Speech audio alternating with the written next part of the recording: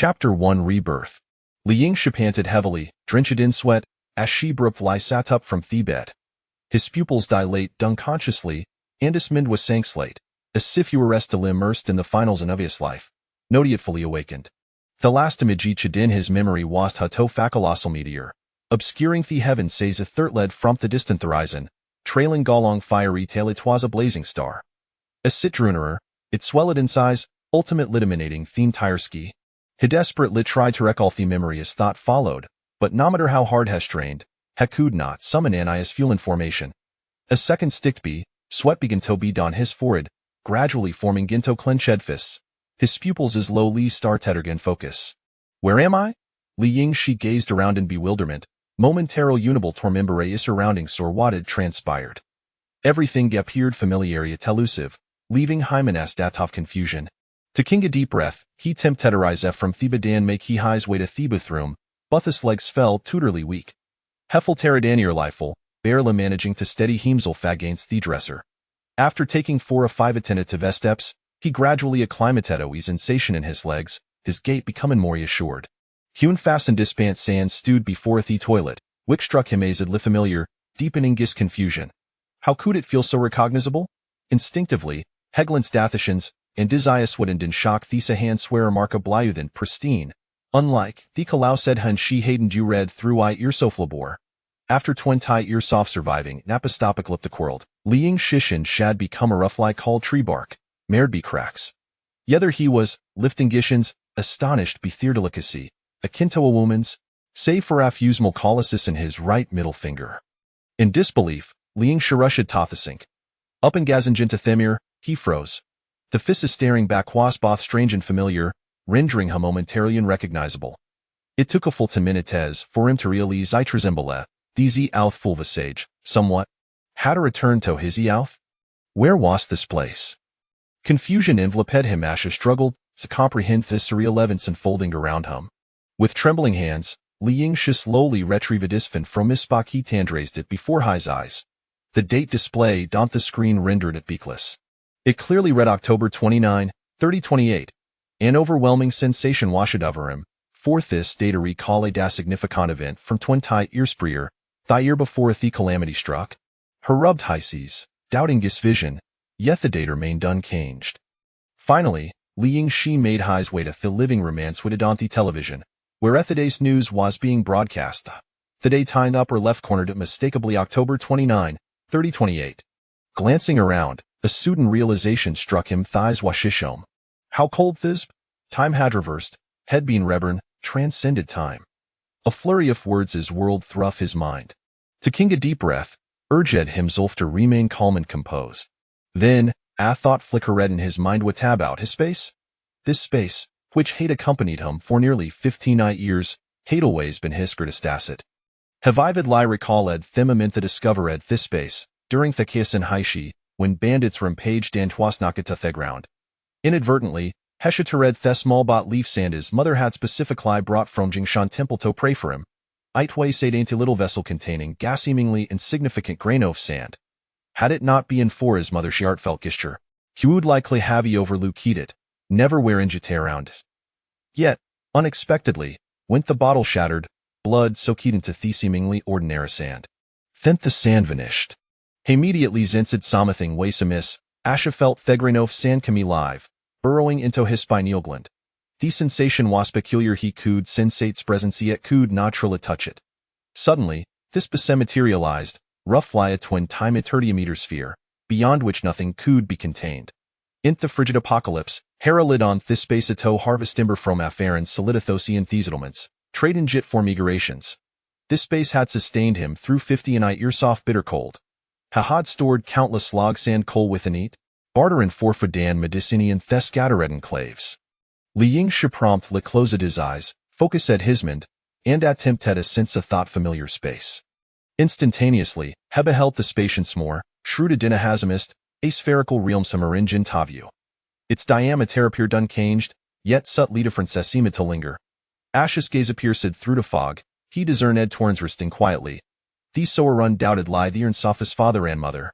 But he had just passed the altar, where a his parents' cerns were clearly placed. He had even offered 3 sticks of incense. Huivere the retworn synthespace? Liang Shishuthasizes again, concentrating intently, using his mental force to extract thetworns from thespace. Hegent li placid them before filterant, venizeth them. Thetworn satsa beside, appearing indistinguishable in every aspect material, shape, size, eventhetinius imperfection smeridoni another. They zemed as though they had been cast from the same mold. Gazing at thetworns filled him with perplexity. How could a possibly have a twoset sophisparent cerns? At that moment, a realization struck him, and he lowered his gaze. His Satanshin was drawn toward string around his neck, from which dangled dasmal bottle containing gagrain of sand. This grainchen with unequal golden hue, glimmering softly in the sunlight, Liang realized it had never closely examined this grain, nor noticed its booty he had mere larger diditaza toknof his mother's affection. A chef accused on the grain, it appeared to comelive, suddenly vanishing gone entering Liang's space, then dissipating in tow wisps of fageresmoke. In that instant, the entire space brightened, and with the surge of power fuel energy, the previous light when time at 30 meters space at extended visible rate, nearly double engine size. Such a transformation had never occurred in his previous life, revealing to Liang that the space could indeed grow. Hebigan ta grasp a few concepts, though uncertain to lingered. Heppen dered Thena Charif this place had truly been reborn, or was this na thys own timeline? Perhaps it was more yakar narrow for parallel universe. With this thought, Liang felt a wave of confusion wash over him. If this were a apparel space, it meant the inhabiteth the badiof Liang shineth in this world. And this Liang shield so possessed the same grain of sand and healthy chess office parents. What, then, washerborn nor traverse to another world? These questions Spira led in his mind, plunging him into deep contemplation. He scanned his surroundings, searching for clusto answeriscaries. Yet, Thenverin men tofferdim wan sights. Liang said himself in his composure, contemplating how he might navigate the apocalyptic world ahead. Chapter 2 Jingshan Temple. Up and seeing the grain of sand, Annie inexplicaba indin tinsy earning suited within Liang compelling him to visit Jingshan Temple, the sorciophism 3 space. In the bitter cold of Hippocalipse, Jingshan Temple laid aways been a place soft longing for him. Hahadi erneto seeth the satehis mother edek stalled, the place the thad brought him thegrain of sand, yet during those cetera times, trapped in a science no with transportation severed, could not possibly reach the distant location near Leitwathausen, city. In Thisment, that Asiri intensified, as sifsum fateful calling Gurjed Hymenward, Anil Ura held notracist. Without hesitation, Liang Shikari fu leased a red thetworns in his space, ensuring they would accompany him for a eternity. Upon completing all these tasks, Liang Shi gazed at the desolate house, picked up a slonganu said mobilophone, and clumsily opened thetiquetting gaptri serviataketo Jingshan Temple. His art brimmed with anticipation could hardly wait to hold that enigmatic place with his own eyes. Stepping good officium, Liang Shimata his way toth to ferry all estate agents downstairs, approaching Agent Zhang's desk, Agent Li placid the kion thitable, Ahin tof melankala flicker engine he's eyed.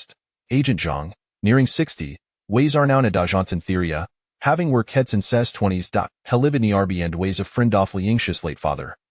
Thai exchanged a few words about Theodor's affairs, and upon learning that Liang Shi wished to leave this place of sorrow after his father's departure, Agent Zhang expressed nostalgic lament for the loss. When how hard that Liang Shi could offer a significant discount, a shrewd glimmer sparkled in his eyes. This building, destined to collapse St. He Greet flood, called no longer provide Liang Shi than isn's of security.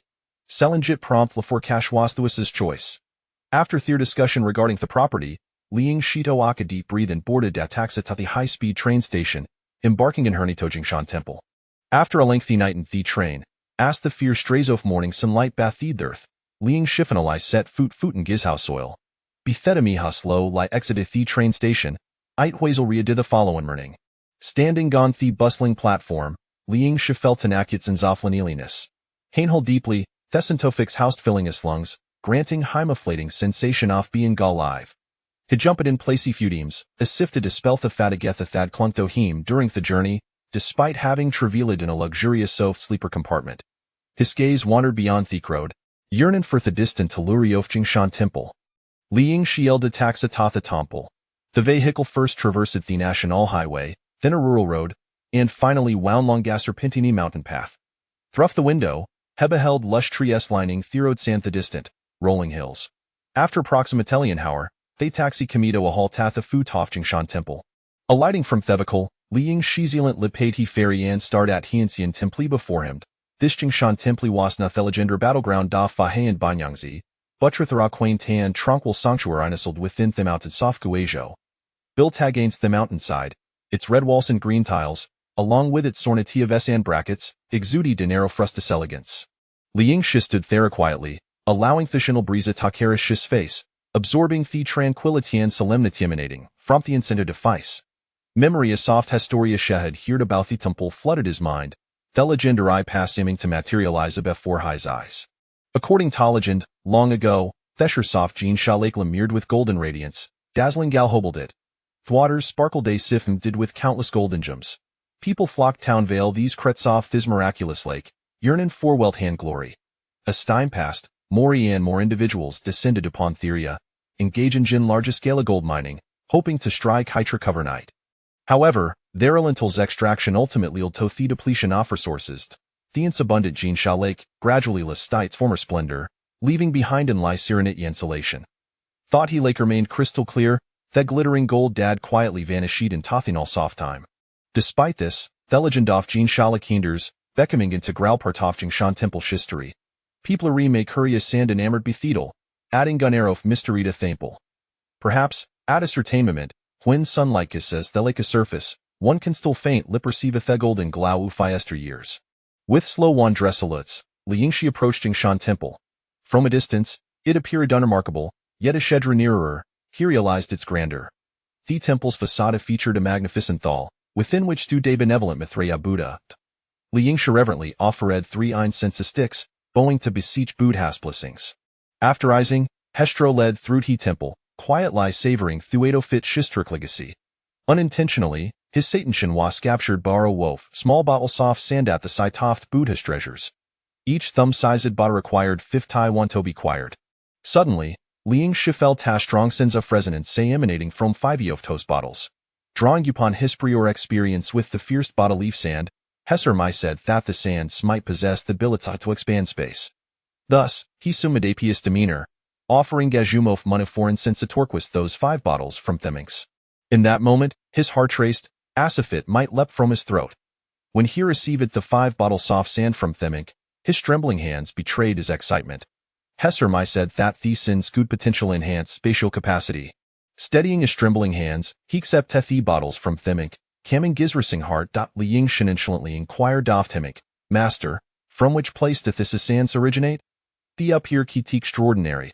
Heppendered whether the sand should in his special significance, warranting Thiersel here. Having received the answer he sought, Liang Shiva went to Themink before leisure lit departing, Theriaoft Buddha's treasures. He drifted with the road toward Therer Mountain of Jingshan Temple. This mountain was cloaked in dense foliage, with birds joyfulizing, seemingly welcoming Galwo arrived. Liang Shikari fully navigate around the throng soft people, seeking gaw quiet corner to discreet, Lystorthi bottle soft sandwood in his space. After entering the surroundings were clear, Higant grasped the bottle soft sand, and in an instant, the die disappeared from view, seamlessly entering space. In that moment, Hezen said a faint tremor within the space, which began to expand incrementally in his consciousness. In comparison to the spatial dimensions from his previous life, this news pace had remarkably increased several-fold. Liang Shistrald from Jingshan Temple to Thesher soft Jisha Lake. Before him lay an eggs pan sieve body of water, resembling a naturally formed lake. Asha stepped on to a small patch of beach, an extraordinary and intense spatial sensation surged within him. Countless nigrain soft sands seemed irresistibly drawn by some special force, eagerly flowing into his space.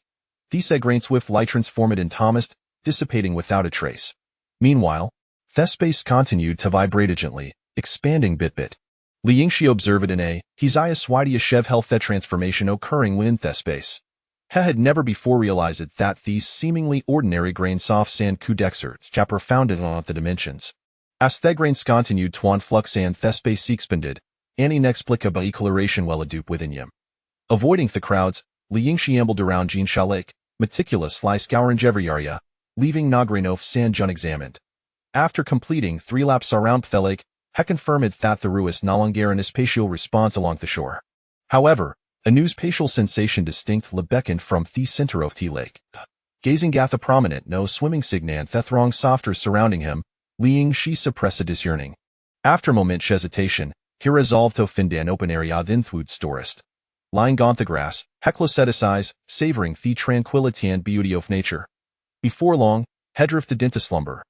When his next epiphanies, Thesson had begun its descent, and nightfall had arrived. Liang she made another circuit around Jingshan Lake, ensuring that no tourists remained in sight. Standing by the lake's edge, Hijant lie stretched his limbs, then shed his clothing gone to apt in toth water. As she swam closer to the lake center, the spatial sensation intensified, as if a mysterious for tourism. Upon reaching the spot where the sensation was strongest, he suddenly felt something massive within the lake break free from its constraints. With astonishing speed, it surged into Liangsha's space, and immediately, the suction within the space amid to activate, growing ever stronger. Countless sinita grain soft sand, previously imperceptible linth water, along with countless bibbles from the sandy depth sand of into grains from the mountains, all flocked into his spacious if returning ill. Liang Shi Wei stake and abacast the suction within the space intensified over time, drawing in countless grain soft sand, droplets of water, and even small creatures. He swam to the shore, donned his clothes, and could no longer sense the spatial fluctuations around him.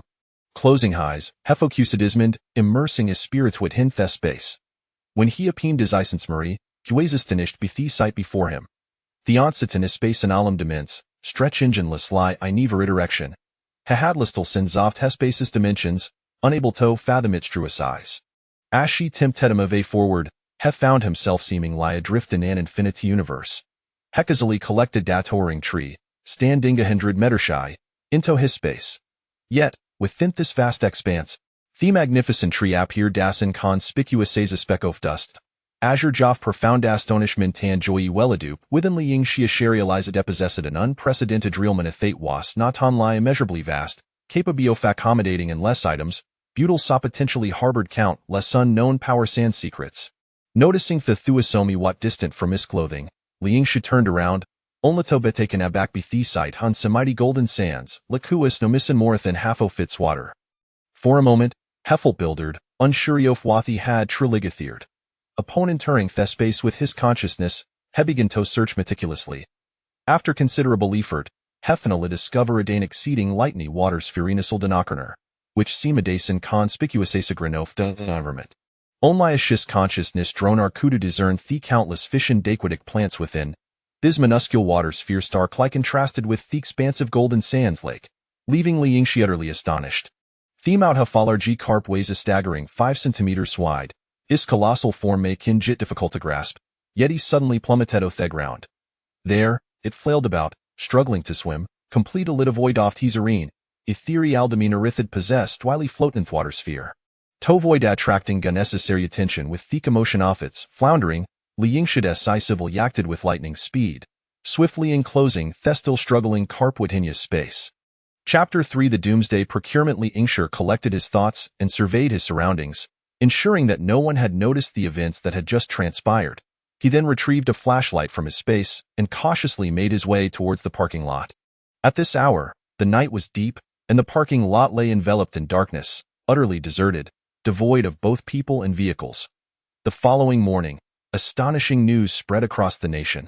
A massive void had unexpectedly appeared beneath Guizhou's Jinsha Lake, with the lake's water mysteriously vanishing overnight by more than half. This bizarre occurrence captured the attention of all sectors of society, prompting top domestic experts to set off immediately to the site to conduct investigations. However, despite their utmost efforts over several arduous months, the experts were unable to unravel the truth behind this enigma. They discovered only a remarkably large cavity at the lake's bottom, yet the cause of its formation remained elusive, leaving them utterly perplexed. How did this mysterious void come into existence? Was it a result of natural geological processes, or the handiwork of some unknown force? Speculation ran rampant among the public. One expert proposed a theory suggesting that the cavity might have suddenly collapsed, causing the lake water to subside. However, this was merely a conjecture, lacking concrete evidence to support it. As time passed, the mystery became increasingly convoluted, transforming into a topic of fervent discussion during casual gatherings. The changes at Jinsha Lake evoked a deep sense of reverence for the wonders and unpredictability of nature. Contemplating this incident, Liang Shi felt a weighty heaviness settle upon his heart. After all, the days ahead brimmed with uncertainty and peril, and no one could foresee what might transpire. Nevertheless, he recognized the necessity of preparing himself adequately to confront any potential challenges that could arise. Thus, he began to ponder the essential supplies he would need to procure, including food, water, and other necessities in this world. While Li Yingshi was not destitute, his financial situation was far from favorable. After years of diligent work, he had managed to save less than 100,000 yuan. His parents' lifetime savings had long been depleted during their battle with severe illness. Currently, the most valuable asset he possessed was the house inherited from his parents. The property was situated in a prime location. Though it had seen better days, it was estimated that it could fetch around 1.56 million yuan at best. As Li Yingshi furrowed his brow in contemplation, his gaze inadvertently fell upon a lottery ticket shop at the street corner. In an instant, a memory resurfaced in his mind. Not long ago, he had purchased a lottery ticket that had astonishingly matched 5 numbers. He had missed the grand prize by a mere 2 digits, leaving a profound impression on him. Thus, Li Yingshi stood before the winning records, intently scrutinizing each line of winning numbers, yet he found no match for his own. Subsequently, he purchased 10 lottery tickets in one go and spent an additional 200 yuan on a large combination ticket to safeguard against potential human error in the numbers. Li Yingshi then proceeded to a real estate agency, engaging in a conversation with agent Zhang. Over the past few days, Zhang had been diligently seeking suitable buyers and showcasing the property. After several viewings, a potential buyer expressed keen interest and decided to make a purchase. However, negotiations proved challenging as Li Yingshi insisted on full payment upfront. To facilitate the transaction, he was compelled to make concessions and ultimately agreed to a lower total price. After much back and forth, the house was sold for 1.3 million yuan. Fortunately, since the property was already under Li Yingshi's name, the transaction did not involve any income tax issues. Thus, he was able to receive the full amount. With the funds in hand, Li Yingshi began to arrange his new life. He ventured to the suburbs, discovering a relatively secluded area where he rented a large warehouse for a monthly fee of 10,000 yuan. He took up residence in a small room within the warehouse, embarking on a new chapter of his life. The very next day, Li Yingshi initiated his first wave of Doomsday procurement, estimating his annual rice consumption at 400 jin, and considering the various difficulties and uncertainties that lay ahead. He resolved to stockpile enough food for the next 50 years. After careful calculations, he deduced that he would need approximately 10 tons of rice to meet his basic survival needs. Many might find this figure astonishing, believing that a single person could scarcely consume such an amount of rice in a year. However, in the absence of supplementary foodstuffs and meats, 400 jin of rice was indeed essential to fulfill the daily caloric requirements of the human body. To ensure a stable supply of quality provisions, Li Yingshi conducted extensive research online and found a reputable food company, reaching out to their local distributor. After negotiations, the distributor agreed to deliver the rice directly to Li Yingshi's designated location.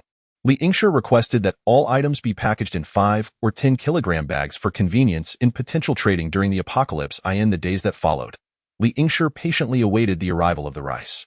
He understood that this rice would serve as a crucial lifeline for his survival in the Doomsday scenario, laying the foundation for a safe and stable living environment. Additionally, he contemplated the importance of diversifying his diet, deciding to purchase 2 tons of noodles as well. After all, it would be nice to occasionally prepare dumplings. Moreover, he realized he needed to acquire another 2 tons of flour. Naturally, all these items had to be in small packages. He arranged for the supplier to deliver everything directly to the warehouse. The supplier, also sharing the surname Li, promptly presented his business card upon their meeting, along with several small gifts, such as premium rice from Wuchang and small packages of Panshan crab rice. However, what astonished Li Yingshi the most was the price. These precious resources, which would require people's very lives to procure in the aftermath of a disaster, cost him less than 80,000 yuan in this world. Not far from his warehouse stood a large storage facility owned by a coal magnate surnamed Fong. Whenever the wind blew, a cloud of black coal dust would settle upon his warehouse. A testament to why such a vast space was available at such a low price, he approached Mr. Fong and purchased a full 200 tons of smokeless coal. The delighted Mr. Fong generously gifted him 20 coal stoves and a 100-meter chimney. These stoves were multifunctional, capable of boiling water, cooking meals, and frying various foods, truly an essential for survival in the apocalypse. However, Li Yingshi made a special request to have the coal packed into cubic wooden boxes. Mr. Fong informed him that this would incur an additional charge, with each box costing an extra 140 yuan.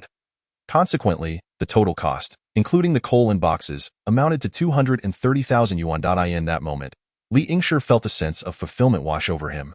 He reflected on his rough, bark-like hands from chopping wood in the post-apocalyptic world and the struggles he had endured in his previous life to acquire what little he had now, with just 300,000 yuan. He had resolved his needs for food and fuel. Tears streamed down his face. Once his basic survival needs had been met, Li Yingshi began to contemplate the quality of life. His space was a stasis realm, wherein anything placed within would remain preserved until retrieved. Thus, it served as an excellent natural storage solution. He had ample time to selectively choose items he favored, gradually stocking up on them. 3 days later.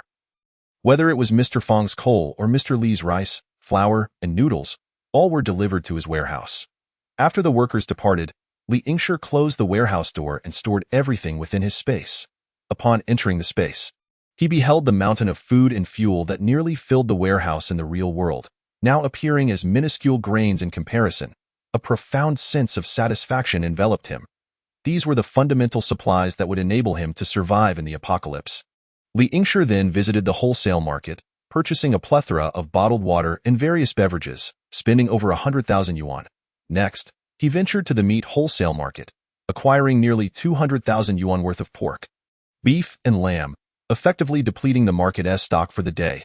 However, these were ordinary goods, devoid of premium options like Australian Wagyu. He chuckled, prioritizing the basic needs of a common citizen. He proceeded to the wholesale market for condiments, only to realize the astonishing variety available. Not only were there traditional spices such as Sichuan peppercorns, star anise, bay leaves, and cinnamon, but also an array of sauces, each boasting unique flavors like sweet and sour, spicy and savory. An overwhelming feast for the senses. Li Yingshi had seldom purchased Lao Gan Ma before, but now, standing before towering stacks of condiments, he found himself dazzled. He mused that perhaps in the apocalypse, he need not restrict his palate to bland flavors. He purchased 200 kilograms of various traditional spices and 20 boxes of each sauce. When it came time to settle the bill, he was taken aback to find that he had amassed over 2,000 boxes, costing nearly 200,000 yuan. Necessitating an additional fee for delivery to the warehouse. Li Yingshi discovered a local wholesaler for a certain brand of instant noodles online and purchased 200 cases, each containing 24 packets of various flavors, including braised beef, pickled vegetables from an old jar, and seafood shrimp noodles. Although the braised beef noodles contained no beef, the seafood shrimp noodles lacked shrimp, and the pickled cabbage in the old jar noodles was far from sanitary. The convenience of these meals was undeniable. Moreover, Li Yingshi seemed to catch a whiff of the enticing aroma of these noodles. Subsequently, he reached out to procure another brand of instant noodles, acquiring 50 cases of tonkatsu ramen. In total, he spent nearly 30,000 on these purchases. This ramen boasted a far superior taste, albeit at a considerably higher price. Upon visiting the local grocery market, he acquired over 400 cases of assorted pickled vegetables in a riot of colors, including cucumbers, radishes, and gadasi. These vibrant pickled vegetables were a feast for the eyes, enough to make one's mouth water. The cucumbers were crisp and refreshing. The radishes offered a subtle sweetness, while the gadasi possessed a perfect balance of sourness and spiciness, whetting the appetite. With such a bounty of pickled vegetables, it seemed that Li Yingshi's diverse palate would be well catered for. Whether paired with rice, noodles, or steamed buns, these accompaniments promised a delightful culinary experience. To be honest, Li Yingshi initially intended to purchase some self-heating meals, but upon considering the frigid conditions of the impending cold, he realized that self-heating meals would likely fail to cook properly in such weather. Ultimately, he opted for prepackaged meals, which, despite facing criticism for inferior ingredients and preservatives, proved to be time-saving and fuel-efficient in a post-apocalyptic context. After all, one could not predict when illness might strike. Thus, his procurement of 500 cases effectively cleared the wholesaler's stock. Subsequently, Li Yingshi made a special trip to a well-known canned food factory in Yunqing. This factory, once celebrated nationwide, had become a local brand due to the rise of competitors that produced exceptionally delicious fruit preserves of high quality, albeit at a premium price.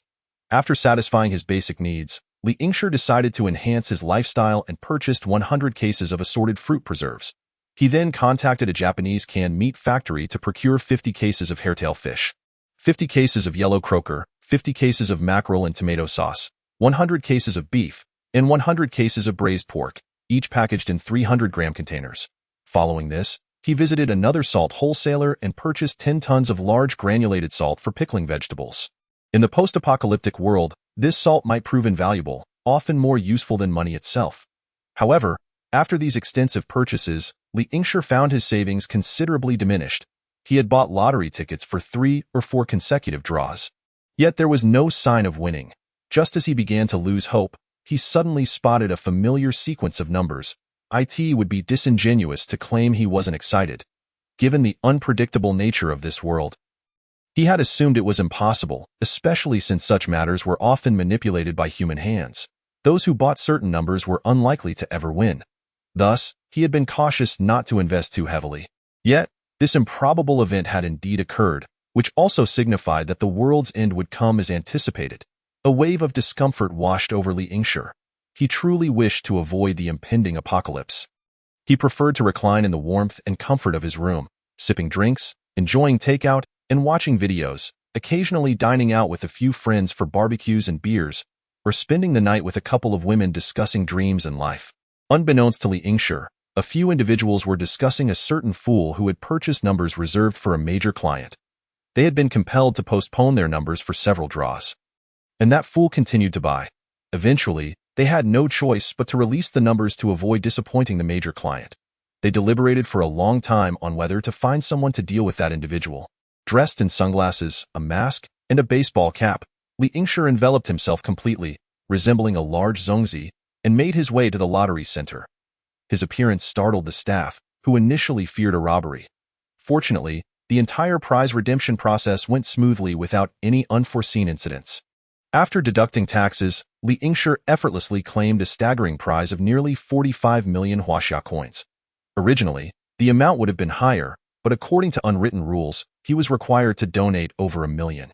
After all, no one could extract all the wool from the lottery center. Truth be told, humanity is a rather peculiar species. When one is destitute, survival takes precedence. Yet, once wealth is attained, the pursuit of a better quality of life ensues, often requiring even more money. Li Yingshi found himself in such a predicament. He had lost the opportunity to strike it rich through the lottery and was compelled to seek alternative avenues. At that moment, he suddenly remembered an individual, an oil dealer known as Lao Yu. The name Lao Yu had become synonymous in Yunqing, yet his true identity remained a mystery. Undoubtedly, he was a person of considerable influence. Having navigated the private oil industry for over a decade, he had risen to become a prominent local figure. Li Yingshi's acquaintance with Lao Yu stemmed from an experience where he accompanied his boss to refuel his Bugatti Veyron. This vehicle, renowned as one of the world's premier supercars, consumed fuel at an astounding rate of 24 liters per 100 kilometers in the city and 17 liters on the highway. Moreover, the car could not tolerate blended fuels and could only rely on pure oil sourced from Middle Eastern refineries. The boss in question, Qiao Aoyun, was the son of Qiao Banqing, Yunqing's wealthiest man. Qiao Yi, once a humble contractor, had capitalized on the real estate boom, diligently cultivating his business over 30 years to attain his current esteemed status in Yunqing.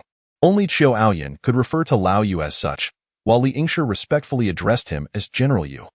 During a dinner gathering, Lao Yu once lamented, "Gasoline and diesel from the Middle East are far superior." This seemingly casual remark struck a chord deep within Li Yingshi's heart. Zhang Mani had married a prince from the Middle East named Kalapu. This prince was reputed to be a powerful figure in the oil trade. Zhang Mani, the woman Li Yingshi had once loved deeply, was now another's wife. Her departure had inflicted upon him an indescribable pain and a profound sense of helplessness. Their love had once been so intense during their university days. But now, the thought of Zhang Mani marrying elsewhere intensified the bitterness within him. In those days, Zhang Mani was at a low point in her life. Her father had fallen gravely ill, requiring a kidney transplant to survive. Faced with such dire circumstances, Zhang Mani felt utterly helpless and despondent. Yet, in that moment of despair, Prince Kalapu emerged, tirelessly seeking solutions and generously providing substantial financial support. Ultimately, he even leveraged his country's diplomatic resources to find a suitable kidney donor for Zhang Mani's father. With the assistance of the Huaxia Ministry of Foreign Affairs, Prince Calipo successfully connected Zhang Mani's father with the nation's top medical experts and the most compatible kidney donor, culminating in a successful surgery. At that time, Li Yingshi was merely an ordinary student, feeling utterly powerless against such a formidable challenge. The purity of their love succumbed to the harsh realities of life. Perhaps this is the unpredictability of existence. Some individuals are destined to be mere passers-by in one's life. After much hesitation, Li Yingshi finally picked up the phone and dialed Zhang Mani's number. The familiar yet distant voice on the other end evoked a twinge of bitterness within him. Taking a deep breath, he composed himself and calmly informed her of his involvement in the gasoline and diesel trade, expressing a desire to purchase fuel worth 40 million Huaxia coins through Prince Calipo. On the other end, Zhang Mani felt a tumult of conflicting emotions upon seeing Li Yingshi's name flash on her phone. After much contemplation, she slowly pressed the answer button, her heart racing with anxiety. After all, she had ultimately let him down in the past.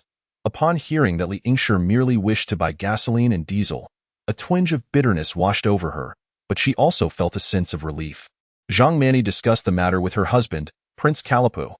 The prince was astonished that Li Yingshi could muster such a significant amount of funds, and teasingly remarked to his wife, "It seems Li Yingshi has struck it rich." Observing her discomfort and growing irritation, the couple playfully chased each other onto the bed. Ultimately, Prince Calipo offered Li Yingshi an incredibly low price of nearly 0.85 yuan per liter but required him to arrange for transportation himself. Zhang Mani initially worried that Li Yingshi might struggle with the logistics, yet he promptly agreed without hesitation. However, he stipulated a condition. He hoped they could deliver the oil to a warehouse near the border with a neighboring country. Subsequently, through various channels, Li Yingshi established connections and managed to acquire several SIM cards registered under different names.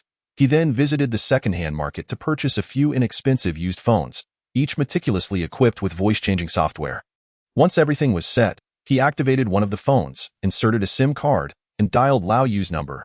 During the conversation, he meticulously relayed the details of the transaction, including the time, location, and quantities involved. The total value of the gasoline and diesel involved in this transaction reached an impressive 4 million Huaxia coins. However, the initial exchange merely served as a preliminary test. Lao Yu, recognizing a familiar face in Li Yingshi, graciously extended a significant courtesy, consenting to transact in both gold and cash. The following day, at the agreed-upon location, Lao Yu arrived in his luxurious Mercedes-Benz, carrying a substantial backpack that he handed to Li Yingshi. Upon opening it for inspection, Li discovered it contained 2 million Huaxia coins and 4 kilograms of gold bars. The acquisition price for the fuel was approximately 4.5 Huaxia coins per liter. Although the market price for fuel exceeded 7 Huaxia coins, it was essential to provide Lao Yu and his associates with a considerable profit margin to stimulate their enthusiasm. The chosen storage site for the fuel was a desolate and uninhabited area on the outskirts. Upon their arrival, Li Yingshi and Lao Yu were greeted by a staggering sight of numerous fuel barrels littering the ground, leaving Lao Yu in a state of disbelief, his eyes nearly bulging from their sockets. After all, the barrels before them contained fuel worth an astonishing 4 million. Yet, they were carelessly strewn among the grass. Faced with this situation, Lao Yu had no choice but to immediately contact transport vehicles to expedite the removal of this fuel. Following a flurry of urgent activity, they successfully transferred all the fuel safely before dawn. 3 days later, on a bright and pleasant morning, Li Yingshi received a call from Lao Yu, whose evident joy was palpable. He expressed his satisfaction with the previous transaction and relayed that his superior had praised the quality of the gasoline and diesel.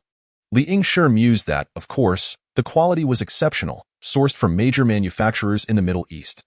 Lao Yu indicated an urgent need for more fuel of the same quality, suggesting that, if the standard could be maintained, a long-term cooperative relationship could be established.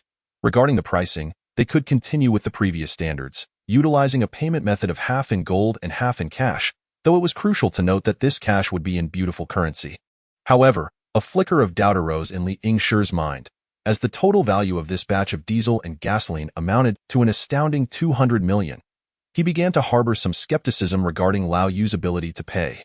In response to Li Yingshi's doubts, Lao Yu confidently patted his chest, assuring him that it was merely a trivial sum of 200 million, and they would still proceed with a cash transaction, even offering to gift him a vehicle. The phrase merely 200 million left Li Yingshi utterly astounded. Lao Yu indeed kept his word, arriving at the designated trading location in a spacious Iveco van. filled to the brim with 200 kilograms of gleaming gold and 100 million worth of beautiful currency. It is worth noting that merely the mountain of beautiful currency required such a large van to fit. Li Yingshi drove the van, accompanied by Lao Yu, toward the storage site for the fuel. Upon witnessing the neatly arranged and astonishingly abundant barrels, Lao Yu's face once again displayed sheer astonishment. Each transaction had seen the fuel stored at different locations in such vast quantities, eliciting amazement. Without delay, Lao Yu sprang into action, contacting freight vehicles overnight to transport all the fuel. He muttered repeatedly, "I simply cannot comprehend this. It is beyond understanding." Chapter 5. Debt rights suddenly acquiring such immense wealth left Li Yingshi feeling as though he were reeling from a powerful force. Meanwhile, unbeknownst to him, Lao Yu's superior harbored concerns over the whereabouts of the van, commanding Lao Yu to cease any surveillance or tracking of Li Yingshi to avoid provoking those behind him. Oblivious to this, Li Yingshi continued to reside in the warehouse manager's quarters, purchasing various winter clothing and leading a mundane life of acquiring assorted goods and receiving shipments. However, an unexpected event shattered his previously tranquil existence. Perhaps in a past life or another realm, an astonishing occurrence transpired. Someone managed to purchase a debt right valued at 30 billion for merely 360,000 yuan from an auction website. This news quickly spread, inciting astonishment and intrigue among the masses. Yet, the story did not end there. This debt right was subsequently resold for 15 million and changed hands multiple times. Ultimately, when it fell into the possession of Xiao Haoyun, he astonishingly spent a staggering 140 million. Xiao Haoyun's actions garnered high praise from Xiao Yi, as this debt right pertained to a failed project of the Qiu family's rival. Originally intended to be developed into a resort, the project was hindered by its geographical peculiarities, being situated within a limestone quarry surrounded by rocky mountains. Though the area spanned approximately 170,000 to 180,000 square meters, its high elevation and inconvenient access limited entry to a single rudimentary road. Li Yingshi vigilantly monitored the auction information for the debt right, watching as the price soared from the initial tens of thousands to 360,000. He decisively raised his bid to 400,000. However, his opponent was equally determined, promptly increasing the bid to 410,000. Li Yingshi upped his bid to 500,000, only for the opponent to counter with 510,000.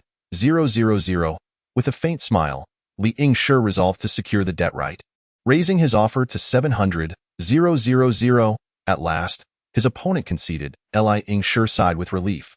Although he had paid double what his previous opponent had, he had still managed to seize a lucrative opportunity. The next day, a financial news story dominated major media headlines. A mysterious individual acquired the 30 billion debt right of the old Xie family in Yunqing for an astonishingly low price of 700,000. The industry was abuzz with shock and speculation about the identity of this enigmatic buyer. When Li Yingshi, clutching the weighty debt right document, appeared before Xiao Haoyun felt as though he had been struck by lightning. Standing frozen in disbelief, his eyes widened in incredulity as he gazed at the former classmate who had once relied on him for stable employment, now suddenly possessing a fortune worth billions. Xiao Haoyun soon learned of Li Yingshi's extraordinary auction experience, his mouth agape in astonishment. He was deeply impressed by Li Yingshi's remarkable stroke of luck.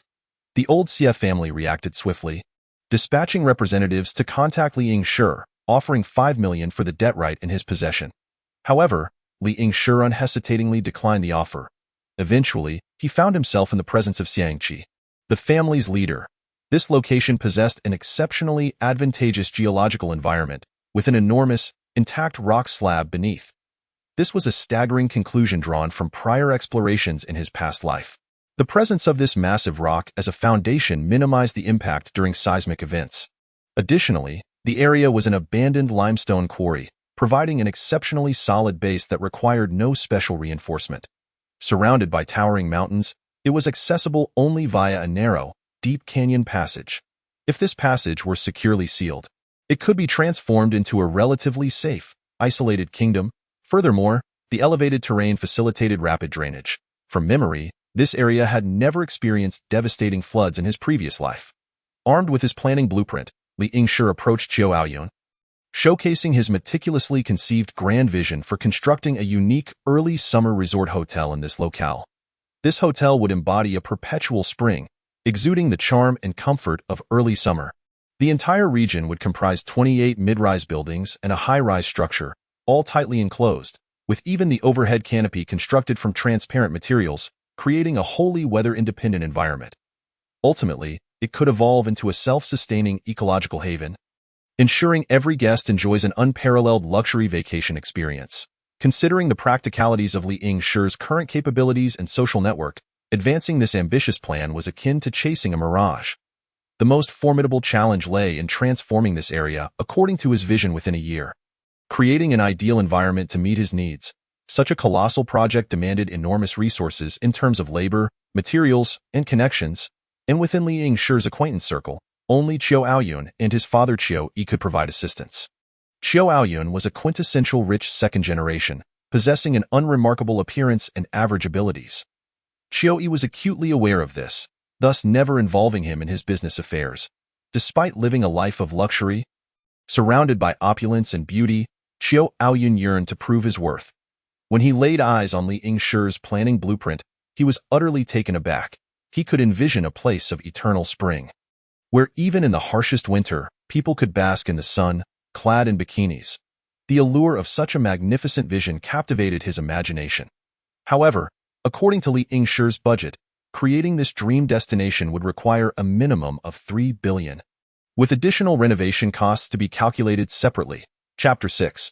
Arms. The affairs concerning the limestone mine were entrusted to Xiao Aoyun, while Li Yingshi continued his operations as an international oil dealer. After 4 consecutive trips, Li Yingshi had amassed gold and beautiful currency worth over 4 billion huaxia coins. However, due to his substantial purchases, the domestic private oil market had become saturated in a short period, necessitating several months for consumption. Under the enthusiastic introduction of Prince Calipo, he had the opportunity to meet numerous underground magnates from Africa, America, and Europe. Prince Calipo was particularly pleased, for his family's oil refinery had been half-idle for a long time due to war and embargoes. Li Yingshi had somehow managed to circumvent these international restrictions. The refinery not only resumed operations but also began to generate a steady stream of dollars for his family. Recently, the king had summoned him, acknowledging his efforts and urging him to maintain a good relationship with Li Yingshi. Calipo dispatched several agents to protect Li Yingshi, even assisting in eliminating a dozen pursuers. Despite being married for several years without children, Calipo had not taken another wife, adhering to local customs that allow men to marry multiple spouses.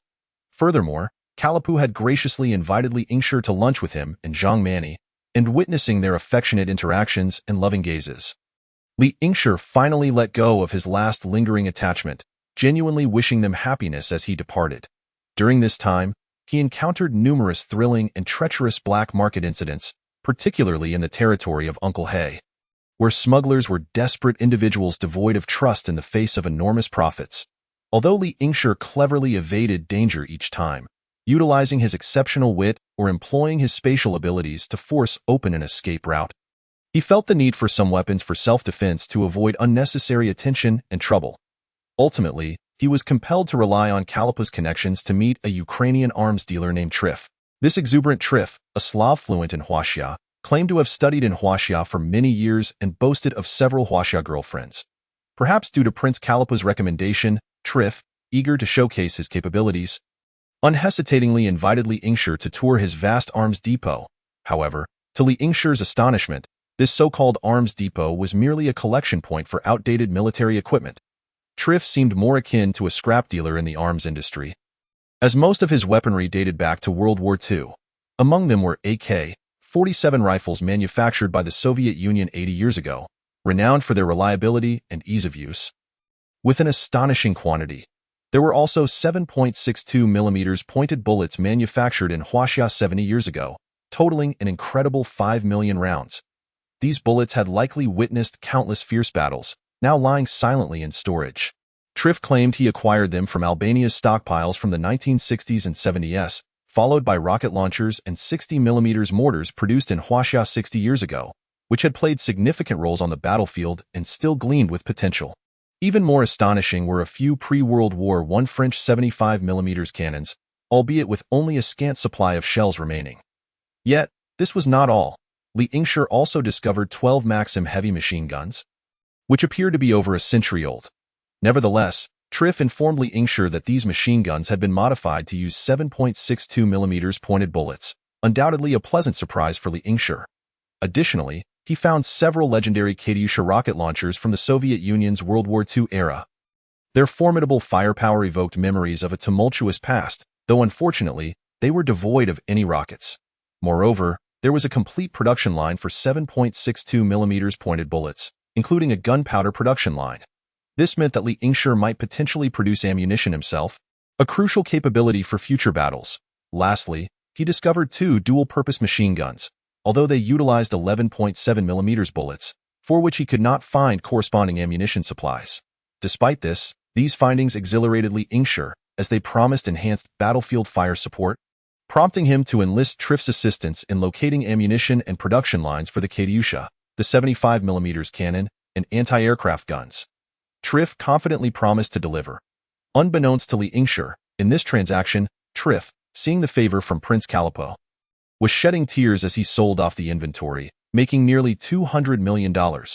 Most of these arms had been acquired by Triff at scrap metal prices, with the primary costs stemming from bribery for permits.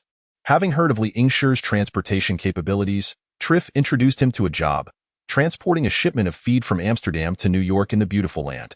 Initially reluctant to venture to the Beautiful Land, Li Yingshi accepted the job upon learning it would earn him $20 million.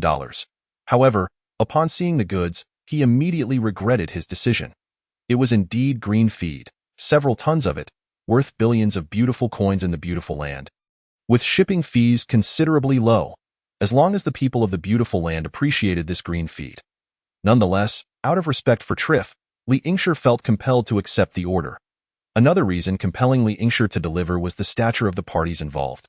He could not afford to offend either. Mr. Orland, the shipper, was a half-reputed underworld boss of Europa, while Mr. Jacob, the recipient, was the kingpin of the underground world in New York. Upon arriving in the Beautiful Land with the green feed, Li Yingshi unexpectedly met Mr. Jacob. This mysterious and powerful figure made Li Yingshi feel both exhilarated and anxious. Mr. Jacob praised Li Yingshi's transportation abilities and expressed great satisfaction, hoping to establish a long-term stable partnership with him. However, Li Yingshi understood that whether he would have the opportunity to return to the Beautiful Land was uncertain. Nevertheless, he felt a sense of joy, for knowing such a powerful individual was undoubtedly a significant achievement. The enthusiastic Mr. Jacob invited Li Yingshi to experience the nightlife of the Beautiful Land. They arrived at a luxurious nightclub, teeming with elegantly dressed, beautiful women. Each exuded a unique charm, whether they were poised and noble or alluring and captivating. Among the stunning women, Li Yingshi was astonished to recognize several who had appeared in American television dramas. These once remote stars were now before him, making him marvel at how small the world truly is. They approached him with fervor, initiating conversations, allowing him to deeply appreciate the magnitude of Mr. Jacob's influence. That night, Li Yingshi reveled in the opulence and joy of the Beautiful Land, immersing himself in music, fine wine, and enchanting women, as if he were in a dreamlike realm. In that moment, he profoundly understood why the world adored the Beautiful Land. The city indeed possessed an unparalleled allure. Chapter 7. Investment Company. Li Yingshi established an investment company in the Oman Islands with only several hundred beautiful coins.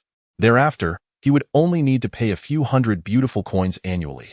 Through this company, he deposited 3 billion beautiful coins in cash into a local bank in the Oman Islands. This is precisely why the world's populace is enamored with the Oman Islands. There is no corporate income tax or personal income tax, and no one questions the source of your wealth in this place. As a globally renowned tax haven, the Oman Islands have become a hub for illicit money, attracting countless wealthy individuals like Li Yingshi, wishing to conceal their assets and evade taxes. Subsequently, Li Yingshi registered a Hong Kong company through his investment firm in the Oman Islands, preparing to inject capital into the Yunqing project through this Hong Kong entity. This way, no one would be the wiser. In the limestone mine project, the ultimate investor remained Li Yingshi. They only knew him as the landowner, a fortunate soul who had struck it rich by purchasing 3 billion in bonds for 700,000. As the saying goes, wealth should never be revealed. However, upon his arrival at the limestone mine, he was taken aback by the scene before him. The construction site had transformed into a bustling hive of activity. The original blueprint featured 28 seven-story buildings, each occupying 2,500 square meters. The central structure, a monumental edifice combining a podium and a main tower, boasted a total area of 130,000 square meters, serving as the heart of the hotel and shopping complex.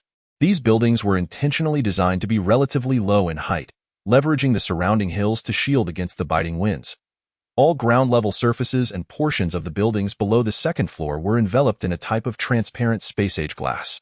This unique design rendered the entire ground space a completely enclosed environment reminiscent of a futuristic realm. Furthermore, this space-age glass was remarkably thick and extraordinarily robust, with a load-bearing capacity reaching up to 400 kilograms per square meter. Such formidable strength easily permitted vehicles to traverse its surface. Thus, during the apocalypse, snow removal could be efficiently managed using mechanical snowplows, preventing the sun from being obscured by heavy snow, even though the sun would not be visible during the frigid days of the end times. Nevertheless, when Li Yingshi approached the limestone mine, he noticed in the distance a cluster of buildings towering above the surrounding mountains, almost ethereal. As the vehicle drew nearer, these structures became increasingly discernible, their sheer scale astonishing. Upon finally arriving at the site, he was rendered speechless by the sight of vast expanses of land, nearly entirely occupied by colossal buildings. However, just then, an unexpected incident occurred. Li Yingshi was intercepted by a security guard. Despite his repeated assertions of being the rightful owner of the property, the security captain, with an air of arrogance, shot him a disdainful glance and bellowed, "You, a fraud who has popped up from who knows where, dare to utter such nonsense? Let me tell you, this is the territory of young Master Huangfu. You should inquire about it." Observing Li Yingshi's astonished expression, the security captain sneered dismissively. Upon reaching the Yun City Grand Hotel, he quickly dialed a number, and not long after, Xiao Hai rushed out from the hotel lobby, grasping Li Yingshi's hand tightly and ushering him into the elevator. Once inside, Xiao Hai unhesitatingly pressed the button for the top floor and, seizing the brief moment of respite, succinctly briefed Li Yingshi on the current situation. "Our project has become a sensation." His tone was imbued with surprise and excitement, yet his eyes betrayed a hint of tension and unease. Li Yingshi listened quietly, a look of astonishment gradually settling on his face. He had initially believed that this project was merely to construct his own sanctuary for the apocalypse, never anticipating such fervent interest. Unexpectedly, Xiao Hai had become an overnight sensation, with both familiar and unfamiliar wealthy youths flocking to him. Countless affluent individuals expressed their desire to invest in the project. Subsequently, the design plans underwent numerous revisions. And what initially began as an ordinary small hotel project remarkably evolved into an expansive, upscale residential community encompassing leisure, entertainment, shopping, hotels, and residences. However, by this point, the entire situation had begun to spiral out of control.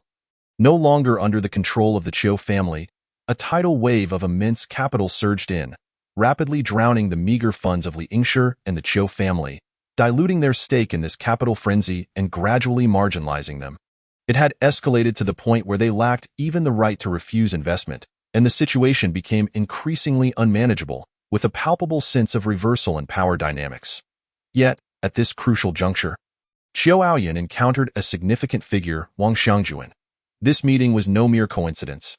It was facilitated through connections. Xiao Hai hoped to leverage Wang Xiangjuan's influence to suppress the troublemakers, ensuring the project could commence expeditiously.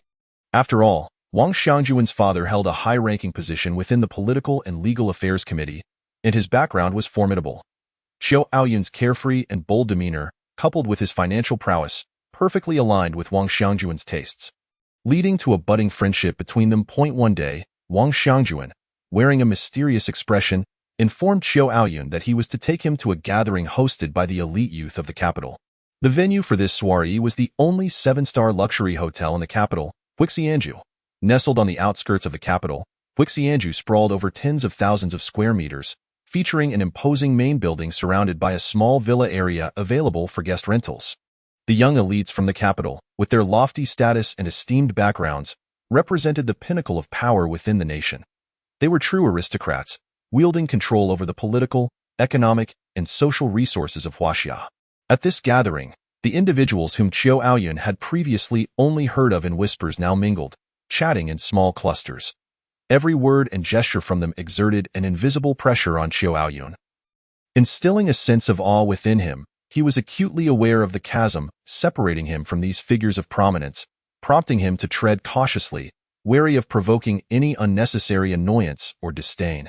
Thus, he followed Wang Xiangjuan attentively, hoping to glean insights from him. As a member of the capital's social circle, Wang Xiangjuan was undoubtedly more familiar with the unwritten rules and interpersonal dynamics at play. Wang Xiangjuan graciously introduced Xiao Haiyun to the gathered elites, yet the majority of the capital's young scions cast him aside, viewing him as a mere inconsequential shrimp unworthy of their attention. They merely nodded in acknowledgement, indicating they had heard the name without any further interest. For these privileged youths, their acquaintances were individuals of renown and substantial pedigree, rendering someone like Xiao Haiyun hardly worthy of their consideration. Among the crowd stood scores of stunning supermodels and a handful of second- and third-tier actresses whom Xiao Haiyun had only seen on television, all adorned in exquisite gowns and meticulously crafted makeup, exuding an enchanting allure. Some women even approached the powerful young men without reservation, sitting on their laps and pouring drinks or lighting cigarettes. Xiao Haiyun, well-versed in the etiquette of such gatherings, astutely sponsored all expenses for this grand banquet, amounting to a staggering 20 million huaxia coins. This gesture captured the attention of the attendees, who cast curious glances his way, recognizing him as a benefactor capable of footing the bill. As night fell, a beautiful girl named Tian Xiaoyu firmly grasped the hand of her reluctant friend, seemingly named Li. Together, they entered Xiao Haiyun's room. After some conversation, it became clear that both Tian Xiaoyu and Li were first-year students at the Capital Drama Academy, hoping that Xiao Haiyun could provide them with resources and financial support for their future film endeavors. For Xiao Haiyun, the son of the richest man in Yun City, this request was a trivial matter, and he readily agreed. The events of that night were ineffable, shrouded in mystery. Chapter 8. Young Master Huangfu. Originally, given Xiao Haiyun's status, he would hardly have attracted the attention of the two girls. These young women were not ordinary. They hailed from affluent families and had received the finest education since childhood. Pampered by their families, they held themselves in high regard, believing themselves to be the epitome of excellence in both appearance and capability. Before entering the Capital Drama Academy, they had perceived it as a pathway to achieving their lofty ambitions. However, reality struck them like a thunderbolt. Upon entering the academy, they discovered that their previous notions were nothing more than fanciful delusions. The faculty and students there were far more pragmatic and self-serving, with flattery and opportunism becoming the norm, unmasked and unabashed. For students of ordinary backgrounds, survival in such an environment proved exceedingly challenging. And they suddenly realized they were but ordinary students among many. After enduring the harsh realities of society, the two girls gradually comprehended that their achievements throughout their lives might merely be a starting point for others. This stark disparity filled them with anguish and helplessness. Although the girls came from relatively well-off families, they were rendered insignificant within the entertainment industry, where they faced numerous obstacles and setbacks. Crew members often took advantage of them, and directors and producers barked orders at will, meting out scathing reprimands at the slightest dissatisfaction. As for those with ulterior motives, they viewed unspoken rules as commonplace, plunging the two blossoming young women into a sea of despair. For them, each day felt like a waking nightmare, fraught with psychological torment and suffering. Despite finding themselves in such dire circumstances, they persevered, clinging to their dreams and yearning for the day they could shine. They had never relinquished their resolve. After experiencing the hypocrisy and shamelessness of the world, they felt utterly exhausted, losing faith in many aspects of life. Yet, their youth and continued dreams prevented them from witnessing their countless efforts and their family's substantial investments go to waste. Thus, the two of them racked their brains and employed various means to gain entry into the grand soirée, driven by a singular ambition: to ascend to the heights of power by mingling with the exalted figures present. In hopes of realizing their dream of swift success, in truth, this was not their inaugural experience at such an affair. Yet, upon stepping into the venue, they were acutely aware of their diminutive status within this elite circle. Previously, they had harbored a sense of self-satisfaction, believing themselves to be quite attractive. However, in comparison to the myriad of stunning beauties gracing the event, they felt decidedly ordinary. Not to mention, the prospect of approaching the lofty gentleman was daunting. Even those of slightly lesser pedigree were surrounded by throngs of enchanting women, rendering it impossible for them to draw near. Just as Tian Xiaoyu was on the verge of despair, contemplating leaving with the other girls who had failed to find partners. She unexpectedly caught sight of Xiao Aoyun. Xiao Aoyun was rather unremarkable in appearance and possessed an average physique, with his background shrouded in ambiguity. Yet, here he was, present at such a prestigious gathering, even offering to cover the cost for the host of the soirée. Tian Xiaoyu was well aware of the host's identity, an individual of true elite standing in Huaxia, igniting her curiosity and speculation regarding Xiao Aoyun. She suddenly conceived the notion that perhaps by forging a connection with Xiao Aoyun, she could meet more influential scions of powerful families. Thus, she urged the somewhat reluctant Li to accompany her into Xiao Aoyun's quarters. Allowing him to finally experience the meaning of the sovereign no longer attends morning court. Exhausted to the point of collapse, Xiao Aoyun remained in bed until noon the following day, before finally encountering Wang Xiangjuan. Simultaneously, he beheld the two lovely companions standing beside Wang Xiangjuan, who appeared even more fresh and ethereal, transcending the ordinary. Xiao Aoyun couldn't help but inwardly muse, these women certainly know how to discern their targets. However, unbeknownst to him, Tian Xiaoyu and Li were rather delighted to see Wang Xiangjuan, as he had also been one of their aspirations, albeit one they had not dared approach on the spot. Xiao Aoyun generously bestowed a 1 million yuan red envelope upon each of the 4 young ladies as a token of their first meeting. Upon receiving the gifts, the girls were elated, unable to contain their joy. They had leveraged numerous connections and favors to secure an invitation to this gathering, aiming to forge bonds with influential figures. The unexpected bounty certainly came as a delightful surprise, as they prepared to leave. The 4 charming girls timidly requested contact information from the 2 gentlemen, hoping to be invited for future outings. Games. The soirée continued until the afternoon of the following day, concluding only after the guests had dispersed, leaving the young gentlemen to lazily depart in their vehicles. During this interval, Xiao Aoyun witnessed a grand assembly of the world's finest luxury automobiles. Time flowed like a gentle stream, with nightfall gradually enveloping the earth. Finally, as evening approached, Xiao Aoyun encountered the organizer of the gathering, the illustrious young master Huangfu Jena. Leaning languidly against the sofa, his eyes half closed, he exuded an air of indifference, as if the world around him held no significance. Beside him sat a girl of striking grace, her visage reminiscent of someone Xiao Aoyun felt he had seen on television before. With utmost concentration, she delicately peeled grapes, her movements light and elegant, each glistening grape being carefully placed into Huangfu Jena's mouth. On the other side, a younger girl, bearing a resemblance to her sister, gently massaged Huangfu Jena's legs, as if it were her most vital duty. The presence of these 2 sisters infused the room with an ineffable atmosphere of intimacy.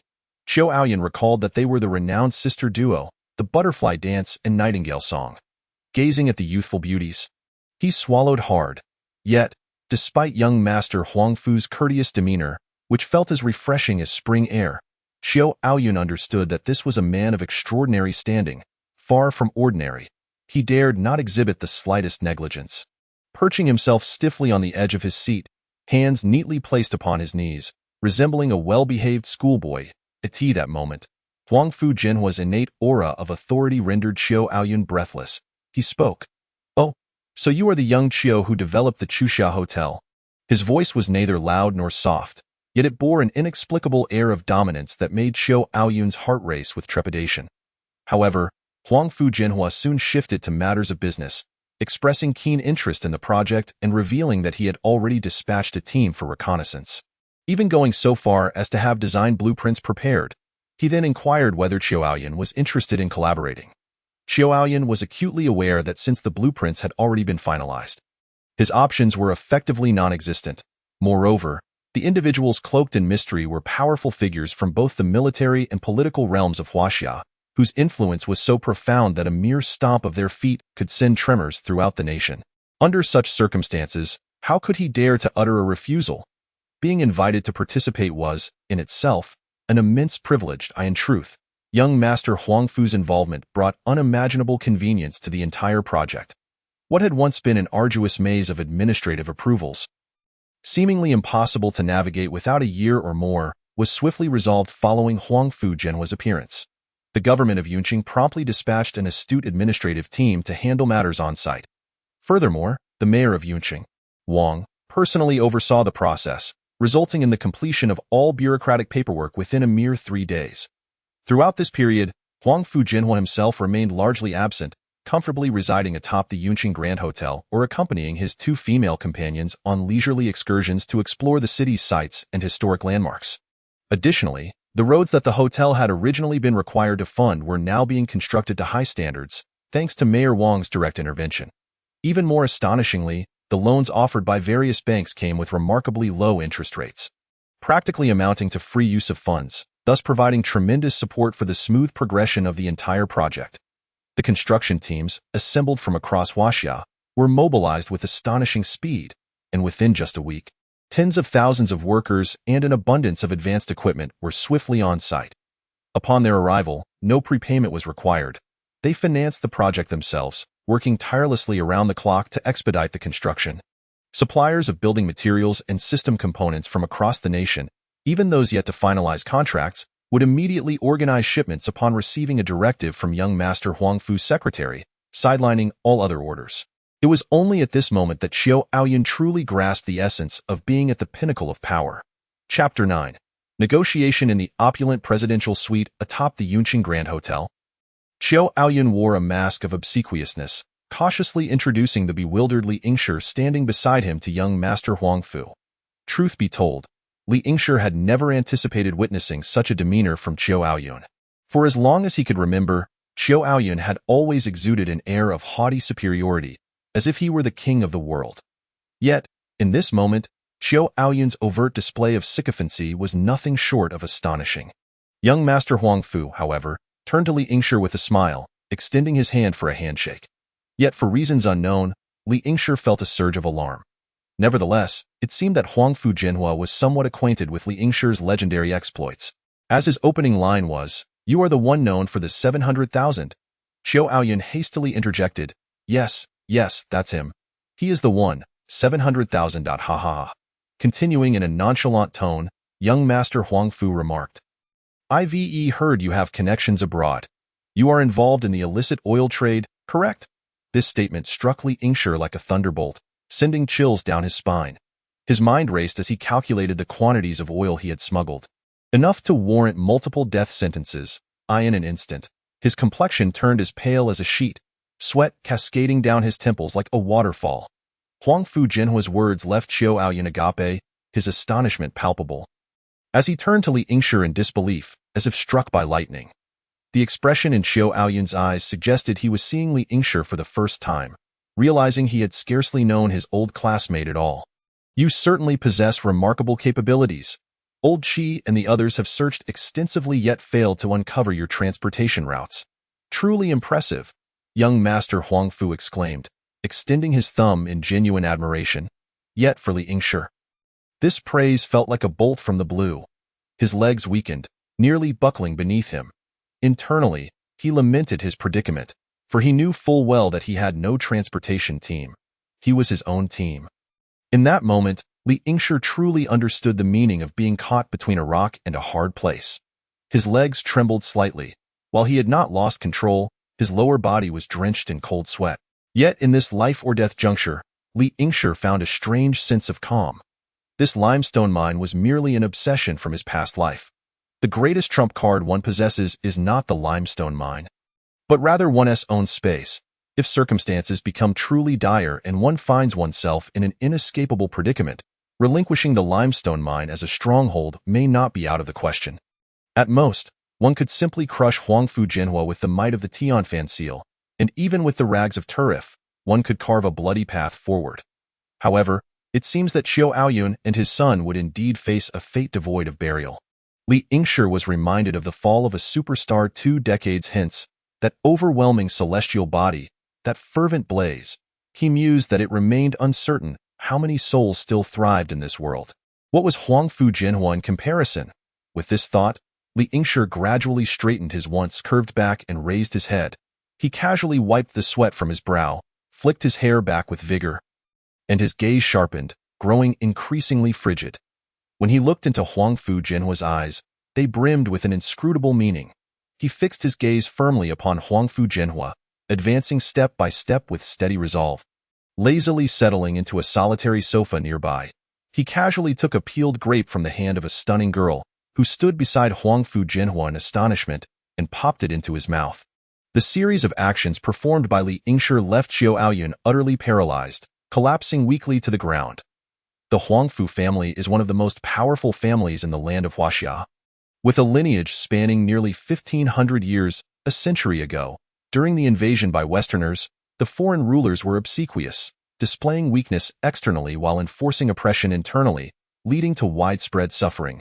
During that time, the great president rose in arms overseas, uniting all discontented factions against the foreign rule, and the Huangfu clan followed the great president for 2 decades, engaging in numerous campaigns, with hundreds of their kin perishing, ultimately expelling the invaders and restoring the rightful sovereignty of Huaxia. The great president was indeed highly esteemed, akin to Emperor Hongwu, Zhu Yuanzhang. Countless individuals urged his ascension. Yet the great president, acutely aware of the changed times, believed that Huaxia should not have another emperor and, in accordance with the will of the people, refrained from claiming the title of emperor, ruling instead under the title of great president. 3 years after the establishment of the nation, fearing that his ideals might not be realized, he transitioned to a lifelong presidency, with the next president appointed by his predecessor, while also bestowing titles to deserving individuals based on the Old English system. The head of the Huangfu family, Huangfu Sheng, was conferred the title of first-class marquis for his contributions. Though not as exalted as some other generals who were granted the title of dukes, he was among the few who genuinely received a titled nobility. While theoretically this title could not be hereditary, the Huangfu family garnered the great president's favor, consistently commanding the imperial guard of the capital. After 27 years of nation-building, the great president unexpectedly passed away without designating a clear heir. With the domestic opposition forces now unrestrained by the great president's authority, they stirred restlessly. The son of the great commander, the later second generation, sought to preserve the legacy of the great president's family by proactively studying the constitutional monarchy of England, gradually relinquishing actual power. From then on, the military aristocracy led by the Huangfu clan, which had risen with the great president, came to dominate the military and political powers of Huaxia. Over decades of inheritance, these families have now deeply integrated with the national regime. Although, due to the scrutiny of public opinion in the new era, these new aristocrats cannot act with the same ruthlessness as ancient nobility. Eliminating a few individuals remains a trivial matter for such characters. The Huangfu clan stands at the apex of these families, and Huangfu Jena is the second son of the current head of the Huangfu clan.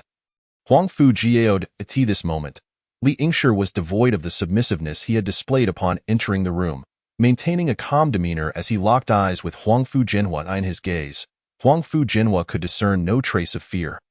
Only a chilling aura, even a hint of murderous intent. Huangfu Jena was bewildered, unable to grasp which of his words had caused Li Yingshi to underestimate him, or if Li Yingshi possessed some form of leverage to disregard his authority. After a prolonged exchange of glances, Huangfu Jena finally turned away, instructing Daiwu and Ying Ti to drag the incapacitated Xiao Hai out and shut the door behind them. Only then did he sit upright and commence discussions of business with Li Yingshi. Huangfu Jena stated that the purpose of his visit to Yun City was specifically to meet Li Yingshi. This revelation greatly surprised Li Yingshi. However, with 2 lifetimes of experience, his cunning was not easily discernible to outsiders, and his expression remained impassive. Huangfu Jena then launched into grandiose discussions about national righteousness, but when he noticed Li Yingshi's unflinching demeanor, he pivoted to address Li Yingshi's illicit oil trade. Such a significant clandestine operation could hardly evade the scrutiny of national powers. It was merely a matter of higher-ups supporting the underlings in their dealings. Li Yingshi, having only recently made his mark, had garnered little attention thus far. However, for the Huangfu family, as soon as Li Yingshi appeared on their radar, they had thoroughly investigated his ancestry, only to find no useful information, which only piqued Huangfu Jena's interest. This indicated that a formidable force existed beyond the control of any nation, ripe for his utilization, allowing him to achieve something significant. Mr. Li, the reason I summoned you here is to discuss a matter of great importance. Huangfu Jena stated directly. I have several batches of goods that need to be transported abroad and would like to request your assistance in arranging this. However, in response to Huangfu Jena's request, Li Yingshi fell silent, his expression betraying nothing. Observing this, Huangfu Jena continued on his own. One batch is destined for Serbia, another for Persia, and yet another for Chechnya. He spoke while scrutinizing Li Yingshi's reactions, but the latter remained resolutely silent. Huangfu Jena felt a twinge of frustration and brought over a sand table depicting the limestone mine, stating to Li Yingshi, "You may choose any 2 buildings as compensation. However, the main building is off-limits." After all, that was a towering structure of 99 stories, with a footprint exceeding 500,000 square meters. Even Huangfu Jena would be reluctant to part with it. Li Yingshi appeared casual as he pointed towards the 2 connected buildings at the southernmost end. Both stood 20 stories tall. Today, upon arriving at the construction site, he observed from a distance that these 2 high-rises had successfully topped out. Additionally, when factoring in the area of the attached podium, the total construction area of these 2 buildings was approximately 150,000 to 160,000 square meters. Then, Li Yingshi shifted his finger towards the vast expanse of deeply excavated pits and open land to the south of these buildings, which included 2 smaller hills that had been partially excavated, covering an area of around 20,000 to 30,000 square meters. "That works," Huangfu Jena replied with ease.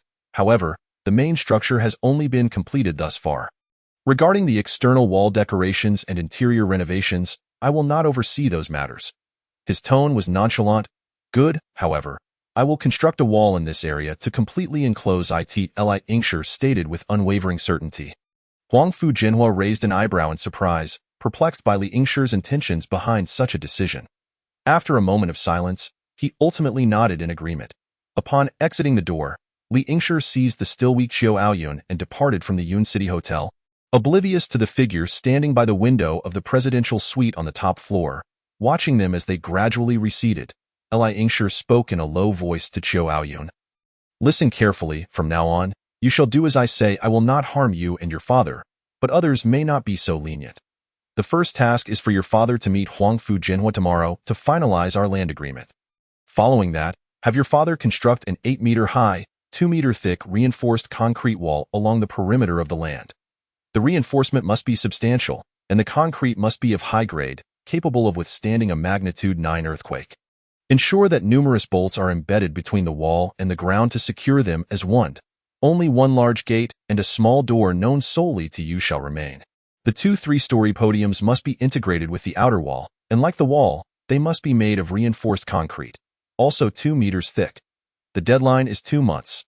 The northern-facing windows of the buildings should be small, while the southern-facing ones should be large, all fitted with space-grade glass, with a 3-month deadline. Additionally, instruct your father to be diligent.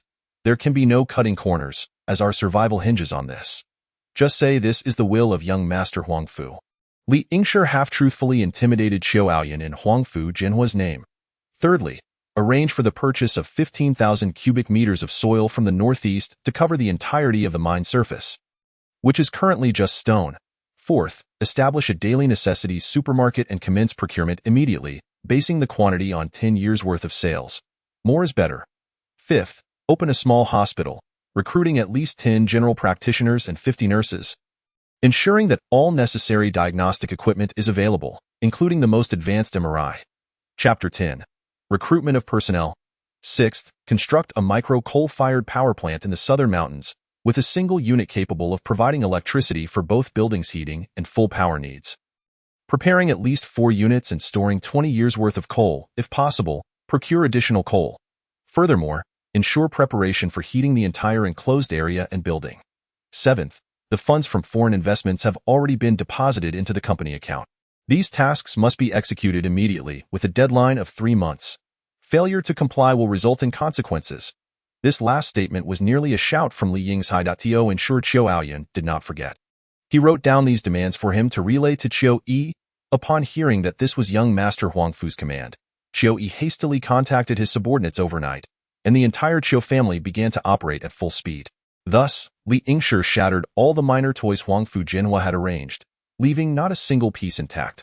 Faced with this sudden turn of events, Huangfu Jena was not only shocked but also gained a deeper understanding of the power lurking behind Li Yingshi. He began to realize that the individual or individuals before him could not be treated lightly. Huangfu Jena's assessment of Li Yingshi had once again elevated to a higher level. He finally came to a profound understanding that Li Yingshi was indeed formidable. Should he recklessly attempt to probe him, given Li Yingshi's character, it would likely provoke an unpredictable backlash. Thus, Huangfu Jena resolved to temporarily abandon his testing intentions and adopt a more cautious approach towards Li Yingshi. The language barrier abroad posed a significant and vexing challenge for Li Yingshi, one that had previously caused him endless troubles. This predicament compelled him, as he contemplated embarking on a global journey, to seek a solution. Li Yingshi arrived at the Yunqing Foreign Language Institute, hoping to find a suitable foreign language translator. There, he connected with Professor Wang, the father of a student he had tutored during his university days. Wang Min, upon hearing Li Yingshi's request, Professor Wang pondered briefly before asking, "Do you have any specific requirements regarding the translator's appearance?" Li Yingshi quickly shook his head, indicating that he only needed someone fluent in spoken language who could provide real-time and accurate translations. At this point, Professor Wang seemed to have arrived at a conclusion. Before long, Sun Xiaoya entered Li Yingshi's life. This 21-year-old young woman possessed a round and charming visage, exuding an innate aura of good fortune. Although she was petite, standing at only 155 centimeters, she weighed 150 kilograms, embodying a delightful roundness. However, one should not underestimate her. Sun Xiaoya was a bona fide academic prodigy and linguistic genius, mastering 6 languages at a young age, including English, French, Russian, German, Japanese, and Portuguese. When Li Yingshi first encountered Sun Xiaoya, she was in a Korean language classroom, engaged in a heated argument in Korean with a male Korean teacher. The surrounding classmates were cheering for both participants. The two soon escalated into a fierce exchange of insults in Korean, covering topics that included anatomy and ancestral lineage. Just then, Li Yingshi arrived on the scene, witnessing the Korean male teacher clutching his chest. Panting heavily while seated at the podium, Li Yingshi approached, clapped his hands enthusiastically, and gave Sun Xiaoya 2 thumbs up. To berate a Korean language teacher in Korean to the point of near breathlessness was truly remarkable. Admiration sparkled in Li Yingshi's eyes. Subsequently, Professor Wang led the two to the second floor of the dining hall, where they found a seat. After briefly explaining Li Yingshi's current situation, Professor Wang inquired about Sun Xiaoya's thoughts. She expressed that the school could no longer impart more knowledge to her, and was willing to accompany Li Yingshi to explore the world. Li Yingshi offered Sun Xiaoya a generous salary of 15,000 Huaxia coins per month, much to the delight of both Professor Wang and Sun Xiaoya. With Professor Wang's assistance, Sun Xiaoya successfully completed her leave of absence procedures that very day. However, due to her expired passport needing renewal, she could not travel abroad for at least 3 days. The aroma of dinner wafted through the air, as Xiao Peng's mother prepared the evening meal while his father swept the floor. Although the exterior of their home appeared dilapidated, the interior remained tidy. As Li Yingshi approached Xiao Peng's doorstep, he spotted his childhood companion, who was 3 years his junior. Xiao Peng, though not particularly bright, had always been a loyal follower of Li Yingshi. Due to his poor academic performance, he had not been able to gain admission to high school and had to attend a vocational school instead. Yet fate seemed to have other plans for him. At the age of 18, his parents utilized connections to enable him to enlist in the military, where he showcased astonishing talent. Xiao Peng possessed exceptional physical strength and endurance, particularly excelling in combat tactics and marksmanship, earning commendable ranks in military competitions. His performance in the army was noteworthy, but his lack of mental agility, stubbornness, and tendency to offend others proved problematic. After 2 years of compulsory military service and 4 years as a professional soldier, he faced exclusion in the army last year, ultimately leading to his discharge. Currently, Xiao Peng had secured 2 security jobs, earning approximately 7,000 Huaxia coins per month. His life appeared tranquil on the surface, but for someone only 25 years old, such a predictable existence felt torturous. He yearned for excitement and adventure, desiring to break free from the shackles of mediocrity. Just days prior, he had even messaged Li Yingshi, expressing his dissatisfaction and helplessness regarding his current situation. When Li Yingshi gently knocked on the familiar door, both Xiao Peng's father and mother displayed expressions of surprise. After all, it had been nearly 6 months since they last saw him. Following his sale of the house, a flicker of confusion crossed their faces, yet they quickly welcomed him inside. Li Yingshi candidly explained the current situation to Xiao Peng's family. "I need to travel to many places around the world, and therefore, I require a bodyguard, assistant, and driver. If Xiao Peng is willing to accept this position, he will receive a salary of 25,000 Huaxia coins per month, along with a 100 square meter apartment in the hotel district. However, this means he will need to accompany me abroad for an extended period. I hope you can agree." Before he could finish, Xiaopeng sprang up like a lit rocket, excitement propelling him 3 feet into the air. He hardly glanced at his parents, eagerly agreeing, "Sure, I'll go." Turning to his parents, he added, "I'm willing. I want to see the outside world. I can no longer remain trapped in this small Yunqing, working as a mere security guard." A glimmer of hope illuminated his eyes as he envisioned the world awaiting his conquest. Xiaopeng's parents exchanged surprised glances, clearly taken aback by their son's resolute decision. However, Xiaopeng seemed unfazed by their reaction. He was determined to seize this opportunity and pursue the desires of his heart, eager to experience the vibrant tapestry of the world. He was ready to soar alongside Li Yingshi, aiming for the expansive skies. Upon hearing this, Li Yingshi could not help but smile wryly to himself, secretly thinking, "Alas, it seems you will be stuck in the hotel with me playing video games every day." Xiaopeng's parents shared a glance. Both wearing a bittersweet smile of resignation, they understood their son's character. He was stubborn and craved adventure. Once he had made a decision, it would be difficult to alter. Thus, they could only advise Li Yingshi to take good care of Xiaopeng and express their support for his choice. Li Yingshi contemplated for a moment and suggested to Xiaopeng, "You might want to find 3 trustworthy comrades to join you. That way, you can look out for one another. Regarding the salary, each person should be able to manage around 20,000 huaxia coins per month." Chapter 11. Departure. Upon hearing this, Xiaopeng sprang into action. He immediately contacted 3 of his local comrades, 2 of whom had completed their mandatory service and the other being a senior he was acquainted with. According to Xiaopeng's description, each of them was a remarkable individual. First, let us talk about Zhang Ping'an. Standing at 1.8 meters and weighing 180 kilograms, this 24-year-old boasted a muscular physique, appearing robust and almost like an African. Currently, he was making a living in the gig economy, specializing in heavy labor as it was a quicker way to earn money. Coming from a rural family, as the eldest son, he had left home to work at an early age after graduating from middle school. Later, upon reaching the age of military service, he was persuaded to enlist for 2 years. After his discharge, he had hoped to start a small business with the more than 100,000 yuan he received from the army. But when his younger brother got accepted into college and the family needed to build a new house, he ended up spending all the money, even accruing some debts. Since factory jobs paid too little to repay his debts quickly, he had no choice but to continue working odd jobs. Xiao Hai, 25 years old and unmarried, was of a lean build, standing 1.7 meters tall. Despite his slender appearance, he was a hidden expert, reportedly possessing a family martial art that allowed him to thrive in the military. Recently, however, he encountered a troublesome situation when a client inexplicably lodged a complaint against him, which he, known for his short temper, could not tolerate. In a fit of rage, he stormed over to the client's home to demand an explanation. The outcome was predictable. Not only did he fail to resolve the issue, but his impulsive actions also led to a 3-month suspension from the company. Liu Danning, at 35 years old, appeared older than his actual age. With eyes lacking vitality, he was an ordinary middle-aged man, working as a taxi driver. Married for many years, he had 2 lovely children to support. Despite his diligent efforts to earn money and care for his family, he found himself overwhelmed, unable to maintain the household or earn enough, ultimately falling into significant debt. Describing Liu Danning's appearance, one could say he was utterly unremarkable. Of average height and plain looks, he easily blended into a crowd, often going unnoticed.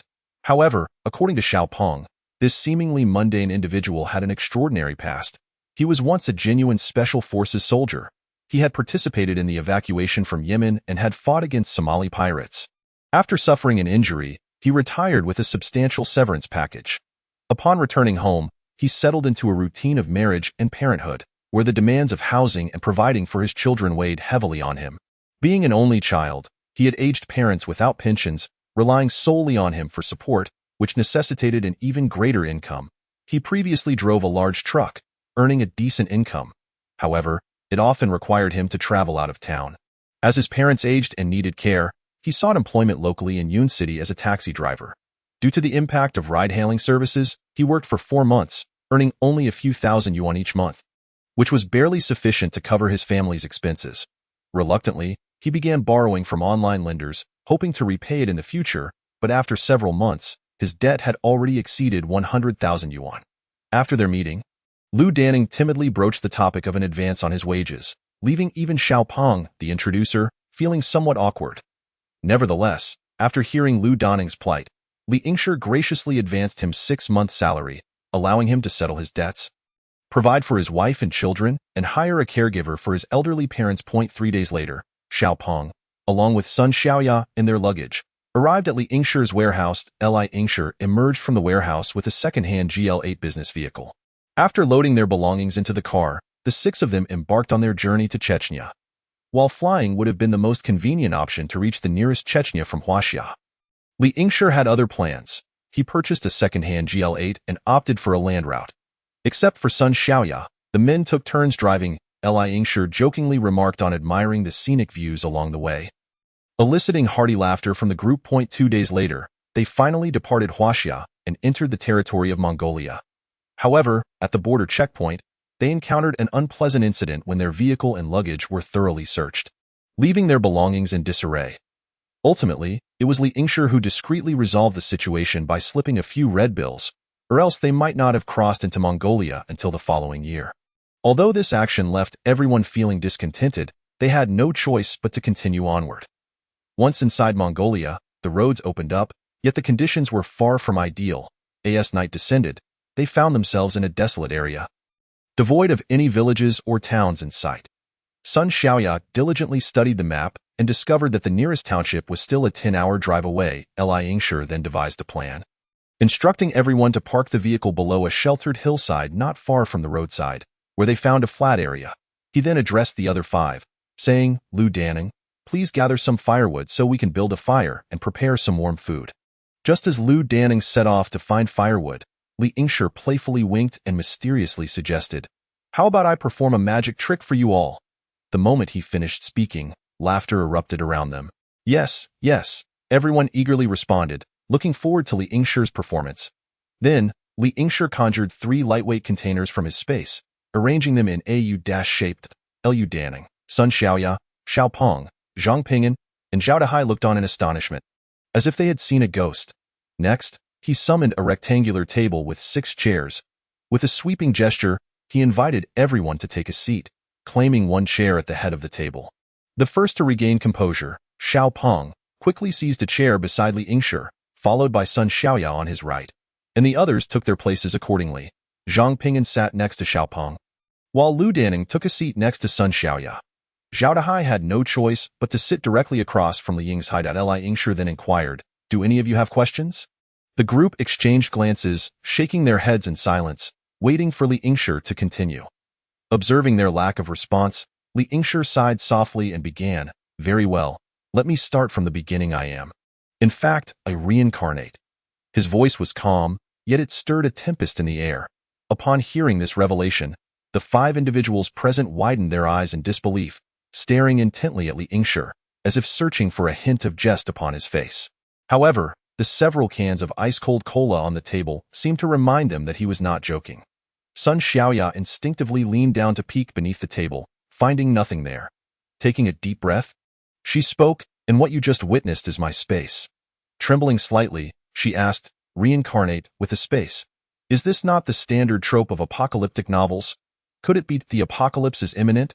Her eyes were filled with fear and unease. Li Yingshi nodded subtly, affirming her suspicion. In that moment, a profound silence enveloped the 6 around the table.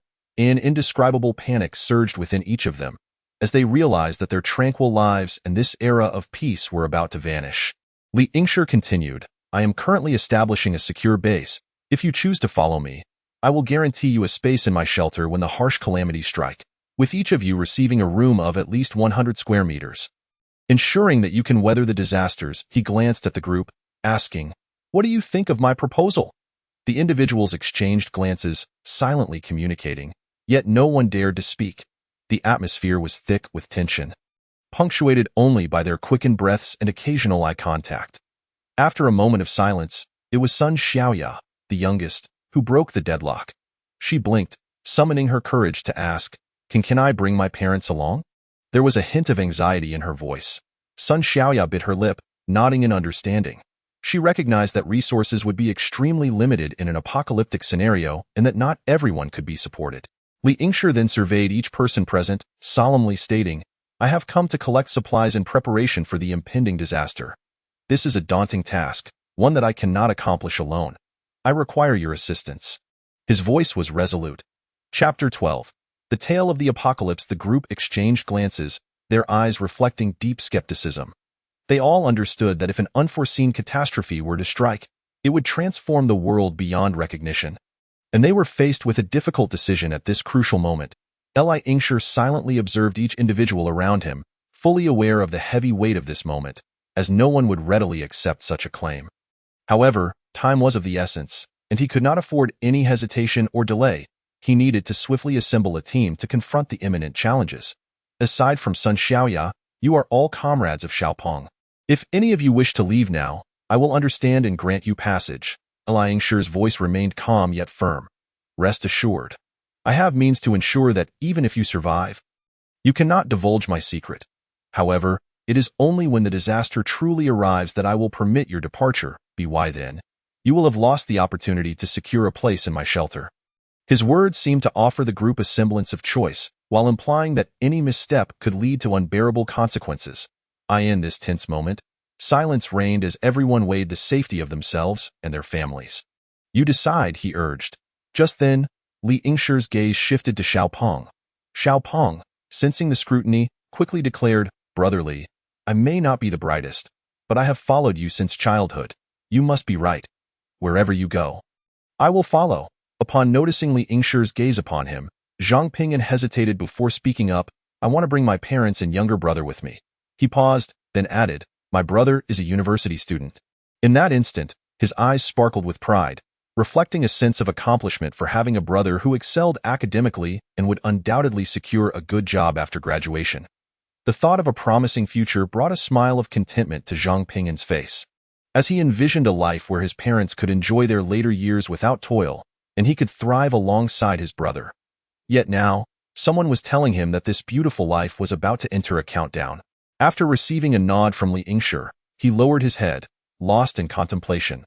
Li Yingshi then turned his attention to Lu Danning, who appeared to be grappling with an unshakable reality.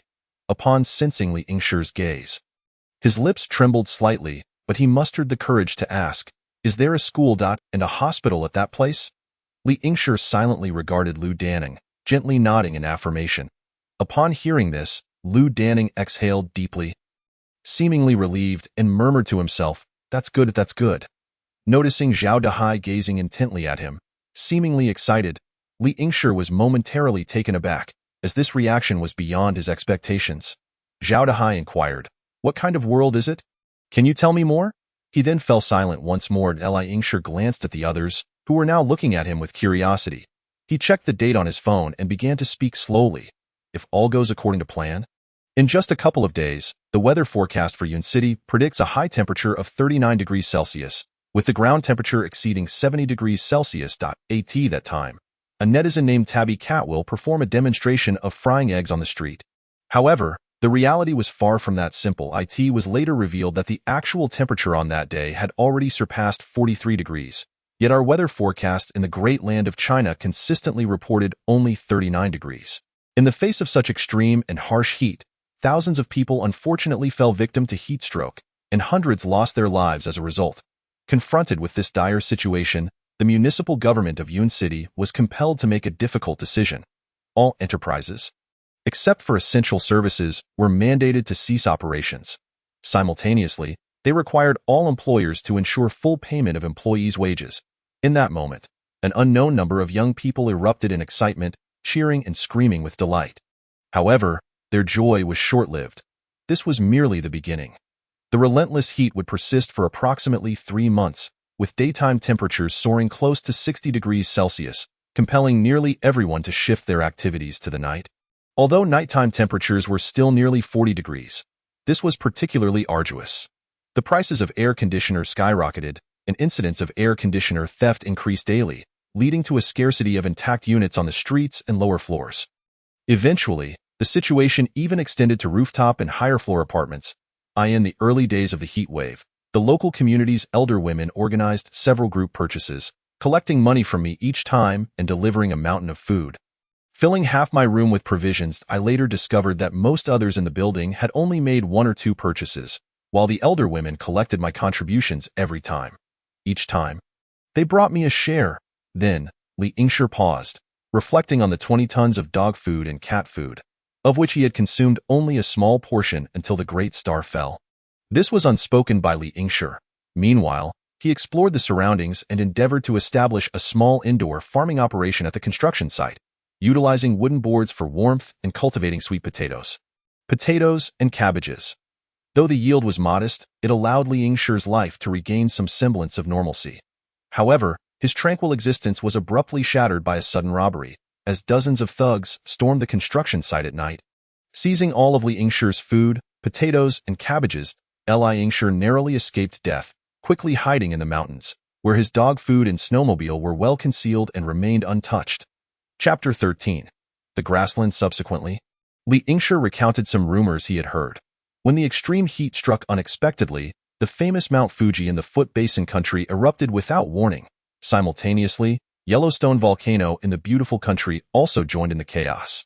Following that, he narrated tales of torrential rains, surging floods, rare snow disasters, and the chilling onset of an ice age. After hearing Li Yingshi's apocalyptic tales, the crowd fell into a stunned silence, their faces etched with terror. They could hardly fathom that such calamities could truly occur, let alone accept the possibility of an impending apocalypse. Each individual's heart was shrouded in fear and unease, as if the entire world were on the brink of collapse. Faced with this sudden onslaught of reality, they were at a loss for how to respond, sinking into their own thoughts in silence. We must exert every effort to acquire more resources during the initial stages of this extreme heat. Li Yingshi stated with unwavering conviction. At that moment, he quietly observed each person present, noting their varied reactions. Sun Xiaoya's expression was filled with envy and jealousy. She even yearned for her own rebirth. Seemingly consumed with jealousy over others who had such opportunities, she incessantly nagged Li Yingshi, inquiring about how she could be reborn and acquire a space of her own. It appeared she could hardly wait to restart her life. Fantasizing about welcoming a handsome and wealthy partner through reincarnation and ascending to the pinnacle of existence. In contrast, Xiaopeng and Lu Danning borrowed Li Yingshi's satellite phone, hurriedly concocting all sorts of bizarre excuses to contact their families. They needed to devise a perfect alibi that would convince their relatives without revealing their actual predicament. Thus, the two of them spent 2 to 3 hours on the phone, deliberating on how to phrase their explanations most appropriately. In contrast, Xiao Hai stood somewhat apart, his face betraying an uncontrollable excitement. It seemed he regarded this apocalypse as a stage for showcasing his talents, believing it to be a golden opportunity to become a hero. Li Yingshi inwardly lamented. Those who harbor such thoughts often meet a swift demise. As for Zhang Ping'an, he explicitly stated his intention to follow the leader, Li Yingshi, into the world. He seemed to have made up his mind about Li Yingshi. They then continued their journey northward. Along the way, whenever they encountered herds of cattle, Sun Xiaoya would converse with the herdsmen in the language of the Rakshasa, purchasing beef jerky and other provisions. They traveled thus, buying and gathering, stopping for a day at each location to allow nearby herdsmen to gather their cattle and sheep. During the day, they busied themselves with acquisitions, and by night, they stored their haul in their space. In this manner, they successfully acquired at least 100,000 cattle and 300,000 sheep. 2 days later, Sun Xiaoya, unable to contain her impatience, activated the satellite network, disregarding the exorbitant fees, and eagerly accessed the website of Yun City. Repeatedly refreshing the videos, by afternoon, she exclaimed she had found it, and Xiaopeng, Zhang Ping'an, Xiao Hai, and Lu Danning rushed over, surrounding Sun Xiaoya's phone, transfixed as they watched a user named Lihua Cat repeatedly frying eggs on the street. Li Yingshi slowly approached, observing Lihua Cat's playful banter, which incited a flurry of laughter in the comments. Li Yingshi quietly stepped aside, taking out a cigarette, sitting on a rock, gazing at the shimmering air over the western grasslands. For the next few days, the group remained in contemplative silence. However, near Ulaanbaatar, they encountered their first instance of coercive trading. Initially, communication flowed smoothly. Sun Xiaoya negotiated with the local herders based on the prices agreed upon with other herdsmen. To their surprise, the herders were dissatisfied with the price and insisted on demanding triple the amount. Li Yingshi and his companions decided to turn away, but the herders encircled them, blocking their exit. In a flash, dozens of herders gathered, armed with firearms, surrounding them. As time passed, the crowd swelled, and as night fell, a man resembling an official from the great Mongolian nation appeared. He claimed that Li Yingshi and the others were engaging in illegal acquisitions of cattle and sheep, threatening a fine of 30 million. Even more outrageous, he demanded that Li Yingshi purchase all the cattle and sheep at the prices insisted upon by the herders. This series of unreasonable demands infuriated Li Yingshi and his companions. As Li Yingshi surveyed the scene, he was internally alarmed. The number of cattle and sheep clearly exceeded the typical scale of any ordinary herder. He roughly estimated that the herds outside numbered in the hundreds of thousands, with sheep possibly reaching millions. Faced with such an immense quantity, if they were to purchase at the prices quoted, it would require billions, if not more, of Huaxia currency. Li Yingshi recognized that he had encountered a formidable opponent. Yet to extricate themselves successfully, he had no choice but to soften his stance.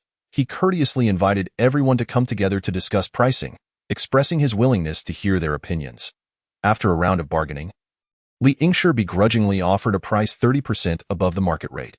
However, the other party showed no inclination to yield, insisting on a tripling of the price for the transaction. Li Yingshi then requested the great Mongolian official to gather everyone. Claiming he was ready to negotiate properly, he feigned ignorance of the mocking glint in the official's eyes. When the Mongolian herders gathered, Li Yingshi asked Sun Xiaoya to inquire if everyone had arrived. The burly men in front erupted into laughter, declaring that everyone was present. One individual even attempted to pinch Sun Xiaoya's chin, causing her to scream in fright, eliciting even more raucous laughter from the crowd. Suddenly, 4 or 5 massive containers appeared out of thin air, plummeting down like colossal boulders, crashing into the crowd. This unforeseen turn of events left everyone present dumbfounded. Then, several AK rifles suddenly materialized in Li Yingshi's hands, which he swiftly tossed to the shocked Xiao Peng, Zhang Ping'an, Xiao Hai, and Lu Dana. They reacted quickly, charging towards the outer circle where those still unscathed were located. Each of them displayed remarkable agility, and after a flurry of gunfire, all the assailants were swiftly neutralized. Meanwhile, Lu Danning successfully captured the official and brought him before Li Yingshi. At this moment, Li Yingshi had already stored both the containers and the bodies in his space, rendering the scene eerily silent. Subsequently, Li Yingshi signaled for everyone to take turns, allowing Sun Xiaoya to translate as they interrogated the official. After an intense and heated exchange, they finally unraveled the intricacies of the situation. These so-called herders were members of the Livestock Association of the Great Mongolian Nation. This association was established with the aim of serving herders and mediating prices between them and external traders.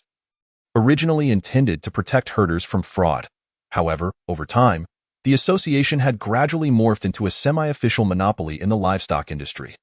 This monopolistic organization controlled most of the sales and acquisition channels in the livestock sector of the Great Mongolian Nation, reaping enormous profits by manipulating prices.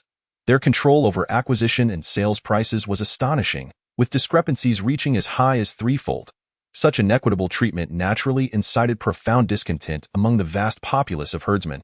Furthermore, as the majority of these herdsmen were armed, the Livestock Association established a so-called security corps to procure their cattle and sheep at a lower price. This very security corps was ultimately annihilated in one fell swoop by Li Yingshi. His actions of purchasing cattle and sheep along the way severely infringed upon the interests of the Livestock Association, thus precipitating this turmoil. When Xiao Peng and others dragged the freshly slain enemy before Li Yingshi and beheld him claim the spoils, Sun Xiaoya, who had never witnessed such a scene, was unable to suppress her urge to vomit. The spectacle was utterly ghastly. Li Yingshi withdrew a cold handgun from his waist and slowly placed it into the trembling hands of Sun Xiaoya.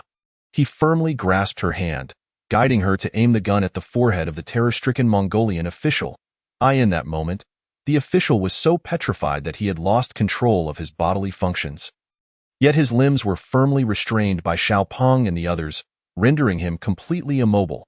He could only emit a series of garbled and incoherent cries, his voice rife with fear and despair. Subsequently, Li Yingshi nonchalantly fetched a chair and seated himself beside her. Sun Xiaoya, gripping the handgun tightly, fixed her gaze upon the target before her, yet her finger felt as though it were weighed down by lead. Unable to pull the trigger, as she watched Li Yingshi, tears streamed down her face, and she shook her head in despair. Li Yingshi's expression was as unyielding as stone, his gaze unwavering upon the woman before him. His voice, calm as a placid lake, carried an undeniable conviction. The end is nigh, and this is a battle for survival. Should you continue in this state, you shall be doomed to perish in this merciless world. Sun Xiaoya's eyes flickered with a tumult of emotions, fear, hesitation, and a tinge of hopelessness. Gritting her teeth, she abruptly turned her head, closed her eyes tightly, and with all her might, pressed down on the trigger. Chapter 14. Delivery. A dull thud resonated as the official's head exploded like a detonated bomb, fragments of skull flying up to 5 meters away, brain matter splattering upon the 6 surrounding individuals.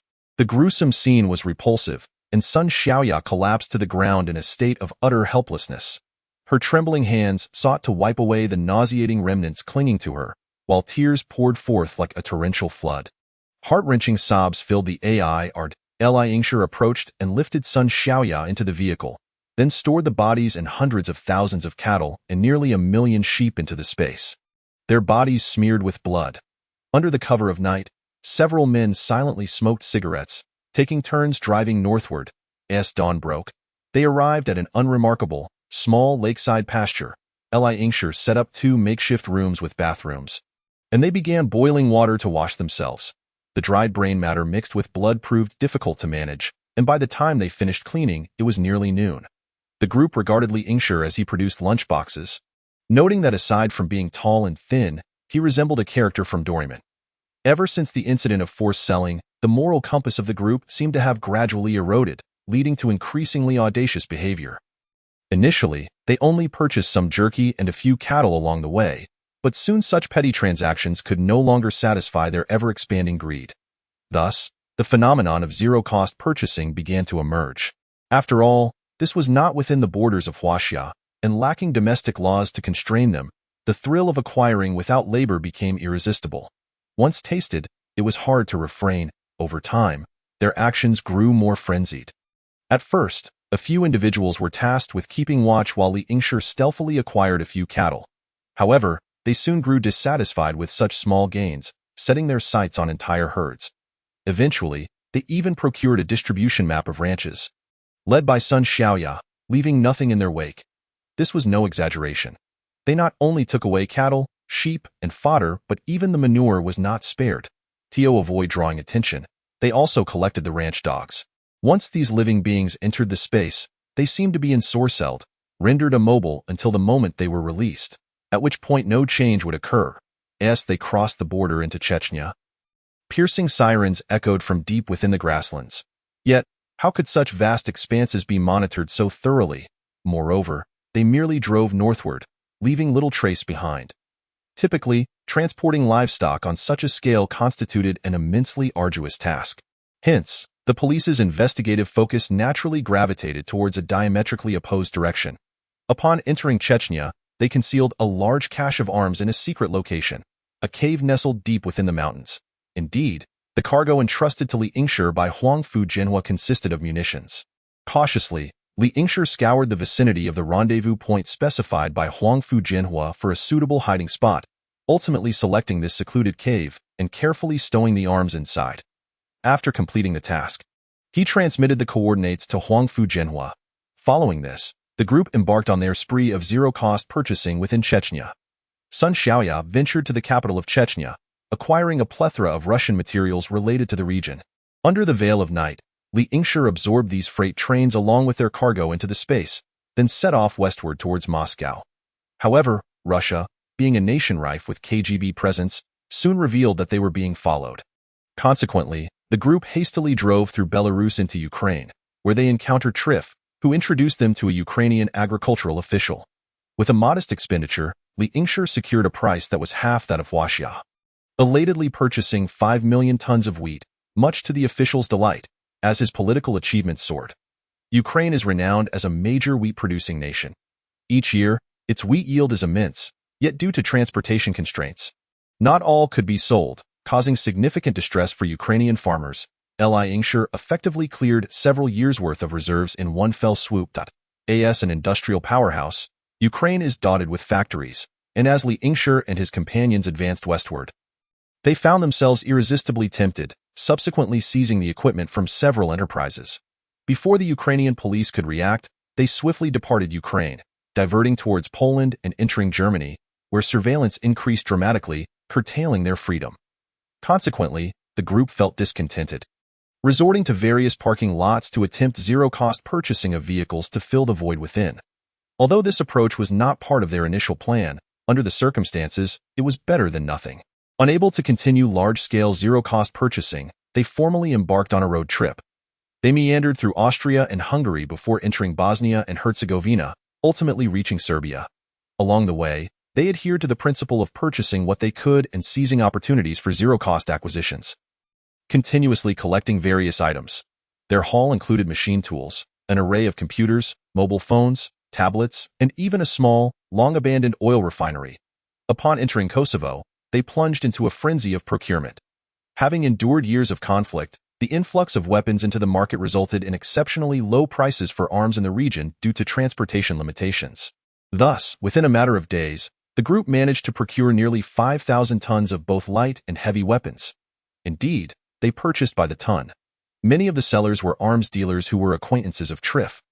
Yet the quality of their weapons far surpassed Triff's, offered at prices barely above scrap metal, predominantly consisting of modern weaponry produced within the last 2 decades, with many being brand new, including substantial main battle weapons from the United States. This occasioned another moment of disdain from Li Yingshi towards Triff, the purveyor of junk. The moment they set foot on Serbian soil, Li Yingshi retrieved the satellite phone provided by Huangfu Jena. Almost immediately after exiting the spatial confines, a call from a contact in the area came through, directing them to a warehouse address and requesting that they store their items there. However, Li Yingshi was engulfed by a profound sense of unease regarding the call and the designated location.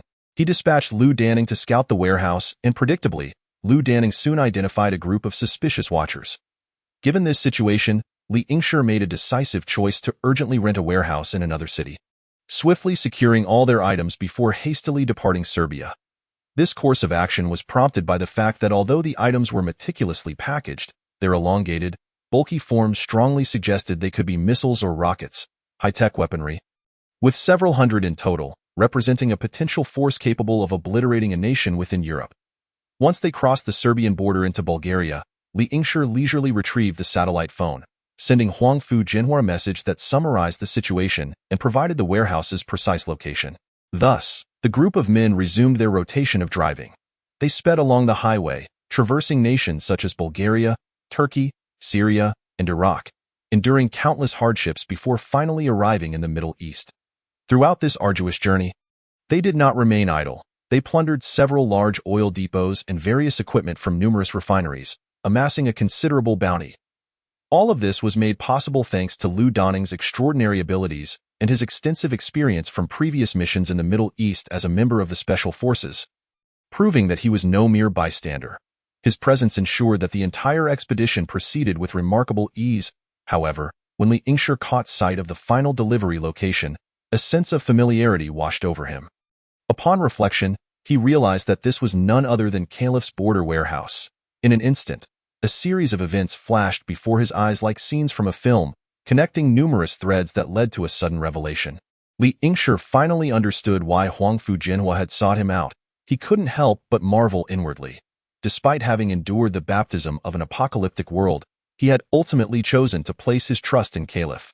After all, he was a prince of a nation. How could one regard a rival and a prince as a friend?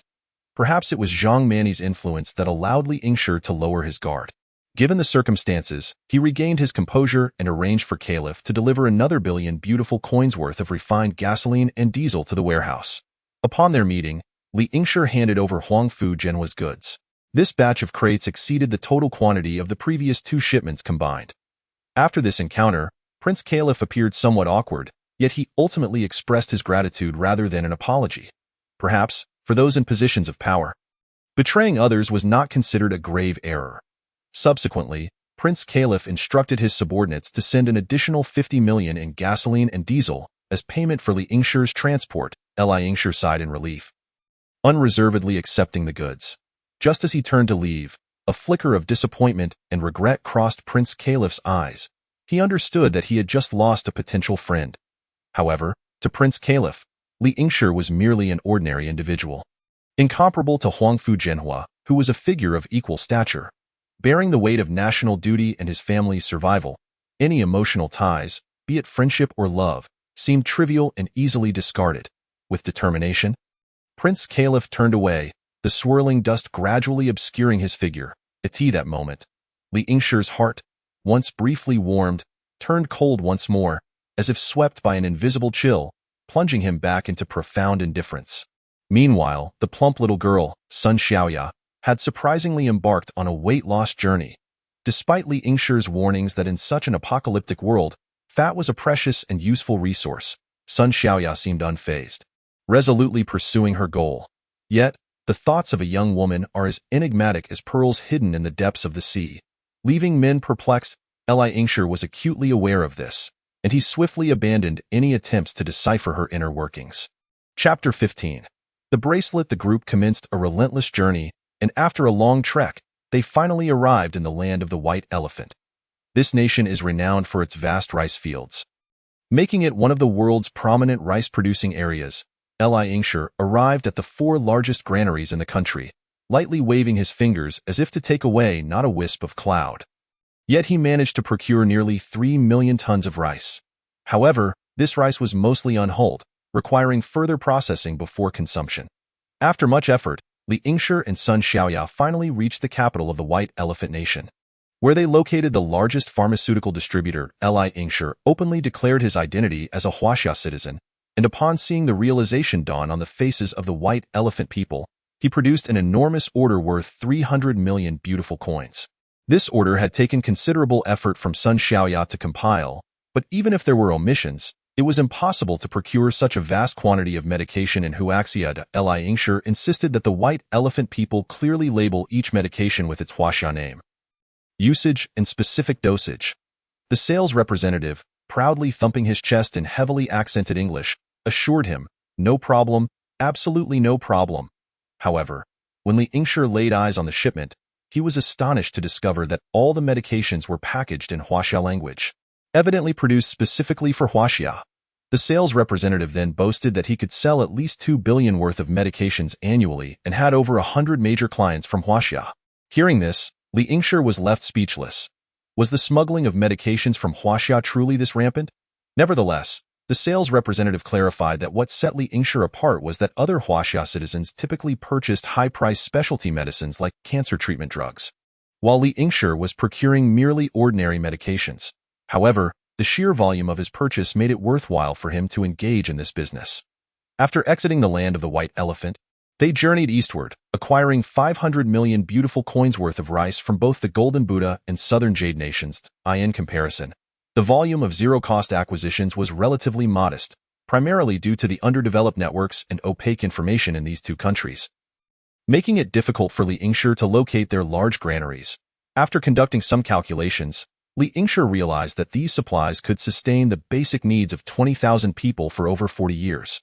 Coupled with the benefits of space preservation technology, even if no further food production occurred for decades, the shelter's inhabitants could be assured of continuous supplies. In the regions of the White Elephant, Golden Buddha, and Southern Jade nations, he spent billions of beautiful coins acquiring vast quantities of vegetables, all stored within his spatial realm.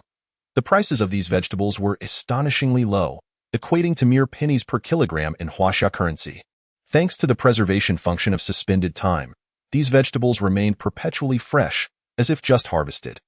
Along the way, Li Yingshi encountered several horse farms, and without hesitation, he included the beautiful horses in his spatial storage. However, as he traversed the land of Southern Jade, he stumbled upon a jade market. There, he caught sight of a bracelet being sold by the roadside. Remarkably, this seemingly ordinary bracelet triggered a reaction from his spatial realm. The bracelet appeared unremarkable, dull in color, and seemed far from a high-end item, priced at less than 500 Huaxia coins. Without hesitation, Li Yingshi decided to purchase it. That moment, a group of enthusiastic tourists from Huaxia happened to pass by and fervently advised him against the purchase, claiming that most of the jade sold here was counterfeit or of low quality, utterly devoid of value. However, Li Yingshi merely smiled politely, expressing gratitude for their concern, yet remained resolute in his decision to acquire the bracelet. The Huaxia tourists, witnessing this, could not help but shake their heads, secretly mocking Li Yingshi as a fool. They believed he had been deceived, wasting his money on something utterly worthless. Yet, Li Yingshi paid no heed to their ridicule or skepticism. He trusted solely in the response from his spatial realm. After purchasing the jade bracelet, he did not rush to leave, but instead engaged in conversation with son Xiao and the vendor about the bracelet's origins. Through their discussion, he learned that the bracelet had been acquired from a nearby jade processing factory. This revelation stirred Li Yingshi's interest, and despite the strong objections from Sun Xiaoya and others, he insisted on visiting the jade processing facility. However, he soon found himself perplexed. While the jade could be stored in his spatial realm, it could not absorb the raw stones or the bracelet. This phenomenon baffled him, leading him into deep contemplation. Why did these seemingly ordinary jades elicit a reaction from his spatial realm? And why was his space unable to absorb them? Was there some hidden secret within? With a multitude of questions swirling in his mind, Li Yingshi resumed his conversation with the Huaxia owner, seizing the opportunity to inquire about the origins of these raw stones. After some consideration, the owner tentatively stated that this batch likely came from an old mining pit not far from the area. Upon receiving this information, Li Yingshi wasted no time in leading the group to the old mine. As he stepped into the mining area, a strong spatial reaction surged within him. After some exploration, he pinpointed one location with the most intense reaction. However, the old mine's large iron gate was secured with a massive padlock. After inquiring with nearby miners, Li Yingshi learned that this old mine belonged to a prominent Chinese family with the surname Wang. He promptly visited this family and was warmly received by a relative named Wang Jia. Li Yingshi candidly expressed his long-standing interest in the jade business and his eagerness to explore the old mine. After a moment of contemplation, Wang Jia agreed to allow Li Yingshi to enter the mine. But he also stipulated the family's conditions. First, the Wang family had the right to select 80 of the jade that Li Yingshi mined. The remaining 20 would belong to Li Yingshi. Furthermore, should Li Yingshi wish to purchase any portion beyond his share, he would need to pay a fee of 10,000 huaxia coins per kilogram. Faced with such conditions, Li Yingshi readily agreed. After all, for him, the opportunity to personally explore this enigmatic old mine was a rare privilege, with the prospect of uncovering precious spatial jade resources. Thus, Li Yingshi entered the mine accompanied solely by Xiao Peng. Once inside, Li Yingshi's sensing abilities grew increasingly potent. They illuminated their path with mining lamps as they descended, eventually encountering a fork in the tunnel not far from the surface. After traversing approximately 200 meters, they reached a dead end, where Li Yingshi detected more powerful fluctuations of spatial energy. Placing his hands on the stone wall at the end, he silently chanted a command, and instantly, a vast void appeared in the wall. Approximately 10 meters in diameter, Li Yingshi proceeded further, continuing to absorb the stones ahead of him, until he suddenly sensed the absence of spatial feedback. Realizing that the items had been successfully absorbed into the spatial realm, he casually extracted a few pieces of jade before exiting the mine. After leaving the jade market, a fiery red figure darted like a whirlwind towards the stall owner, urgently inquiring about the whereabouts of a certain bracelet. However, the stall owner appeared utterly bewildered, grasping at straws. He could only helplessly spread his hands, indicating that he had no idea where the bracelet had gone. The red figure immediately succumbed to despair. Unable to accept such a reality, tears cascaded from her eyes like a breached dam, and she sobbed, her voice laden with endless frustration and hopelessness. "It can't be. I have clearly been reborn. How could I lose my space?" Li Yingshi isolated himself in his hotel room, experimenting with various methods. After much effort, he finally succeeded in unlocking the mysterious space of the bracelet through a blood sacrifice. To his astonishment, he discovered a square white space measuring 20 meters on each side, housing an artificial intelligence named Xiao Hai. Compared to his own spatial realm, this space exhibited stark differences. His realm resembled a naturally formed, time-stopped spherical space, while this one bore the unmistakable marks of artificial creation. Yet, delightfully, upon completing the ownership recognition process, this space would manifest as a green pattern on Li Yingshi's arm. Though Xiao Hai could not clearly articulate its origins, it possessed a remarkable ability to automatically organize and categorize all items entering the space. Moreover, Xiao Hai revealed the secret to upgrading the space, which involved locating jade of the same variety. Upon hearing this, Li Yingshi unhesitatingly deposited the jade he had collected into the space. As the jade integrated, the space began to expand continuously. Witnessing this transformation, Li Yingshi was filled with elation. Chapter 16. Xiao Hai. Within the last stone sphere he collected, Li Yingshi discovered a fist-sized metallic orb. This orb emitted a mysterious glow, piquing his immense curiosity, Yingshi carefully picked up the metal sphere, attempting to explore its secrets. Initially, he thought of the ancient blood recognition method, hoping to establish a connection with the orb. However, when he let a drop of blood fall upon the metallic sphere, there was no response. To his astonishment, the blood was absorbed by the metal sphere. Through this peculiar connection, Yingshi learned that the metallic orb was, in fact, the essence of Xiao Hai, a supercomputer. It had originally existed in a separate space, although it was unclear why it had become detached from that realm. Yingshi speculated that the independent space might be the same as Xiao Hai's bracelet space. Without hesitation, he placed the metallic sphere into the jade space in that instant. Although the overall space did not exhibit significant changes, subtle transformations seemed to occur. The metallic sphere exhibited formidable power, swiftly replacing Xiao Hai and becoming the new sovereign of the space. Compared to its earlier frail state when unearthed, the metallic sphere now resided at the center of Xiao Hai's space, seemingly rejuvenated, as if it had been granted life. Xiao Hai informed Yingshi that it was dispatched as a probe from a highly advanced dimensional civilization within the universe.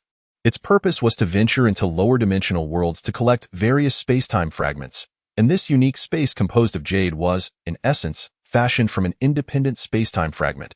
The jade Yingshi had previously absorbed contained spatial energy, representing additional fragments. Furthermore, Xiao Hai possessed an extraordinary ability to seamlessly fuse these disparate fragments into a cohesive whole, ultimately forming a brand new spatial realm. If sufficient fragments could be acquired, there was a possibility that one day they might even create an entirely new universe. Unable to contain his curiosity, Yingshi pressed on. Are there certain spaces that even you cannot absorb or utilize? Xiao Hai answered candidly. Indeed, there are many such spatial fragments that I cannot absorb or transform. Each fragment has its own attributes, and I can only absorb a limited variety of spatial fragments. The properties of these fragments vary widely, and there are many that I cannot assimilate. Yingshi inquired further. What exactly exists as space-time fragments? Upon hearing the word sand, Yingshi's heart began to race. He pressed Xiao Hai again about how long these fragments could exist, to which Xiao Hai replied that it was uncertain. Some fragments lasted only a few milliseconds or hours, while others could endure for billions of years. Regardless of the type of space, once transformed through its process, it could endure for at least millions of years. From his conversation with Xiao Hai, Yingshi learned that spatial fragments were not particularly rare, but those that could establish a connection through blood were exceedingly few. This blood recognition method was mostly the result of artificial processing and manufacturing, allowing users to establish ownership through their DNA. However, Xiao Hai's previous master had long since passed away, and the exact duration since then was unknown even to Xiao Hai. After all, before Xiao Hai's energy was depleted, its former master had dissipated approximately 3,000 years ago, and since then, Xiao Hai had fallen into a dormant state deep within the earth. Devoid of energy support, it lost the ability to record time, making it impossible to ascertain how long it had slept. It is noteworthy that these spaces were timeless, akin to the space Xiao Hai inhabited, incapable of sustaining any form of life. Upon completing the ownership recognition ceremony, Xiao Hai's essence positioned itself before Yingshi's pineal gland, becoming a neighbor to his sand space. Strangely, Xiao Hai could not sense the existence of the sand space, while it was the sand space that could detect Xiao Hai's presence. This phenomenon left Yingshi with further speculation. It appeared that the sand world was somewhat more advanced. Yingshi instructed Xiao Hai to meticulously craft 4 exquisite ring-shaped subspace interfaces and ingeniously transformed the original jade bracelet space into another unique subspace interface. Subsequently, he gathered his companions, including Sun Xiao Ye and Xiao Peng, and addressed them. In light of your outstanding contributions to the team recently, you have witnessed my recent acquisition of several special jades, all possessing spatial attributes, which will facilitate your independent endeavors. Therefore, I have decided to bestow one upon each of you. You will then embark on separate missions to gather various resources from around the world, ultimately reconvening in Yun City. Upon hearing this, Xiao Peng, Zhang Ping'an, Zhang Dehai, and Lu De were all elated. Each received a beautiful jade ring and eagerly performed the blood recognition ceremony. They then began to joyously experiment with storing and retrieving items, reveling in their newfound abilities. However, a minor drawback was that they could not directly see the items within their spaces. They could only communicate with Xiao Hai to access what they required. In contrast, Yingshi found it effortless to view and retrieve the items they stored, which undoubtedly provided him with considerable convenience. Ultimately, the dull jade bracelet was delivered to Sun Xiaoya, who blushed with excitement, seemingly lost in a dream, unaware that she longed for only a final step toward rebirth. To gather as many survival resources as possible, Li Yingshi organized Xiaopeng, Zhangping and Xiao Hai and Luda into two groups. Xiaopeng and Luda formed one team, heading south to North America, while Xiao Hai teamed up with Zhangping and to explore the regions of England and France, as well as the vast African continent. Meanwhile, Li Yingshi, accompanied by Sun Xiaoya, boarded a flight to Australia. Given the impending onslaught of extreme cold, addressing heating issues became paramount, compelling Li Yingshi to undertake the journey to Australia personally. At that moment, the Earth seemed to be ensconced within an enormous steamer, with global temperatures soaring to a staggering 48 degrees Celsius. The entire planet was engulfed by this torrid wave, plunging into a fervent frenzy. Fountains and beachfront resorts across Australia instantaneously transformed into popular retreats for those fleeing the sweltering heat, bustling with throngs of people. Global news reported that numerous rivers had begun to run dry, with water becoming a scarce commodity.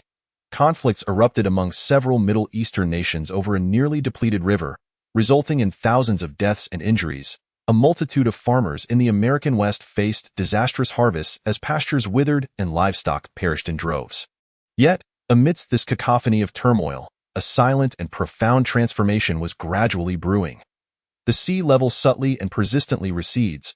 Unbeknownst to the populace, Li Yingshi leisurely wanders about with Sun Xiaoya, relishing this rare moment of leisure. Subsequently, he successfully signs a procurement contract with the largest local coal mine, amounting to an impressive 5 million tons. After merely paying a deposit of less than 10 million beautiful coins, Li Yingshi embarks on a tour of the mine's facilities. Unbeknownst to him, he discreetly leaves behind a meticulously crafted jade piece, made by Xiao Hai, within the coal storage of the facility. This enigmatic object serves as a special marker, enabling Li Yingshi to fulfill his desire for remote resource collection, thereby significantly enhancing the safety of his operations.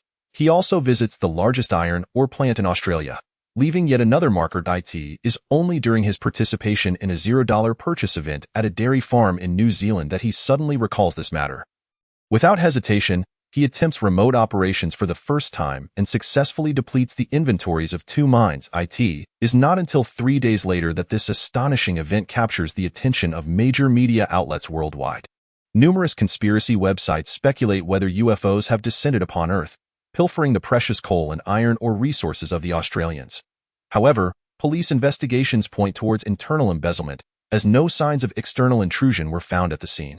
Many corrupt individuals are apprehended, leading to cheers from the Australian populace, who demand a thorough investigation into corruption. As global temperatures continue to soar above 50 degrees Celsius, Li Yingshi feels a sense of compassion, fearing that the food supply in the beautiful nation may spoil due to the heat. Thus, he takes it upon himself to assist Sun Xiaoya in transporting and emptying 5 of the world's largest granaries. Chapter 17. Return to Cloud City 1.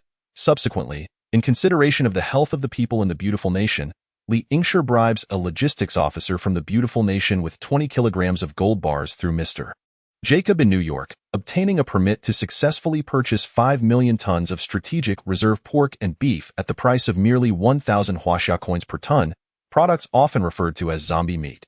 These supplies have always been remarkably inexpensive, yet there are avenues to procure them. The logistics officer, in light of Mr. Jacob's influence and the allure of the gold bars, specifically allocates a batch of relatively fresh products for Li Yingshi. Upon entering the cold storage, he discreetly sends away the manager while Sun Xiaoya keeps watch, personally collecting the shipment. Although the beautiful nation is known for its laissez-faire attitude towards firearms, the procurement of large-scale military supplies remains heavily restricted and exceedingly challenging. Therefore, after considerable effort yielding only a meager quantity of sporadic arms, Li Yingshi ultimately resorts to establishing connections with the Abraham family through Mr. Jacob. The Abraham family controls a vast military-industrial complex, through which Li Yingshi procures an array of advanced individual weaponry, including bulletproof vests, helmets, exoskeletons, scopes, anti-tank rocket launchers, and anti-aircraft missiles, as well as a batch of M22 rifles. However, as a condition of exchange, he is required to transport another batch of arms to Bosnia and Herzegovina. The Bosnian and Serbian regions remain, as ever, akin to a global powder keg, attracting the attention of arms dealers worldwide. Particularly under extreme heat, with insufficient river flows, farmers are compelled to arm themselves in the struggle for scarce water resources. Daily conflicts and casualties have become commonplace, failing to make headlines anymore.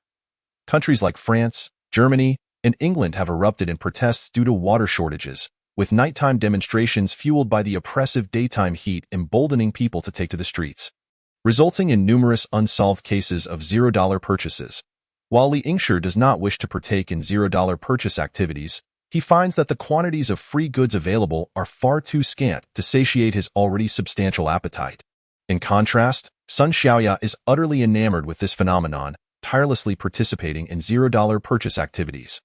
From the smallest convenience stores and beauty shops to gyms, mobile phone outlets, and computer markets, she leaves her mark everywhere.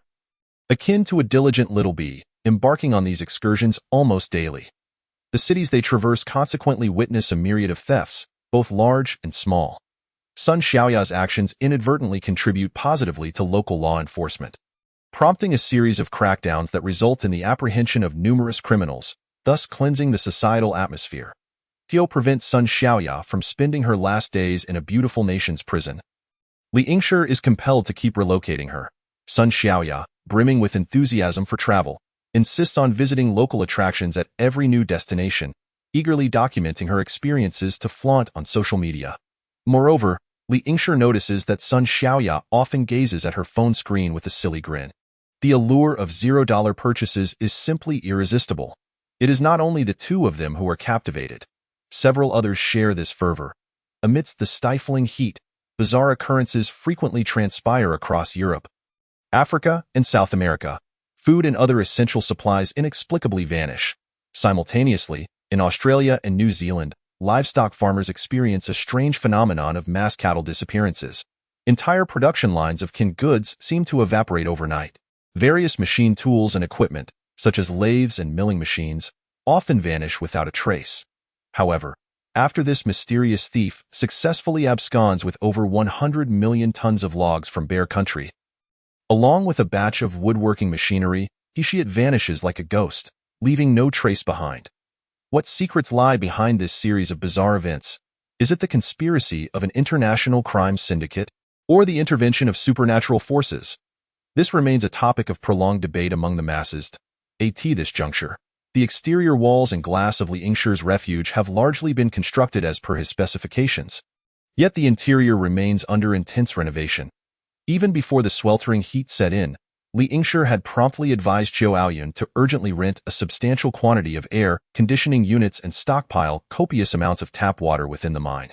He also prepared numerous water purification devices, having only made down payments on many of these pieces of equipment. It is worth noting that all the air conditioning units are rented, for Li Yingshi is acutely aware that following the receding of the Great Flood, the world will face at least 20 years of severe cold, during which only greenhouse cultivation will sustain crop growth.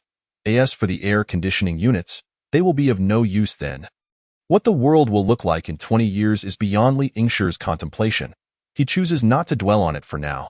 He instructs Xiao Hai to continue procuring space glass, angle steel, I-beams, channel steel, rebar, round bars, cables, distribution cabinets, various electrical switches, auxiliary appliances, lighting fixtures, cement, sand, ordinary glass, large mirrors, wall tiles, floor tiles, toilets, pipes, faucets, and valves of various sizes, building materials that could cover nearly twice the area of Huangfu Jena's section of construction.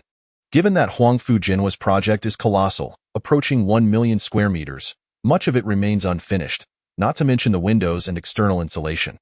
Additionally, he procures a batch of refrigerators, televisions, and washing machines, purchasing enough for the usage of 20,000 people over 20 years. Li Yingshi has long coveted this area, yet had refrained from acting out of fear. However, with societal order on the brink of collapse, he finds himself with new intentions. Xiao Hai is an exceedingly astute individual.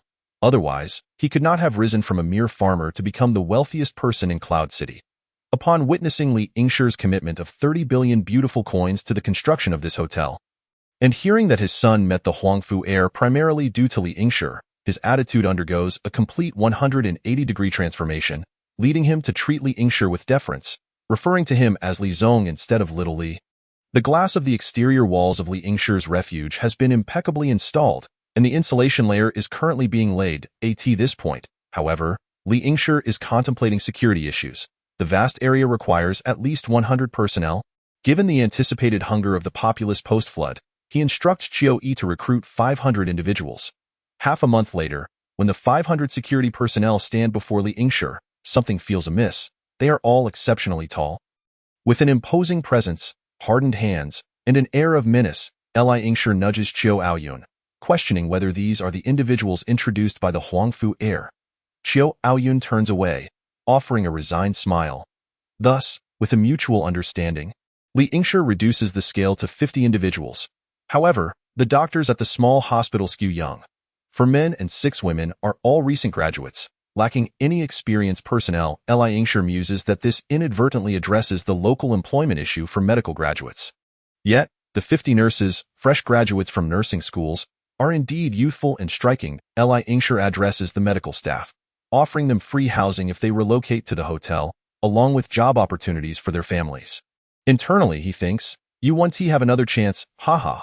Those who regret it will have to pay the price when disaster strikes and housing is distributed. Faced with a multitude of novice doctors and nurses, Li Yingshi felt an overwhelming sense of unease in trusting his life to them. However, with no other options available and recognizing the limitations of his small establishment, he reluctantly permitted the modest hospital to begin treating construction workers, thus allowing these fledgling medical professionals to gain some invaluable experience. Additionally, he instructed Xiao Aoyun to keep a vigilant eye on the major hospitals for any hidden gems, those who had erred and been dismissed. As October ushered in a decline in temperatures, returning to levels reminiscent of the extreme heat that had preceded it, there was a collective sigh of relief among the populace. The power supply and internet services were restored in a remarkably short time, and the events that transpired during the heat wave gradually came to light. Numerous rivers had run dry, and groundwater levels had receded to depths below 100 meters. Global meteorologists engaged in fervent debates regarding various theoretical models to explain the rise in global temperatures, attributing it predominantly to the El Niño and La Niña phenomena. Such extreme weather conditions were anticipated to become an annual occurrence, eliciting widespread lamentations from citizens across the world. Yet, some scientists pointed out that the ice caps in both polar regions had completely vanished, with average temperatures in the Arctic region soaring to 20 degrees Celsius. They warned that the global sea level had plummeted by nearly 10 meters, a phenomenon that was exceedingly abnormal, prompting concerns about the potential for devastating storms. In response, governments around the world scrambled to devise contingency plans, though the inefficiency characteristic of the free world meant that no results would materialize for at least a year or more. Meanwhile, vast expanses of seabed lay exposed, leaving countless fish and seafood stranded in isolated puddles, ripe for the picking. Coastal areas transformed into veritable paradises for people seeking respite, as throngs flocked to partake in this unexpected bounty. Rumors of flooding proliferated across the internet, leading to a cycle of suppression and resurgence, ultimately resulting in soaring prices and widespread despair. Incidents of food hoarding became alarmingly frequent. Chapter 18. Return to Cloud City 2 in Huaxia. Conditions were relatively better, as the government maintained a semi-rationing system for food, effectively controlling prices and preventing significant increases, allowing the populace to sustain their livelihoods. Nonetheless, the skies remained perpetually overcast and hazy, casting a pall over the people's spirits. Yet, Xiao Aoyun found himself utterly perplexed by Li Yingshi's recent decisions.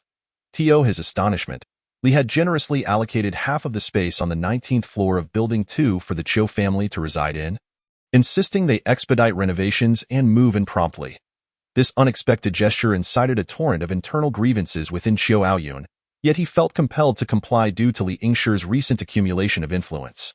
All the while, Xiao Aoyun remained critical of the design of the hotel rooms that Li Yingshi managed, which he deemed excessively variable in size, some overly spacious while others were far too cramped. He had voiced his discontent on numerous occasions, yet Li Yingshi merely smiled inwardly, considering his actions as a form of benevolence. After all, he himself resided on the 19th floor of Building 1, where the 20th floor, despite heating, remained uncomfortably chilly during extreme cold, relegating it to mere storage. Li mused to himself. In my previous life, I toiled tirelessly, accumulating wealth for you, with scarcely a moment to spare for the internet.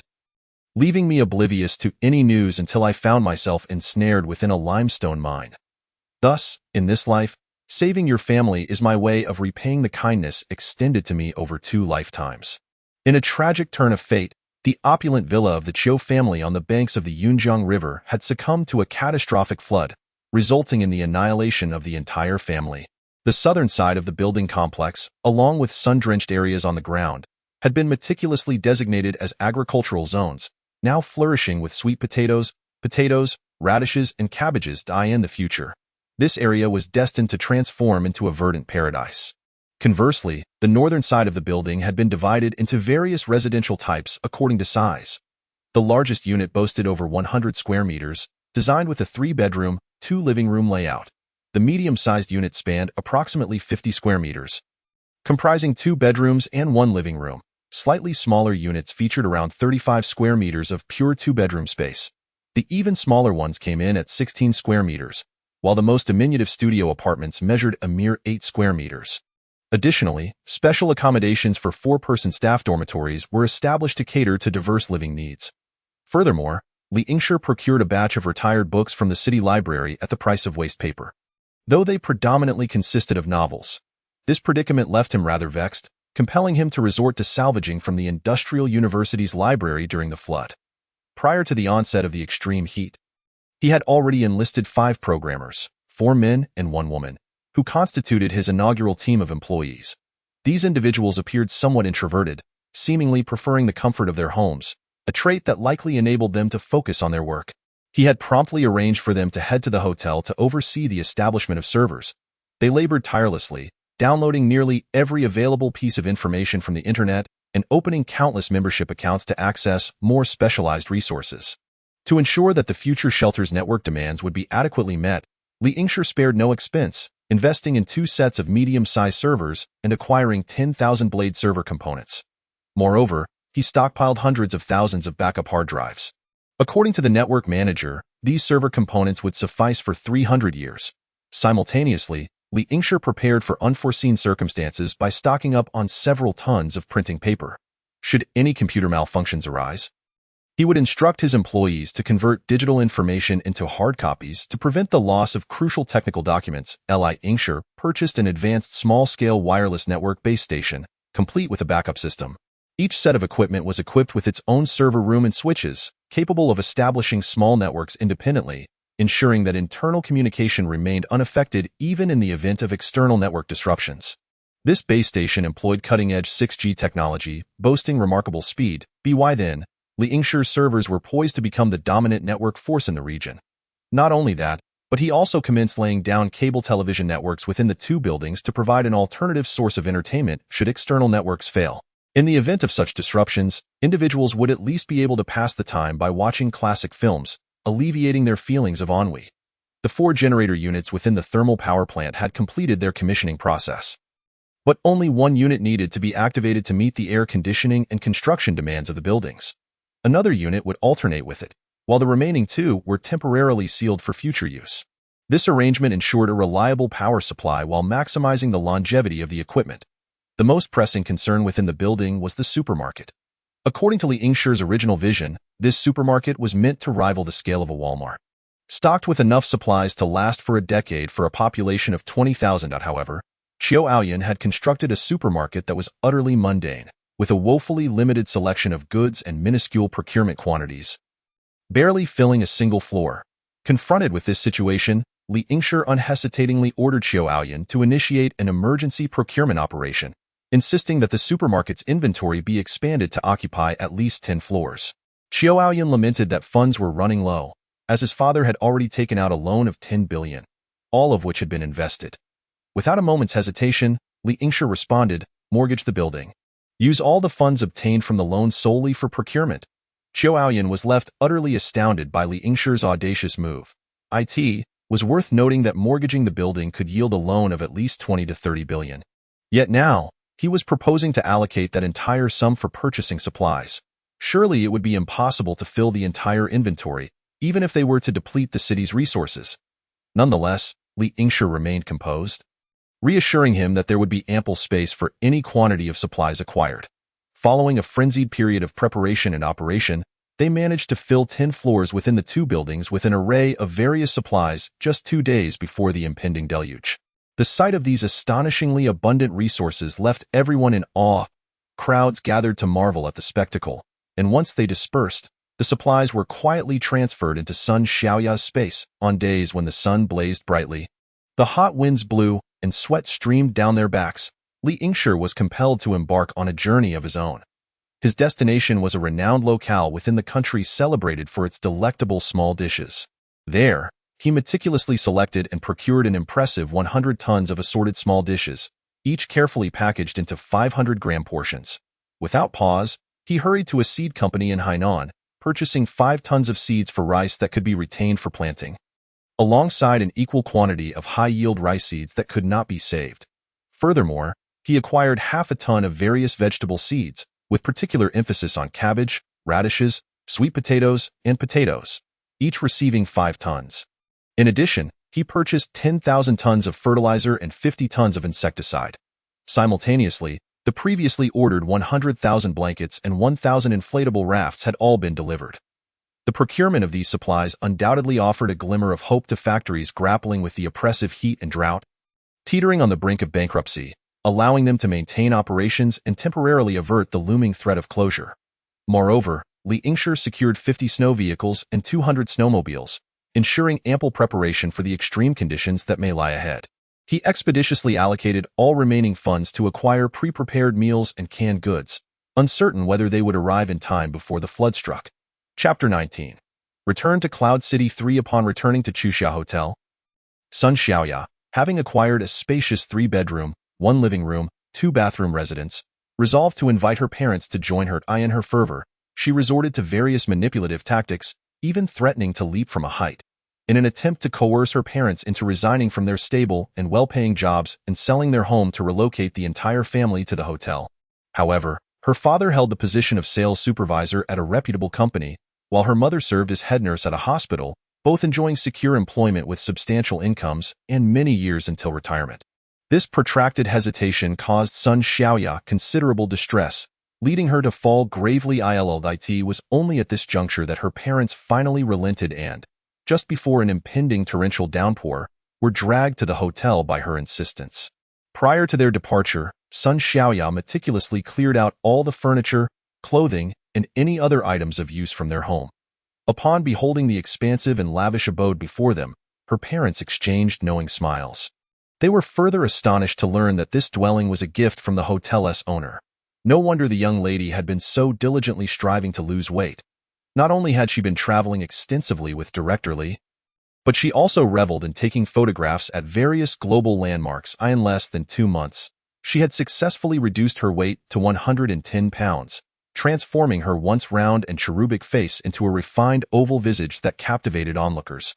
The two shared a knowing smile, as if everything had transpired exactly as expected. Yet, no sooner had Sun Xiaoya's parents arrived at the hotel than they were assigned roles by Li Yingshi. Sun Xiaoya's father assumed responsibility for government reception matters, while her mother became the director of a small hospital within the shelter. Although this position was not particularly high-ranking, it conferred a significant elevation in status. Sun Xiaoya's mother instantly radiated renewed vigor, energetically surveying the site daily to attend to any patients in need of care. Similarly, Xiaopeng secured a generous 3-bedroom, 2-living-room apartment and brought his parents to live alongside him. Subsequently, he decisively sold their previous home. Due to his father's limited educational background, he was assigned to the security team for logistical support, while his mother took on the role of cleaning supervisor. Fortunately, their age was not prohibitive, and the work was not overly strenuous. Li Yingshi also discovered several tons of small umbrellas in their quarters, a quantity that left him momentarily speechless. Zhao Pingyan's parents also arrived, but his younger brother stubbornly refused to come, claiming he was in a critical period of exam preparation. This reluctance stemmed from Zhao Pingyan being sternly instructed by Li Yingshi to disclose nothing regarding the apocalyptic circumstances.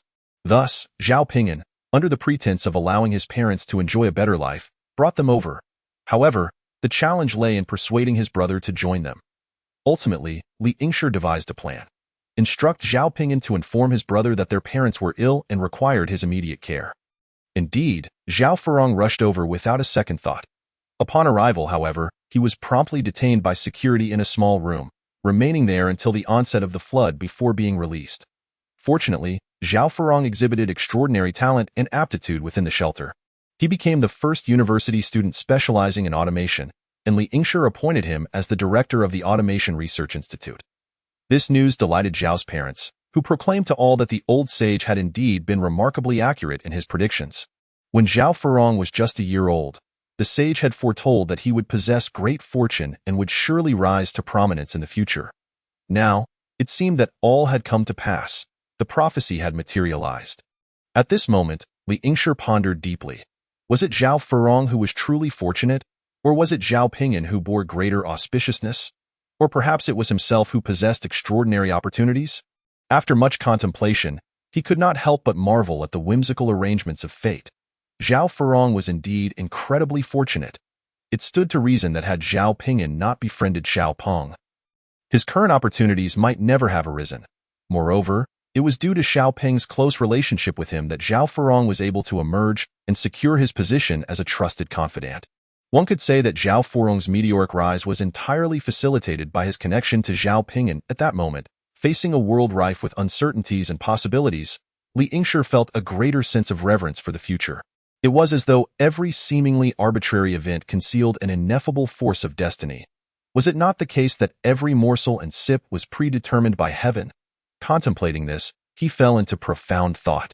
Li Yingshi appointed several of his trusted former subordinates as captains of the security team and established a recruitment notice to attract talented individuals, successfully enlisting over 200 new members to bolster the security force.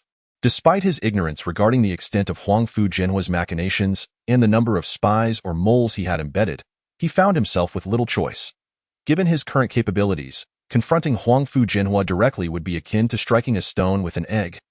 Unless he was willing to relinquish the painstakingly established shelter, even though he recognized that Huangfu Jena's agents might not be entirely trustworthy, the pressing circumstances compelled him to temporarily utilize their services. When the roads were blocked and communication severed, perhaps he could gradually win their allegiance. Fortunately, Li Yingshi did not complicate matters, readily agreeing to accommodate Lu Danning's parents in factory employment. However, issues arose concerning his in-laws.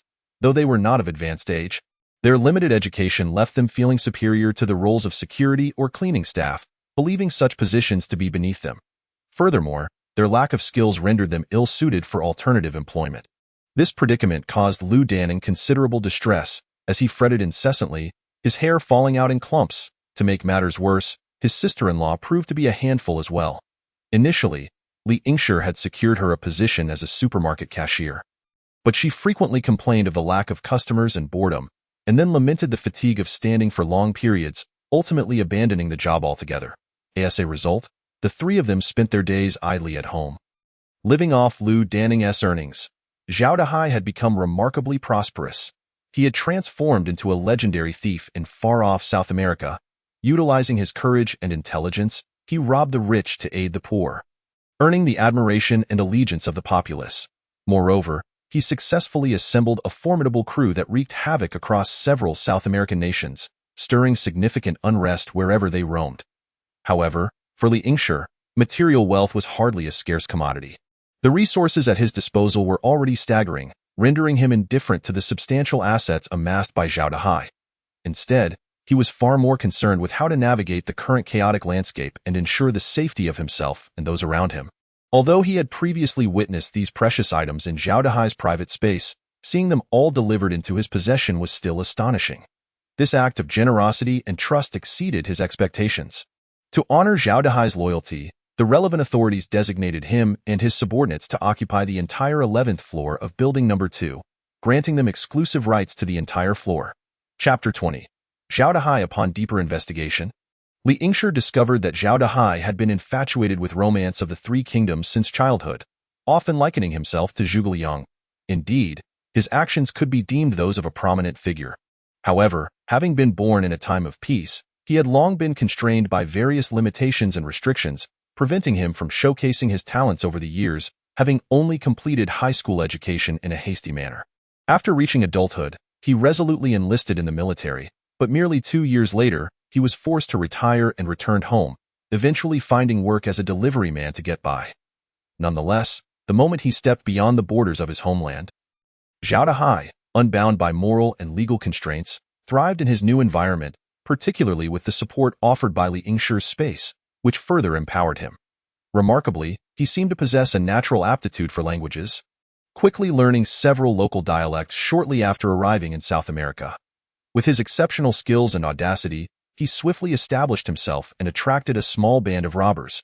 They cleverly capitalized on the Chilean populace's dissatisfaction with the government, expanding their influence like a rolling snowball, pillaging major cities and quickly gaining notoriety.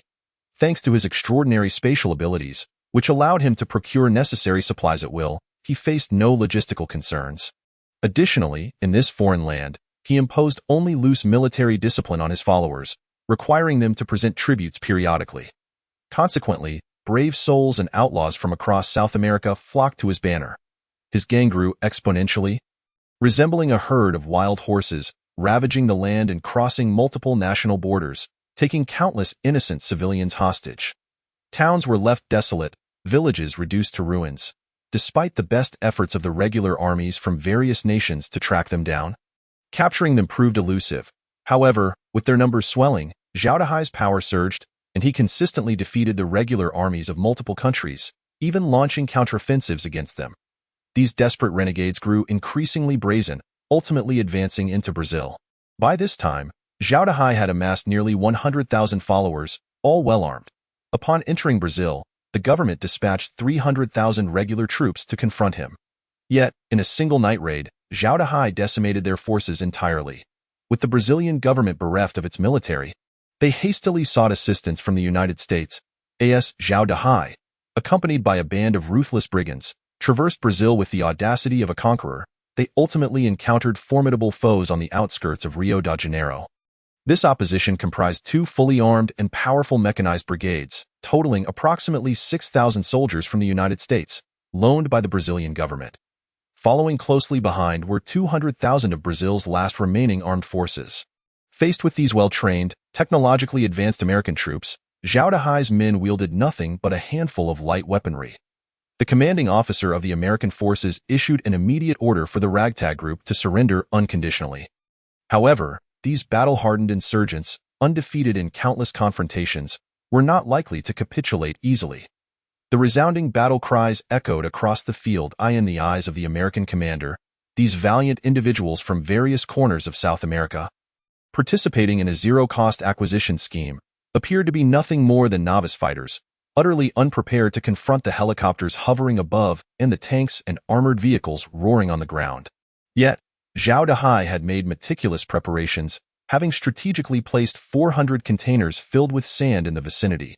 Just as the arrogant helicopters soared through the sky, one by one, the containers descended upon them like a torrential rainfall, crashing violently to the ground. This unforeseen turn of events plunged the American forces into chaos. At that moment, the once dismissed insurgents seized the opportunity, using the containers as cover to charge into the ranks of armored vehicles. In an instant, both the seemingly invulnerable tanks and the heavily armored vehicles became ineffective, transforming into blazing heaps of worthless scrap metal under the onslaught of Molotov cocktails. 2 hours into the battle, the two mechanized brigades of the American forces were annihilated, with half of the 200,000 Brazilian regulars captured and the other half fleeing. Xiao Hai emerged victorious, his fame soaring to new heights. With relentless pursuit, he led his band of brothers onward, carving a path through the chaos, and by the third day, they had breached the city of Rio de Janeiro. This city, once rife with disorder and various factions vying for control, found itself subdued in the presence of Xiao Hai and his valiant men. Whether they were the haughty gang leaders or the formidable police officers, all were compelled to fall in line, yielding to Xiao Hai and his compatriots as they seized treasures at will. Even the esteemed president of Brazil did not escape unscathed, finding himself a prisoner of Xiao Hai. Personally intervening, Xiao Hai utilized his spatial abilities to plunder key institutions such as the presidential palace, the Ministry of Finance, and the central bank, amassing a staggering fortune as his loyal followers continuously offered tributes. In a brief period, he became a man of immense wealth, rivaling the richest in the world. However, just as everyone anticipated Xiao Hai would ascend as the new ruler of Brazil, he made an unexpected move. Emulating the renowned revolutionary Che Guevara, he delivered a fervent speech. When we depart, They will build schools and hospitals for you. They will raise your wages, not out of newfound conscience or benevolence, but because we have come, we shall fight for freedom. Let the oppressors tremble. His voice resonated like thunder, reverberating through the hearts of every listener. People turned their gaze, beginning to reassess this legendary figure. A wave of jubilation swept across the globe as the spirit of the Soviet Union re-emerged. The rallying cry of proletarian revolution echoed in every corner of the world. Yet, Li Yingshi could not help but ponder. What comes next? It turned out that Xiao Hai, having successfully captured the Brazilian capital and the president, possessed the strength to establish a nation in South America.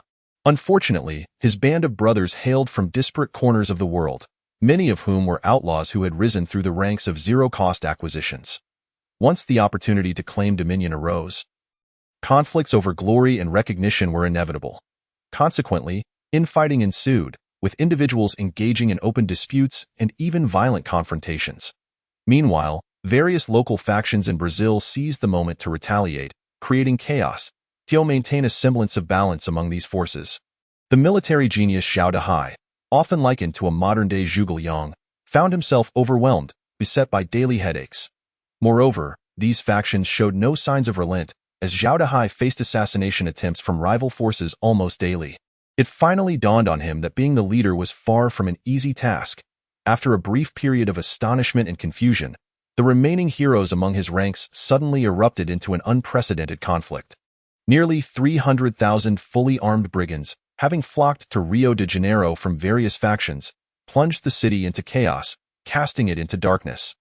Ultimately, these factions staked their claims to territories, aspiring to establish their miniature kingdoms. Had it not been for a great flood, they might have become the 7 warring states of Brazil. Yet, just as they reveled in their lust for power, an unexpected deluge swept through. As the saying goes, the ambitions of empires can be washed away in an instant. Li Yingshi smiled faintly, thinking it might serve to balance the forces led by Huangfu Jena.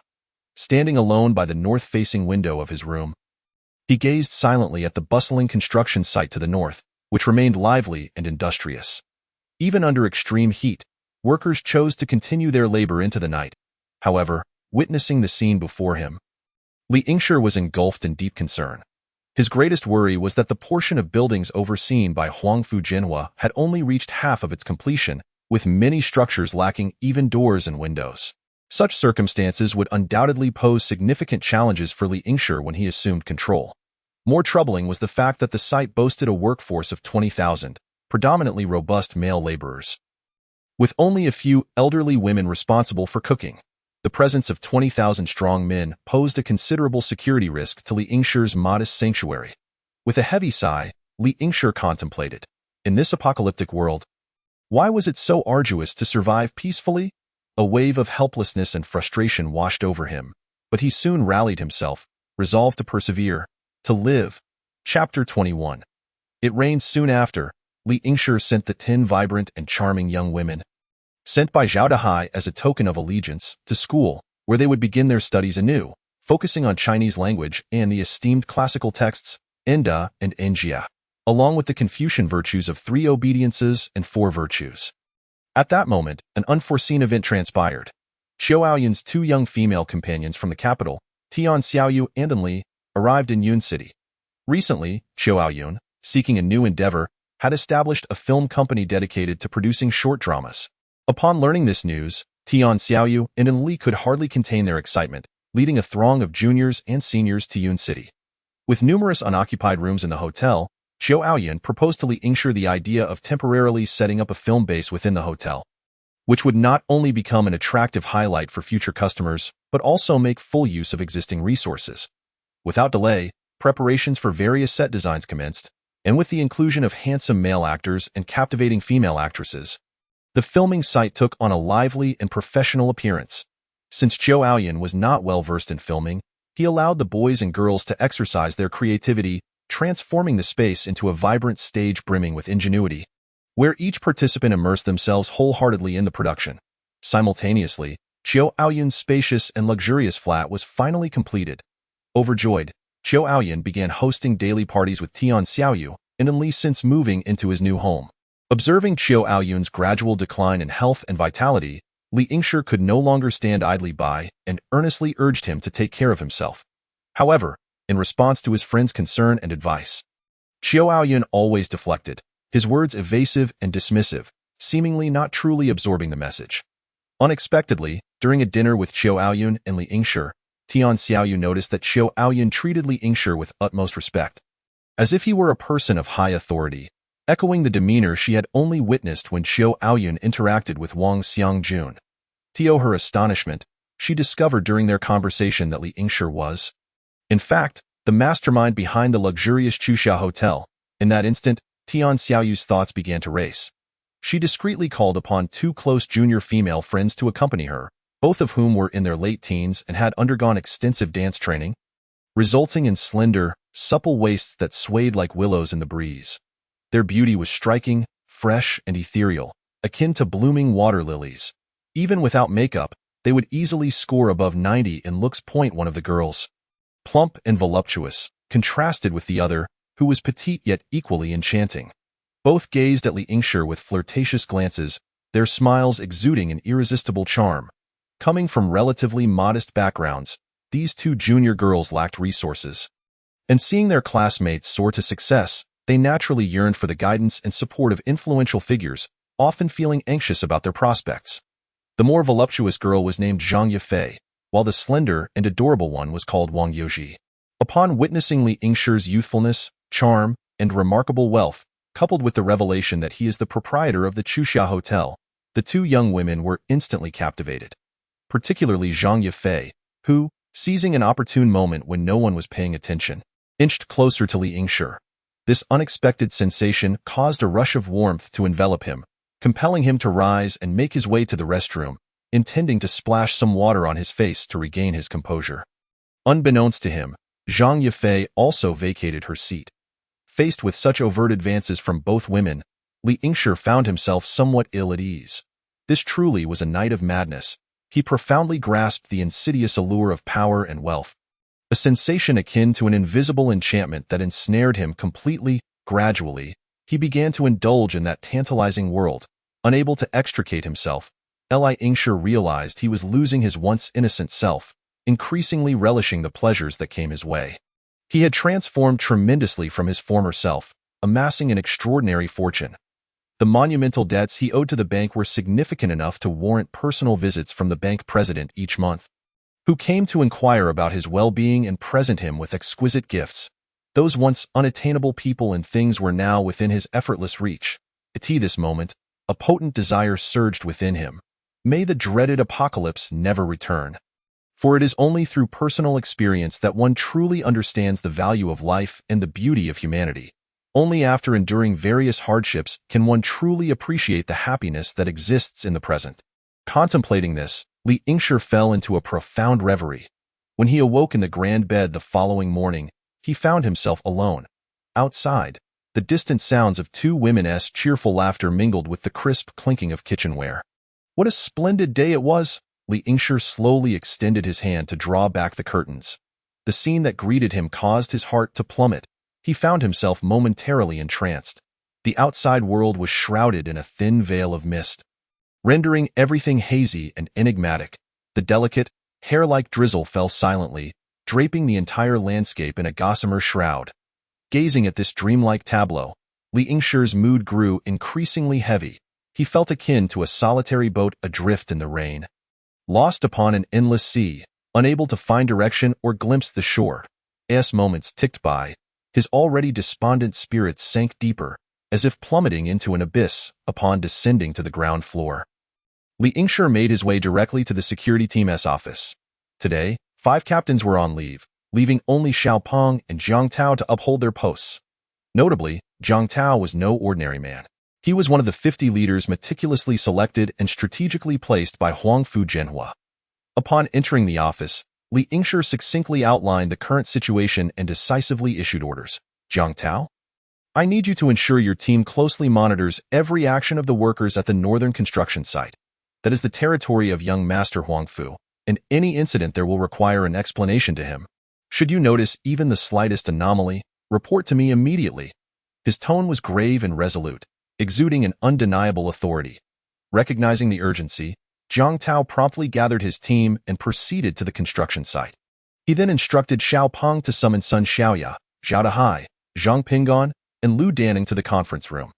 Jiang Tao then approached Qiu Aoyun's residence and unceremoniously ordered her to fetch her parents from the city to stay with them. Qiu Aoyun felt a wave of displeasure at this request. After all, for an adult, nothing is more unwelcome than parents intruding upon one's life. Yet, despite her internal resistance, she found herself unable to defy Li Yingshi's command. Reluctantly driving towards the city, as Li Yingshi stepped into the conference room, he found Xiao Peng, Zhang Pingon, Xiao Hai, Lu Danning, and Sun Xiaoya quietly awaiting his arrival. Without hesitation, he uttered a shocking proclamation. The apocalypse has arrived. At his words, the faces of the 5 individuals shifted dramatically, as if engulfed by an invisible weight. He continued, "Once this reign begins, it will persist for a full 3 months. If any of you have friends or family, now is the time to bring them here, but you must cover their living expenses yourselves." As he spoke, his gaze subtly swept over Lu Danning, who quickly averted his eyes, unwilling to meet his stare. It turned out that Lu Danning's in-laws were often idle, wandering about and causing trouble, and even had a tendency towards unscrupulous behavior, frequently embroiling Lu Danning in complications. Furthermore, Lu Danning's sister-in-law had recently developed an obsession with a handsome drama school student, incessantly pursuing him, which had severely disrupted the progress of their web series. Consequently, Li Yingshi had received multiple complaints from Qiu Aoyun regarding Lu Danning. Reflecting on these matters, Lu Danning couldn't help but sigh inwardly, feeling quite troubled about how to address these vexing issues. Chapter 22 University Town. Xiao Aoyun's parents were entirely deceived into coming by her forceful invocation of Huangfu Jena's name. Upon arriving at the hotel, they were, quite literally, empty-handed. To make matters worse, Qiu Aoyun refused to allow them to leave the hotel even a single step. In desperation, her parents had to call home and request that their servants send some daily necessities to the hotel. Upon learning that this was Li Yingshi's mandate, they both cursed him for being a meddlesome nuisance and for having nothing better to do. However, the rain continued unabated until the early hours of the following morning. When dreadful news broke, the villa district by the riverside had flooded, and a family in District B had been inundated in the middle of the night, resulting in a tragic loss of life. This news sent shockwaves through Qiu Yi and his wife, for that family's residence was situated at a considerably higher elevation than theirs. Had they remained at home, they would have faced a dire fate indeed. Contemplating this, Qiu Yi and his wife felt an overwhelming sense of dread, their bodies drenched in cold sweat, ceaselessly expressing gratitude to Li Yingshi for saving their lives. Meanwhile, Qiu Yi, sitting comfortably in the hotel's luxurious suite, felt elated and foolishly posted on social media. He snapped a photo of himself at home and captioned it, "Enjoying some tranquil moments in my leisure." However, shortly after posting, Qiu Yi's phone began to ring incessantly. Call after call flooded in, as if intent on overwhelming his device. The callers were his affluent neighbors and some influential figures from the Yun city government, individuals he dared not offend. They presented a myriad of demands. Some seeking housing solutions, others requesting relocation to safer areas. Alarmingly, some even requested Qiu Yi to rescue their mistresses and illegitimate children. The once glorious tycoon of Yun City, revered as Qiu Banqing, now found himself utterly flustered. Within a single day, he had lost count of how many urgent rescue calls he had received. These calls felt like a life-or-death summons, leaving him trembling and at a loss. In his panic, Qiu Yi hastily deleted the tumultuous social media post, yet to no avail. The phone continued to ring relentlessly, showing no signs of abating. Facing such a dire predicament, Qiu Yi felt utterly trapped and overwhelmingly anxious. After much contemplation, he resolved to bring Qiu Aoyun with him to seek assistance from Li Yingshi, hoping for some reprieve. Upon their arrival, Li Yingshi was reluctantly compelled to pause his work and interrupt the ongoing meeting. He hurried to another room, and after listening to Qiu Yi's account, he remained silent for a moment before responding. "This situation is indeed quite challenging. These are formidable individuals we are dealing with. We must be cautious not to invite trouble." Qiu Yi was taken aback, and Li Yingshi continued, "Are we really expected to sustain them indefinitely simply because of this relentless rain?" Li Yingshi fixed a steely gaze upon Qiu Yi, who meekly replied, "But surely it cannot continue like this forever. How can it possibly rain without end?" Li Yingshi pondered for a moment, then proposed, "How about this? I will lend you 10 speedboats and 20 flat-bottomed boats. You will be responsible for transporting these dignitaries to CNNV Peak, where an official base is established. As for the remaining matters, let the authorities handle them. Upon hearing this, Xiao Hai inquired, what if they insist on coming here? Li Yingshi paused for a moment before responding. If they truly insist on arriving, simply inform them that this is the territory of young Master Huangfu, and anyone wishing to enter will need to pay an entrance fee of 1 ton of rice, followed by a monthly head tax of 200 kilograms of rice. Additionally, for those seeking housing, a modest 8-square-meter studio will cost 200 kilograms of rice per month. A larger 16-square-meter unit will require 400 kilograms, and a 60-square-meter 2-bedroom apartment will demand 1,000 kilograms. Finally, a 100-square-meter 3-bedroom, 2-living-room unit will set them back 2,000 kilograms monthly. Remember, we only accept gold or rice as payment. Cash is not an option. According to the regulations set forth by Lord Huangfu, 1 gram of gold is equivalent to 0.5 kilograms of rice. Xiao Hai, feeling a surge of indignation, silently cursed the absurdity of the situation. His eyes widened in confusion, staring blankly at the unfolding scene. Observing Xiao Hai's dazed expression, Li Yingshi gently shook his head and calmly stated, "Let it be so." With that, he turned and exited the room, resuming his participation in the meeting, entirely indifferent to Xiao Hai's sentiments. After all, should an audacious individual dare to approach, seeking to barter food for the right to reside, Li Yingshi would not entirely dismiss such a proposition. However, a new dilemma soon emerged. Given that no one currently recognized the Huaxia currency, how would Li Yingshi distribute salaries to his employees? After much deliberation, he ultimately resolved to seek guidance from the remnants of the former dynasty to issue military scrip, stipulating that 1 pound of food stamps would be equivalent to 1 pound of shelled white rice. The food stamps could be used not only for purchasing sustenance, but also for acquiring certain luxuries in the cafeteria that were typically hard to obtain, such as cigarettes. Li Yingshi continued, "There is an urgent matter that demands our immediate attention. We must commence the emergency dismantling of all vital facilities in Yun City and its surrounding areas. This includes factories, enterprises, schools, libraries. Please note, only the books inside need to be taken, granaries, and water purification stations, among others.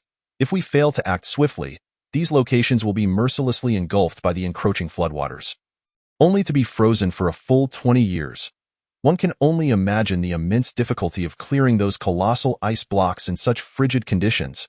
Therefore, every moment is of the utmost importance. We must not let our guard down. This is our singular opportunity to accomplish something tangible for future generations, to leave behind a legacy. One day, when we face our descendants, we can confidently declare, 'I have acted without regret.'" Li Yingshi's impassioned words resonated with sincerity and fervor. Considering their current stockpiles, it was indeed sufficient to sustain them for over 20 years. The sole aim of this endeavor was to ensure the survival of more lives, while preserving and passing on the historical culture and scientific knowledge. Xiao Peng and son Xiaoya gazed intently at Li Yingshi, their hearts ablaze with excitement, as if they were partaking in a grand and sacred mission, constructing a new Noah's Ark, bearing the noble responsibility of salvaging humanity's fate.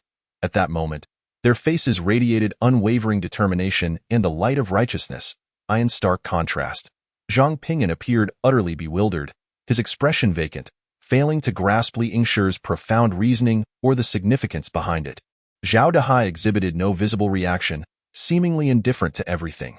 Now wealthier than ever, with ample food supplies, weapons, and a strong military presence, he found himself accompanied by beauty and comfort. One could say he lacked for nothing in this world. His abundant resources could sustain over 1,000 people for 2 entire generations. Thus, he held little interest in any matters beyond his own well-being, including the preservation of human history and civilization. Yet, given the circumstances, having entered Li Yingshi's domain, he had no choice but to abide by local customs, obey Li Yingshi's commands, and follow his directives. Despite his numerous reservations, Xiao Hai could only shrug helplessly, displaying a resigned expression, indicating his willingness to comply with Li Yingshi's arrangements. Following the prearranged plan, the 6 individuals were to be divided into 3 small teams, akin to their operational divisions during their overseas missions. At that moment, Li Yingshi retrieved 6 meticulously prepared maps from his bag, distributing 1 to each person. The maps were incredibly detailed, clearly marking the crucial resource-gathering locations surrounding Yun City, such as factories, hospitals, shops, and schools. The majority of this intelligence was due to son Xiaoya's diligent research and compilation efforts, which had occupied her for over a week. Chapter 23. Resource gathering. The reason was simple. Once the rainfall intensified, the city would swiftly flood. If Li Yingshi could not act promptly to lead personnel in gathering resources, everything would be submerged, becoming sustenance for fish and shrimp, ultimately entombed beneath layers of ice. After a discussion among the group, Li Yingshi decided to personally lead a team responsible for the northern region, while assigning Xiao Peng and Lu Danning to the western area and Zhang Ping'an to collaborate with Xiao Hai in the southern sector. As for the eastern direction, due to its considerable distance from the Chuxia Hotel refuge, which necessitated traversing the entirety of Yun City, it was deemed too cumbersome, leading to the decision to let Jiang Tao take charge. Furthermore, in the latter stages of the Great Flood, an official base had been established on Xian'anvi Mountain, located in the eastern part of Yun City. This base had been operational for at least 3 years, and Li Yingshi suspected that the remnants of the group that had once plundered from him were the very forces that had caused the downfall of the Xian'anvi Mountain base. In his past life, the Xian'anvi Mountain base faced numerous issues, the most prominent being overpopulation and resource scarcity. Particularly acute was the shortage of fuel and food. Despite rumors of their large-scale development of ice-roofed mushroom cultivation technology, the construction of such facilities was exceedingly slow, insufficient to meet the food demands of hundreds of thousands. Ultimately, after one particularly bountiful mushroom harvest, those swiftly growing fungi that required minimal light and nutrients became the primary food source for the official base. However, in the grim depths of a frozen apocalypse, the yield of such produce, originally modest, became alarmingly scarce, resulting in a profound imbalance between supply and demand. The rations allocated to the lower echelons of society dwindled even further. In such dire conditions, a man watched helplessly as his parents, wife, and son succumbed to starvation, the waves of sorrow and despair crashing upon him relentlessly till last. Unable to endure the torment any longer, he descended into madness, recklessly charging toward the grain transport convoy in an attempt to seize the unappetizing mushrooms to stave off hunger. Unfortunately, before he could approach, he was discovered and shot dead by the personnel tasked with safeguarding the food supplies. His death ignited a long-suppressed fury within the populace, who erupted in outrage against the government officials, who squandered their days in indulgence, oblivious to the suffering of the common folk. As time wore on, tensions escalated further when a nervous guard accidentally shot another citizen who had approached too closely, igniting a firestorm of resentment among the masses. The ensuing looting quickly spiraled into a massive riot, as despair and anger overwhelmed the people, drawing them into the chaos. Ultimately, this insurrection resulted in the near-total annihilation of the government officials and their families at the Xian'anvi mountain base, along with severe destruction of the agricultural facilities they had painstakingly established. Bereft of food sources, the people faced an unprecedented dilemma: either starve in the streets or flee in search of a glimmer of hope. Thus, countless individuals set forth on the path of escape through the bitter winter, seeking that elusive chance for survival. In the absence of order, the tyranny of chaos prevailed. The gentle drizzle in the sky gradually intensified, transforming into a relentless downpour. This rain continued unabated until the third day, when the streets of Yun City began to flood. The water level rose rapidly, submerging parts of the populace up to their calves. To prevent electrical hazards and other safety incidents, the majority of the city was compelled to implement emergency measures, resulting in power outages throughout the urban area. The city was plunged into darkness. At that moment, Li Yingshi resolved to take action. The reason being that Jiang Tao had reported to him that the workers at the construction site had run out of food. Due to the inclement weather, the vehicles transporting supplies had not arrived for 3 consecutive days, causing significant hardship for the workers. That morning, the foreman and several worker representatives anxiously gathered at the building where Li Yingshi resided, imploring him for food to alleviate their immediate crisis.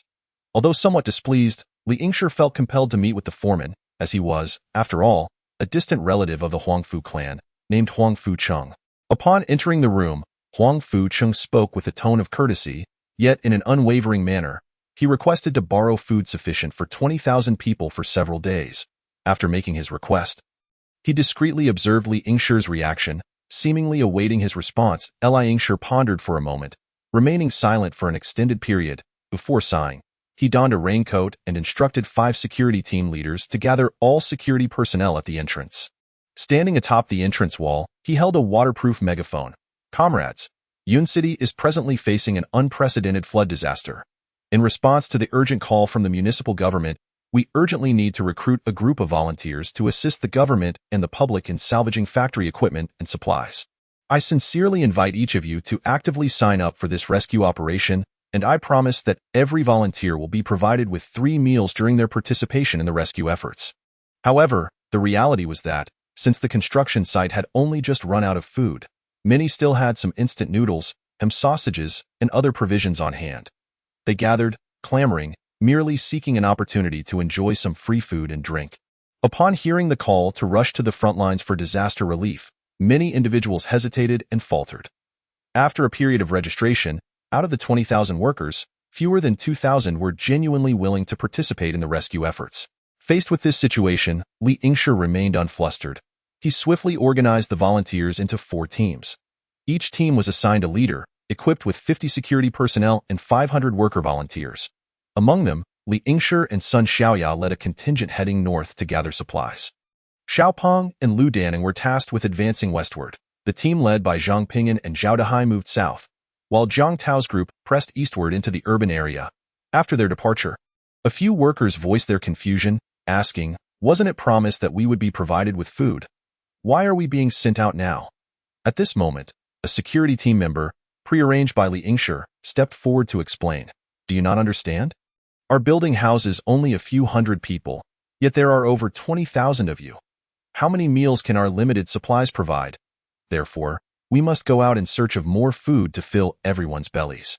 They chanted slogans about assisting the government and the people in rescuing essential supplies, yet it remained uncertain who would ultimately benefit from these resources. Some famished workers even tore open food packages on the spot, indulging in ham sausages, instant noodles, and bread.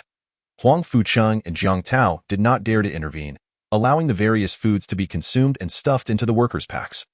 Nevertheless, this resolute team extended a helping hand along their journey, assisting residents of lower floors in relocating to safer, elevated areas. Such acts of kindness ignited a profound sense of mission and justice within everyone.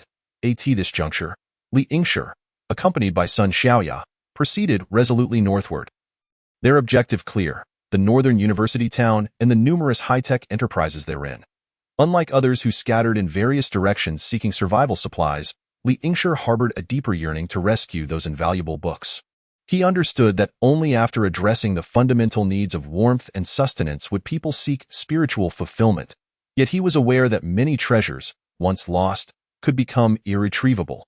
Since his rebirth and acquisition of a mysterious space, a powerful sense of mission and responsibility had surged within him, compelling him to contribute to the legacy and survival of humanity. This steadfast group journeyed north, ultimately arriving at Yun City Industrial University, the largest engineering institution in Yun City, boasting a long-standing history even throughout Huaxia. Established during the period of significant Eastern invasion, it has endured for over 2 centuries. Chapter 24, Industrial University. Upon entering the campus of Yun City Industrial University, Li Yingshi made a beeline for the library. The accompanying security and worker volunteers followed closely, not daring to lag behind. Upon reaching the library, Li Yingshi issued a decisive command. "Act immediately. Safely evacuate all individuals still inside the library." With his authoritative call, the security and volunteers sprang into action. They cautiously guided the individuals trapped in the library towards the dormitory area, ensuring that every student and teacher arrived safely. The entire evacuation unfolded with tension yet orderliness. Devoid of chaos or mishaps, as the last student exited the library, Li Yingshi turned to Sun Xiaoya, fixing her with a determined gaze. "Xiaoya, immediately gather all the books, computers, and items from the library into the space. Be swift, but ensure nothing is damaged." Sun Xiaoya nodded, acutely aware of the task's significance. She swiftly entered the library, her hands weaving in the air as beams of white light emanated from her fingertips, causing books and computers to vanish and be securely stored in the space. After completing the collection of library materials, Sun Xiaoya did not pause, as she received new instructions from Li Yingshi to head to the laboratory building to gather various experimental equipment. Without delay, she proceeded to the lab, embarking on a new round of industriousness. Inside the laboratory, she meticulously searched each room, carefully collecting an array of test tubes, reagents, electronic microscopes, and other experimental apparatus into the space. She recognized the critical importance of these items for the future research and development of the shelter, ensuring that every piece remained intact. Meanwhile, Li Yingshi mobilized dozens of workers and organized a security team to spearhead food collection efforts at various cafeterias. United in purpose, they carefully loaded essential supplies such as rice, flour, and pickled vegetables onto trucks, arranging them neatly. Li Yingshi focused intently on directing the volunteer workers, assisting students in moving to higher ground while actively recruiting more university student volunteers to join their ranks. He particularly emphasized the recruitment of female volunteers from the Industrial University, assigning them roles in rescue and nursing. Every girl who signed up was welcomed with open arms, and he urged Sun Xiaoya to enlist as many females as possible. However, the urgency escalated as the ground floor of the dormitory began to flood. Yet the volunteers did not stand idly by. Instead, they proactively assisted students residing on lower floors in moving to safety. Their selfless spirit shone through, conveying warmth and strength through their deeds. Although Li Yingshi understood the limited impact of this effort, he tacitly allowed them to continue, recognizing the significance of their actions. He instructed the student volunteers to gather food from the snack street and surrounding areas, while he discreetly departed from the crowd to find a secluded spot. Subsequently, he swiftly deployed a speedboat, resolutely heading towards the steel and building materials markets. Upon arrival, he discovered that the terrain here was relatively low, with floodwaters nearly reaching his thighs.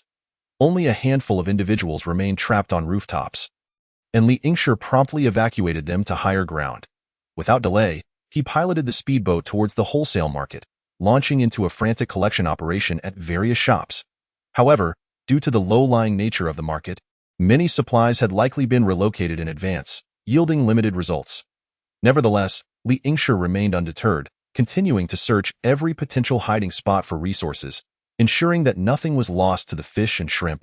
He scrutinized the map intently, his gaze landing on a prominent marker indicating a large grain and oil wholesale city. He steered the speedboat towards the wholesale city. Not long after, he spotted a group of uniformed individuals bustling about, evidently engaged in the collection of supplies, indicating that the city had begun mobilizing. Li Yingshi sighed inwardly, acknowledging the swift action of the municipal government. Seeing his collection plan on the verge of failure, he shook his head in resignation and turned back towards the university town. Several universities stood tall near the university town. Li Yingshi and his team visited these institutions one by one, hoping to gather more useful supplies. During this time, some faculty and security personnel attempted to halt their actions, but they were swiftly subdued by Li Yingshi's trained security team, who adhered to his orders to silence them. Despite encountering some obstacles, Li Yingshi pressed on, driven by the necessity of finding sufficient resources to feed the 20,000 people. They successfully amassed a substantial quantity of supplies. As they prepared to leave, Li Yingshi commanded the release of those they had restrained, instructing the security not to harm them. After all, everyone was striving for survival, and there was no need for excessive conflict. At this moment, the water level in the university town had risen to calf height. If they did not depart soon, the trucks would be unable to proceed. Thus, dozens of large trucks and container vehicles, laden with gathered food and accompanied by willing student volunteers, set forth together. Additionally, over 100 girls eager to serve as nurses and other volunteers joined the ranks, bringing the total number to nearly 3,000, including 1,000 boys and over 2,000 girls. Li Yingshi and Sun Xiaoya intentionally lagged behind the group, producing an inflatable speedboat. With its flat bottom and shallow draft, it was ideally suited for navigating shallow waters. Together, they made their way towards the designated factories. Upon arrival, one person kept watch while the other busily collected various equipment. Many of these devices were forcibly stored in the space, seamlessly integrating well-known and lesser-known machinery into their inventory. To their astonishment, they stumbled upon a nationally renowned canned peach factory, clearing its entire stock. Furthermore, they acquired the production line from the factory. Unexpectedly, they discovered a tin can production line for producing braised meat and luncheon meat cans.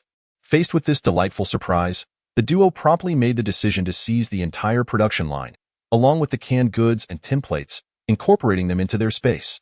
Xiaopeng and Lu Danning's group was equally productive, amassing substantial quantities of grain while themselves seizing numerous factories and food resources along their route. is particularly noteworthy that they successfully discovered and collected a canned food factory belonging to the Eastern Devils, which included both stock products and a complete production line. Upon hearing this favorable news, Li Yingshi made a swift decision, instructing them to find a suitable location to install the production line and to arrange for personnel to conduct in-depth research. With the aim of achieving autonomous canned food production in the future, Li Yingshi also noted that there was still an abundance of zombie meat in the space. They had successfully harvested a batch of containers. However, regrettably, it appeared that the space was full, and they could no longer collect additional items, necessitating a return. Li Yingshi promptly requested Xiao Hai to report the specific situation. Xiao Hai indicated that the jade bracelet space had already been filled, and although he had made every effort to adjust it, it was to no avail. After a careful examination, Li Yingshi realized that alternative solutions must be sought. Consequently, he led a group of individuals to a closed space on the first floor of the building. This location was remarkably tall, soaring to 10 meters, and astonishingly, there were no supporting columns, leaving one to ponder how Huangfu Jena initially intended to utilize this area. Chapter 25. The students of the police academy subsequently. The group began to extract some large items they had collected, such as the production line, machine tools, and containers, placing them in this area before Li Yingshi transferred them into his sandworld space. Within Li Yingshi's sandworld space, these materials were akin to mere grains of sand, hardly noticeable without close inspection. The remaining vast space still lay empty. Li Yingshi made proper arrangements for the university students gathered today, placing them in one of the already completed buildings under Huangfu Jena's command. Since this building had not yet completed all its renovation work, it could not immediately provide accommodation. Thus, the students were temporarily housed in tents within the building, awaiting the completion of renovations in other buildings before being assigned rooms. They even unhesitatingly breached 2 large supermarkets. However, it was unfortunate that both were located on the underground floor, largely submerged due to flooding. Nevertheless, they exerted their utmost efforts to salvage approximately 1/3 of the supplies. Ignoring the reluctance of the 2 individuals, Li Yingshi had the security team collect half of the supplies, leaving the remainder for Jiang Tao and Huangfu Jena to distribute as they saw fit. Consequently, they did not set off until noon the next day, with 1,000 assault boats towing over 1,000 flat-bottom boats made on-site from structural panels, embarking on their journey in grand fashion. Each person received enough provisions to last for 2 days, which nearly exhausted all supplies collected the previous day. Their destination was the massive granary discovered by Xiao Hai and Zhang Ping, which housed millions of tons of food desperately in need of transportation. Over 20,000 volunteers bustled about like busy little bees, seemingly tireless in their efforts to transport the grain. Although Li Yingshi had already taken 2/3 of it, the remaining food had still not been completely transported after more than 10 days of effort. In the midst of this tense moment, a man claiming to be a government worker from Yunqing suddenly appeared. Clashing fiercely with the grain transport team, he aggressively declared that the grain was National Reserve stock and ordered Li Yingshi and others to immediately vacate the premises, while demanding the return of all grain that had already been transported. However, faced with the man's aggressive demeanor, the volunteers present paid him no heed, completely ignoring his existence. Seeing that no one was responding to him, the man began to cling desperately to the situation. Attempting to obstruct the grain transport, in a moment of exasperation, Xiao Hai kicked him into the water. Shortly thereafter, several uniformed individuals arrived swiftly, rescuing the man from the water and taking him away. Unexpectedly, the next morning, over 100 uniformed personnel armed with handguns forcibly invaded the granary, taking control of the area. Witnessing the sudden turn of events, Li Yingshi decisively called Huangfu Jena to discuss countermeasures. He informed Huangfu Jena that the grain on his side was sufficient to meet current needs, and how to proceed next was entirely up to Huangfu Jena's discretion. Huangfu Jena was initially reluctant to confront the government directly, but he understood that most of this grain was intended for the workers at the construction sites. A lack of food supply could easily incite riots among the workers. Weighing the pros and cons, he felt compelled to exert pressure in the name of the Huangfu family, hoping to pacify the uniformed personnel. However, to his surprise, this group was extremely vigilant, refusing to yield in the slightest. This left Huangfu Jena humiliated and at a loss. With his pride diminished, he had no choice but to humbly request Li Yingshi's assistance once more. Li Yingshi readily complied, directly providing a batch of AKs to Xiao Hai for him to resolve the issue. Upon arrival at the scene, Xiao Hai did not hesitate to shoot the leading official dead and promptly ordered the others to surrender. faced with the ominous sight of 200 AKs. The uniformed personnel wisely relinquished their weapons and sent a representative to request a meeting with the person in charge. On the second night after the rain, as the downpour continued, many areas had accumulated water up to the calves. Fearing the risk of electrocution, the power company was compelled to implement a citywide blackout. The city's lights gradually extinguished, plunging it into darkness. As days went by. By the fifth day, the situation grew increasingly dire. Most of the backup batteries for mobile phone base stations had also depleted, rendering the majority of people's phones inoperable due to the inability to recharge. In this modern society, the essential communication tool suddenly became useless. When the world lost connectivity, and people lost their primary means of acquiring information, exaggerated rumors began to circulate widely. Without reliable sources of information, individuals were left to rely on speculation and hearsay to gauge the external situation. Fear and uncertainty loomed over everyone's hearts. Filled with confusion, Li Yingshi sought out Wang Xiaoquan to inquire about the origins of these individuals in peculiar uniforms. Wang Xiaoquan informed him that these people were not actual police officers, but rather students from the Yunqing Police Academy. Although their uniforms resembled police attire, they were not official police uniforms. However, what shocked Li Yingshi even more was that the official killed by Xiao Hai was indeed a Yunqing official, specifically the deputy director of the land department, an individual wielding real power. This deputy director was typically arrogant and accustomed to issuing orders. The incident stemmed from the mayor of Yunqing's directive to collect supplies. However, the granary was notably peculiar. It was not listed on the government's inventory of supplies, yet contained millions of tons of grain. It appeared to be a private stockpile belonging to some wealthy family, thus not included in the official statistics. If this deputy director could seize such a large quantity of supplies, he would have leverage to discuss his promotion with the mayor. Unfortunately, he encountered Xiao Hai, a formidable opponent, and lost his life. Li Yingshi curiously asked, "How many of you are there in total?" Li Yingshi internally pondered. "Now there are an additional 400 single men. This is quite a headache," he then stated. "We are here on the orders of young Master Huangfu Jena to assist in disaster relief in Yunqing. You may temporarily join us as volunteers in flood relief efforts."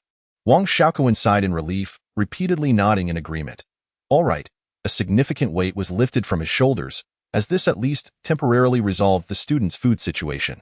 As the saying goes, those who know how to adapt to circumstances are the true talents. Other matters could be deliberated after the disaster. Li Yingshi methodically arranged for these police academy students to join the security team and participate in tree-cutting activities. At this moment, Li Yingshi calculated the food consumption in the shelter. Roughly estimating, each person required 1 pound of food daily. 2,000 people would consume 1 ton, and currently, over 20,000 individuals consumed approximately 13 tons daily. Over the course of a month, that amounted to 400 tons. And over a year, around 5,000 tons. The grain in this granary would suffice for these workers for several decades. Li Yingshi felt a sense of relief wash over him. However, management principles dictate that one must not allow people to remain idle. Idleness breeds chaos. Thus, Li Yingshi only dispatched a small group of personnel to search for necessary supplies and engage in logging, while the vast majority of workers remained behind. Those left behind would have to brave the torrential rain and laboriously undertake the task of sealing windows and external walls of the unfinished buildings. The issuance of this order immediately sparked extreme dissatisfaction among all the workers. After all, no one wished to work under such harsh weather conditions. The workers reacted strongly, with some even clashing with the foreman. Li Yingshi understood that if this matter was not addressed properly, subsequent work would be severely impacted. With no other option, Li Yingshi urgently gathered all the workers, informing them that, according to reliable channels, there was internal news from the Meteorological Bureau indicating an imminent drop in temperature, and as per the calendar, winter was approaching.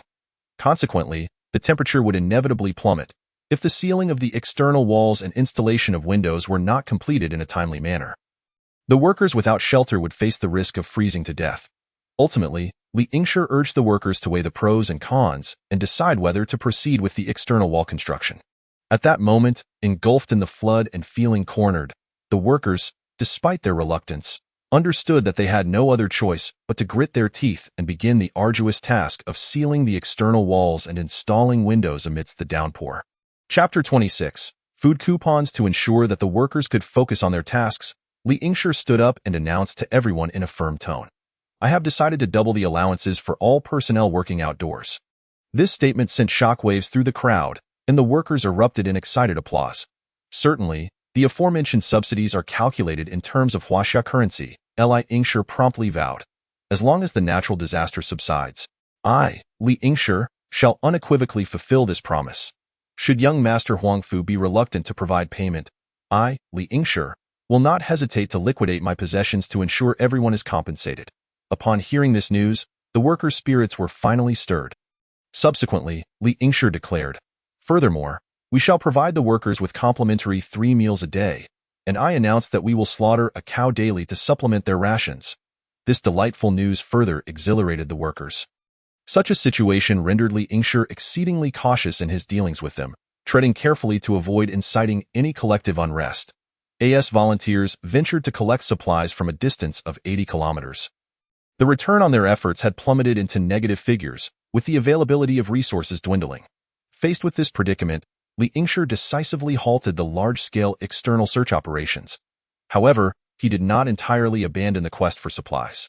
He appointed 4 security captains, Xiao Peng, Zhang Ping'an, Xiao Hai, and Lu Daneng, to lead small, astute teams further afield in search of precious resources before the heavy snowfalls arrived. Meanwhile, Li Yingshi methodically organized a portion of manpower to focus on logging operations in the nearby mountains. This workforce primarily comprised students and individuals gathered from the urban area. Lacking specialized skills, they could only serve as rudimentary laborers for the time being. Additionally, Li Yingshi actively sought out coal factories and, predictably, soon located the coal factory from his previous life. The once seemingly immense piles of coal, which he had perceived as inexhaustible resources, were entirely depleted within a matter of days. Li Yingshi nibbled on a few dog biscuits, producing a crunching sound, yet he still found them remarkably delectable. He retrieved another dog biscuit from his space and handed it to Sun Xiaoya. She took a couple of bites, but found the biscuit excessively dry and hard, making it difficult to swallow, thus refraining from consuming any further. Seizing an opportunity when Li Yingshi was distracted, she discreetly stashed the biscuit into her own space. The terrain of the limestone mine where they were situated was elevated, surrounded by resilient rock, rendering it incapable of retaining moisture. Consequently, there was virtually no occurrence of standing water. In stark contrast, the situation in the urban area was dire. Yun City, situated adjacent to the Yun River, was now inundated with floodwaters, leaving the entire city nearly submerged, particularly the riverside areas where buildings up to 4 or 5 stories were completely engulfed. The once bustling dock had transformed into a vast expanse of water, with countless containers adrift on the surface. Upon witnessing this scene, Li Yingshi felt a heavy heart. He stealthily maneuvered his speedboat closer, retrieving some floating containers into his space. However, upon noticing an increase in pedestrian traffic, he grew concerned about potential complications and ceased his collection of containers. In a bid to assist the disaster-stricken populace within the city, Li Yingshi once again dispatched Jiang Tao to lead a fleet of speedboats and homemade flat-bottomed boats, transporting 5,000 to 6,000 individuals to the urban area to aid those trapped in their migration to the Xian'an Feng base in Yun City. Nevertheless, Li Yingshi specifically instructed that single women and families with single daughters be distinctly recorded during registration, aiming to transport as many of them as possible to the limestone mine for resettlement. After all, the limestone mine currently had a surplus of men compared to women, with over 20,000 single males expected to reside there long-term. Without a sufficient number of female members to maintain gender balance, various social issues would inevitably arise. Thus, Li Yingshi took proactive measures in anticipation of such circumstances. Furthermore, to provide these women with employment, primarily to prevent idleness and potential unrest, he devised job opportunities, albeit with considerable difficulty. Consequently, various small stalls, shops, and eateries emerged within buildings that had completed their exterior wall and window installations. Although most of them struggled to earn enough ration tickets for their lunches, at least it kept them occupied, thereby mitigating the risk of disturbances. The food and the shelter remained provided free of charge by the cafeteria, ensuring no one would starve. However, those desiring better fare would need to purchase it with ration tickets. Li Yingshi announced that during this challenging period, the circulation of Huaxia currency within the shelter would be temporarily suspended, though private transactions were not prohibited. This, however, resulted in a surge in the prices of goods priced in Huaxia currency, with daily fluctuations. Within the newly constructed buildings, shared dormitories accommodating 4 individuals and single apartments of 8 and 16 square meters sprung up like mushrooms after rain. These rooms were designated for workers and newly arrived students, allocated according to a unified plan, with all being settled in communal dormitories. Concurrently, the installation of heating systems was being executed with great urgency. Each building adopted the same layout, with the southern area earmarked as a planting zone. Workers began using woven bags to cultivate potatoes, layering them on wooden racks, with numerous bags pierced with holes, filled with potato sprouts. This cultivation technique was imparted by Zhao Ping'an's father, Zhao Dishing, enabling the maximum utilization of space and sunlight. Presently, Mr. Zhao had emerged as the agricultural expert of the shelter, his experience providing invaluable guidance for agricultural development. Li Yingshi, being a child of the city, was fortunate to cultivate these crops in a garden-like manner. Yet with Mr. Zhao's assistance, the planting density was significantly increased, gradually shifting towards a primary focus on potatoes supplemented by sweet potatoes, radishes, and cabbages, alongside initiating a small area for raising chickens, ducks, and pigs. However, these university students and urban residents were not particularly adept at farming.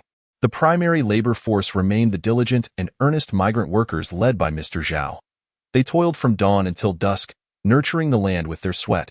Simultaneously, to address the waste management of thousands of people, the shelter had to seek out a large pit outside to consolidate and process the waste through fermentation. Yet, the noxious odor deterred Li Yingshi, making it nearly impossible for him to approach. All the buildings were capped amid torrential rains, with the originally planned 100-story main building halted at 29 stories. Subsequently, all workers were mandated to work in 2 shifts around the clock, and finally, after nearly 3 months of relentless rain, the exterior walls and windows of all structures were completely installed and sealed. Consequently, Li Yingshi found it necessary to once again raise the standards for subsidies. Still calculated in Huaxia currency, he felt akin to a quintessential grand talker. Nevertheless, this was indeed for the purpose of salvaging their own lives. Though they were unaware, one could not sacrifice vast amounts of resources merely to save others. The water supply, electricity, and heating systems were nearly completed simultaneously, yet Li Yingshi's ground sealing plan lagged behind. Due to the extensive area involved and the workers' lack of urgency regarding its significance, only a portion of the plan was completed before the heavy snow arrived. However, Li Yingshi recognized the urgency of the situation and took decisive action, prioritizing the construction of 2 exceptionally sturdy gates at the entrance of the limestone mine. These gates were meticulously crafted from reinforced concrete, standing 10 meters tall and 3 meters thick, as solid as a rock. Moreover, each gate was reinforced with a concrete door supported by a steel frame, rendering them virtually impenetrable. An ingenious design feature included concealed firing ports on the upper tier of the gates, allowing for a swift counterattack in the event of an enemy encounter. Additionally, the rooftops were layered with a meter-thick sandbag cover, ensuring resilience against standard 100mm tank shell attacks. With these 2 formidable defenses in place, a mere handful of individuals could effortlessly thwart enemy advances, guaranteeing the safety of the base's interior. Chapter 27. The Big Shots. The filming of Xiao Haiyun's web series continued to progress vigorously. Over the span of several months, he had successfully filmed 4 or 5 internet dramas. However, as these works were currently unable to be released, it meant that all cast and crew members had temporarily lost their source of income. They had no choice but to rely on the crew's cafeteria for their sustenance.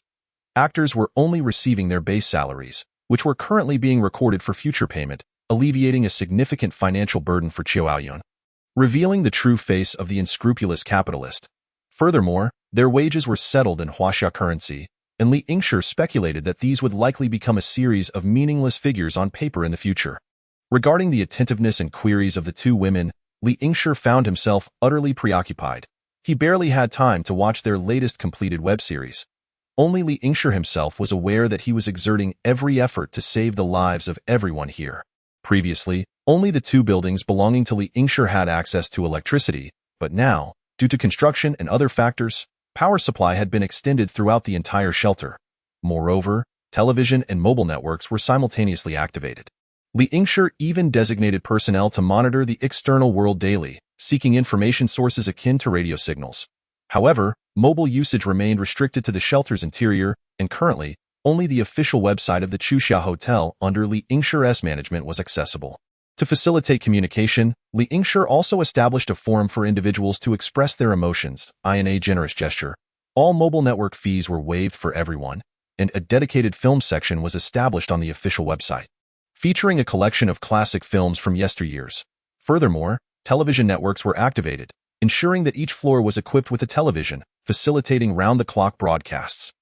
These televisions not only looped the various regulations of the shelter, news, and announcements, but also showcased a selection of vintage films and entertainment programs.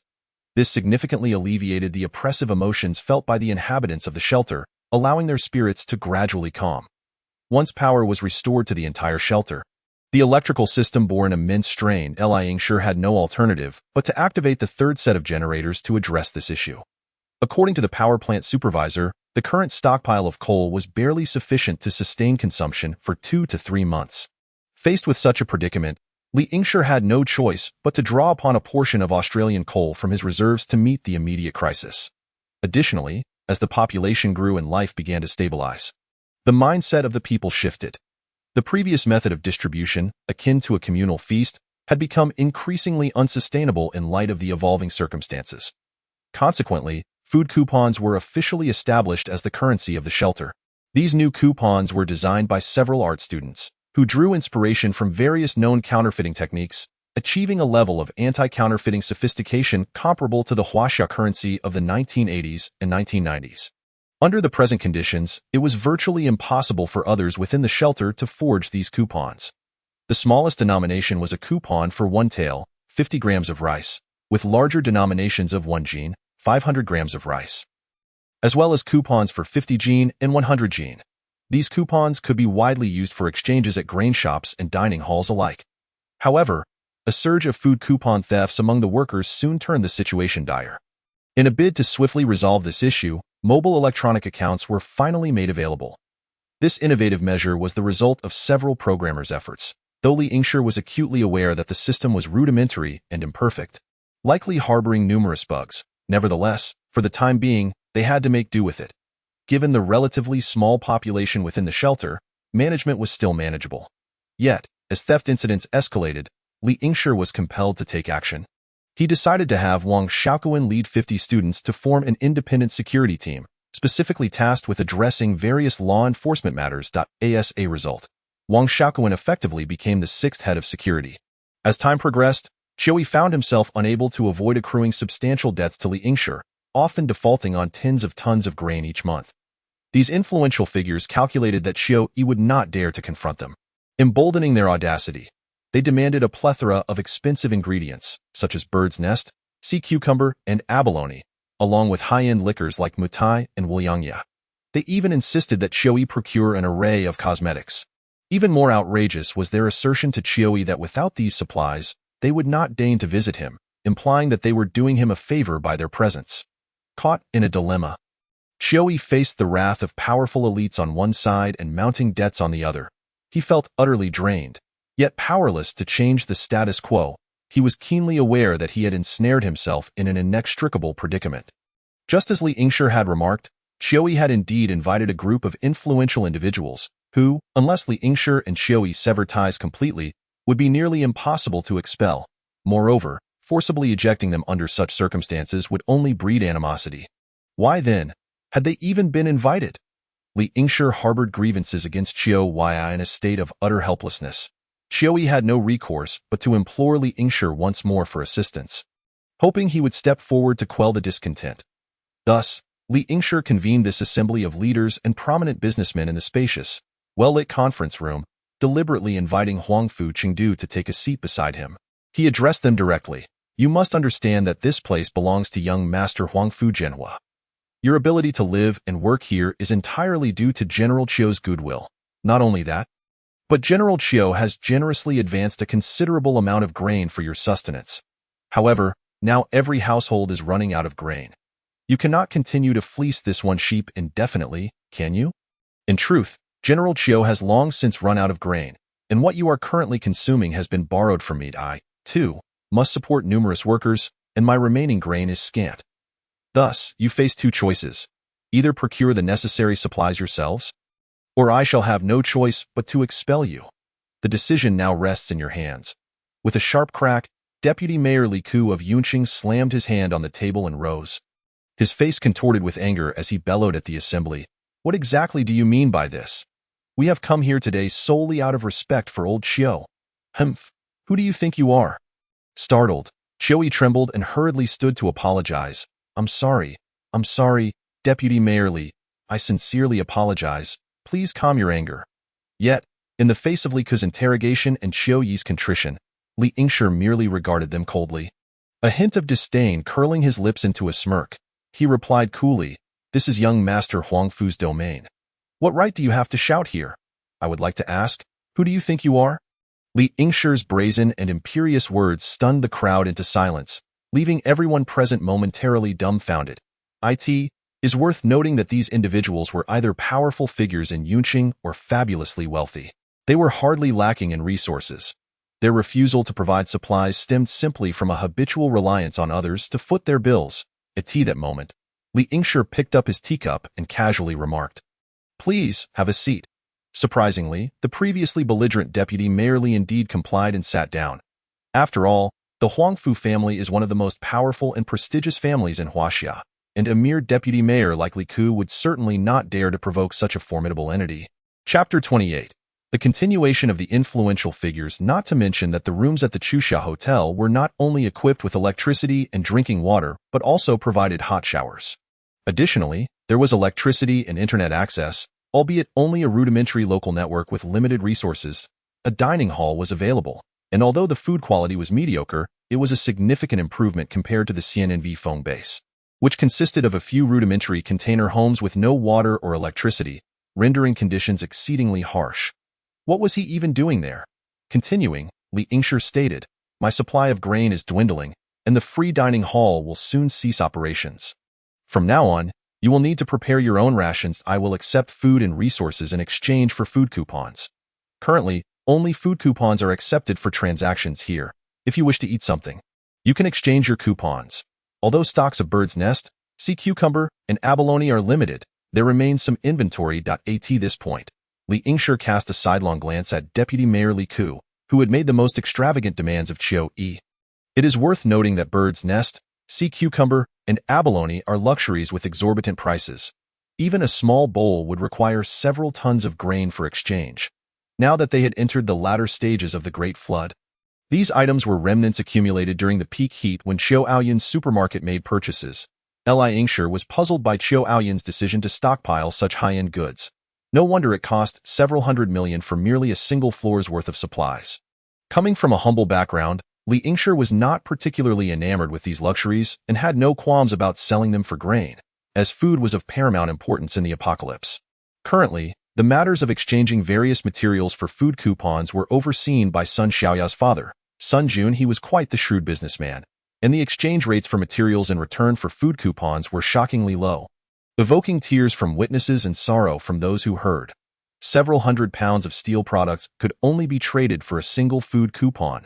100 quilts and cotton clothing could likewise yield only one coupon. And a mere 10 grams of gold could also only yield one food coupon. Moreover, there were notable discrepancies in quality among the goods. The profits to be made were truly unfathomable. Nonetheless, Li Yingshi remained fair. The rice exchanged for food coupons was always polished white rice. Otherwise, he would have to strip them of a layer of their profits. However, food and such materials were strictly regulated as only entering and not exiting, which drew considerable dissent from these influential figures. Yet, with only one access route into the shelter, and with Li Yingshi assigning Zhang Pingon to guard it rigorously, any significant movement of materials was out of the question. Surrounded by rocky mountains, if they were willing to scale them slowly, Li Yingshi was indifferent. For Sun Xiaoya's father, Sun Jun, this assignment was undoubtedly a lucrative position. Initially, he was reluctant to join the shelter. He and his wife, Sui Yi, were skeptical about notions of reincarnation or natural disasters, having been raised on a foundation of materialism and disbelief in the supernatural. Even when Sun Xiaoya demonstrated her spatial abilities, they remained largely unconvinced. However, after Sun Xiaoya's persistent crying, tantrums, and even threats to harm herself, they found themselves in a dilemma. She was their only precious daughter, and witnessing her distress as she grew increasingly anxious and even fell ill was unbearable. He had to discuss with his wife, considering that all their future assets would ultimately be bequeathed to their daughter. They decided to accompany her in her entrepreneurial venture, albeit cautioning against investing their entire fortune into such a nebulous endeavor. Consequently, they withdrew 1 million huaxia coins, presenting it to their daughter as a form of venture capital. Even if she were to fail in her business pursuits, they would still possess their home and savings.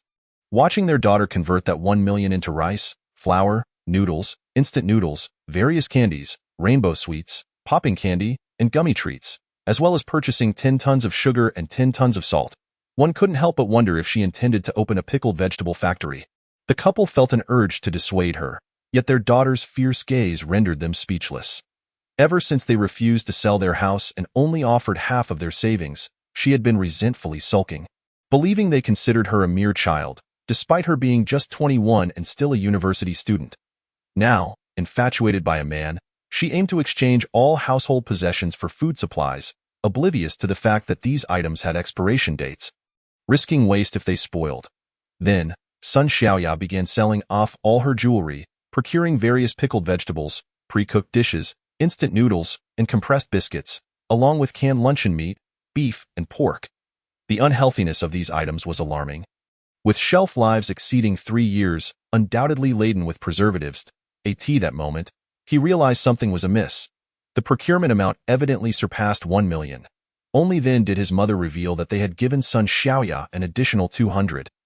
It wasn't until a major quarrel during a flood that he discovered that Sun Xiaoya had also taken out online loans, amounting to over 700,000. Had it not been for the flood, he could have dealt with her severely. Perhaps a light reprimand would suffice for now.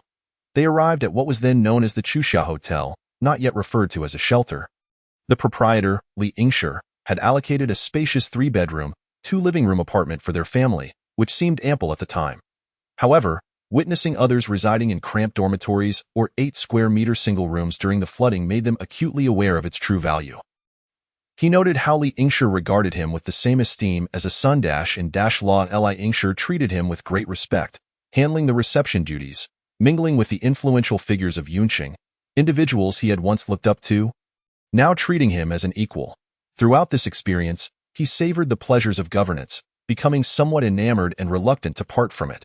Despite Li Yingshi's firmness, the prominent figures could only depart with lingering dissatisfaction. Yet they began to gather resources to avoid being expelled. After all, should word of this situation spread, their reputations would be irreparably tarnished. That moment, most of the telephone stations outside the shelter had either been submerged or lost power. Communication became exceedingly limited, and people relied solely on long-distance walkie-talkies for difficult conversations. However, through this very method, supplies began to flow into the shelter. This brought a sigh of relief to Li Yingshi.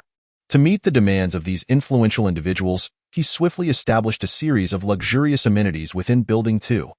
A ballroom, a KTV, a gym, an entire floor of high-end shopping, and an upscale restaurant, all dedicated to serving these esteemed guests. Furthermore, the influx of resources significantly elevated the quality of food served in the restaurant. Upon hearing this news, Li Yingshi eagerly brought Sun Xiaoya and 6 security team leaders to dine there. Unexpectedly, they encountered Vice Mayor Li Ku. Although Li Ku was currently enjoying a rather leisurely life, since his loss of power, he had been relegated to a state akin to that of a cold palace. Living in seclusion, his wealth was gradually depleting, which left him feeling quite disheartened. Just days prior, he had specifically requested Xiao Hai to send a vessel to take him to the Xiananvi base. As of now, the population at Xiananvi had surged to over 400,000.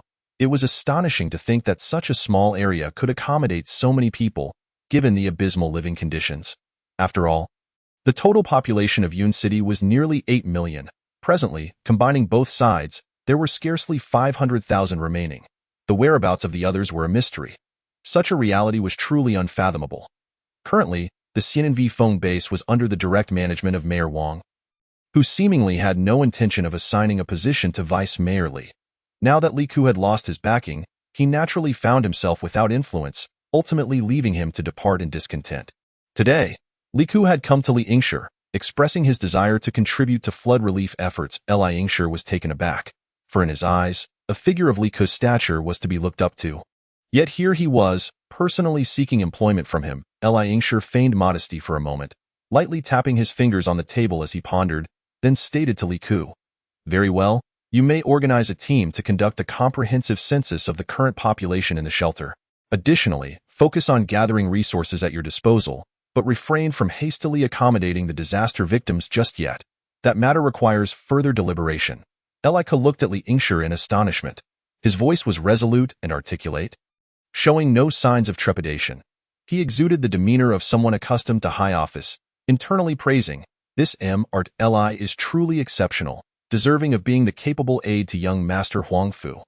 Moreover, it was evident from his words that there were deeper implications, as if he possessed knowledge of certain internal matters unbeknownst to Li Ku. This sudden natural disaster left Li Ku feeling an unprecedented sense of helplessness.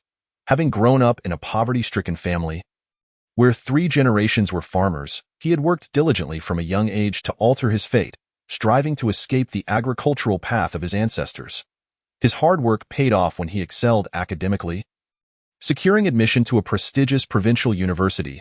During his university years, he fortuitously met the daughter of the then vice-governor. Although she was academically challenged, miraculously, she managed to graduate.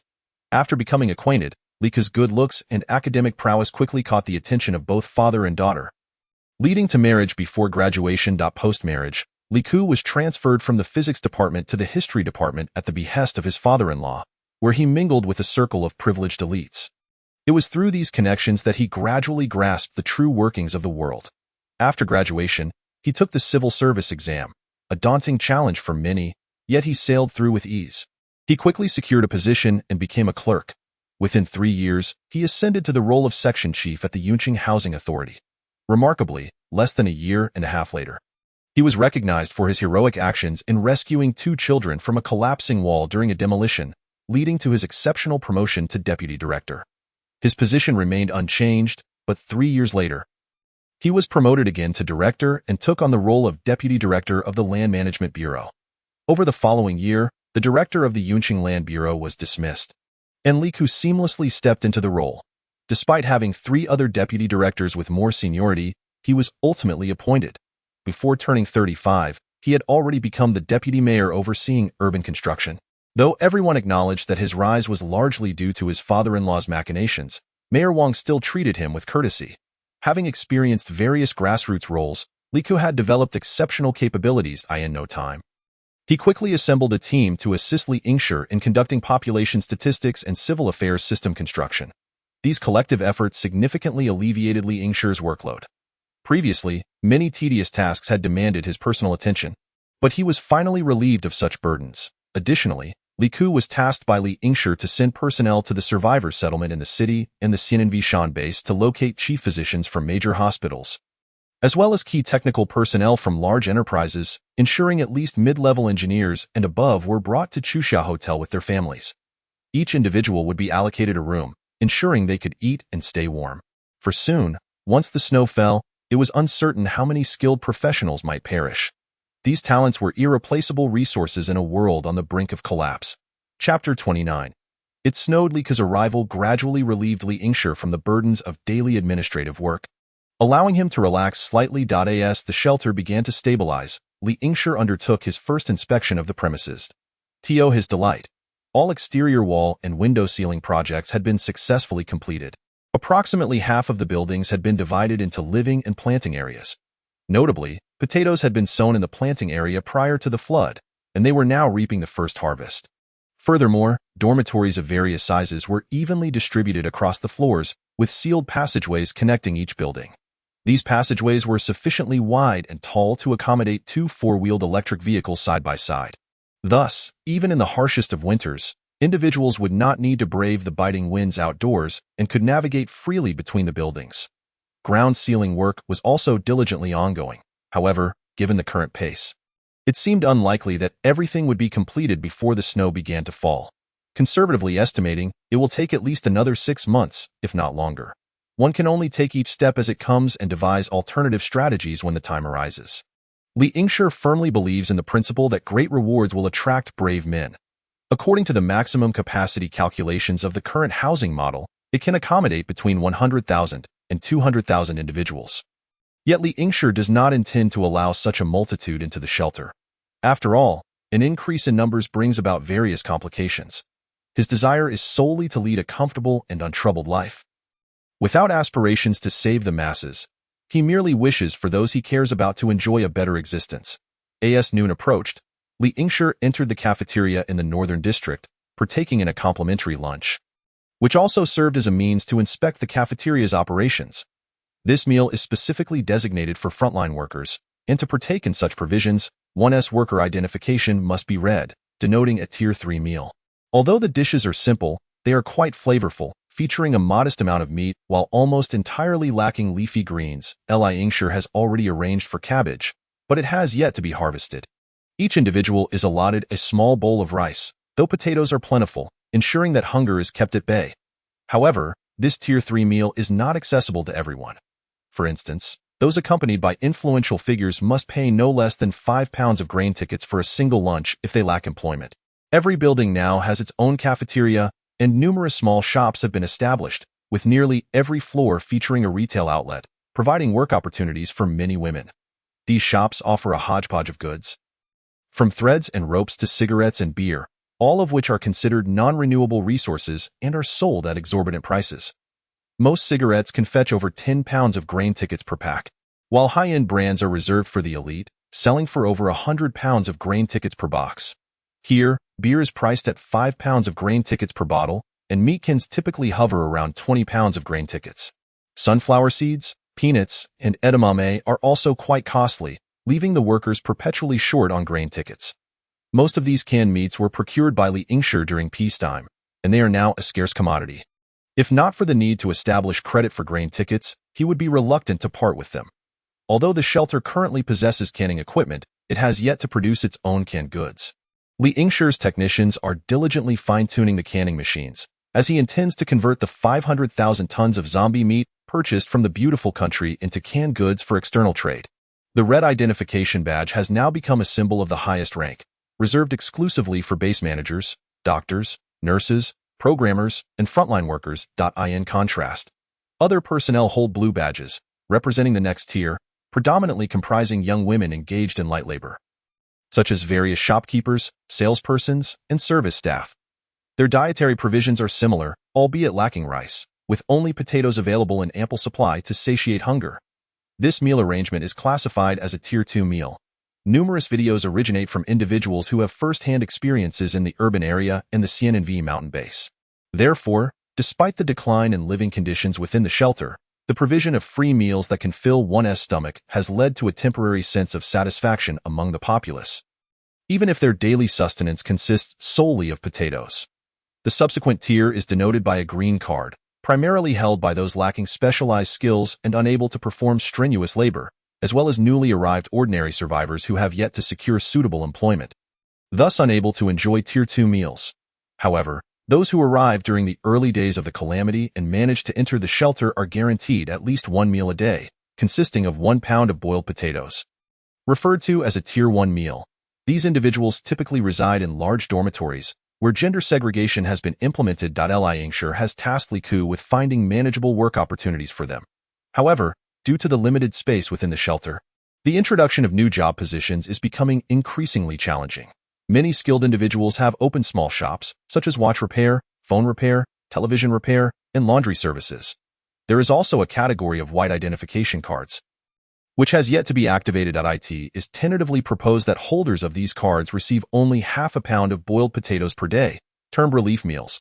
This arrangement is a preparatory measure against a potential influx of refugees following the harsh winter. Actors are provided with an enhanced Tier 3 meal, featuring a significantly increased portion of meat. Surprisingly, however, most consume very little. These actors often sell their leftover meals to workers outside the Xiao Hotel in exchange for grain tickets, later using the tickets to purchase skincare and cosmetic products. Except for Tian Xiaoyu, An Li, Zhang Yifei, and Wang Youji, all others receive merely 50 pounds of grain tickets per month. Although these 4 actresses receive an additional 500 pounds of grain tickets from Li Yingshi and Xiao Hai each month, their cosmetics and skincare products are sourced from containers collected by Li Yingshi from his space, provided to them free of charge. Additionally, certain feminine products, such as sanitary pads, are in dire shortage, and as a man, Li Yingshi has not made adequate preparations for such supplies.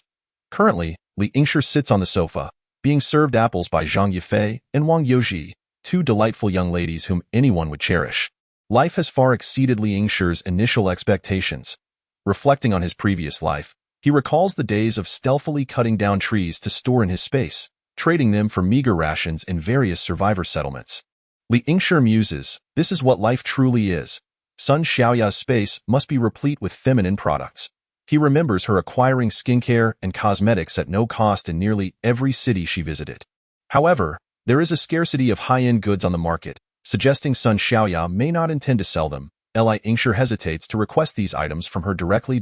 As a result, the skincare and cosmetics Li Yingshi has saved are sold at exorbitant prices, ordinary snowflake cream fetching 30 pounds of grain tickets, while a tube of lipstick sells for 100 pounds, despite being a standard domestic brand. Recently, Xiao has been surrounded by various admirers, and Tian Xiaoyu indeed nurtures her senior and junior sisters. Li Yingshi feels a profound sense of admiration. He has repeatedly cautioned Xiao and Zhang Yifei about safety, warning them against acquiring any unsavory diseases, as treatment is impossible in this apocalyptic world. Both young women have sworn their unwavering love to him, vowing never to betray him. Li Yingshi merely listens. Amused, he finds it difficult to discern the subtle expressions on the actresses' faces, as they are all professionals. Nonetheless, the two girls, after the flood, spend their days in Li Yingshi's residence whenever they are not filming, even assisting him with household chores. Due to the exuberance of their senior and junior sisters, Li Yingshi has been careful to avoid encounters when they come to visit. After all, he has witnessed countless instances recently where young girls would stumble into his embrace, their faces flushed with shyness as they gazed at him with deep affection, or would faint before him, desperately clutching at his pant leg. Such scenarios have become increasingly tiresome for him. Although each one is irresistibly tempting and delicate, Li Yingshi genuinely fears the myriad of unsavory diseases. Just a few days ago, an attractive individual standing at 180 centimeters boldly claimed adaptability, causing Li Yingshi's standards for the entertainment industry to plummet once more. Feeling embarrassed, he could only express a preference for beauties, gently declining the advances of the enthusiastic 180-centimeter gentleman, who left with a look of resentment. The torrential rain persisted relentlessly for 3 entire months, with water levels gradually rising until they submerged all structures below 4 stories in Yun City.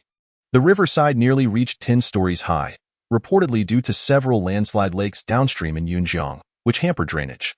Just when everyone believed the rain would never cease, December arrived, bringing a gradual drop in temperature, about 1 or 2 degrees each day. One fateful morning, the downpour ceased, replaced by snowflakes dancing in the air, gracefully cascading down. Initially, the snowflakes would melt upon touching the water's surface, but within a few days, the water froze, transforming the world into a pristine, immaculate landscape. However, construction within the shelter did not halt due to the weather. Workers continued to toil day and night on the glass roof of the shelter. Despite the harsh conditions and challenging work environment, they steadfastly remained at their posts. Faced with such arduous construction conditions, Li Yingshi had no choice but to raise the subsidy standards for the workers once more. The daily grain ticket allocation for workers has doubled from 10 to 20 pounds. Furthermore, each frontline worker's meal now includes an additional cow for nutritional supplementation.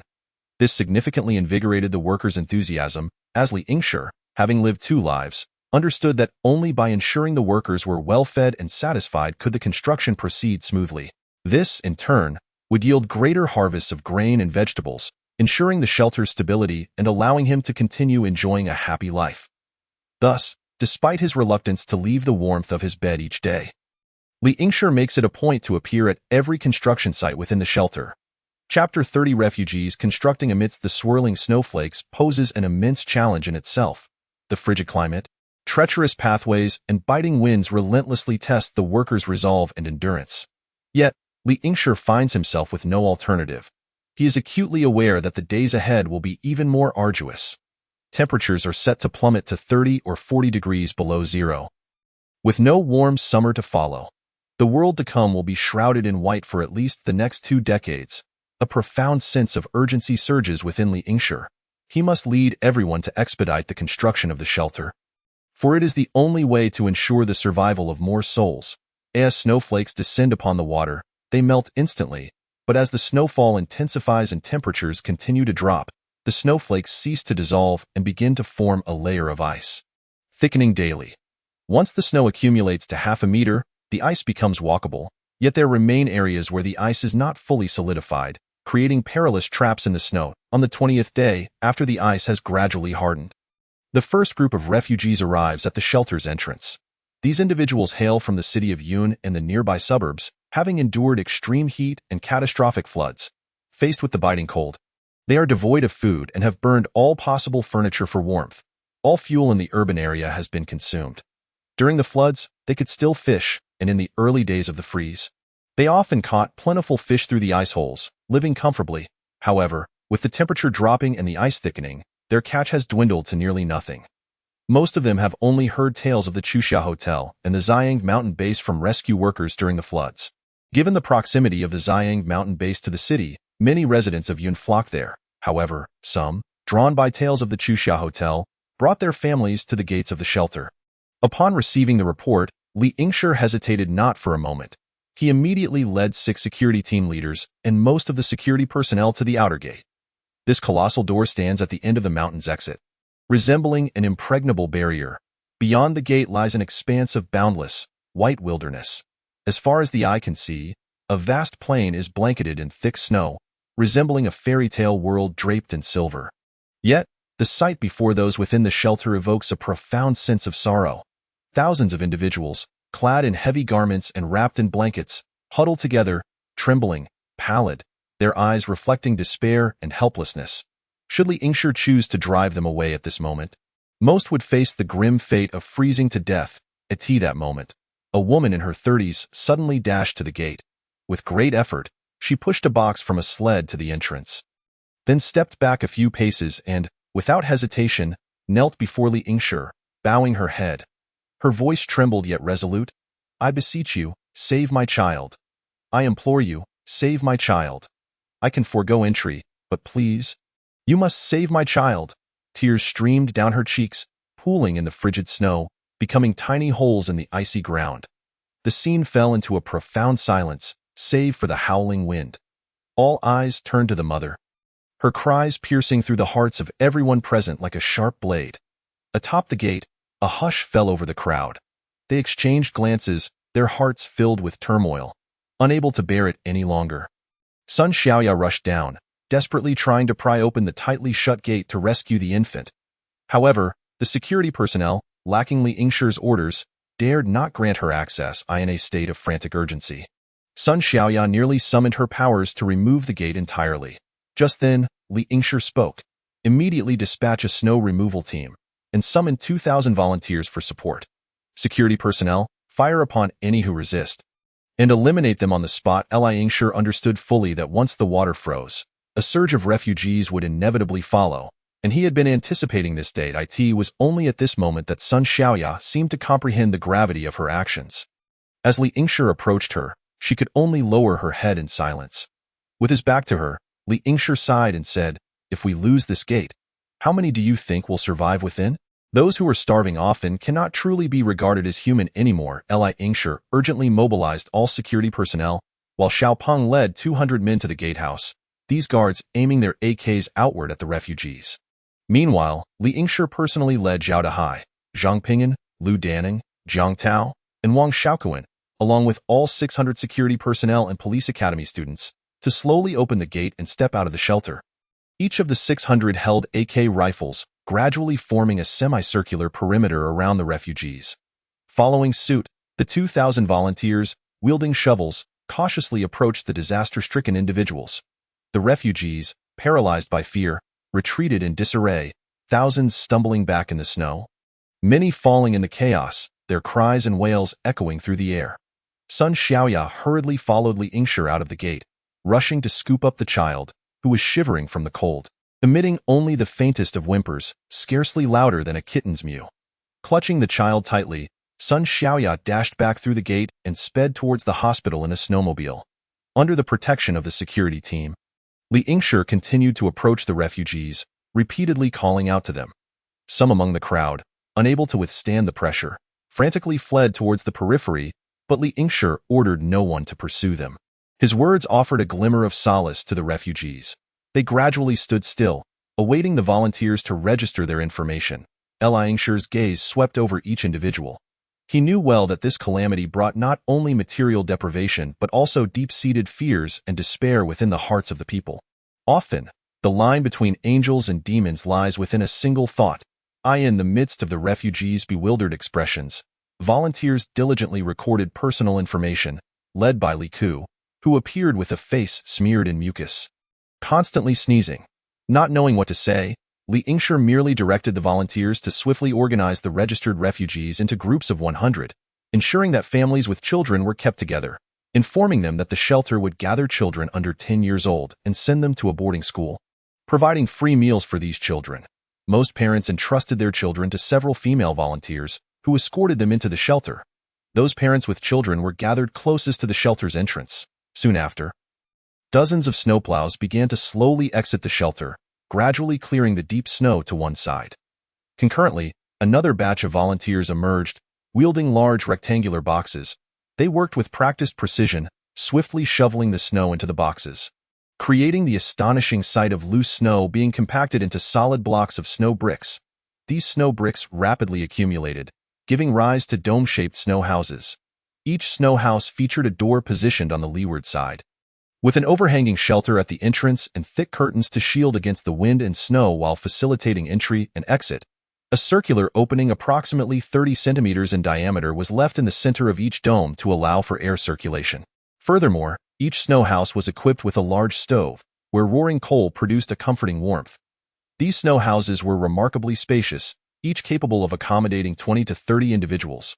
Li Yingshi prioritized housing the parents of children who had already entered the shelter in the snow houses, immediately recruiting them as new volunteers to assist in their construction. With the aid of the snowplows, the snow houses rose rapidly, as if sprouting up after a rain. However, the reality proved far more challenging than it seemed. Li Yingshi and the volunteers toiled tirelessly until midday of the third day before finally completing the initial accommodation of the thousands of refugees. Li Ku, leading his administrative team, worked closely with the volunteers to swiftly conduct a comprehensive survey of the refugee population. They patiently inquired about each refugee's previous employment and affiliations, meticulously recording their personal information and backgrounds. After an intense and efficient effort, the results of the survey emerged, astonishing everyone. The number of refugees exceeded 4,700. Even more shocking was the revelation that among them, there existed 12 groups of over 100 individuals. The largest of these groups numbered nearly 500. Further investigation revealed that many of these small factions were armed with an abundance of controlled knives, and some even appeared to possess firearms. Before arriving here, they had reportedly been incited and manipulated by certain leaders, with intentions to rob the Chuxia Hotel. As the investigation deepened, even more alarming revelations surfaced. According to some refugees, a portion had been suspected of cannibalism. Such news sent shivers down spines and instilled deep concern among those within the shelter regarding the arrival of these refugees. After all, no one wishes to coexist with a group of individuals poised to rob them at any moment. That evening, the subordinates gathered to inquire how Li Yingshi should respond to the current predicament. Li Yingshi assembled everyone and, after a period of silent contemplation, finally spoke. First and foremost, we must summon all able-bodied individuals among the disaster victims to engage in the production of snow bricks and ice panels. He paused momentarily before adding, should anyone defy orders, they shall be bound immediately. A prison will be constructed to the south of the Snow City, where dissenters can be detained, and if necessary, firearms may be employed. Subsequently, we shall erect a series of elongated snow houses, topped with transparent ice panels, upon the icy surface, and within these shelters, we will ignite stoves to commence the cultivation of mushrooms. In truth, this strategy was not of Li Yingshi's own invention. Rather, it was knowledge gleaned from his past life at the Fairy Mountain base. Although mushrooms provide limited satiety and are not particularly nutritious, they proliferate rapidly and require minimal sunlight, thus serving as an ideal food source during frigid periods. As a result, on the icy expanse outside the hotel along the mountain path, a 30-meter-wide snow road lay directly opposite the main entrance, flanked by rows of neatly arranged circular snow houses. Behind each snow house, a line of transparent roofed snow houses stood. The sheer number of these structures, closely interlinked, created a breathtaking spectacle. With the increasing count of snow houses, The population within each was reduced to 20 individuals. Each snow house was equipped with 4 ice-roof dwellings, forming a complete living unit. In the allocation of the snow houses, Li Yingshi seized the opportunity to disperse small groups, ensuring they were assigned to different shelters. Moreover, Li Yingshi organized for each small team to designate 10 individuals daily to venture to the distant mountains for timber harvesting. However, this wood was not intended for fuel. Rather, it would be fashioned into planks for constructing furniture such as beds, wardrobes, and tables. Any surplus would be affixed to the inner walls of the ice houses to enhance insulation. This arrangement would better enable the occupants to withstand the bitter cold and maintain warmth. Indeed, the swift construction of snow houses, which effectively sheltered against chilling winds, had long been favored by the Eskimos. Snow, being a semi-frozen form of water, is filled with countless air pockets. These air molecules are trapped between minuscule ice crystals, inhibiting efficient circulation and thereby reducing heat loss due to convection. This characteristic renders snow walls exceptionally good insulators. Chapter 31. Population explosion. Constructed from compacted snow blocks, the snow houses lack windows and fine crevices, thereby preventing heat from escaping through these passages. The entrance is positioned on the leeward side, shielded by windbreaks and door curtains, ensuring that cold air cannot directly infiltrate, thus minimizing heat dissipation. Within the snow houses, future provisions of wooden boards and animal pelts will serve to retain warmth. For instance, hanging hides on the inner walls can significantly elevate the indoor temperature, potentially exceeding 16 degrees Celsius under optimal heating conditions. After several days of diligent effort, the initial group of individuals was successfully settled. Once the disaster victims had moved into the snow houses and begun mushroom cultivation, Li Yingshi chose a clear morning to deploy 600 AK rifles.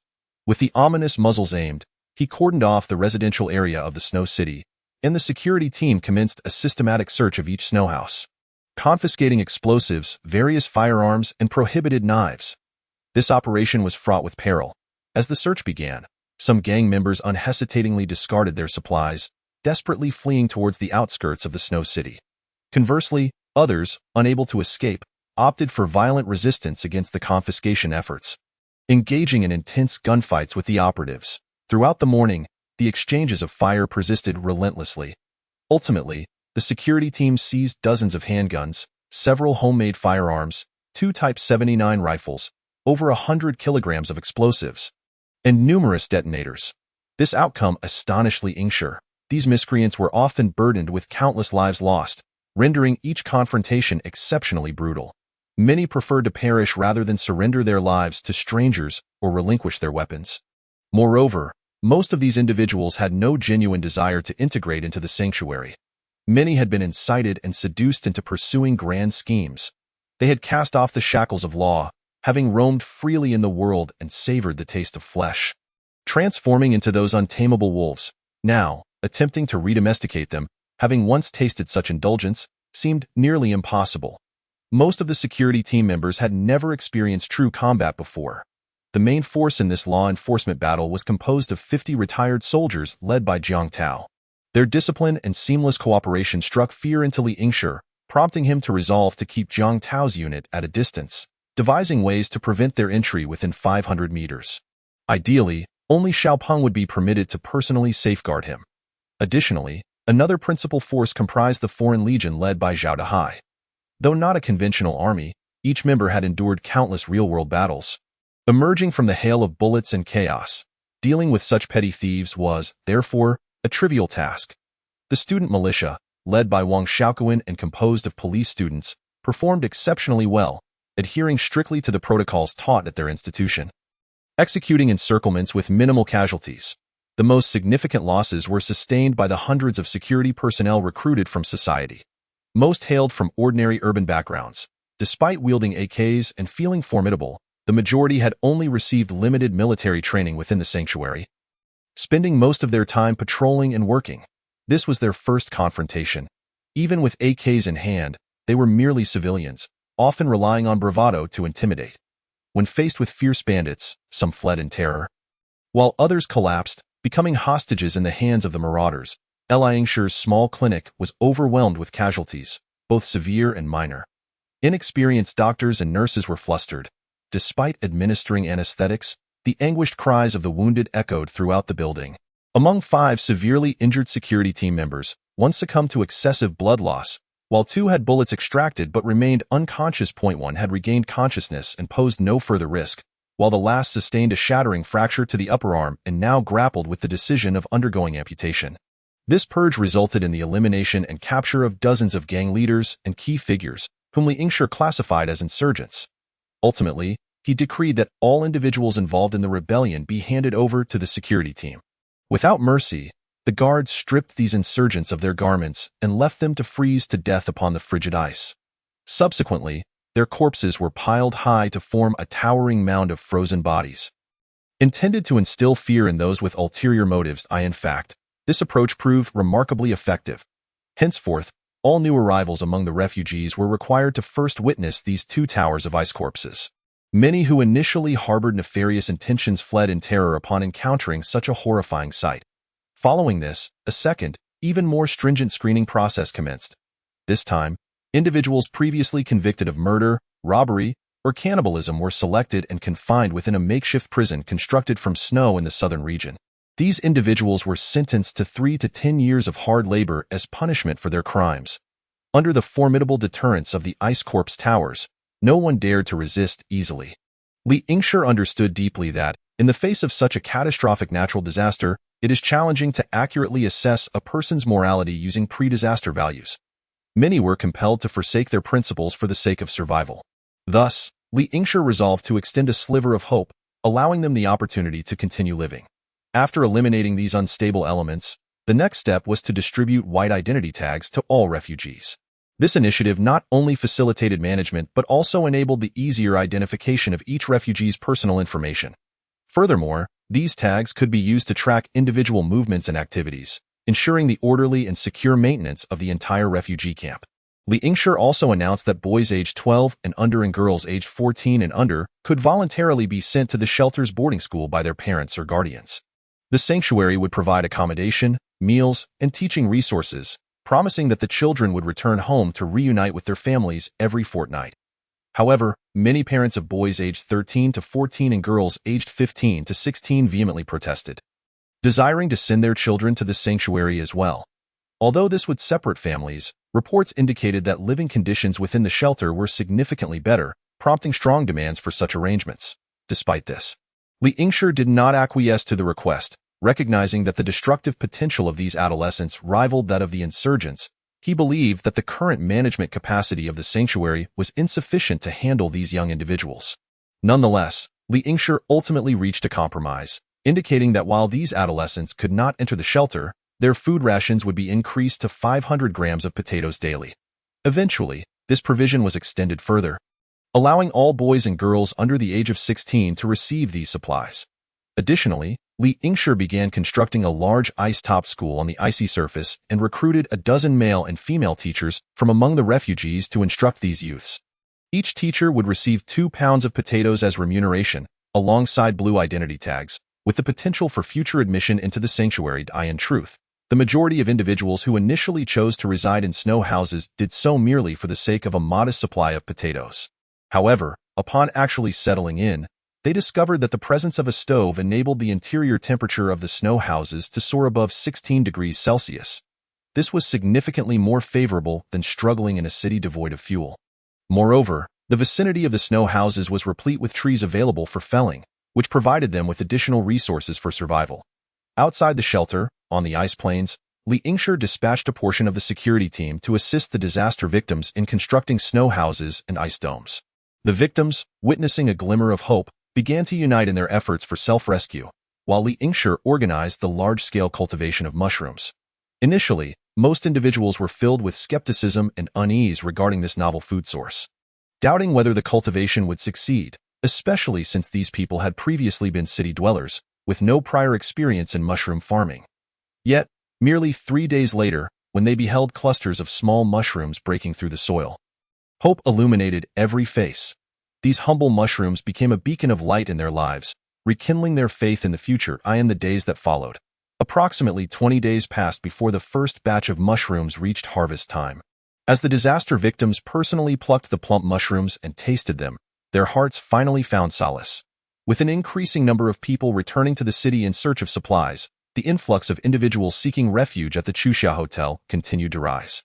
Before long, the number of snow houses had rapidly exceeded 60,000, while the ice dome surpassed a staggering 250,000, propelling the total population of Snow City beyond 200,000. Alongside this population surge, various public security issues began to emerge. To address these challenges, Wang Xiaoquan's security team had no choice but to expand its ranks to a total of 1,500 personnel. Of this number, only 100 remained to oversee the security of the hotel area, while the remaining 1,400 dedicated themselves entirely to maintaining law and order within Snow City. The ground closure project of the shelter neared completion. Li Yingsha recruited an additional 2,000 full-time security personnel and 2,000 part-time guards from the labor force. This approach not only alleviated unemployment, but also ensured that these workers exhibited far greater discipline than the disaster victims, making them easier to manage. They were dispatched to instill a sense of deterrence in Snow City. The 2,000 part-time guards were also engaged in constructing a snow wall around the entire perimeter of Snow City, a colossal undertaking that required time and patience. Since the first batch of mushrooms had been harvested, the consumption of potatoes in the shelter began to stabilize. Li Yingsha no longer needed to divert food supplies from the storerooms, allowing him to finally breathe a sigh of relief. Parents who reunited with their children were aware of the favorable living conditions within the shelter and dreamed of entering its confines. However, at present, the shelter was only accepting doctors, nurses, and individuals possessing various advanced qualifications, as well as those who could bring substantial resources. After several critically injured individuals were discharged from the hospital, one young man with a shattered left arm ultimately managed to save his limb. Albeit with limited strength in the future, a commendation ceremony was held. The bravery of all security personnel was first recognized, and thereafter, the security team was renamed the Shelter Guard. It was also announced that the team would be expanded, increasing the full-time guard force to 5,000 and the part-time militia to the same number. The stipend for these guards was set at 20 Jin of food coupons per day, with combat missions yielding double the reward. In reality, those serving as team leaders had yet to receive any military ranks, leaving individuals like Xiao Peng, Xiao Hai, Lu Danning, Zhang Pingyan, Jiang Tao, and Wang Xiaoquan to gradually navigate this matter themselves. Chapter 32. Wind Power Generation within Snow City. Numerous highly skilled individuals lacked formal academic credentials, thus remaining outside the shelter and temporarily residing in snow houses. They would later participate in the shelter skills examinations. Recently, a young man approached Li Yingsha with a proposal for a snow tire storage location, where he discovered a substantial number of snow tires that could convert numerous vehicles into snow-capable ones. As a reward, he received an 8-square-meter residence and a blue identity badge, eliciting envy from others. In fact, prior to the first wave of mushroom harvests, some astute individuals had already begun collecting manure and urine in preparation for cultivating sweet potatoes and regular potatoes. Following the successful harvest of the first batch of mushrooms, Li Yingsha ceased the provision of free food to the residents of Snow City. Once the mushroom yield surged, he initiated a system whereby mushrooms could be exchanged for food coupons. With 5 Jin of mushrooms redeemable for 1 Jin of food coupons, usable for purchasing rice, pickles, pork, lard, clothing, and even cow dung. This dung having been gathered by Li Yingsha on the grasslands. Although cow dung may not sound appealing, it proved to be an exceptionally practical resource, serving both as fuel and as a substrate for mushroom cultivation. Pickles had also emerged as another form of hard currency within the shelter, being not only a delightful accompaniment to meals but also a source of salt and vitamins. However, Li Yingsha was deeply concerned about the insufficient supply of salt during the late stages of procurement the previous year. At that time, no one anticipated the shelter's expansion to such a scale, and the issue had gone unnoticed by several individuals. Now, with the population so vast, the salt supply could last at most a year. Li Yingsha was compelled to send people in search of salt, even offering rewards, yet the results were meager. He could only contemplate alternative solutions, estimating that he might need to journey to the seaside himself to establish a salt production facility. Although the residents of Snow City were initially averse to mushrooms, their high yield and short growth cycle ultimately made them the staple food of the city. Amidst this tranquility, Li Yingsha keenly sensed a grave crisis looming on the horizon. At that moment, although the surrounding trees remained lush, he understood that the extreme cold would persist for decades, rendering all but coniferous trees incapable of surviving in the wild. Furthermore, the growth rate of coniferous trees would also slow significantly. Thus, should the trees be depleted in the future, how would they cope? Faced with such a predicament, Li Yingshi had no choice but to summon everyone to collectively deliberate on strategies. After articulating his concerns about the future, even with everyone gathered, they found themselves at an impasse, unable to devise a solution. Anxiety and helplessness were etched on every face, as if the current dilemma was utterly baffling. At that juncture, a newly joined expert named Xiao Hai delivered a speech. Solar power stations are undoubtedly the optimal choice. But given the current frigid climate and severe lack of sunlight, coupled with the vulnerability of solar panels to freezing damage, I suggest we consider wind energy instead, since we currently face a shortage of fuel. We could transport a batch of wind turbines here. Even in the coldest weather, there is bound to be wind, allowing us to harness wind energy to provide power to the interiors of the snow houses and ice domes. Engineer Xiao Hai had previously worked as a power engineer at Huaxiao Wind Energy Company. However, burdened with the lives of 200,000 people, Li Yingshi felt an immense weight of responsibility. Akin to carrying Mount Tai upon his shoulders, he was unwilling to follow in the footsteps of the leaders of the Xiang mountain base, who, along with their officials, had ultimately fallen victim to a mob uprising. If it came to that, perhaps he and Sun Xiaoya could preserve their own lives, but the fate of the others would likely be death by freezing. Wind energy indeed represented an excellent resource during extreme cold.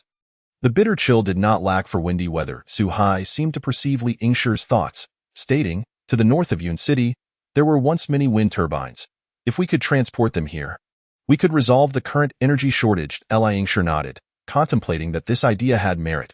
However, in reality, each wind turbine was quite massive. In peacetime, they were transported in sections using large cranes and then assembled on site. The prospect of disassembling and reassembling them now exceeded the current technical and equipment capabilities of the shelter. Ultimately, Li Yingshi requested Xiao Hai to produce a detailed distribution map and equipment list for the wind power devices. Xiao Hai diligently compiled an extensive list. Li Yingshi reviewed it thoroughly but found it utterly incomprehensible.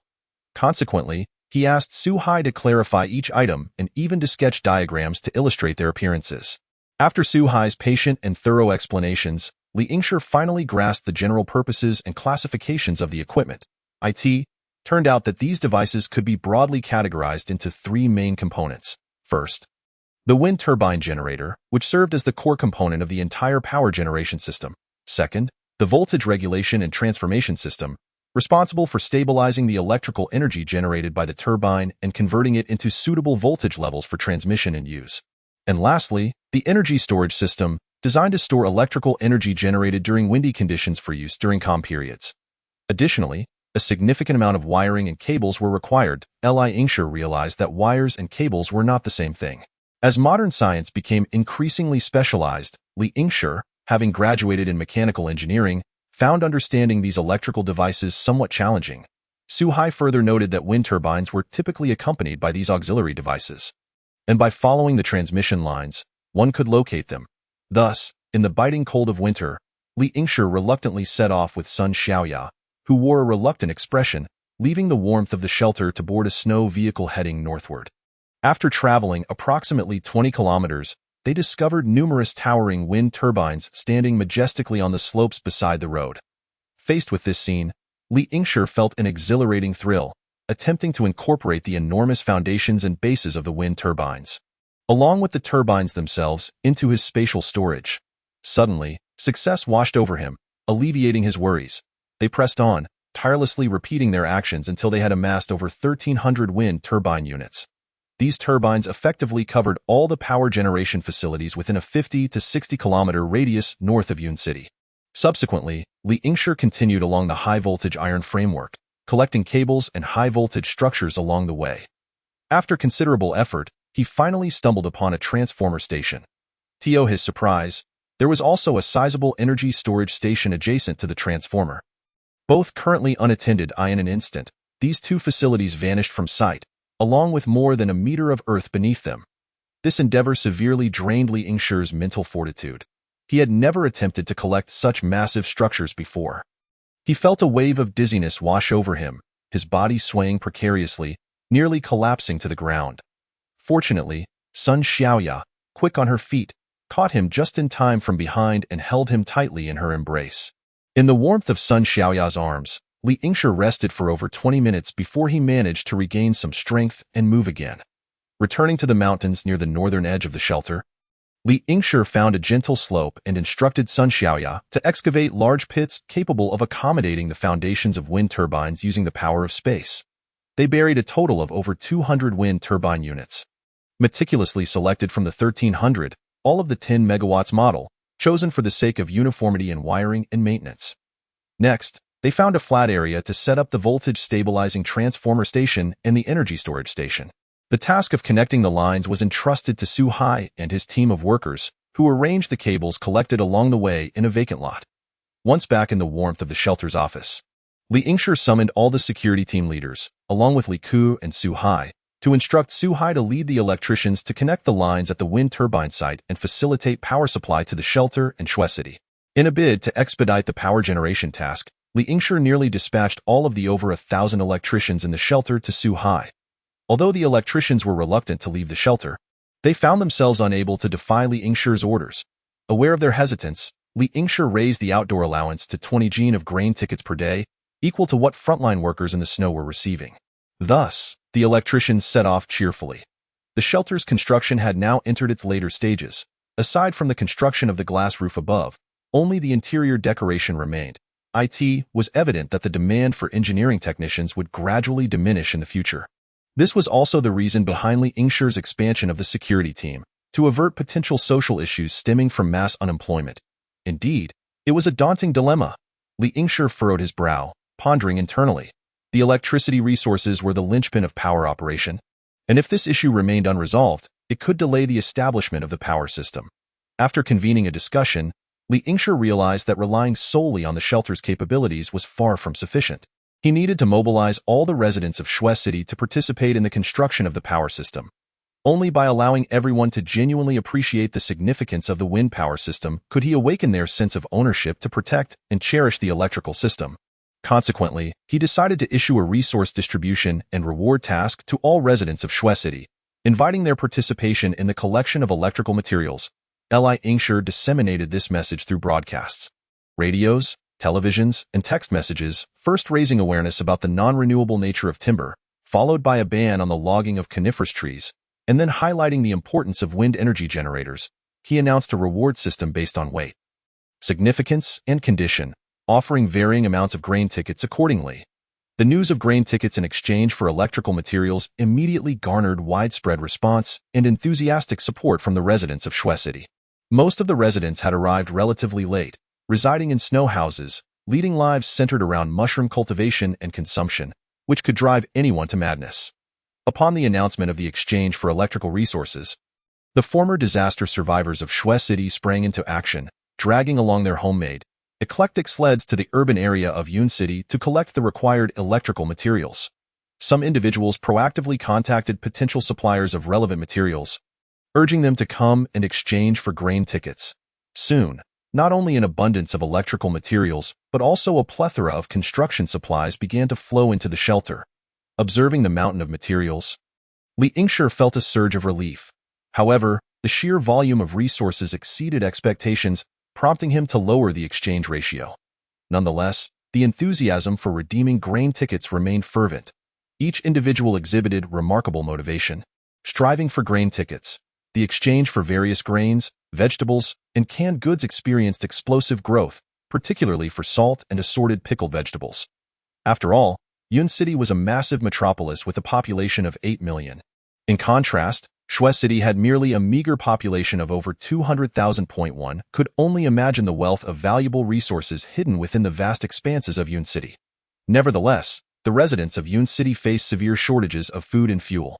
Fortunately, Li Yingshi's shelter offered a solution, as those who had visited Yun City imparted mushroom cultivation techniques to those still enduring hardship within the city. Consequently, many residents reluctant to leave their homes, along with small groups, began indoor mushroom cultivation within the city. They hoped to alleviate their food shortages through this method, but the demand for fuel grew increasingly pressing, with dwindling trees in the vicinity forcing many to traverse 10 kilometers in the snow to gather firewood, striving to provide more survival opportunities for themselves and other survivors. However, during this frigid period, the city had descended into a state of near anarchy. Despite repeated attempts by the Fairy Mountain base to dispatch police forces to eliminate the marauding gangs, locating all their hideouts in a city of 8 million proved to be a fool's errand. As temperatures plummeted further, acquiring food and fuel became increasingly arduous. Even with police forces nearly conducting daily crackdowns on these criminals, the number of robbery gangs surged like mushrooms after rain, their ranks swelling day by day. In this climate, the remaining residents began to gradually migrate towards the two bases. Liangshi's population had surpassed 400,000. While reports indicated that the Fairy Mountain base had exceeded 1 million, both bases were frantically expanding their mushroom cultivation operations. However, the Fairy Mountain base lacked wind turbines, and the number of trees felled daily for heating had reached astronomical figures. Witnessing the increasingly barren hills, Mayor Wang was filled with trepidation. Liangshi understood that if these wind turbine units were left unattended in the wild, they would deteriorate rapidly. Moreover, the over 200 operational turbine units here lacked bearings and other essential components. It was uncertain when they might break down beyond repair. Thus, Liangshi, accompanied by son Xiao Hai, departed the shelter once more to scour the areas surrounding Yun City marked on Xiao Hai's map for additional wind turbines. After nearly 20 relentless days of searching in the biting cold, Liangshi and son Xiao Hai successfully collected nearly 2,000 wind turbine units. Not only that, but under Xiao Hai's guidance, they also discovered a large warehouse of wind turbine components. Belonging to Xiao Hai's former employer. Liangshi did not hesitate to take everything, which included copious amounts of lubricating oil and bearing components. Continuing their search, the duo also acquired 2 energy storage stations, 10-voltage stabilizing substations, and a trove of electrical wiring. With this haul, Liangshi finally breathed a sigh of relief. Upon returning to the shelter, he entrusted these components and lubricants to Xiao Hai, who organized the workers to perform maintenance on all the wind turbines in preparation for power generation. Over the next month, the workers raced against time, diligently undertaking construction tasks. As the power network gradually expanded to every snow house and ice roof dwelling, everyone felt a wave of relief wash over them. The activation of electricity enabled the residents of Shui City to charge their mobile devices, and the establishment of a new mobile network system commenced between Shui City and the shelter. Consequently, Liangshi initiated a reward program for communication equipment from Yun City. At this juncture, a worker named Hai Boping came into the spotlight. He had been an ordinary electrician during peacetime but had been working with the construction team to lay power lines for the shelter during the extreme cold. When the time came to build the electrical network for Shui City, he formed the first electrical engineering contracting team. The large-scale construction in Shui City provided Hai Boping with a lucrative opportunity, prompting him to move out of the dormitory and rent a 60-square-meter independent residence at the shelter, where he also married a new wife from Shui City. Once Liangshi learned of this, he showcased Hai Boping as a model of labor-driven prosperity within the shelter. He became an exemplar for the workers, inspiring them to toil tirelessly to earn grain tickets, each hoping to one day possess an independent residence within the shelter. However, some workers voluntarily relocated from the shelter to settle in Shui City, and with the assistance of their colleagues, they began constructing snow houses and ice roof dwellings for mushroom cultivation. Each individual would build 10 to 20 ice-roofed houses, with some growing potatoes, cabbages, and sweet potatoes within them, thereby reaping small fortunes. Many others began to emulate this success, constructing even more ice-roofed houses. Some had even started experimenting with rice cultivation inside these structures. Currently, rice has become a coveted currency within the shelter. It takes approximately 10 pounds of mushrooms or similar items to exchange for just 1 pound of rice. Some individuals have even begun cultivating moss and wild vegetables to sustain their chickens, ducks, and rabbits. Before long, a black market emerged in Snow City. In a remarkably short time, numerous black market traders congregated, specializing in the illicit trade of various supplies within the city. The rise of the black market undoubtedly afforded people greater choices, yet it simultaneously sparked significant controversy among the upper echelons of the shelter. Some expressed concerns that black market traders might exploit the situation to inflate prices and disrupt market order, while others contended that the existence of such a market could meet people's needs and promote the rational allocation of resources. The most pressing issue was the suspicion that individuals from the CNNV mountain base were exchanging electrical and communication supplies for mushrooms and other crops from the residents of Snow City.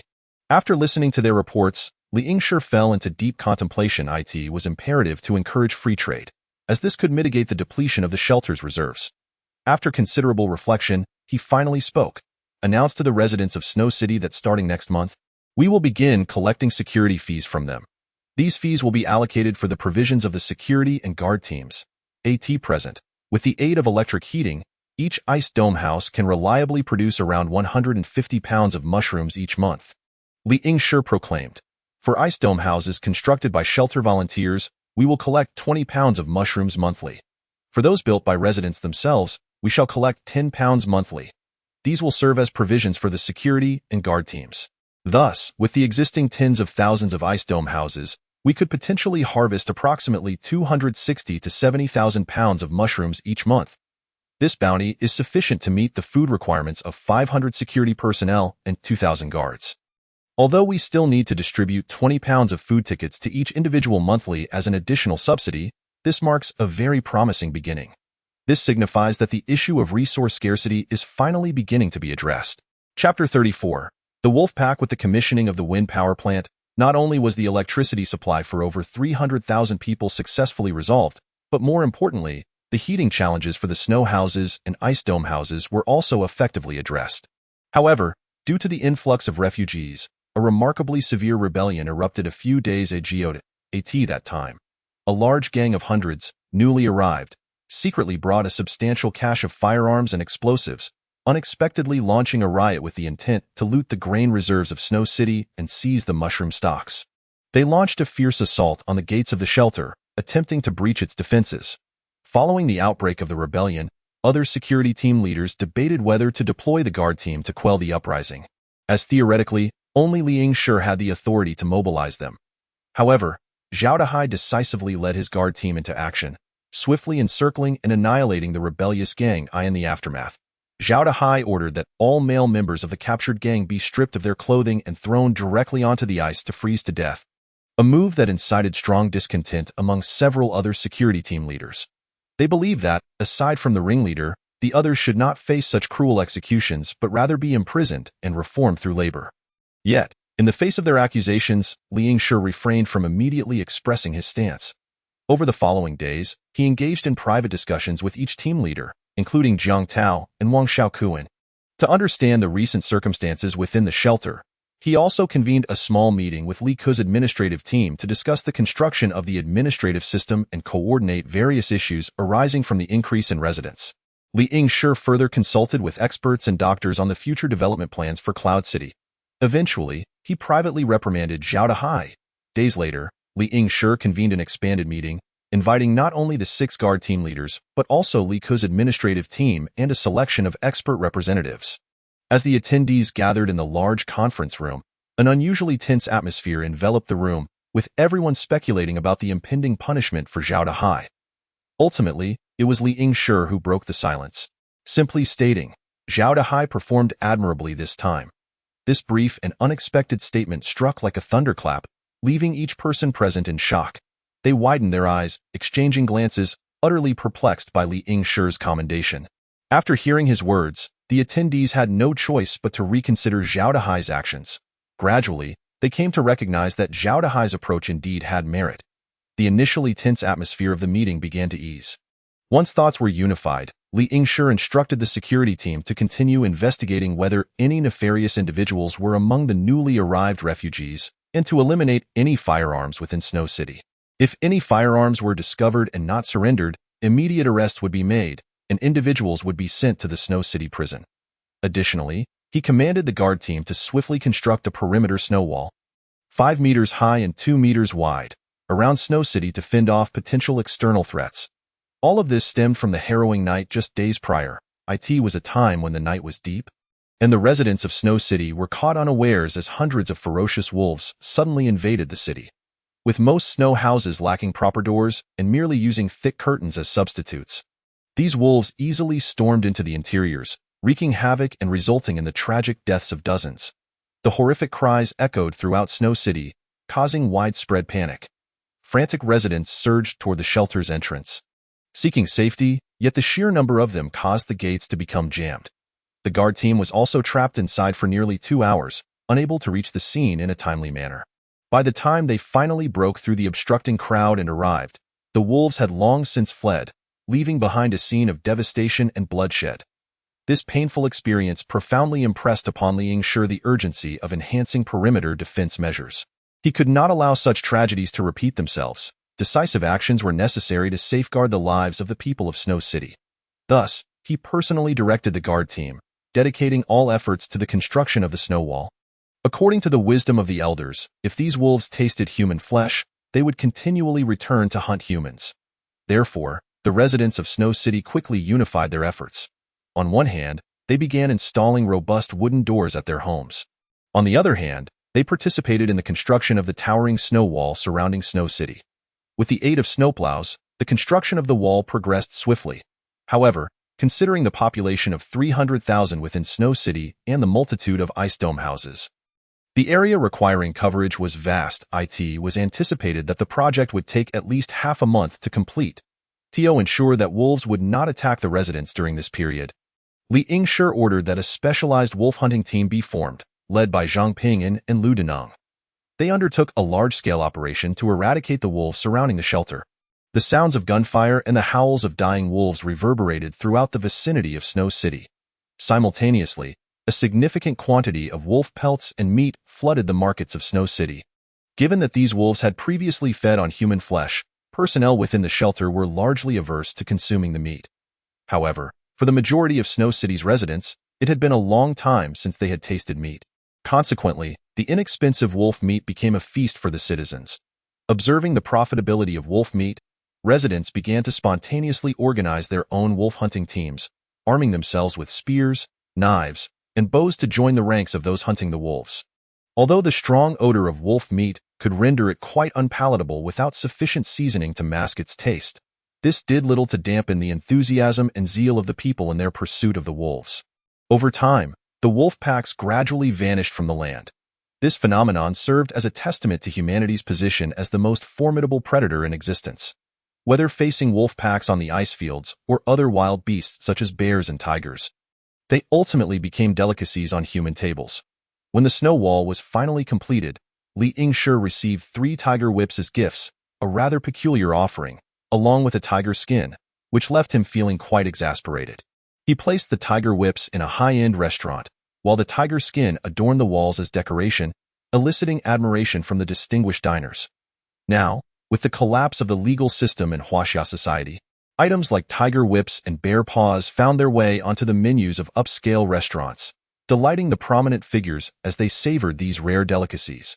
As the shelter began to stabilize, the security situation improved significantly, and living conditions became more favorable. An increasing number of influential figures and power brokers from Cloud City, introduced by Li Ku and Vice Mayor Li, chose to join the shelter, bringing with them substantial supplies that greatly enriched the variety of resources available. Meanwhile, the CNNV mountain base faced unprecedented challenges. With a significant influx of individuals possessing supplies into Li Yingshi's shelter, the already strained supply situation at CNNV Mountain became increasingly dire. The scarcity of resources here became increasingly prominent, and the situation grew more severe. More troubling was the base's precarious geographical location. Situated near CNNV Mountain, an area teeming with wild wolves, coupled with the complex and varied terrain of the mountains. Once the wolf packs retreated into the hills, tracking them became exceedingly difficult. This predicament resulted in significant casualties among the personnel at the CNNV mountain base. At this moment, the population within the base was conservatively estimated to have exceeded 1 million. However, the most pressing issue at hand was undoubtedly the critical shortage of fuel resources. After 6 months of relentless deforestation, the once lush CNNV mountain now stands barren, with scarcely a tree exceeding 30 centimeters in height to be found. All have fallen victim to the axe. The severe shortage of fuel has rendered the temperatures within the ice-roofed shelters unmanageable, causing a catastrophic decline in mushroom yields. Amidst this dire scarcity of food, the populace suffers the agonies of hunger. Their bodies growing increasingly frail in such harrowing conditions, the weakened individuals find themselves unable to pursue wolf packs in the frigid wilderness. Conversely, the wolves, driven to desperation by Li Yingshi's rampant hunting, have been compelled to migrate en masse, with a significant number relocating to the vicinity of the CNNV mountain base. Yet, the dense population, vast expanse, and intricate terrain of the base render the wolves elusive, with chilling cries echoing through the night. These efforts have brought some relief to the food shortage faced by the CNNV mountain base. However, this respite was fleeting, as the increasing difficulty of logging has compromised the temperature in the ice roof shelters, leading to a gradual decline in mushroom production. As the situation grows more precarious, A growing number of people press Mayor Wang for orders to compel Li Yingshi to deliver a portion of food and mushrooms to the CNNV mountain base. Yet, Mayor Wang remains hesitant, burdened by concerns for the Huangfu family, delaying any demands of Li Yingshi. He fears that excessive pressure could provoke a backlash from the Huangfu clan. He opts for procrastination. But the gravity of the situation has escalated alarmingly. Should the food crisis remain unresolved, chaos looms ominously on the horizon. To ignore the unfolding turmoil would yield catastrophic consequences. Yet, to force Li Yingshi to comply may provoke the ire of Huangfu Jena. Leaving Mayor Wang ensnared in a quagmire. Chapter 35. Mayor Wang in the CNNV mountain base. The mayor, named Wang Luchuan, bears a rather pedestrian name. Yet he has two brothers named Wang Fuchuan and Wang Shouchuan, collectively embodying the virtues of prosperity, wealth, and longevity, an expectation bestowed upon them by their father. However, the lineage of the Fu, Lu, Shou brothers is quite intricate. They are the illegitimate sons of Wang Taizhan, the current head of the Wang family, through his brother Wang Taishi. Their mother hailed from a distinguished Huaxia family, renowned for her breathtaking beauty, and was serendipitously encountered by Wang Taishi, who was utterly captivated. Consequently, she was presented to him as a concubine. Wang Taishi lavished her with affection, and she bore him 3 sons. Wang Taishi's legitimate wife had only one son, who was frail, thus he regarded these 3 as his legitimate heirs.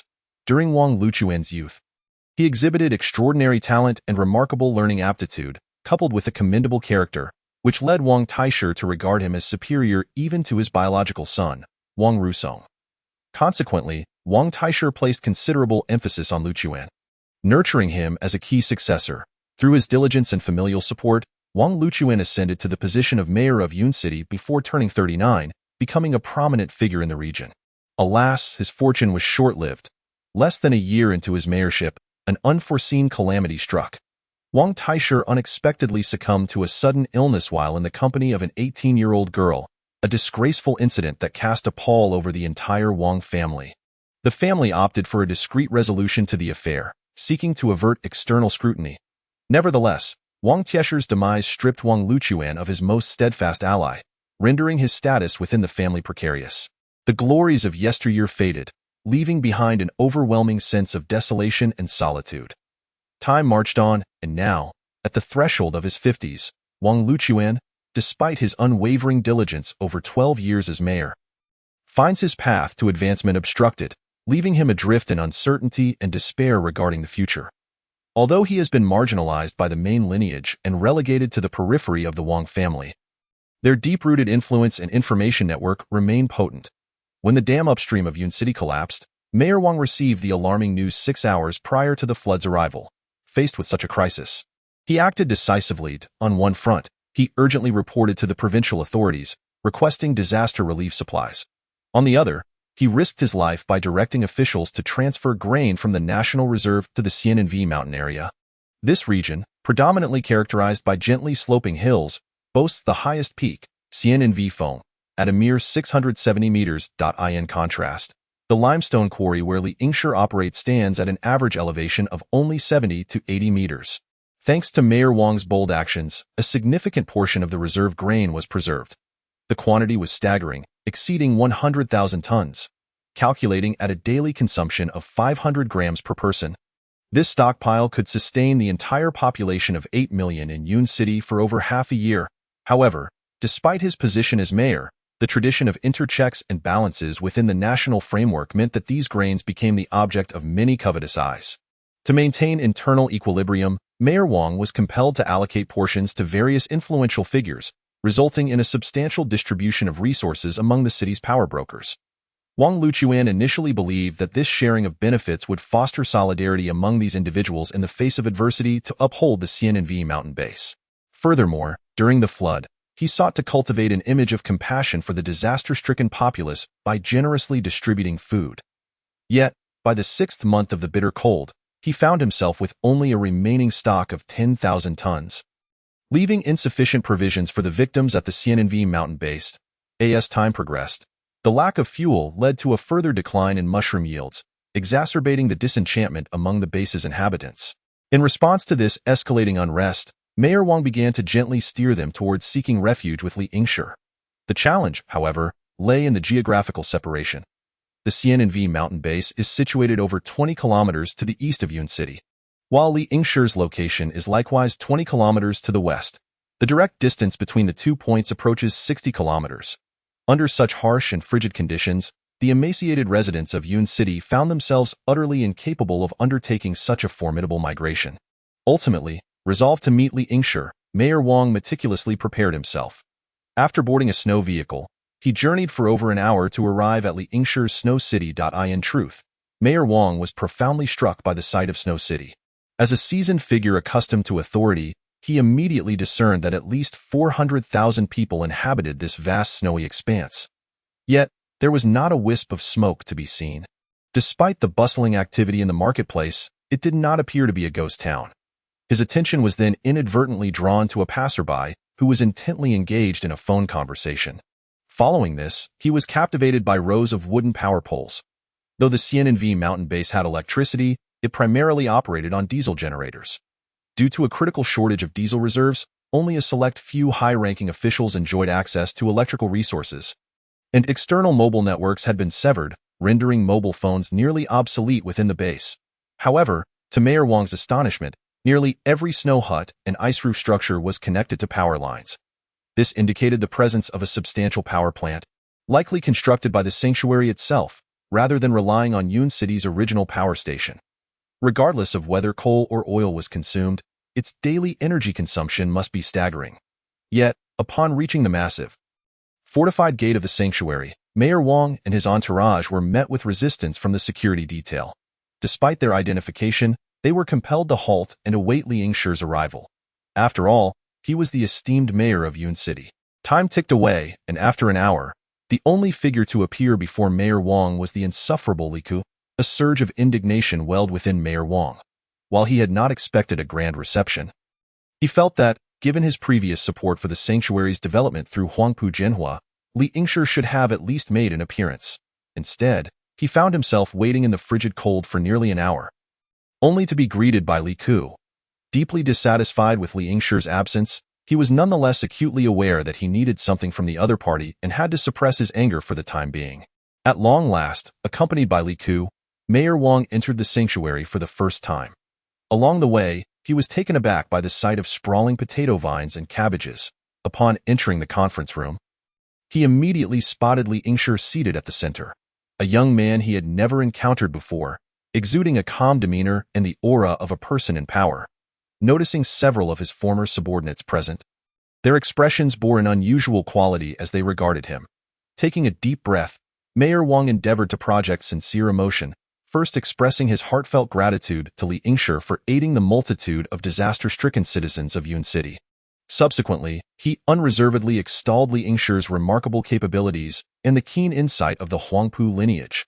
Amidst the sycophantic flattery of the surrounding officials, Mayor Wang finally elucidated the true intent behind their visit, to solicit grain and mushrooms. At that moment, Vice Mayor Li Ku, seated nearby, swiftly took the floor, embarking on a lamentation. He bemoaned the harsh winter conditions, which had resulted in a severe shortage of mushrooms, rendering even the supply for the guard unit precarious, let alone fulfilling other demands. Furthermore, they were grappling with a lack of essential commodities such as salt.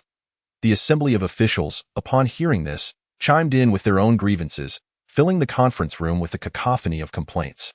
However, deep down, they all recognized the weighty influence of Li Yingshi within the sanctuary of the Chuxia Hotel. Currently, his words held substantial weight. Unless Huangfu Jena intervened personally, it seemed that no one present could rein him in.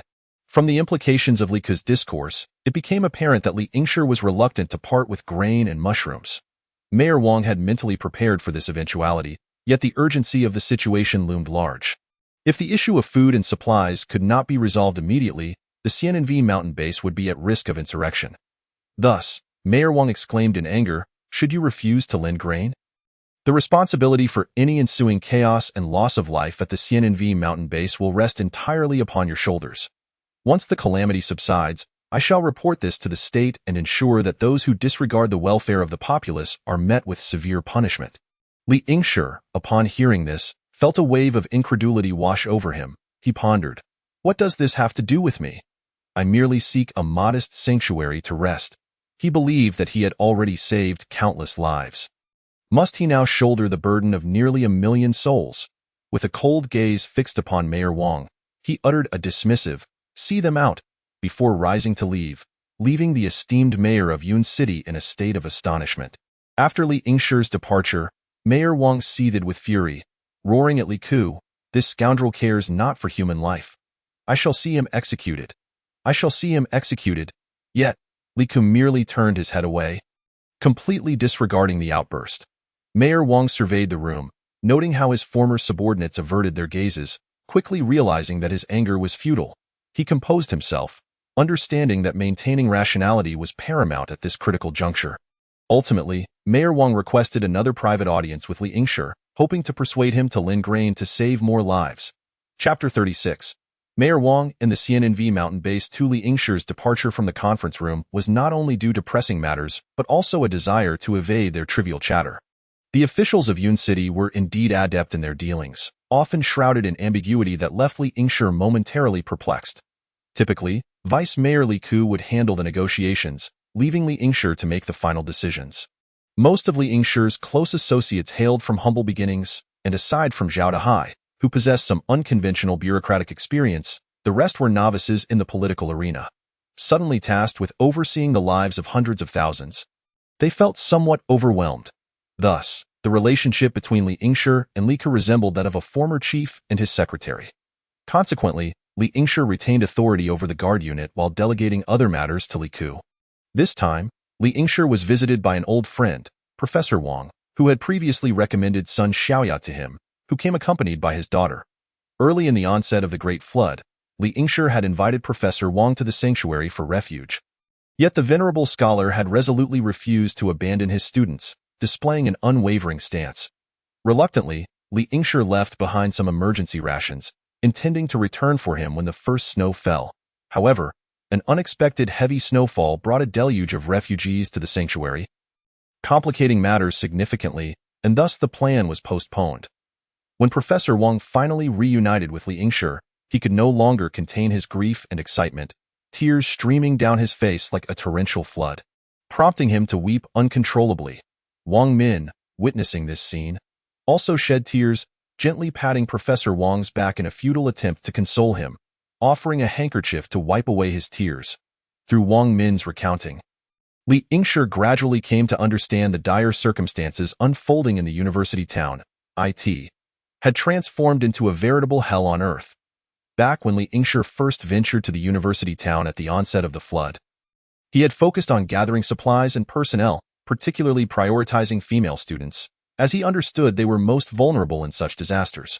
Moreover, he required a significant number of girls to maintain a balanced gender ratio within the sanctuary. However, the student dormitories typically stocked ample food supplies.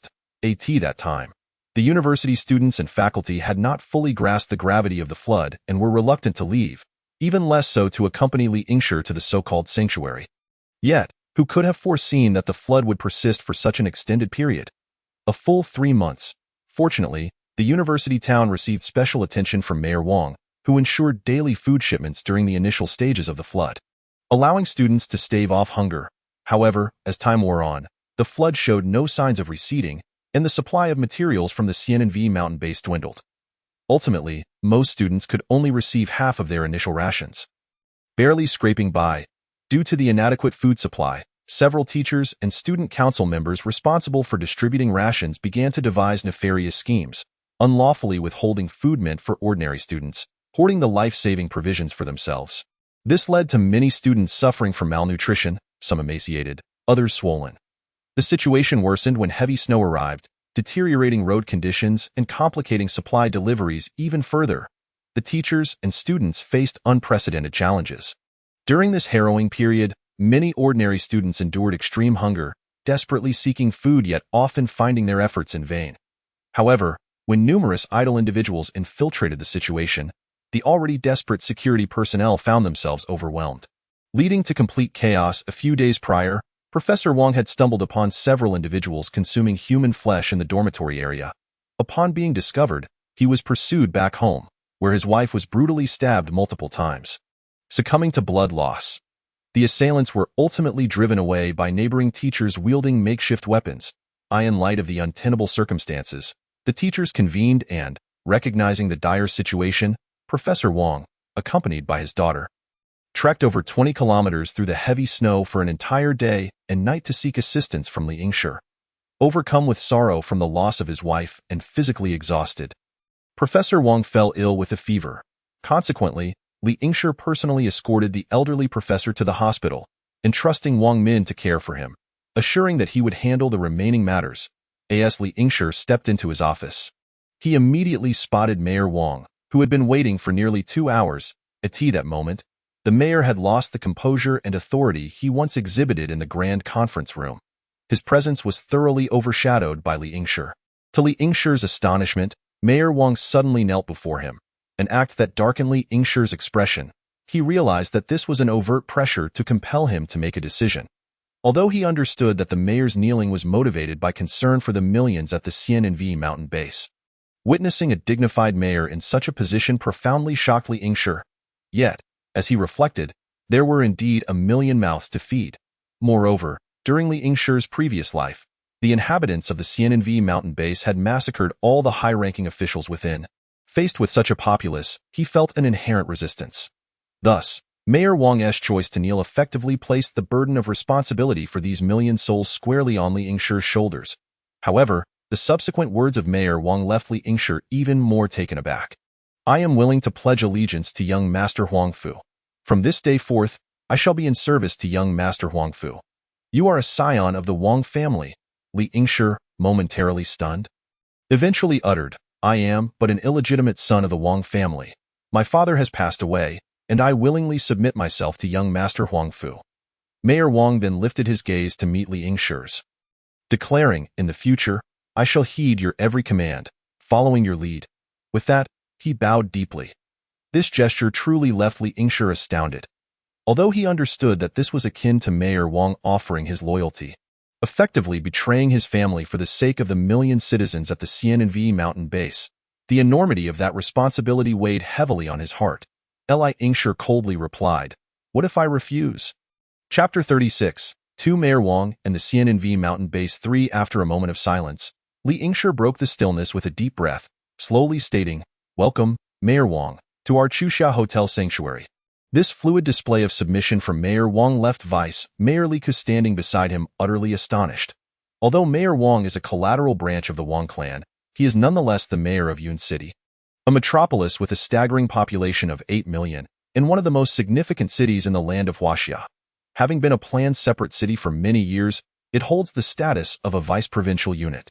It is rumored that after a few years of regional adjustments, it may even be elevated to a direct-controlled municipality. It is astonishing that such a figure would kneel before Li Yingshi, pleading for allegiance. Although Li Ku had submitted to Li Yingshi early on, he did not hold Li Yingshi in high regard in peacetime. Li Yingshi was merely a lowly civilian, and in Li Ku's eyes, Xiao Hai had previously been just a slightly better-off commoner. To Li Ku, in this bureaucratic society of Huaxia, only those entrenched within the system and wielding real power could be considered truly significant individuals.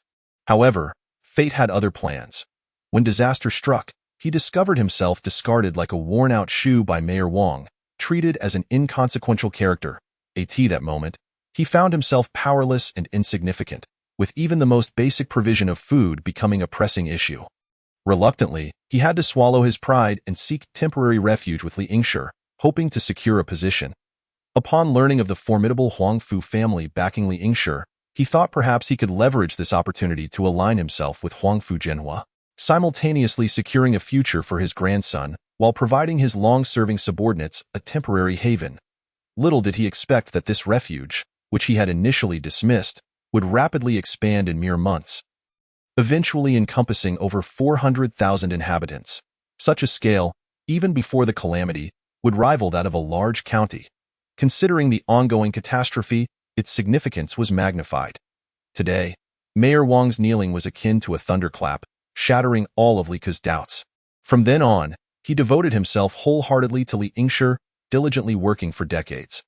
Whether faced with multiple rebellions or power grabs, he steadfastly stood by Li Yingshi, becoming his most loyal supporter. Li Yingshi was acutely aware of Mayor Wang's insufficient control over the CNNV mountain base. Otherwise, the management in his past life would not have been annihilated. Chapter 37. Return to University Town. Upon hearing this, Li Yingshi furrowed his brow, contemplating the immense challenges posed by the mass relocation of people, including issues of housing and food supply. However, the most urgent matter at hand was undoubtedly the severe shortage of electrical wires, power equipment, and heating devices. Recognizing this, Li Yingshi unhesitatingly articulated the current predicament to Mayor Wang.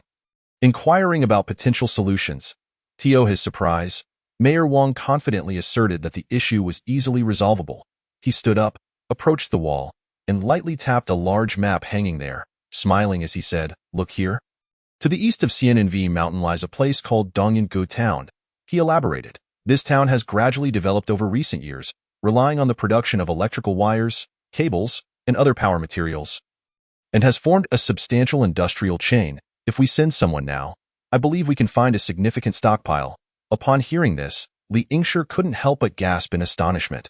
His own security team, combined with the public safety team, numbered just over 5,000, and he had also recruited nearly 5,000 part-time security personnel from the original workers who built the refuge.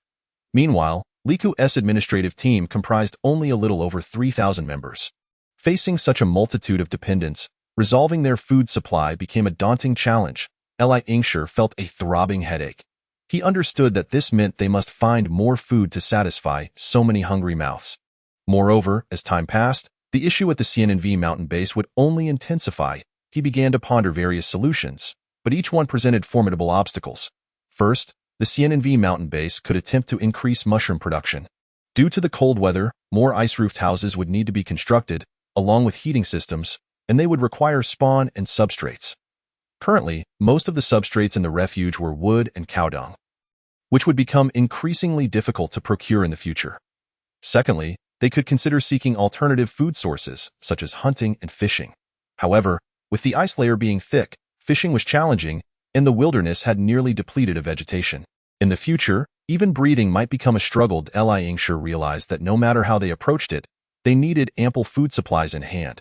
He decided to gather everyone in the refuge to brainstorm collectively, as unity was imperative in overcoming the crisis. Furthermore, the management personnel at the CNNV mountain base were too numerous. If not controlled, allowing them all to join the management team of the refuge could easily lead to a situation of subservience overpowering authority, making it uncertain who would wield true influence within the refuge. As Li Yingshi was seeing Mayor Wang off, his steps hesitated momentarily. He turned to look at Mayor Wang, his gaze revealing a hint of inquiry. "If I do not acquiesce to your request, would you truly proceed with such actions?" Li Yingshi asked softly. Mayor Wang gazed at him expressionlessly, and after a moment of silence, he replied slowly, "Fewer people can allow others to survive longer." "Can they not?" This statement pierced Li Yingshi's heart like a sword. His eyes widened in disbelief as he stared at Mayor Wang, seemingly searching for any trace of hesitation or compassion on his face. However, Mayor Wang merely pressed his lips together and turned away, not casting another glance at the frozen Li Yingshi and Li Ku. The common folk already led difficult lives, and once plunged into anarchy. Rampant crime would lead to countless casualties among them.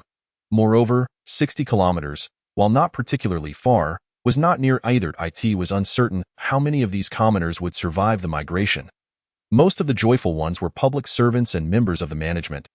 Having heard that the living conditions at Xiao Hotel were excellent, going to Xiao Hotel at least provided a good living environment for their families, and they had heard that the school and hospital were located within the building, both of which were of high quality.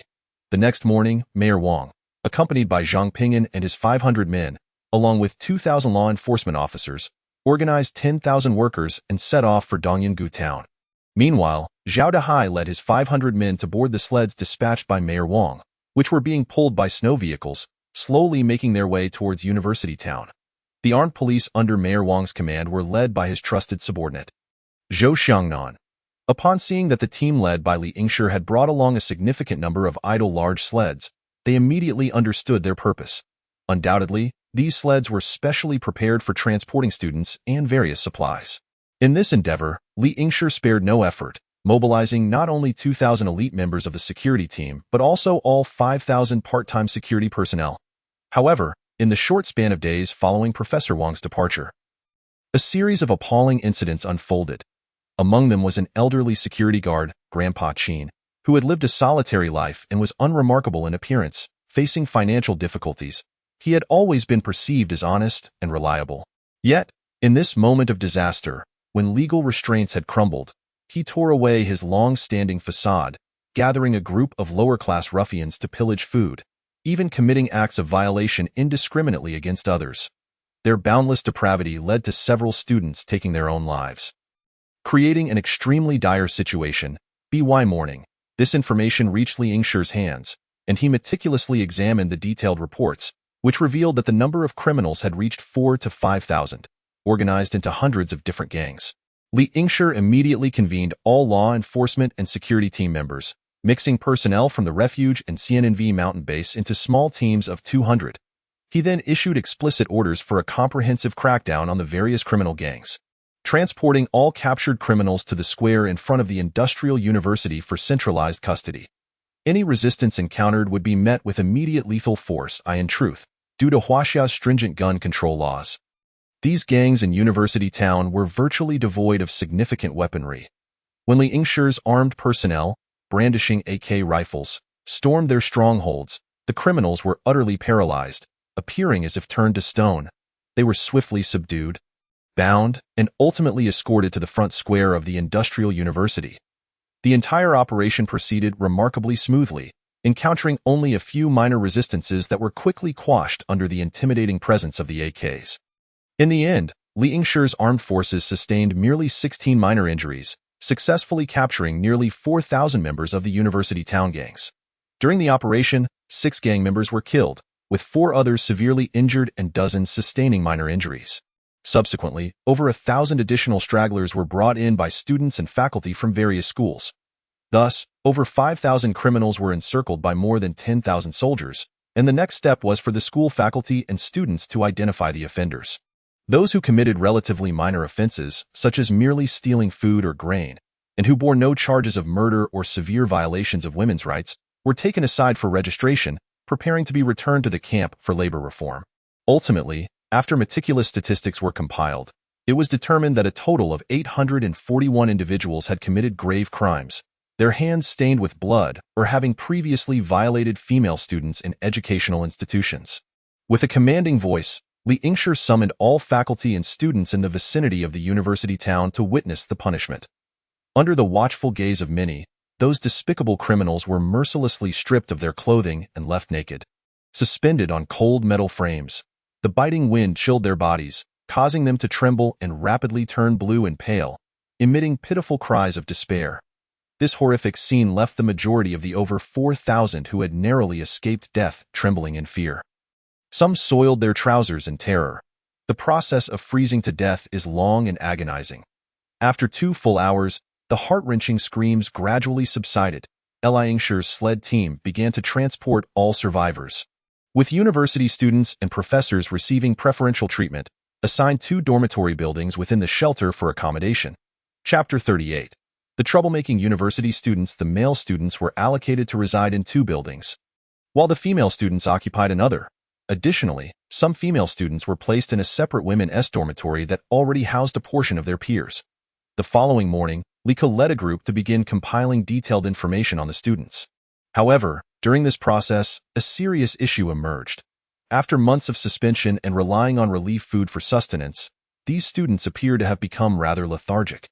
Even worse, they exhibited a blatant resistance to the work assigned by the shelter. Exhibiting strong reluctance to accept these tasks, Li Yingshi had initially intended to issue them green identification cards, having even prepared them in advance. When they eventually entered the workforce, blue identification cards would be distributed. However, upon reviewing the investigation report, he fell into deep contemplation. These university students, in the prime of their youth between 18 and 23 years, had proven their intelligence by gaining admission to university. Li Yingshi had planned for them to settle in the shelter upon arrival, and to nurture them as the backbone of the future shelter. Yet, if the current situation persisted, would it mean sustaining a group of idlers? Moreover, there were tens of thousands of individuals here. Consequently, these students ultimately received white identification cards, their status designated as refugees, if they refused to work. They would only be entitled to half a pound of boiled potatoes each day, merely sufficient to meet the minimum caloric requirements. Not only that, Li Yingshi ordered the heating temperature of the two buildings to be lowered from 20 degrees to 16 degrees. The entire shelter now utilized electric heating, allowing for convenient temperature control. Under the leadership of a prominent student, they brazenly raided the cafeteria for lunch, unhesitatingly shattering the cafeteria's windows. Instantly, the temperature within the cafeteria plummeted. In fact, Li Yingshi had anticipated such a scenario and had already stationed 14,000 guards and armed police nearby, waiting for this moment. However, it seemed that some had exaggerated the situation. The very moment the glass shattered. The guards rushed into the cafeteria and launched a fierce assault on the more than 200 unruly students. The scene erupted into chaos and tension, with the students' cries and the sounds of fists striking flesh echoing throughout the space. What was once a perfectly orderly cafeteria descended into utter disarray. This shocking situation left the thousands of male and female students present, who had come to witness and support the troublemakers, utterly speechless. Most of them secretly supported the rioters. After all, who wouldn't wish to enjoy good food and drink without any effort? Yet, they were utterly unprepared for the shelter's unwavering resolve, which provided no opportunity for negotiation, instead opting for a brutal beating, followed by binding the troublemakers, awaiting Li Yingshi's arrival. Upon his arrival, Li Yingshi inquired about the events that transpired. He first questioned the ringleader as to why they had acted in such a manner. This leading student, seemingly of some standing, defiantly retorted, "Half a pound of potatoes daily. How can we possibly survive on that? At the very least, we deserve a 3-star meal. Otherwise, we would rather starve than consume these potatoes." After hearing this, Li Yingshi sternly replied, "Your current status is that of a refugee. You are entitled only to refugee rations. Only those working tirelessly on the front lines earn the privilege of a 3-star meal. If you desire better food, earn your food vouchers. Professor Wang only requested my assistance because he saw you were out of provisions. This is a courtesy extended to you. Do you intend to take advantage of my hospitality? Expecting to feast without labor?" At this moment, the ringleader seemed poised to further assert himself, to deliver a passionate rebuttal, but as he opened his mouth, Li Yingshi's gaze flicked towards the nearby guards, prompting an immediate response as someone stepped forward to gag him with ARAG. Li Yingshi continued, "I brought you here out of goodwill, providing you with food and shelter, yet you still wish to act imperiously in my presence? Here, the tiger lies down and the dragon coils." His words resonated with a compelling authority, instilling a sense of overwhelming pressure among all present. As his voice fell, gasps of astonishment erupted from the crowd. But there was more silence, fear, and soft weeping. Soon after, several soldiers stepped forward and dragged the ringleader away, who attempted to resist but to no avail. Before long, he was stripped of his clothing and left suspended naked outside the male students' dormitories. Li Yingshi coldly observed the unfolding scene, then shifted his gaze to the remaining defiant individuals. These individuals had merely shattered a pane of glass. Executing them all seemed excessively harsh and would not reflect well. After deliberation, Li Yingshi decided to afford them an opportunity, sentencing them to 3 years of hard labor. He declared with authority, "These individuals will be sent to a penal camp to participate in the construction of snow houses and ice roof buildings." Among them were still some who remained obstinate, unwilling to admit fault. Li Yingshi paid them no mind, fully aware that only by allowing these individuals to personally experience the harshness of the outside world could they truly grasp the significance of residing within the shelter. However, from this moment onward, they would be strangers to their fellow students residing in the shelter. Once these matters were settled, Li Yingshi was confident that such disturbances would not recur in the near future due to this display of deterrence. Following the resolution, a group of workers immediately set to work, swiftly cleaning up the shattered glass and beginning repairs. The events of the day not only left these students in shock and fear, but also sent ripples of profound impact throughout the shelter, particularly among the families of the influential individuals residing in buildings 1 and 2. Although they had frequently been warned by the powerful not to cause trouble, many had grown accustomed to exerting their influence, causing considerable disturbances for Wang Shaoquan's security team. This marked the first recorded instance of death within the shelter, with individuals stripped and left to freeze. The individual referred to as the ringleader, Li Yingshi, was unaware of his actual name, understood that following a collective incident, that leader must perish. This was the method of using 9 bullets to guard 99 individuals. Witnessing this terrifying spectacle compelled everyone to temper their actions. After addressing the students' issues, Li Yingshi wasted no time in issuing orders for Li Ku to commence the recruitment of workers. He then delineated vast areas on the expansive icy plains outside the snow wall to begin the construction of new snow houses and ice-roofed buildings. According to the plans established during meetings, the refugees arriving from Xianren Mountain Base would form communities of 10,000 individuals each, independently constructing robust snow walls to ensure safety for the incoming refugees. These newcomers from Xianren Mountain Base would, like the students, be granted refugee status in the future. All individuals newly entering the shelter would begin as refugees. He prepared to issue green identity cards to the staff initially, allowing them to temporarily reside within Snow City, with further opportunities for advancement based on individual performance. This approach would prevent the management personnel from Xianren Mountain Base from rapidly infiltrating the shelter's administration. Chapter 39. The gigantic ice-roofed house in the face of a continually increasing population and the rising electricity demands of the snow houses and ice-roof buildings.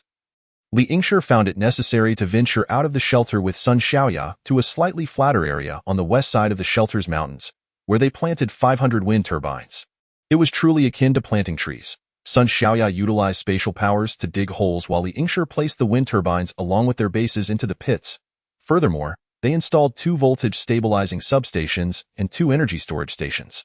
When Li Yingshi brought Xiao Hai to stand before the units, Xiao Hai was left wide-eyed in astonishment. He could scarcely fathom why there were so many wind turbines around the shelter. Yet the wiring remained uninstalled. As a result, he had to lead the workers to labor tirelessly day and night under the extreme cold to expedite the electrical installation. The new residential community of snow houses was rising at an astonishing pace. Under the 2-shift system established by Li Ku, over 40,000 workers completed the main structure of the first snow city, designed to accommodate 100,000 individuals, in just over 10 days. After all, constructing houses from snow is relatively swift. Meanwhile, the power system was being meticulously established, with various heating devices being installed within the snow houses and ice-roof shelters. On the 10th day, after Li Yingshi received the allegiance of Mayor Wang, this burgeoning community welcomed its first batch of refugees. Mayor Wang was exceptionally supportive. Under his vigorous backing, cables, wires, and various electrical materials were swiftly delivered in a continuous stream. This initiative significantly accelerated the pace of construction. On another front, Zhang Ping's search for resources in Dongyan Pavilion Town yielded remarkable results. He unexpectedly discovered several production lines for electrical cables, along with a substantial stock of raw materials, including numerous copper ingots, aluminum ingots, and wire insulation materials. Stealthily, Zhang Ping secured all these raw materials into his own space. However, what astonished him even more was the discovery of a sizable phenolic board production facility. This factory not only boasted advanced equipment, but also had ample raw materials. With completed products stacked high, these findings were a timely boon for addressing the insulation issues of the snow houses and ice-roof shelters. Without hesitation, Zhang Ping incorporated the factory's equipment and all raw materials into his space. Upon returning to the shelter, Li Yingshi was greatly astonished by the sight of these devices and materials. That night, he personally undertook a covert trip to Dongyan Pavilion Town to acquire even more industrial equipment along with the factory itself. Together with Sun Xiaoya, they utilized their spatial powers to hollow out 2 stone mountains, placing the equipment inside, and then recruited workers from among the refugees to begin production of the phenolic boards and wires. 2 relatively simple items. Although the equipment was readily available, no one knew how to operate it, necessitating the recruitment of skilled workers from among the refugees, meaning that actual production would not commence for another 6 months. Furthermore, production was frequently interrupted due to a lack of raw materials. Simultaneously, the shelter began selling phenolic boards to the residents of Snow City, a move that garnered enthusiastic support from the populace. Each square meter of phenolic board commanded a price equivalent to 20 pounds of food coupons. Yet this did not deter people's purchasing fervor. Unexpectedly, after acquiring phenolic boards, the residents of Snow City did not use them for insulating their snow houses. Instead, they laid them within the ice-roof shelters. The temperature within the ice-roofed houses consistently remained between 16 to 20 degrees Celsius, unable to rise further, as excessive heat would cause the ice roofs and snow walls to melt. However, to enhance mushroom yields, raising the temperature was essential. Consequently, numerous phenolic boards were firmly affixed to the inner walls and ceilings of the ice roof shelters. After considerable effort, the temperature within the ice-roofed houses successfully rose to 27 to 28 degrees. This not only allowed for mushroom cultivation, but also enabled the planting of potatoes and sweet potatoes. Previously, only the interior of the shelter had the conditions suitable for cultivating crops such as potatoes, sweet potatoes, radishes, and cabbages. This phenomenon led to an increasing demand for phenolic boards among the residents of Snow City, yet the supply was limited. As a result, some resourceful individuals began searching through the uninhabited houses in Cloud City for various insulation and building materials. An array of insulation cotton, panels, and even straw mats and quilts became treasures in the eyes of the Snow City residents, utilized for insulating their ice-roofed shelters. When Li Yingshi noticed these changes occurring in Snow City, Xiao Hai had already begun constructing a supersized ice-roofed shelter. After settling all debts, Xiao Hai resumed his previous endeavors in infrastructure, requesting Li Yingshi to bestow upon him the title of Minister of Shelter Construction, indulging his bureaucratic ambitions. Although this app was limited to use within the shelter, the influx of people from Fairy Mountain had now swelled the population of the entire shelter to nearly 1 million.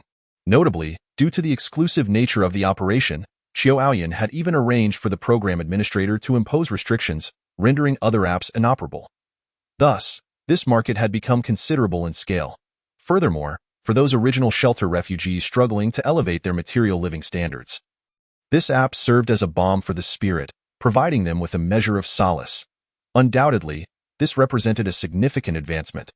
Many individuals opted to forego a bit of delicious and nutritious mushrooms to generously reward their beloved streamers. Watching the captivating smiles on the screens and hearing the sweet expressions of gratitude filled their hearts with joy and satisfaction.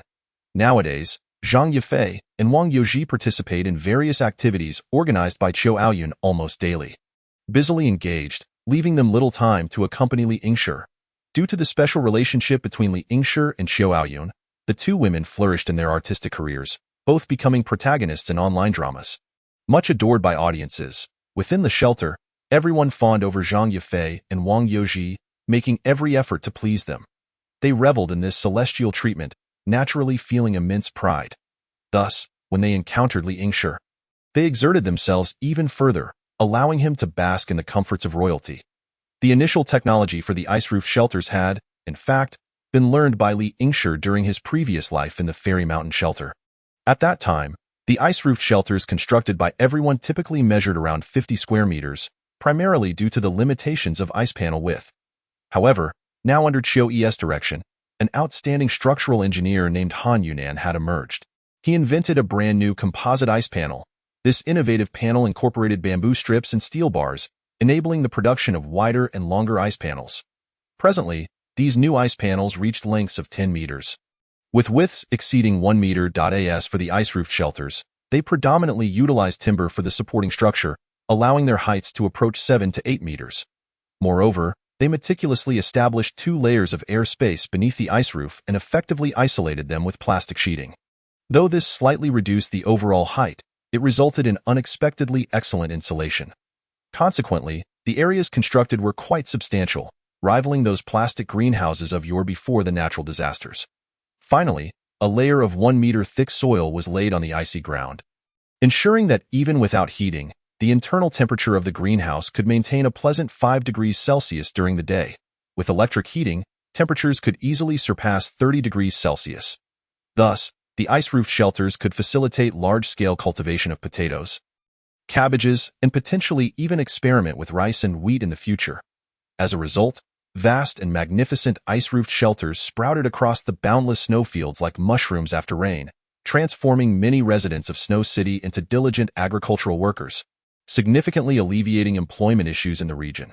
Recently, Xiao Hai has been tirelessly attempting to create super ice-roofed shelters reaching heights of over 10 meters, confidently proclaiming his intentions to transplant various fruit trees from outdoors into the ice-roof structures. These snow houses and ice-roofed shelters not only possess an exceptionally long lifespan but, as long as the climate remains frigid, they can endure for decades or even centuries. Additionally, they are easy to maintain. Should any damage occur, a mere accumulation of snow and moisture suffices for rapid repair. Not only that, but their construction speed is swift, they are sturdy and durable, with exceptional insulation properties, gradually becoming the mainstream architectural form in the icy and snowy world. In contrast, traditional residences, having endured the ravages of catastrophic floods, had their foundations utterly compromised. Compounded by the effects of freezing and expansion, many structures suffered severe damage. Nowadays, almost every day, high-rise buildings in Cloud City collapse under the assault of fierce winds. Consequently, exploring Cloud City has become an exceedingly perilous endeavor. Nevertheless, despite the inherent dangers, numerous brave souls fearlessly venture forth, seeking treasures within Cloud City, hoping to strike it rich. Moreover, with the successful production of the super-long ice panels, Li Yingshi initiated the construction of enclosed canopies over some main thoroughfares to mitigate the impact of snowfall on the roads, facilitating the movement of vehicles and personnel. Upon hearing of Li Yingshi's plans, engineer Han Yunan proposed a simpler solution: spraying water. After erecting support columns on both sides of the road, crossbeams would be installed, covered with fiber mesh, and then water would be sprayed to freeze a canopy directly above the roadway. The construction was straightforward and swift, greatly impressing Li Yingshi. Meanwhile, Li Yingshi busily directed workers to continue building snow houses and ice-roof shelters. Fortunately, the Fairy Mountain base implemented a voluntary relocation policy, and many remained ambivalent about moving to the shelter. Thus, the first batch of migrants consisted primarily of those unable to survive, numbering less than 300,000. Consequently, among the management and civil servants, less than a third received relocation eligibility. Consequently, various connections and backdoor dealings emerged, with many hoping to relocate to the shelter first, which proved burdensome for Mayor Wang, ultimately compelling him to announce a lottery to determine everyone's fate. Those who drew the lucky lots rejoiced, while those who did not wore expressions of disappointment and despair. Even without complete relocation to the shelter, Li Yingshi dispatched personnel to assist the Fairy Mountain base in constructing snow walls on the periphery. With the support of snow-clearing vehicles, a snow wall rising 2 meters wide and 5 meters high was erected, complete with 2 large gates, making it significantly more challenging for wolf packs to breach the snow wall. Consequently, the morale of the Fairy Mountain shelter residents stabilized considerably. Furthermore, due to the reduction in personnel, each individual at the ice dome has been allocated a greater share, and although the yield of mushrooms has diminished, the residents of the Fairy Mountain base are now able to eat to a reasonable extent. Consequently, the morale among the inhabitants of the Fairy Mountain base has stabilized, no longer resembling a powder keg that keeps Mayor Wang in a state of constant anxiety. However, the primary dilemma now lies in the scarcity of fuel. All the trees within a 5-kilometer radius of the Fairy Mountain base have been felled, and any further timber must be sourced from more distant areas. In this frigid, snow-laden landscape, even the presence of sleds presents considerable challenges. Nevertheless, the human desire for survival is boundless, and each day, individuals venture far afield with sleds to gather firewood to deter thievery of this precious resource. Mayor Wang has deployed armed police along the routes. With the support of food supplies from Li Yingshi and the shelter, Mayor Wang's administrative and police teams can once again function normally. Life at the Fairy Mountain base has improved significantly. There are certain individuals within the Fairy Mountain base who control various resources, such as coal, fuel, food, and water. Those blessed with an abundance of resources are, for the time being, reluctant to submit to Li Yingshi's constraints at the shelter.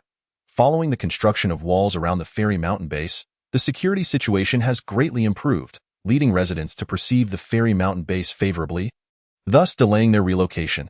Chapter 40. Guests from the provincial city. The initial resettlement operation for refugees, which endured for a protracted and arduous span of over 10 days, has finally culminated successfully. Upon entering the snow houses after migrating from Fairy Mountain to the Chuxia Hotel shelter, the displaced individuals were astounded to discover some remarkable changes. The snow city had electricity. Both the snow houses and ice domes utilized electric heating, liberating them from the burdens of coal dust and eliminating the arduous task of sourcing firewood from afar. This modern heating method invigorated the refugees, who had initially assumed that this so-called shelter would mirror the conditions at Fairy Mountain base. Instead, they now glimpsed newfound hope. The provision of electric heating not only enhanced their comfort but also allowed for increased mushroom production, which in turn meant more food. These transformations instilled a sense of optimism for the future among the displaced individuals. They began to re-engage in work, striving to improve their lives in this frigid world. More crucially, the availability of internet services enabled people to use their mobile phones again. For individuals accustomed to modern society, this was undoubtedly of epoch-making significance. Community staff promptly began to patiently instruct everyone on how to register mobile numbers and access the official website of the Chuxia Hotel Shelter. Additionally, a forum known as the Urban Complaints Group has garnered public attention. Recently, this forum has posed a considerable headache for Yingshi. However, a number of single young men and women have begun to utilize the forum for casual encounters. Fortunately, the residents of Snow City are relatively well off, with most possessing their own independent snow houses. Let them engage as they please. However, the situation within the Chuxia Hotel Shelter is starkly different. The majority of individuals reside in dormitories, and very few are fortunate enough to have single accommodations. Only certain high-ranking talents, administrative personnel, and families residing in the shelter are granted independent housing. Consequently, one can find them in various locations, from restrooms to beneath sweet potato racks, amidst sacks of potatoes, and even in livestock barns. Among these individuals, there exist both innocent encounters driven purely by physiological needs and exchanges of intimacy for food stamps or other resources. In short, one need only be slightly inattentive to witness groups of people engaged in such activities. Yingshi believes that this issue must be addressed, as there are many children in the shelter. Exposing them to these scenes could have a profoundly negative impact on their development. Thus, Yingshi urgently convened a meeting with relevant personnel, including Mayor Wang, Deputy Mayor Li Ku, Xiao Hai, and several captains of the guard, with the bashful son Xiao Hai also in attendance, to discuss how to effectively resolve the pressing dilemma at hand. However, Mayor Wang vehemently opposed the proposal. He contended that the existence of a red light district could easily give rise to organized crime groups. Should such groups gain traction, they could lead to egregious issues such as usury, human trafficking, and forced prostitution. Therefore, he firmly advocated against the implementation of this plan. Just as the group found themselves at an impasse, Xiao Hai stepped forward with a novel idea. Why not initiate a campaign within Snow City that offers a snow house as a wedding gift? This approach could actively encourage couples to marry and relocate from the shelter to live independently. The advantages of this proposal are evident. It would not only alleviate the population density within the shelter, but also contribute positively to its long-term development and population growth. Upon hearing this, Yingshi silently marveled at Xiao Yi's experience as a seasoned real estate mogul. Even in these trying times, he had not forgotten the intricacies of property development, devising such a brilliant scheme as offering houses for marriage.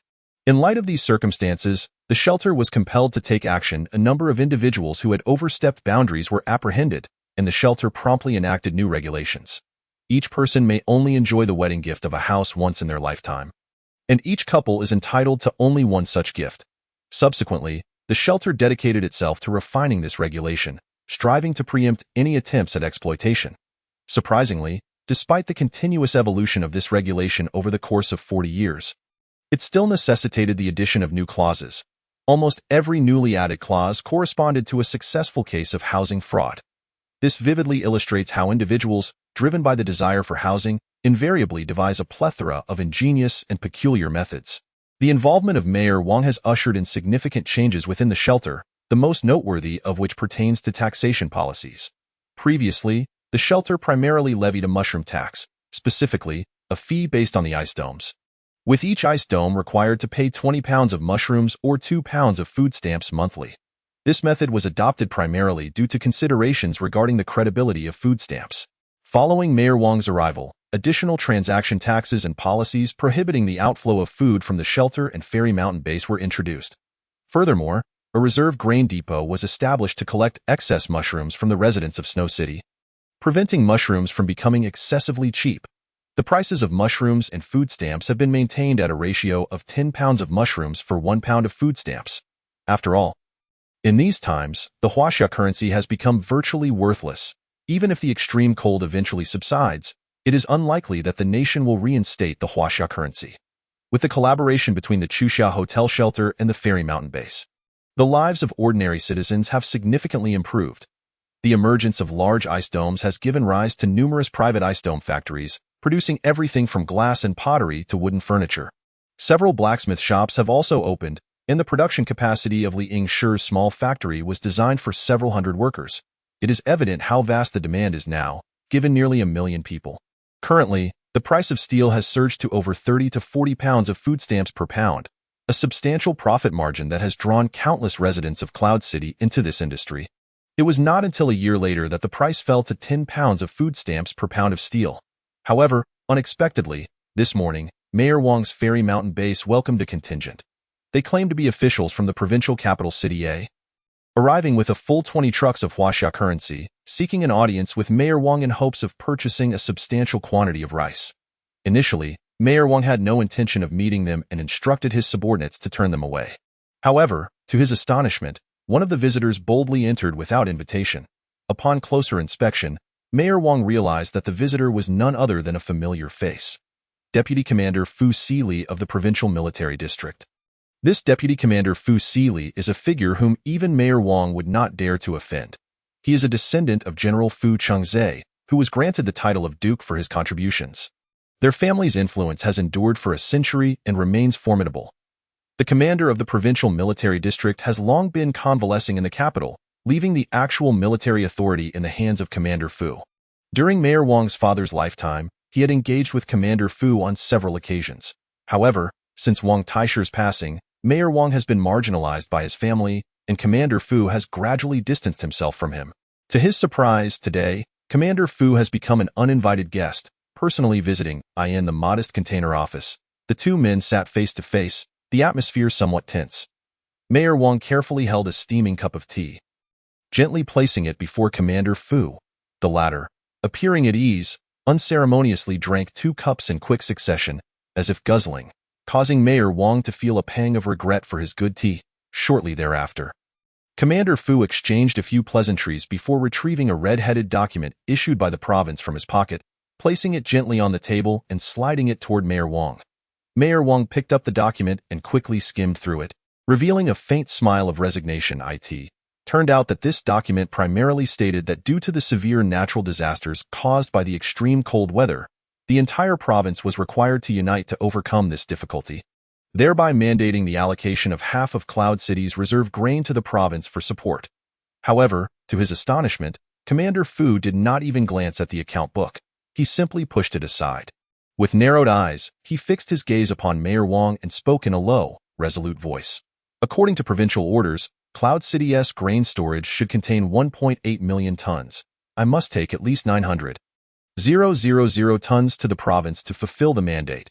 Commander Fu's unwavering gaze bore into Mayor Wang, fully aware that 900,000 tons of grain could very well spell starvation for half of Cloud City's population. However, the provincial capital, which once boasted a population of 12 million, now harbors fewer than 1 million souls, the majority of whom are merely the families of military personnel and civil servants. The military's reserve food supplies have already been exhausted. And without replenishment, the provincial capital's base could face the grim prospect of starvation for 900,000 individuals, leaving them with nothing. Thus, Governor Gao Yingxing issued a dire edict, demanding that food be extracted from every subordinate city and district.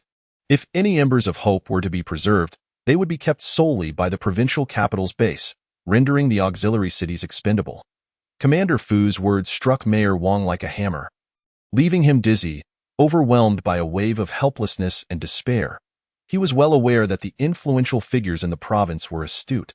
They could not possibly be ignorant of the impossibility of 900,000 tons of grain existing. This was merely a pretext to coerce him into surrendering all available food supplies. Even before the Great Flood, reallocating such a vast quantity of grain would necessitate directives from the central government. It was far beyond the authority of a mere provincial governor. Mayor Wang sank into profound contemplation. A bitter smile crept across his face as he realized the gravity of the situation. He had taken the perilous risk of mobilizing armed police to forcibly access the grain reserves, barely salvaging 1 million tons of food. The so-called 1.8 million tons of grain was nothing more than a figure recorded in documents. Every official understood the discrepancies within. Yet, the provincial government persisted in issuing such commands. That moment, a spark of inspiration flickered in Mayor Wang's mind, and he seemed to grasp the essence of the problem. Consequently, he slowly inquired, could it be that the province has already abandoned us? Fu Silin gazed silently out the window, pausing for a moment. Throughout the journey, he had noted that the Xian'anvi mountain base was impressively large, capable of accommodating at least 700,000 to 800,000 people. Logically, Yun City should possess a substantial grain reserve. Moreover, he was deeply impressed by the innovative method of cultivating mushrooms in ice-top houses employed here. Believing it to be a practice worthy of wider implementation, If such a method could be introduced to the provincial capital's base, it might ensure its smooth operation. With this thought, Fu Silin's mood lightened somewhat. To reassure Mayor Wang, he spoke in a gentle tone. You, along with the civil servants and armed police, can accompany our team to the provincial capital, and your families may also travel north with us. After a brief pause, as if gauging Mayor Wang's reaction, he added, "This is a direct order from the governor.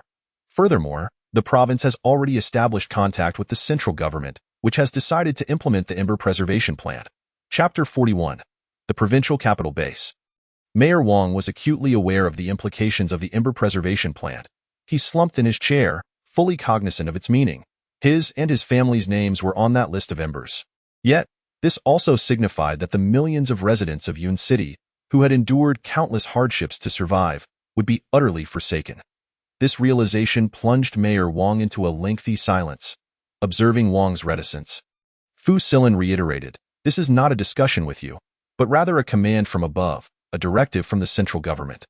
Mayor Wang's lips quivered slightly as he attempted to articulate a response, yet found himself voiceless, succumbing to a silent despair. Fu Silin, however, continued, "Take me to the grain storage facility, then prepare to accompany me to the provincial capital." Nevertheless, Mayor Wang remained seated, unresponsive, ultimately stating, "I need some time to think." Fu Silin, in frustration, slammed his hands on the table, while Mayor Wang appeared dazed and lost. Left with no choice, Fu Silin stormed out of Mayor Wang's office, issuing a command that grain transportation would commence the following day. Once Fu Silin departed, Mayor Wang promptly summoned his subordinates and ordered them to seal off all information concerning Li Jingshan Temple. In the meantime, he called for a snow vehicle to hasten to the shelter. Arriving at the shelter in the dead of night, Mayor Wang immediately roused Li Jingshan. The two spent considerable time alone in the office, during which Mayor Wang detailed the situation regarding the provincial officials. Ultimately asking Li Jingshan, "Can we save them?" Li Jingshan, fully aware that them referred to the over 100,000 disaster victims of Yun City, paused momentarily before resolutely affirming, "We can." Fu Silin and his entourage numbered over 50, and in the pitch-black night, a fire ignited, consuming those who carried Huaxia currency, leading to their tragic demise.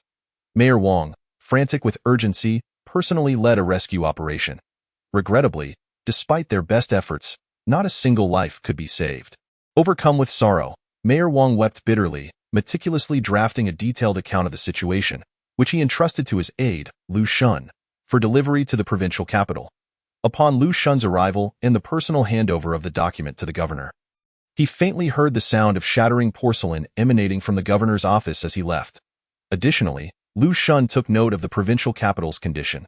Surprisingly, it appeared that the provincial government had not been adversely affected by the power shortages, maintaining normal electricity, heating, and lighting. However, there was a lack of mobile network connectivity, and the provincial government had relocated to an industrial park in the western part of the provincial capital. This elevated area, with its numerous factories and office buildings, had become a refuge for the surviving disaster victims, who began experimenting with cultivating potatoes and sweet potatoes within these facilities as a means to address food shortages. Yet, the results appeared to be mediocre at best. Mayor Wang recognized that the provincial capital housed numerous military units and had previously heard of their construction of a miniature nuclear power station. A single miniature nuclear power station could generate electricity for 80 years without maintenance, and it was likely that these stations were still operational, granting the confidence to implement the Ember Preservation Plan within the provincial capital. Mayor Wang understood that the Ember Preservation Plan was not inherently flawed. Given the dire climatic conditions, it was indeed impossible to guarantee sustenance for the majority, necessitating the survival of a select few elites. In the name of preserving human civilization, the execution of the Ember Preservation Plan was justifiable. But who were the elites? Who should be forsaken? And who had the authority to decide? The 1 million residents of Yun City were not mere NPCs or virtual characters. And it was unacceptable to allow so many lives to be sacrificed to starvation simply for the sake of those in the province. Life holds no intrinsic hierarchy. The lives of those in the province are not more valuable than those in Yun City. Mayor Wang wrestled with his conscience, knowing he could not accept such a reality. Therefore, he ultimately chose to trust Li Jingshan, igniting a great fire in the night. The inferno consumed not only those trapped within, but also incinerated Mayor Wang's reverence for the provincial capital and the central government.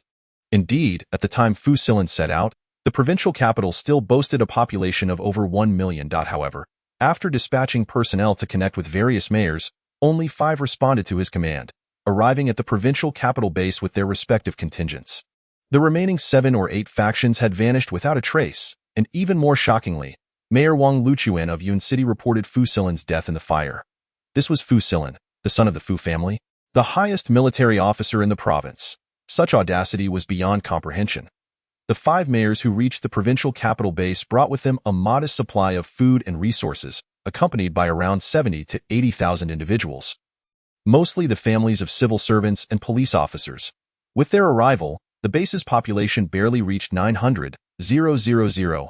In other words, over the past month, more than 200,000 lives had quietly faded away.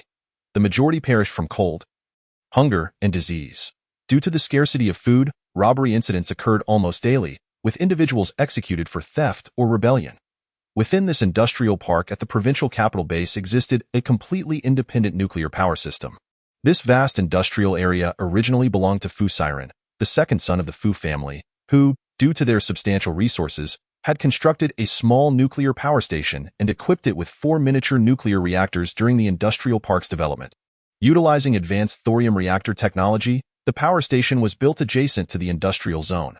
Perhaps this decision was initially made solely for cost-saving purposes, yet it inadvertently rendered the area the only remaining source of electricity within the provincial capital. Additionally, the elevated terrain spared it from the flood's devastation.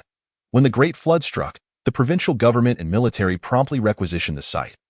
Jianghan had no choice but to send construction personnel to brave the bitter cold to repair and reinforce the facilities, with the expectation that the fortified structures would withstand future collapses. Presently, the existing facilities, equipped with electric heating, coal heating, and wood heating, were exclusively utilized for cultivating potatoes and sweet potatoes. Although the yield of these crops was relatively high, their growth cycle spanned 3 to 4 months, and the limited cultivation area could only sustain a few tens of thousands of people. Currently, the base housed a population of 900,000, entirely reliant on the provincial capital's grain reserves for survival. The unforeseen deluge had arrived abruptly, despite Gao Inching receiving a report from Wang Luchuan 3 hours in advance, alerting the province to the impending flood. The reserve grain belonged to the central government stockpile. Gao Inching lacked the audacity of Mayor Wang, hastily applying to the central government and wasting precious time in anxious anticipation, ultimately failing to dispatch military forces to salvage the reserves. Consequently, the majority of the stored grain was submerged. Despite subsequent emergency salvage efforts that managed to retrieve a batch of waterlogged grain, the prolonged 3-month deluge had rendered most of the soaked reserves spoiled and decayed, while the remainder lay eternally submerged. Becoming a feast for fish and shrimp, during the flood, Gao Inching personally organized fishing expeditions, even witnessing a peak in fishing activity at the onset of heavy snowfall. However, as the ice thickened, the task of fishing grew increasingly difficult, and with the temperature dropping, fish became scarcer. After more than a year of consumption, the province's grain reserves were only sufficient to sustain 100,000 people for a mere month and a half, compelling Governor Gao to issue a directive to reduce rations for ordinary residents in the provincial capital. Rumors surfaced of cannibalism among the lower-class residents, yet at this juncture, Gao could only turn a blind eye.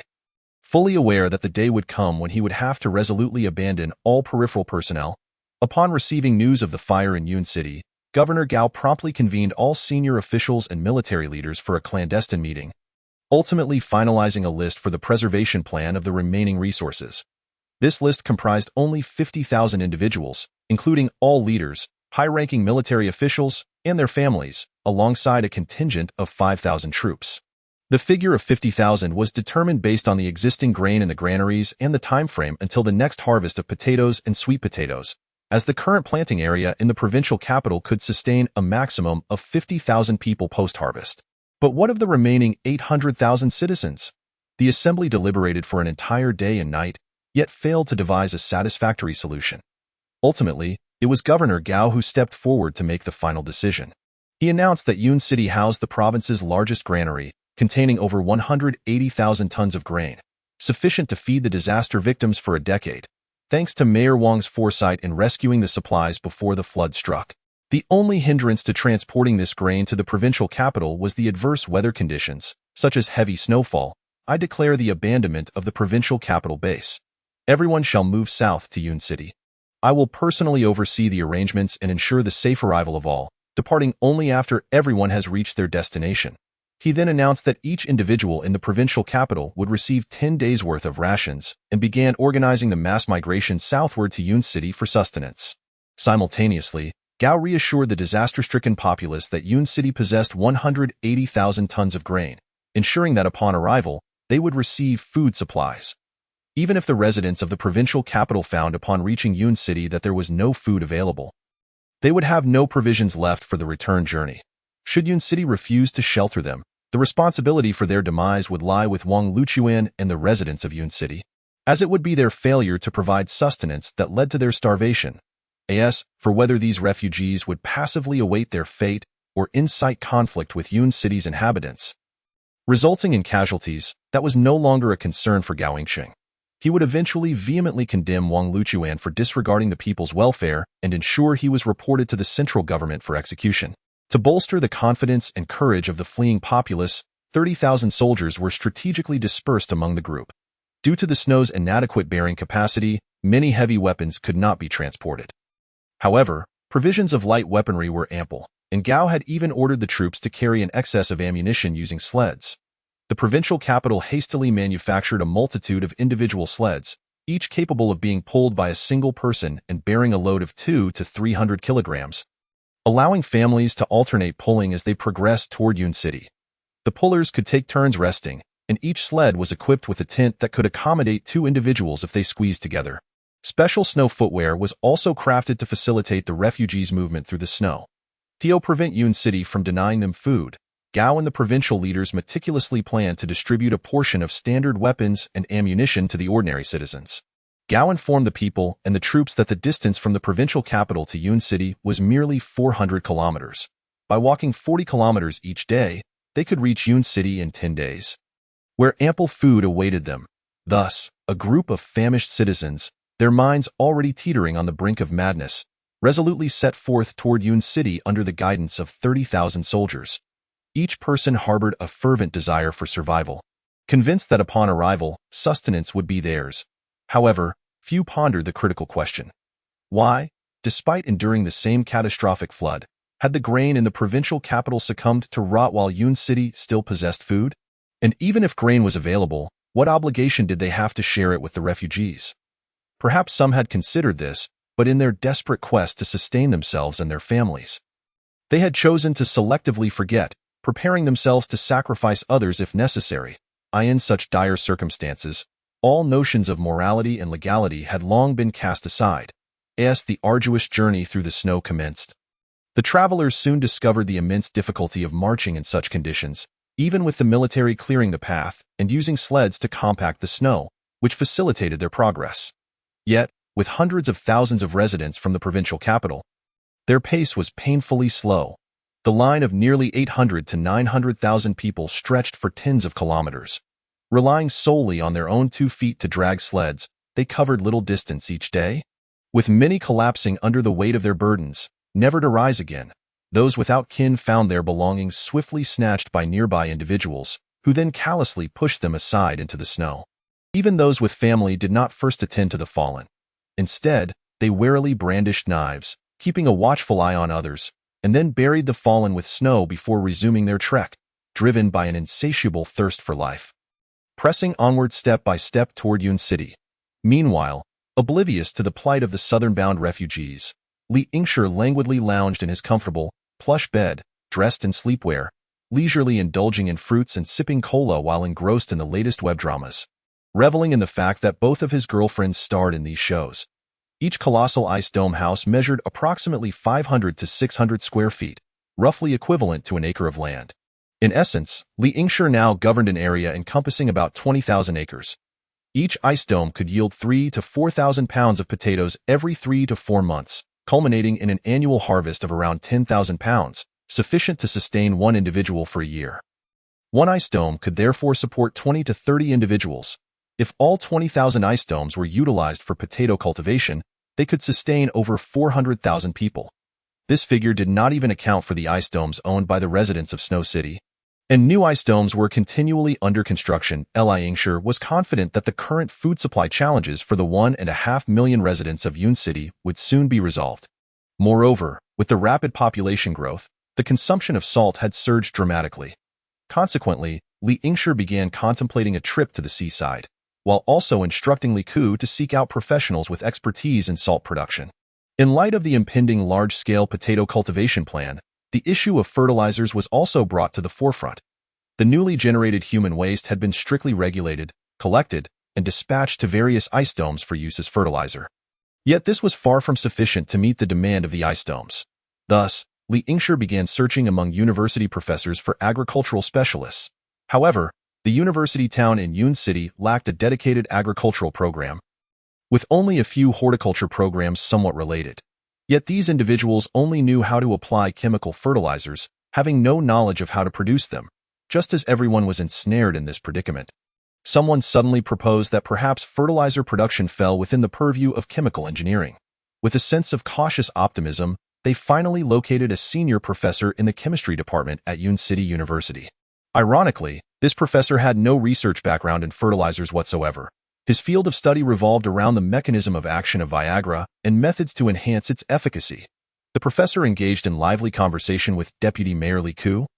While Li Yingshi listened, his expression darkening. Ultimately, this chemistry professor proposed a rather antiquated yet effective technical solution known as the Ho Debong method of combined alkali production. This method, while relatively simple, could produce sodium carbonate and ammonium nitrate, an important chemical raw material, as ammonium nitrate serves as a vital fertilizer and can also be used in explosives, having certain military applications. Although the technical challenges of the Ho Debong method were not trivial for the shelter, given that it was a technology developed over a century ago with a complete technical roadmap, its implementation remained feasible. However, mastering and effectively utilizing this technology would require significant investment in human resources, time, effort, and materials. Nevertheless, Li Yingshi resolved to produce ammonium nitrate at any cost. With fertilizers in hand, crop yields could be enhanced, allowing for sufficient food production to sustain 1.5 million people within the colossal ice domes. After the chemist's explanation, Li Yingshi realized that another critical chemical raw material, salt, was also involved. Thus, he deemed it time to construct a salt field by the SEA. As Li Yingshi was preparing to set off once more towards the seaside with Sun Xiaoya, the walkie-talkie linked to Mayor Wang crackled to life, announcing that millions of disaster victims from the provincial capital were moving southward. These displaced individuals, swayed by the governor Gao Yingsheng, believed that Yun City had ample provisions. Consequently, over 1 million refugees had already begun their descent, with their vanguard reaching the outskirts of the Xiananvi mountain base. Upon Li Yingshi's arrival at the Xiananvi mountain base, he discovered Mayor Wang embroiled in a challenging standoff, striving to persuade the early arriving disaster victims from the provincial capital to surrender their weapons. The mayor resolutely declared that only upon disarmament would these refugees be permitted entry into the sanctuary of Xiananvi Mountain, where they would receive 0.5 kilogram of mushrooms daily until they could cultivate their own. However, the provincial disaster victims were reluctant to acquiesce. Throughout their arduous journey south, many had faced perilous trials and conflicts.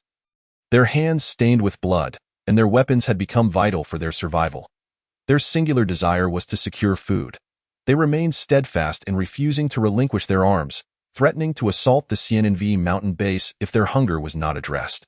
Li Yingshi surveyed the throng of refugees before him, his heart heavy with foreboding. He estimated their numbers to be as high as 7,000 or 8,000, comprised solely of robust men and women, each clutching an assortment of weapons: machetes, long rifles, steel pipes, and kitchen knives. Hundreds stood at the forefront, brandishing rifles, their faces contorted with fierce, predatory expressions. It was evident that these individuals were no mere innocents. The prospect of a peaceful resolution, as envisioned by Mayor Wang, had become untenable. Steeling himself, Li Yingshi scrutinized the assembly of disaster victims. Upon closer inspection, he noted that they were armed with hundreds of rifles and handguns, and many bore ample ammunition. Aware of the urgency of the situation, he recognized that indecision was no longer an option.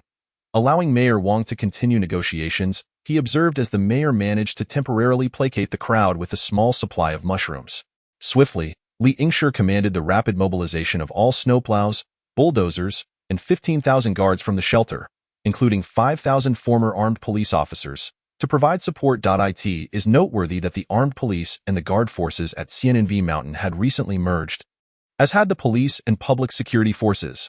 Following this consolidation, the guard unit had expanded, recruiting an additional 10,000 members primarily to address employment issues. To date, the total number of guards at the shelter had approached 30,000. With nearly 15,000 public security personnel augmenting their ranks, the guards advanced behind the cover of snowplows. Some provincial disaster victims began firing in resistance, only to be systematically eliminated by the snipers within the guard unit. The snowplows continued their relentless advance, ultimately encircling the 8,000 provincial disaster victims with an impenetrable wall of snow. Above this barrier loomed the ominous muzzles of AK-47s. As the saying goes, those who recognize the shifting tides are the wise. After an hour of tense standoff, the provincial disaster victims finally lowered their weapons, accepting the invitation from the CNNV mountain base for shelter and inquiry. Ultimately, they were all relocated to the Snow City prison under Li Yingshi's jurisdiction for monitoring and habitation, with Li Ke's personnel dispatched to conduct thorough assessments. When the investigative report from Li Ke landed on Li Yingshi's desk, he was overwhelmed with indignation. It appeared that someone had indeed put Mayor Wang's plans into action. Did the officials of this province truly disregard the lives of the common people? That represented nearly 900,000 lives. How many would perish traversing the treacherous 400 kilometers of snow-laden path? Yet Gao Yingxing had resolutely made this decision. It seemed that the provincial capital was genuinely devoid of food supplies. Consequently, Li Yingshi urgently sought out Mayor Wang to deliberate on how to address the situation concerning these desperate refugees. For if they were not adequately settled, many lives would surely be lost in Yun City. Furthermore, what arrangements should be made regarding Governor Gao Yingxing's descent? Mayor Wang, however, informed him that the province had already enacted a fire preservation plan and that Gao Yingxing would not be descending. He needed to oversee the provincial capital base's fire preservation efforts. Gao Yingxing's primary objective was to facilitate the departure of those populations he could no longer sustain, thus deceiving the provincial disaster victims into moving southward. For if the provincial refugees did not vacate the capital base, he would be unable to provide for them, and with over 90,000 individuals, he could not afford to eradicate them all. How could he face the world as a mass murderer? How could he maintain his standing in the political arena? Hence, he had misled the provincial disaster victims into believing that Yun City possessed food, prompting them to migrate southward. Regardless of whether Yun City had provisions, as long as the provincial disaster victims moved south, Gao Yingxing's dilemma would be resolved. The interrogation records from Li Ke, disseminated via Qiu Aoyun's propaganda apparatus, swiftly spread throughout the entire shelter and the CNNV mountain base. The news brought by the provincial disaster victims shocked the residents of both bases in Yun City. Governor Gao Yingxing had claimed that there was food in Yun City, inciting the provincial disaster victims to come and seize their sustenance. This ignited the fury of Yun City's own displaced residents, many of whom had subsisted solely on mushrooms for over a year, while countless friends and family had perished from starvation and exposure. Just as their lives seemed to stabilize, the prospect of having their lifeline of mushrooms snatched away loomed over them. In truth, the residents of both the shelter and the CNNV mountain base had endured extreme hardship over the past year. As the population of Yun City had dwindled from 8 million to roughly 150,000, largely due to Li Yingshi's rebirth, he recalled that in his previous life, the CNNV mountain base had only sustained a population of 20 to 30,000 before it disintegrated within 3 years. His return had at least saved over 1 million residents of Yun City, which imbued Li Yingshi with a profound sense of fulfillment. Yet, just as peace seemed to have settled in Yun City, the residents from the provincial capital were preparing to raid them.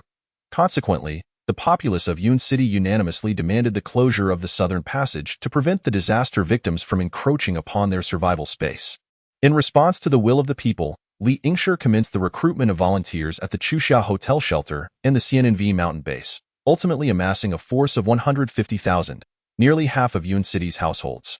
These volunteers brought with them 3 days' worth of mushrooms and armed themselves as they commenced the construction of a snow wall along the inevitable path of the provincial disaster victims.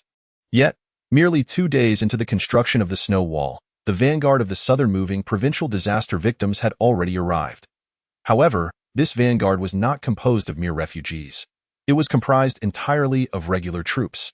According to standard marching speeds, the provincial army should have reached this point a week prior, but they had deliberately slowed their advance to assist the disaster victims in their southward migration. Chapter 43. The Southern Descent. Over the past 10 days, the soldiers of the provincial capital had tirelessly aided the disaster victims in their journey, pulling sleds through the snow. However, due to insufficient sustenance, many were weak, including a significant number of the elderly, women, and children, all burdened with considerable belongings, resulting in a painfully slow pace of less than 20 kilometers per day. Now, after 15 days of southward travel, the provincial disaster victims had been without food for a full day and night. At this moment, the number of refugees had dwindled to under 200,000, with the provincial contingent still over 70 kilometers from Yun City. Faced with such dire circumstances, the commander of the Southern Army, Xue Baozhu, was compelled to make a difficult decision. He would lead his troops southward at all costs to locate sustenance. As the Southern Army advanced, they encountered an unfinished snow wall, behind which stood a multitude of volunteers working tirelessly, resembling ants in their fervor. Initially brimming with determination to obstruct unarmed disaster victims, the volunteers were completely taken aback upon witnessing the tens of thousands of soldiers, clad in standardized snow combat attire, wielding rifles and shouldering rocket launchers. They were left dumbfounded, as if frozen in place by an incantation, rendered immobile by shock. Through his binoculars, Xue Baozhu observed the individuals across from him, noting that most were robust young men.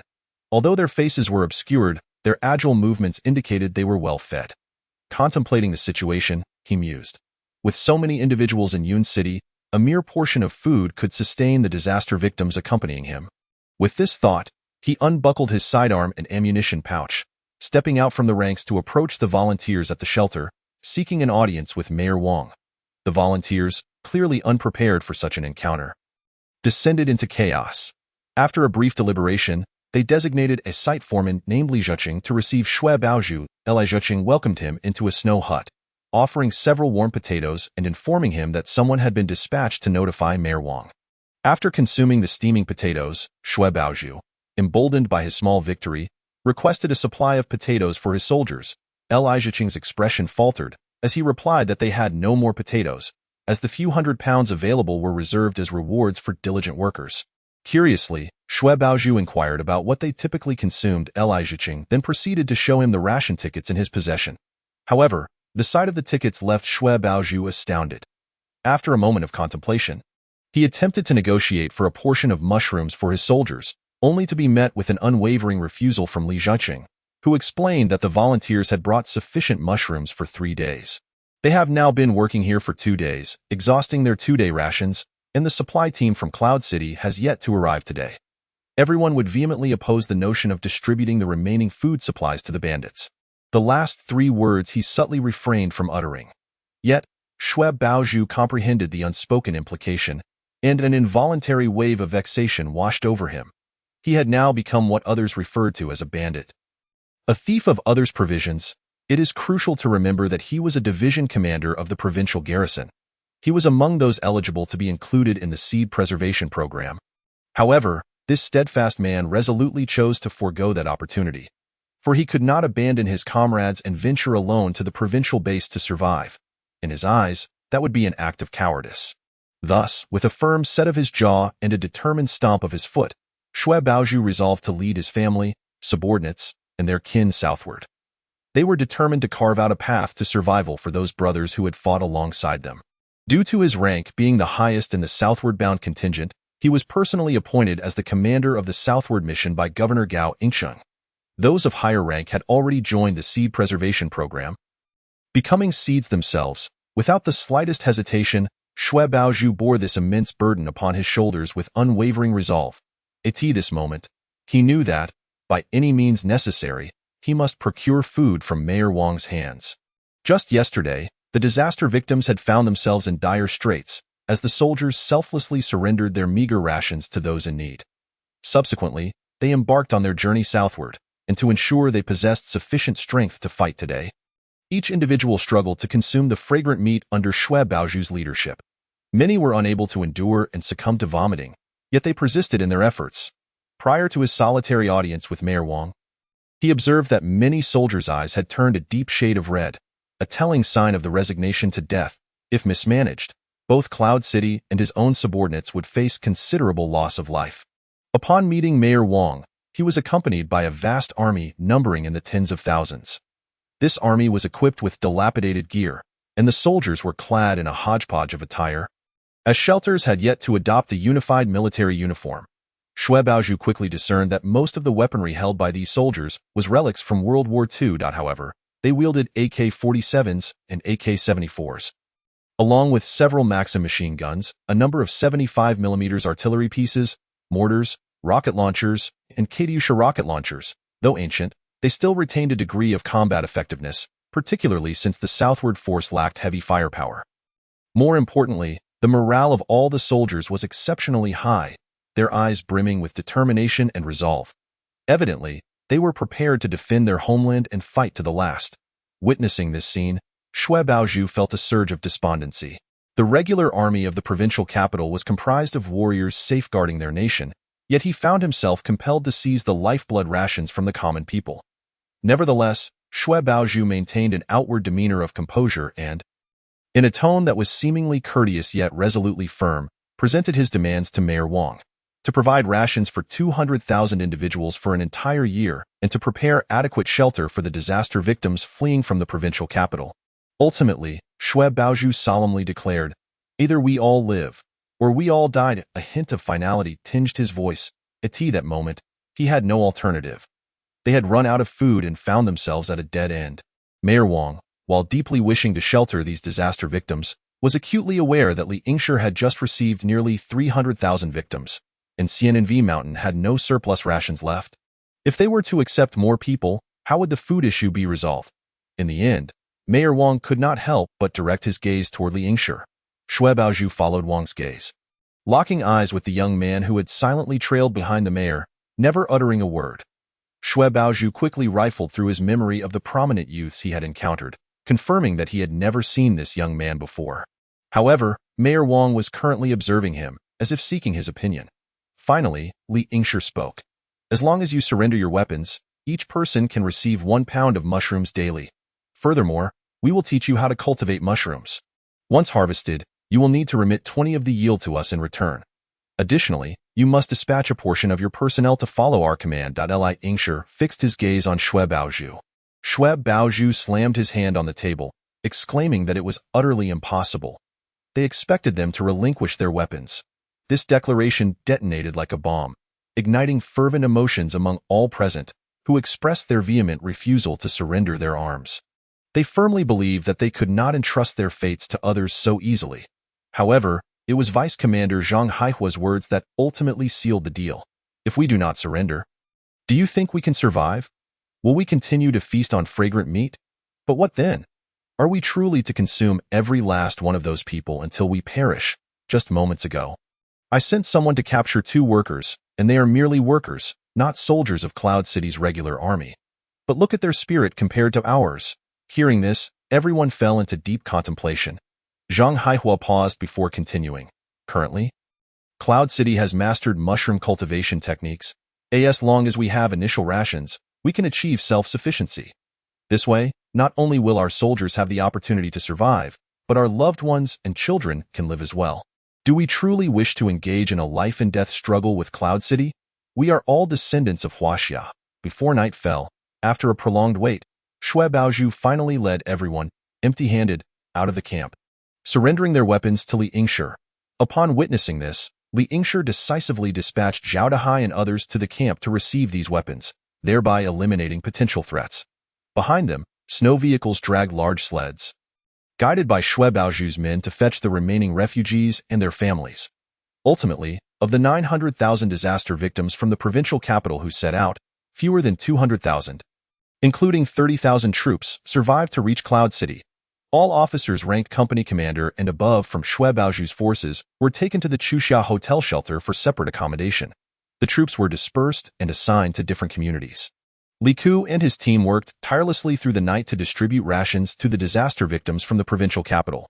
That day, Liyingsha personally took Xue Baozhu, Xiao Hai, and various officers on a tour of the shelter's potato, sweet potato, and cabbage cultivation, as well as a visit to the boarding school and hospital. Additionally, he brought them to Snow City to observe the local schools, the living conditions of ordinary residents, and the mushroom cultivation in the ice-roofed houses. On the third day, Shui Baozhu and Zhang Haihua personally took a team to the provincial capital residence camp to promote the shelter's conditions, announcing that girls under 14 and boys under 12 could voluntarily relocate to the shelter, and that all boys and girls under 16 could be sent to Snow City School. The Snow City School now provided 2 meals a day for students. The new Snow City gradually took shape in the hands of the provincial capital disaster victims. The mushroom cultivation in the ice-roofed houses began to yield small mushrooms. Many provincial capital disaster victims wept bitterly at the sight of clusters of tiny mushrooms, finally awakening from their numbness, feeling as though they had been granted a second chance at life. Only at this moment did Li Yingshi finally feel a sense of relief wash over him. Chapter 44. Salt and the Joint Alkali Production Method. Ultimately, the disaster victims from the provincial capital also received news that Governor Gao Yingxing had not descended southward. They learned what the seed preservation program entailed and that they were all castaways in this initiative. Many of their relatives and friends had perished during this southward journey, and now all the provincial capital disaster victims harbored profound resentment toward Governor Gao. Under Qiao Aoyun's propaganda machinery, the shelter continuously heralded Li Yingshi as the chosen one, proclaiming that without him, there would be no Cloud City shelter. They mythologized Li Yingshi's rise to prominence, portraying him as a self-made individual who, with deft maneuvering, acquired the debts of the old Xia family, captivating even Huangfu Jena with his every move, an enlightened figure always ahead of the times. Naturally, they omitted details about winning the lottery, leveraging connections to procure gasoline and diesel from Zhangmani, and the illicit trade of fuel. They also glossed over being coerced into supplying weapons to Huangfu Jena, fleeing to the grasslands, Australia, and America for zero-cost acquisitions. Li Yingshi also sought to win over the officers of the provincial capital forces, providing them with 2-room, 50-square-meter apartments regardless of their family situation, and subsequently recruiting them into the guard unit, initiating training for these novices. In truth, as these officers observed themselves being outmaneuvered by such novices, they felt a pang of discontent while surrendering their weapons to Li. Yet, upon witnessing the spirit of the shelter and Snow City residents, they gradually came to terms with their situation. Nevertheless, these provincial capital officers remained the most formidable faction within the shelter. Even without firearms, the 30,000 regular troops represented an undeniable force, especially since it was common knowledge that they could not truly surrender all their weapons. Li Yingshi could only feign ignorance. Once the situation stabilized, he entrusted the matters of the Chuxia Hotel Shelter and CNNV Mountain Base to Li Ku and Mayor Wang, respectively. Li Yingshi personally set out toward the coast accompanied by an elderly professor named Han Decheng from Provincial Capital University and his 4 students. Relying on their care to survive the journey to the shelter, he was a genuine expert in chemical engineering. He proposed a solution involving the use of salt, employing a method known as ice crystallization, whereby the natural low temperatures by the seaside would cause seawater to freeze, allowing for the extraction of ice blocks, thus yielding a more concentrated brine. Originally intended for the production of fresh water, this method can now be inverted to generate concentrated saline solutions. Typically, the salinity of seawater hovers around 3.5. Initially, it is necessary to construct an ice pool atop the ice surface and fill it with seawater. At this juncture, the outdoor temperature has plummeted to a chilling -40 degrees, facilitating the rapid freezing of seawater. Subsequently, one must continuously harvest the formed ice crystals, a process that must persist until the seawater ceases to freeze. Through this procedure, we can obtain a saline concentration as high as 30. Following this, methods such as filtration and sedimentation can be employed to eliminate a portion of impurities. Thereafter, by utilizing heat, one can achieve high-purity salt with minimal fuel consumption through precise temperature control. Simultaneously, we can also harvest a magnesium chloride solution, commonly referred to as brine. The advantages of this method are evident, as it successfully reduces thermal energy consumption by nearly 90. Magnesium chloride has a wide array of applications, most notably in the production of tofu, known colloquially as brine for curdling. Additionally, magnesium chloride can serve as a medication for hypertension. In industrial contexts, it can be utilized as a raw material for manufacturing refractory bricks and as an efficient snow removal agent. Li Yingshi, accompanied by son Xiao, set off a day earlier, planting 4 large wind turbines over 90 kilometers from the Fairy Mountain Base in Yunqing. They also established a snow house in Shueqing, awaiting the arrival of Professor Han and his team. The following morning, the two ignited cow dung on the ice surface, with columns of smoke soaring into the sky. Professor Han, along with his students, and Jiang Tao, leading a 50-man escort, comprised of regular troops from the provincial capital, arrived with an additional 200 workers, also recruited from disaster victims in the provincial capital. Xiao Hai personally brought along 20 elite electricians, equipped with a plethora of electrical wires, stabilizers, batteries, and large pots. The next day, they all reached the ice field. From a distance, they spotted the smoke columns, and as they drew closer, they beheld the 4 wind turbines. Everyone gathered around and met Li Yingshi and Sun Xiaoya. Expressing their astonishment, Li Yingshi remarked that it was a fortunate find, prompting exclamations of good luck from the others. Only Xiao Hai raised an eyebrow.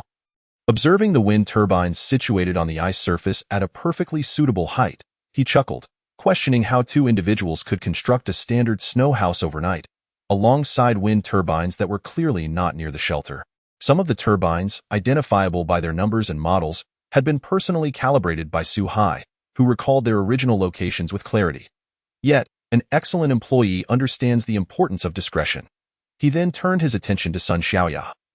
Pondering what merit she possessed that warranted her constant presence by the side of the big boss, one of his most trusted confidants, was it because she was the big boss's paramour?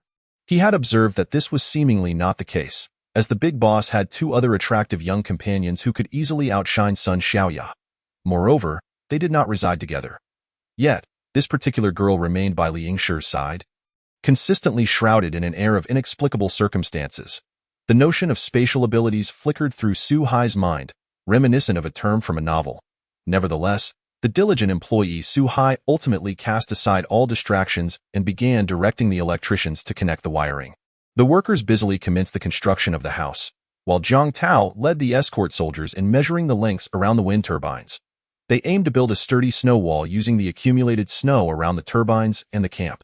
Through the relentless efforts of all involved, as nightfall quietly descended, the house was completed and the makeshift snow wall was erected.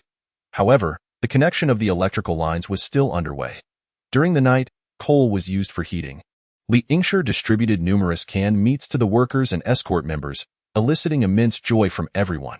On the following morning, a portion of the workers ventured to drill holes in the ice of an ice-roofed house. Armed with specialized ice drilling tools, they could create a hole with a diameter of 40 centimeters in a single attempt. Despite the workers' apprehension as they reached a depth of 20 meters without seeing the bottom, excitement surged when they ultimately breached 30 meters and made contact with seawater. The entire group erupted with exhilaration. Soon after, the submersible pump was activated, extracting seawater from the depths and spraying it into a massive ice pool outdoors.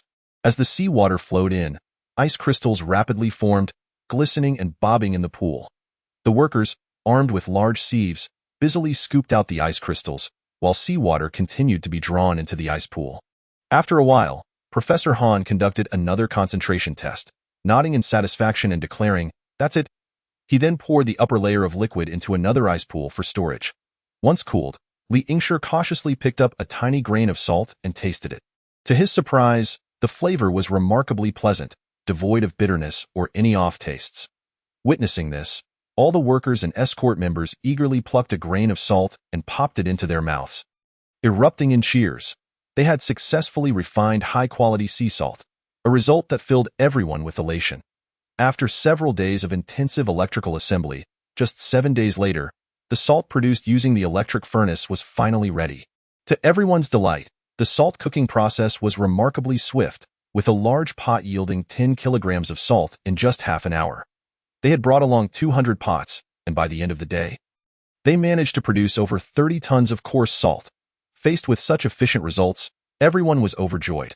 After deliberation, it was ultimately decided to retain 20 escort members and 50 workers to continue operations on site, while the remainder would accompany the main group, transporting the first batch of salt back to the shelter. Upon their return, they were met with the kind of hero's welcome, with everyone in the shelter joyously shouting. With the salt issue resolved, the remaining task was to arrange for the 2 chemists to design the joint soda ash production process and equipment. Despite the daunting challenge of ice excavation, the workers, accustomed to laboring in this icy expanse, moved with remarkable speed. Before long, they successfully located the warehouse. However, as the entire warehouse had been submerged and frozen, they could only cautiously chip away at the ice layer, painstakingly searching for their target items. After several arduous days of labor, they finally located the urgently needed catalyst. Moreover, they unexpectedly discovered a substantial quantity of large chemical raw materials. Yet, these materials had been soaked in water, and it remained uncertain whether they could still be utilized. Lingshi's small factory, comprising over 100 workers, began operating around the clock, processing various components. He settled into a routine of cultivating mushrooms for his family's consumption. His little grandson was enrolled in a boarding school. After Lingshi initiated a recruitment drive for chemistry professionals, the elderly Wan Tiancheng proactively approached the shelter, revealing his previous experience in the field. Lingshi regarded him as a treasure, promptly allocating him a 3-room apartment within the shelter. The entire family received blue identification cards, and arrangements were made for his daughter-in-law to work within the shelter, providing the elderly gentleman with the highest standard of food ration tickets available. The addition of Elder Wan significantly expedited the overall process, as he had previously worked at an ammonia synthesis plant. Possessing familiarity with the process flow and extensive knowledge of reactors, compressors, and exchangers, he had also served as an engineer and chief engineer in multiple chemical factories. His presence led to the dismissal of many devices conceived by the two chemists, giving way to the construction of simpler and more efficient equipment. Lingshi specifically assigned 2 women in their 40s to provide round-the-clock care for the elderly gentleman, along with a dedicated doctor available at all hours. This doctor was not one of the novice physicians initially employed by Lingshi, but rather a former chief expert from the Yunqing Central Hospital, discovered at the Fairy Mountain Base. Previously a nationally registered senior physician, he was now a pillar of the shelter's hospital, serving as the dedicated doctor for many prominent figures and their families. Lingshi also selected a dozen astute university students with relevant majors from Yunqing University to act as assistants to Elder Wan, responsible for meticulous record-keeping. In fact, prior to Elder Wan's arrival, no one in the shelter had any notion of what a chemical factory should resemble. His presence significantly accelerated the construction speed of the chemical plant. Given that the other 2 chemistry experts did not specialize in the same fields, Lingshi also allocated them separate laboratories. Chapter 45. Soda ash and monosodium glutamate. The 2 chemists each occupied independent ice-roofed houses, situated in different snowy towns. The Viagra expert continued his research on his product, while Professor Han Diqing was assigned by Lingshi to study flavor enhancers. The reason Lingshi did not place the laboratories within the shelter was primarily due to concerns about potential accidents that could release toxic gases, endangering the entire shelter. Amidst the tireless efforts of all involved, countless technological challenges akin to ferocious beasts were overcome, marking this undertaking as an industrial revolution and technological upgrade for the shelter. After 6 months of arduous labor, the joint soda ash production device, designed by Chinese scientists a century ago, was finally restored within the shelter. Initially, Elder Wan designed the compressor, high-pressure reactor, and catalyst for the Yafa ammonia production method, successfully generating ammonia gas. The manufacturing process occurs at temperatures ranging from 400 to 500 degrees Celsius, utilizing iron catalysts under pressures between 10 MPa and 30 MPa. This is a cyclical operation with a nitrogen-to-hydrogen volume ratio of 1:3. The primary raw materials for the joint soda production method include table salt, ammonia, and carbon dioxide, which undergo chemical reactions under specific conditions to produce soda ash. The chemical equation can be summarized in 2 steps. Firstly, carbon dioxide is introduced into a saturated solution of ammonia and sodium chloride, causing the less soluble sodium bicarbonate to precipitate from the solution. Subsequently, the sodium bicarbonate crystals are filtered out. Due to the poor thermal stability of NaHCO3, it easily decomposes upon heating, yielding soda ash. In the joint soda production method, the mother liquor of ammonium chloride, a type of fertilizer, can be repurposed as a raw material for soda production, achieving resource recycling, enhancing the utilization of table salt, and simultaneously generating the byproduct ammonium chloride, which can serve as a nitrogen fertilizer. Furthermore, it can be further processed into ammonium nitrate, a superior nitrogen fertilizer that can also be utilized as an explosive. When the first batch of ammonium chloride was successfully produced, the entire Snow City erupted in jubilation, with people cheering and celebrating. Shortly thereafter, ammonium nitrate was also successfully produced. The simplified process involves the reaction of ammonium chloride with quicklime, generating ammonia gas, which is then catalytically oxidized to produce nitrogen monoxide, subsequently oxidized to yield nitrogen dioxide. Finally, nitrogen dioxide reacts with water to produce nitric acid and nitrogen monoxide, which reacts with ammonia gas to form ammonium nitrate. This series of reactions ultimately facilitates the transformation from ammonium chloride to ammonium nitrate. While this may sound straightforward, it was the result of a series of arduous experiments that culminated in success. Ammonium nitrate is not only an excellent fertilizer but also a commendable explosive. The significance of synthesizing ammonia lies in the ability to produce fertilizers from the nitrogen in the air, eliminating the need for natural fertilizers, such as bird droppings. Soda ash also emerges as a byproduct of this fertilizer production, which greatly excites Li Yingshi, who had not savored the delightful porridge made with soda ash for over a year. Without the alkaline ingredient, the porridge felt utterly soulless. The successful development of soda ash undoubtedly stands as a momentous milestone in the industrial evolution of the sanctuary. This achievement signifies that the sanctuary can now obtain calcium hydroxide, commonly known as quicklime, through the calcination of limestone. The chemical reaction between soda ash and quicklime can yield caustic soda, or sodium hydroxide. Thus, two essential alkaline substances from the triacids and dibases are now in place. Moreover, with ammonium nitrate, we can also efficiently produce nitric acid. With table salt as a raw material, a series of chemical products such as hydrochloric acid, hypochlorous acid, and sodium hypochlorite can be swiftly manufactured. This will expedite the industrial upgrade of the sanctuary. In those earlier days, Li Yingshi and his companions were mere novices in chemical production, preoccupied with hoarding food and drink. Although they stockpiled a considerable amount of grains, vegetables, and seasonings, they neglected the importance of soda ash and baking soda as vital chemical products in daily life. Even more regrettably, they failed to store monosodium glutamate, a daily essential seasoning. Those who had grown accustomed to the flavor of monosodium glutamate in modern society found it increasingly difficult to adapt to a world devoid of it. Despite the fact that the ingredients used in high-end restaurants are exceedingly rare and precious, the elite often lament that the dishes lack the deliciousness of those prepared in small local eateries. Li Yingshi, having tasted these gourmet dishes, observed that although the broth was meticulously crafted, it indeed lacked the flavor enhancement provided by monosodium glutamate. Monosodium glutamate, also known as glutamic acid sodium, is essentially a derivative sourced from starch and sugar. In times past, a rumor circulated that monosodium glutamate could lead to cancer. This notion gradually spread, causing monosodium glutamate to be increasingly rejected by the public. Over time, the truth emerged. This was a deliberate fabrication spread by producers of chicken essence. Their motivation was merely to promote their own products. Ironically, the primary ingredient of chicken essence is, in fact, monosodium glutamate. This is a remarkable irony that encapsulates the entire affair. Ultimately, the facts speak for themselves. As scientific research has confirmed that monosodium glutamate poses no harm whatsoever. Regrettably, due to the uproar caused by that rumor, monosodium glutamate manufacturers found themselves in unprecedented turmoil.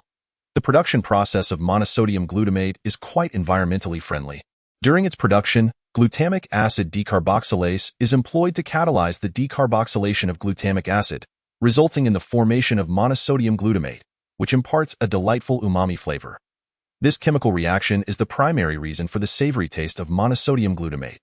I recall a moment when Li Yingshi watched a renowned chef demonstrating culinary skills on television, casually mentioning a pinch of salt, a dash of flavor enhancer. However, when Li Yingshi noticed the spoon in the chef's hand, he was taken aback to see that it was significantly larger than an ordinary bowl. Even a mere half-spoonful of flavor enhancer amounted to a considerable quantity. Not long ago, Xiao Hai constructed over 50,000 massive ice domes, resulting in a severe scarcity of electricity resources in Snow City. Over 90% of these colossal ice domes were compelled to rely on burning coal for heating, causing Li Yingshi's entire coal stockpile to dwindle to a mere supply sufficient for just over 6 months.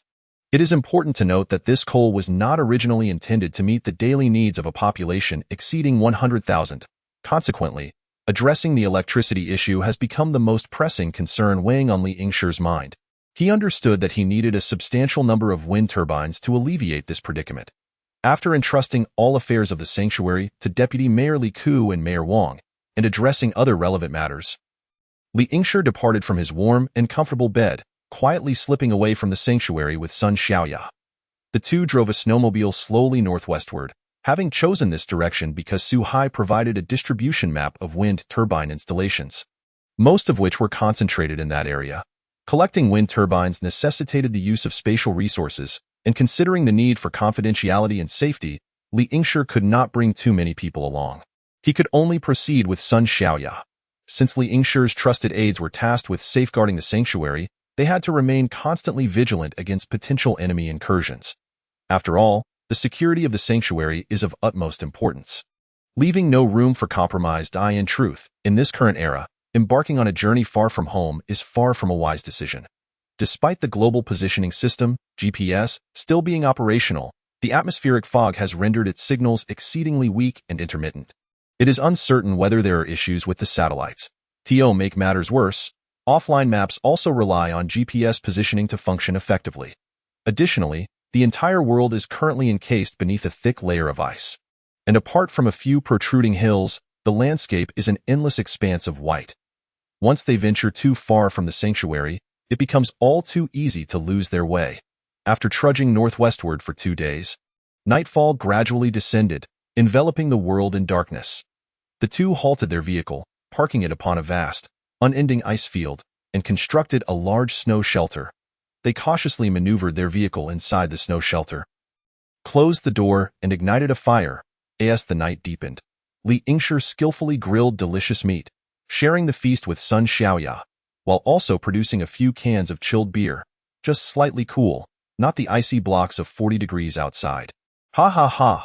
Throughout, Sun Xiaoya incessantly complained about her parents' disobedient actions, such as not selling the house in a timely manner and failing to exhaust their savings, leading to a shortage of reserve supplies.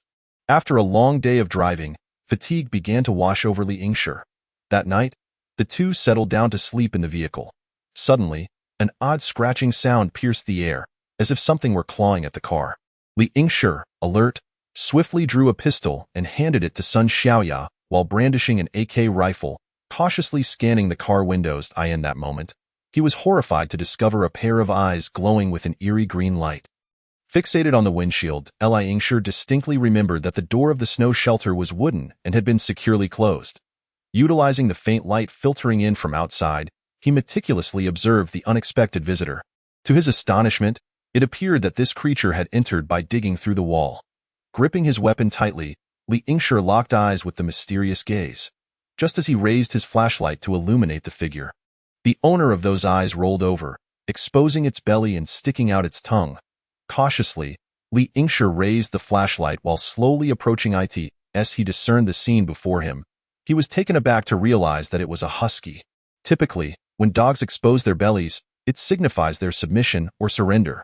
However, Li Yingshi was perplexed as to how this dog could survive alone in such a frigid, icy expanse for an extended period. What could it possibly be eating to sustain itself? A chill ran down his spine at that moment. Upon seeing the adorable, fluffy dog, Sun Xiaoya's wariness vanished without a trace.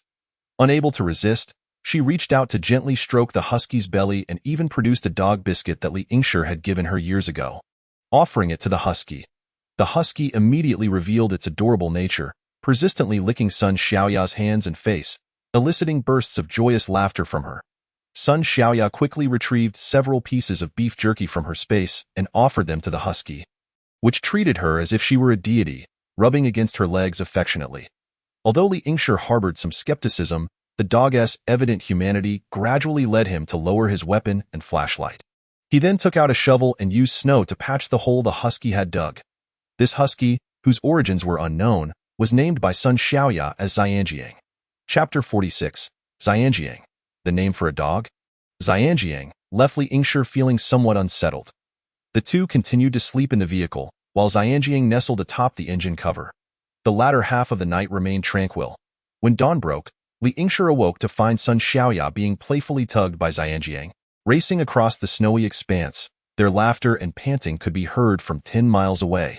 Sun Xiaoya collapsed in the snow, her clothes covered in flakes, yet she continued to laugh, getting up to affectionately rub Xianjiang.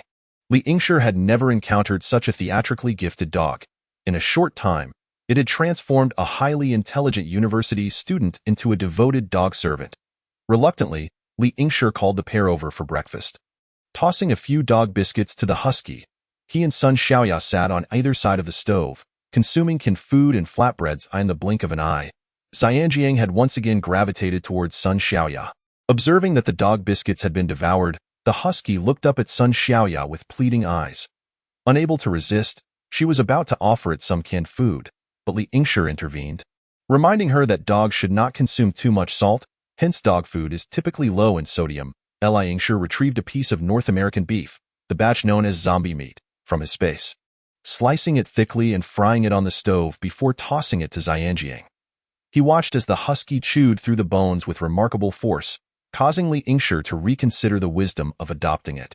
After finishing breakfast, Li Yingshi stored away the stove and table in his space, drove the vehicle out of the snow shelter, and then dismantled the shelter itself.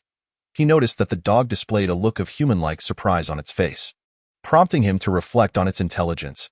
As Li Yingshi prepared to head north, Xianjiang barked and leaped from the vehicle, hopping in the snow to signal Li Yingshi to follow. Convinced that a brief detour would not matter, he decided to see what Xianjiang was up to and followed the husky westward for over an hour, losing track of the distance. To his astonishment, he spotted the rooftops of buildings in the distance, and he immediately became alert. Naively venturing into a human settlement in this frigid apocalyptic world was not a prudent choice. A year had passed since the onset of the natural disaster, and the cold had driven many to resort to cannibalism. Li Yingshi had no intention of becoming someone else's food supply. He exited the vehicle, donned a bulletproof vest and helmet, armed himself with an AK, and stored the vehicle in his space. Together with Sun Xiaoya, he cautiously approached the cluster of buildings, following Xianjiang.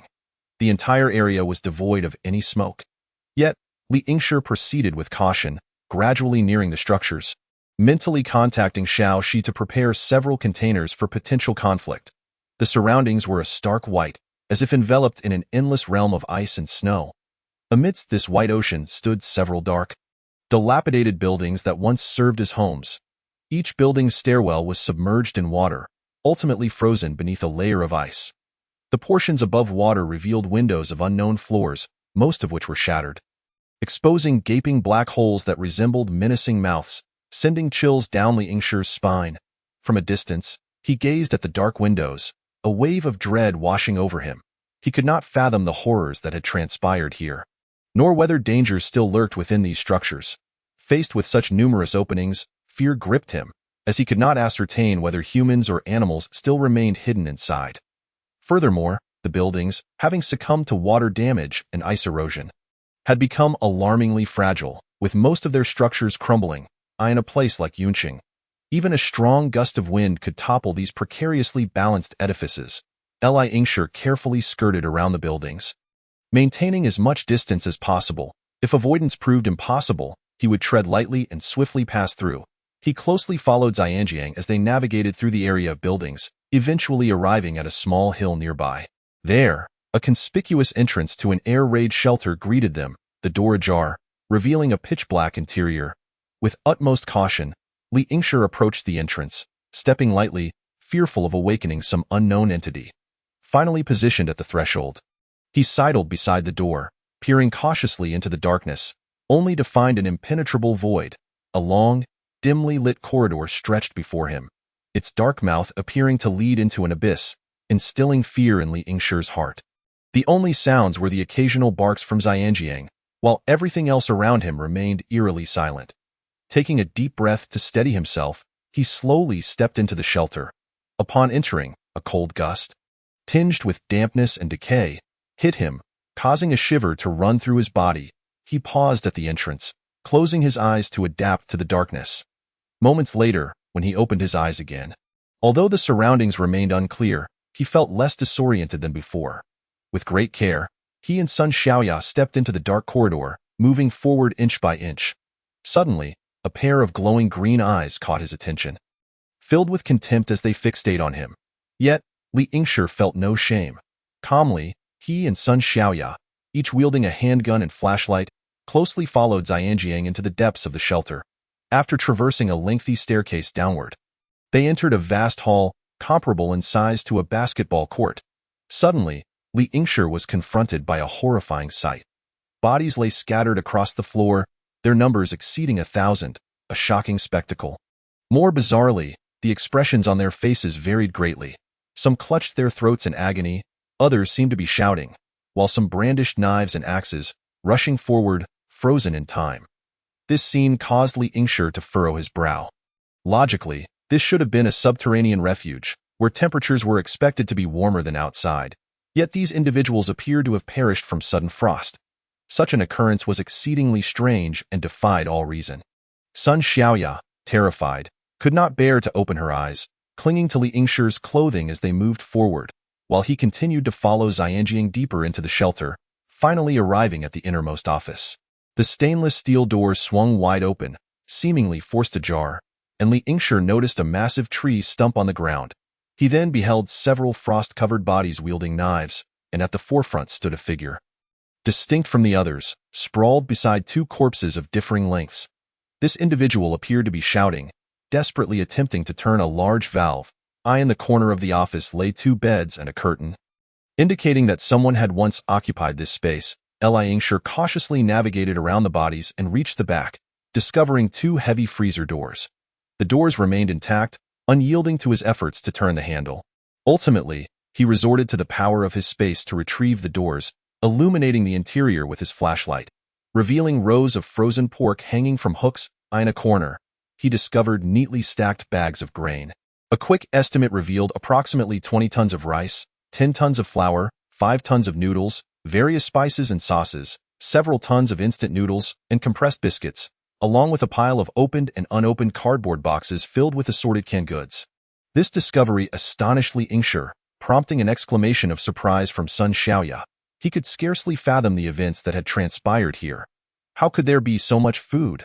How had those outside met their demise? He would never learn that the existence of the cold storage was the very reason those outside had attempted a riot to seize it, only for the owner to release all the refrigerants, transforming the entire hall into a freezer. The ultimate outcome was a collective demise.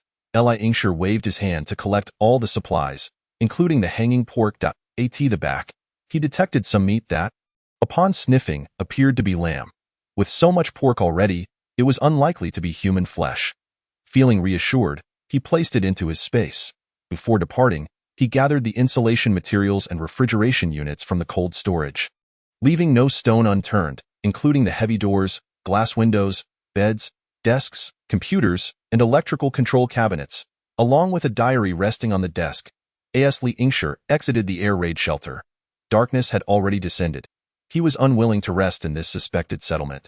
Thus he released the snow vehicle, taking Sun Xiaoya and Xianjing northward for 4 hours, finally setting down the ice dome to begin their respite. Sun Xiaoya was grilling lamb skewers on the stove, so engrossed that even the excited dog Biscuit neglected to eat, instead sitting beside her, drooling, on the other side of the stove. Li Yingshi reclined in an armchair, sipping tea while perusing the diary of the air raid shelter's owner by the flickering firelight. May 1, 3029. I am Huangfu Jena, a reincarnator, and I know that soon I will enter a state of extreme heat, followed by a great flood, and ultimately, an everlasting cold. A perpetual chill. I can't recall how long I have endured the bitter cold. It must have been quite a while. In the beginning, my colleagues were easy to get along with, sharing food with one another. However, as supplies dwindled, selfishness and volatility took root, and I gradually transformed from a refined university student into a ruthless brigand. After Nan and the child perished, I languished in a daze, living merely to exist. I would eat anything as long as it was edible. Consuming human flesh became a grim routine, and to instill fear. I boasted of my fondness for it, gorging myself in front of others to elicit their terror. Yet, I would secretly purge afterward. Eventually, I lost track of time, only remembering that Xiao Hai from the northern part of the city had come with his men. Leading to the deaths of my brother and the others, I lunged forward, plunging a 3-edged dagger into Xiao Hai's belly and twisting it. He was surely done for. Then everything faded to black.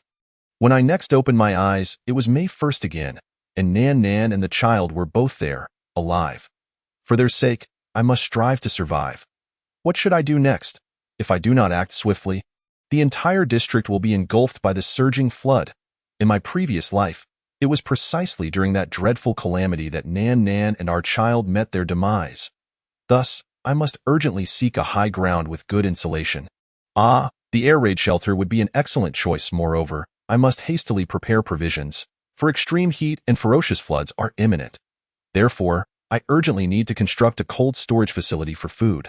Time moved to May 2, 3029. Last night, I confided in Nan Nan about the impending apocalypse and requested she hand over the family savings. However, she deemed me utterly mad and stubbornly refused to relinquish the passbook. Consequently, a fierce argument erupted between us. It was our first quarrel since we met. I even knelt and pleaded, but despite my fervent oaths, she resolutely rejected me. This money must be utilized wisely. Chapter 47. Lin Ruoling on May 6, 3029. I realized that the funds were woefully inadequate. Thus, risking divorce, I covertly took out the property deed to secure a loan. An informal one. I successfully obtained 700,000, but I set the repayment deadline for 6 months later. He. Every time I think of this plan, a wave of satisfaction swells within me. Next, I contacted an acquaintance, and with some maneuvering, I rented a spacious air raid shelter near a mining area for a mere 2,000 yuan a month, claiming I intended to use it for mushroom cultivation. On May 10, 3029, once the loan was secured, I immediately began constructing a refrigeration unit deep within the shelter, completing the entire process by my own hand. I fully understood that in an apocalyptic environment, self-reliance was the key to survival. Thus, I procured an abundance of refrigeration components and even acquired a 10-ton capacity refrigerant storage tank for easier supply and space efficiency. Finally, I had the refrigerant manufacturer fill the tank to the brim. On May 20, 3029, the technicians dispatched by the manufacturer repeatedly cautioned me to regularly check the drainage valves, lest we all succumb to the cold. I merely chuckled dismissively, thinking to myself, we are already in extreme cold. What more is there to fear? With a considerable amount of cash, I secretly ventured to the neighboring city. The town was too small, and many were familiar faces, so I did not wish for everyone to know of my supplies. There, I purchased 20 tons of rice, 10 tons of flour, and a plethora of noodles, canned goods, sauces, and other foodstuffs. Naturally, I also hoarded a full ton of candy, my child's favorite. Although this might lead to cavities, having something is better than nothing. Additionally, I stocked up on ample water, toothpaste, toothbrushes, and other necessities for unforeseen circumstances. To ensure the safe storage of these supplies, I rented a small cargo van. Each night, I meticulously transported the goods to the air raid shelter, carefully arranging them. After over 10 days of diligent effort, all supplies were successfully delivered. Though I was utterly exhausted, gazing upon these provisions and the warmth of Nan Nan and the child filled me with immense satisfaction. Time progressed to June 1st, 3029, when the temperature soared to an astonishing 47 degrees Celsius, marking the official onset of extreme heat. Witnessing this, Nan Nan, having observed the reality of my predictions, finally began to believe my words and handed over the remaining funds. Upon receiving the money, I immediately set aside several thousand yuan for emergencies, using the rest to purchase bottled water. In the ensuing days, I utilized the cargo van nightly to secretly transport these precious bottles of water to the air raid shelter. In a world ravaged by cold, clean water is a rare commodity, and those bottles are even more valuable than the water itself. I enlisted the help of an acquaintance to locate a private oil dealer, purchasing 40 tons of diesel for around 200,000 yuan, and subsequently acquired 4 diesel generators to power the cold storage. I even took the time to learn generator maintenance and bought a plethora of spare parts, along with several diesel stoves for cooking in the apocalyptic times ahead. With the onset of water and power outages, I understood that the situation had become increasingly dire. She stared incredulously at the mountain of supplies before her, overwhelmed with shock, and inquired about the source of such wealth. I said nothing, simply embracing her and the child, cherishing the warmth and rhythm of their hearts. These provisions were not merely material support. They represented our hope for the future. They were sufficient to sustain us for decades, and we had the opportunity to genuinely attempt mushroom cultivation, striving for self-sufficiency and reduced food consumption. The date was now September 1st, 3029. Nan Nan fixated on her phone for news, her only window to the outside world. Gradually, she noticed an increasing number of rumors regarding the end of the extreme heat, and societal order seemed to be restoring. Thus, she requested to descend the mountain, but I firmly declined, reiterating that a great flood and extreme cold were imminent. We could not let outsiders discover our location. I knew the world outside remained fraught with peril. Our viewpoints clashed sharply, and neither could persuade the other. Ultimately, Nan Nan broke down, crying and yelling, compelling me to compromise, allowing her to take the child out for a stroll. but I sternly warned her not to reveal our whereabouts. Perhaps she believed that venturing out would expose the child to new experiences and alleviate the oppressive confinement of the air raid shelter. Despite my lingering worries, I relented and let them go. The final entry in the diary recorded how his wife met a woman named Antly at the foot of the mountain, and the two quickly developed a close bond. His wife even brought Antly to visit the air raid shelter. Li Yingshi thought to himself that this man's entire plan had been effortlessly dismantled by his wife. He surmised that it was likely this Antly who had leaked the location of the air raid shelter during the bitter cold. As Li Yingshi leafed through the documents, his gaze lingered on a page that revealed the man's deep-seated anxieties, causing his brow to furrow tightly. Li Yingshi speculated that Antly had come with her family to plead with Huangfu Jena's wife for some food. Consequently, the door of the air raid shelter was opened. However, at that moment, thousands surged in like a tidal wave. These individuals were well prepared, even bringing wooden stakes to break down the door, likely guided by someone familiar with the area.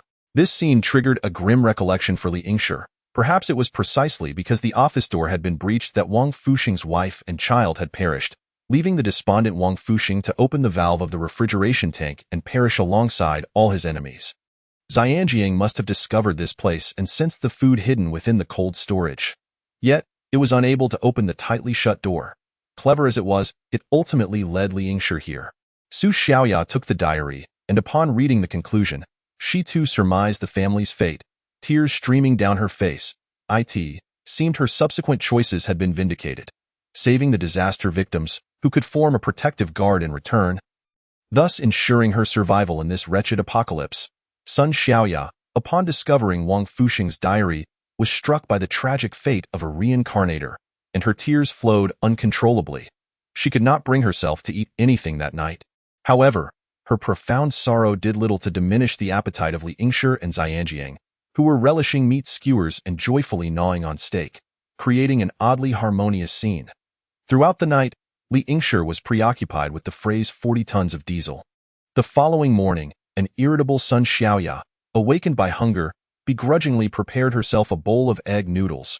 Ultimately, unable to resist, she made a bowl for the persistently nudging Xianjiang, and after some deliberation, prepared another for Li Yingshi. As Li Yingshi slurped his noodles, he gazed at the carefree Sun Xiaoya, who was playfully engaging with Xianjiang, and suddenly pondered whether Sun Xiaoya would still be alive in a world devoid of himself and the refuge of Chuxia Hotel. What might she be doing at that moment? Lost in thought, he became quite absorbed. After a meticulous search, he discovered a concealed small door, revealing barrels of diesel meticulously arranged inside. Had it not been for Li Yingshi uncovering clues about the diesel in the diary, he would have never found it.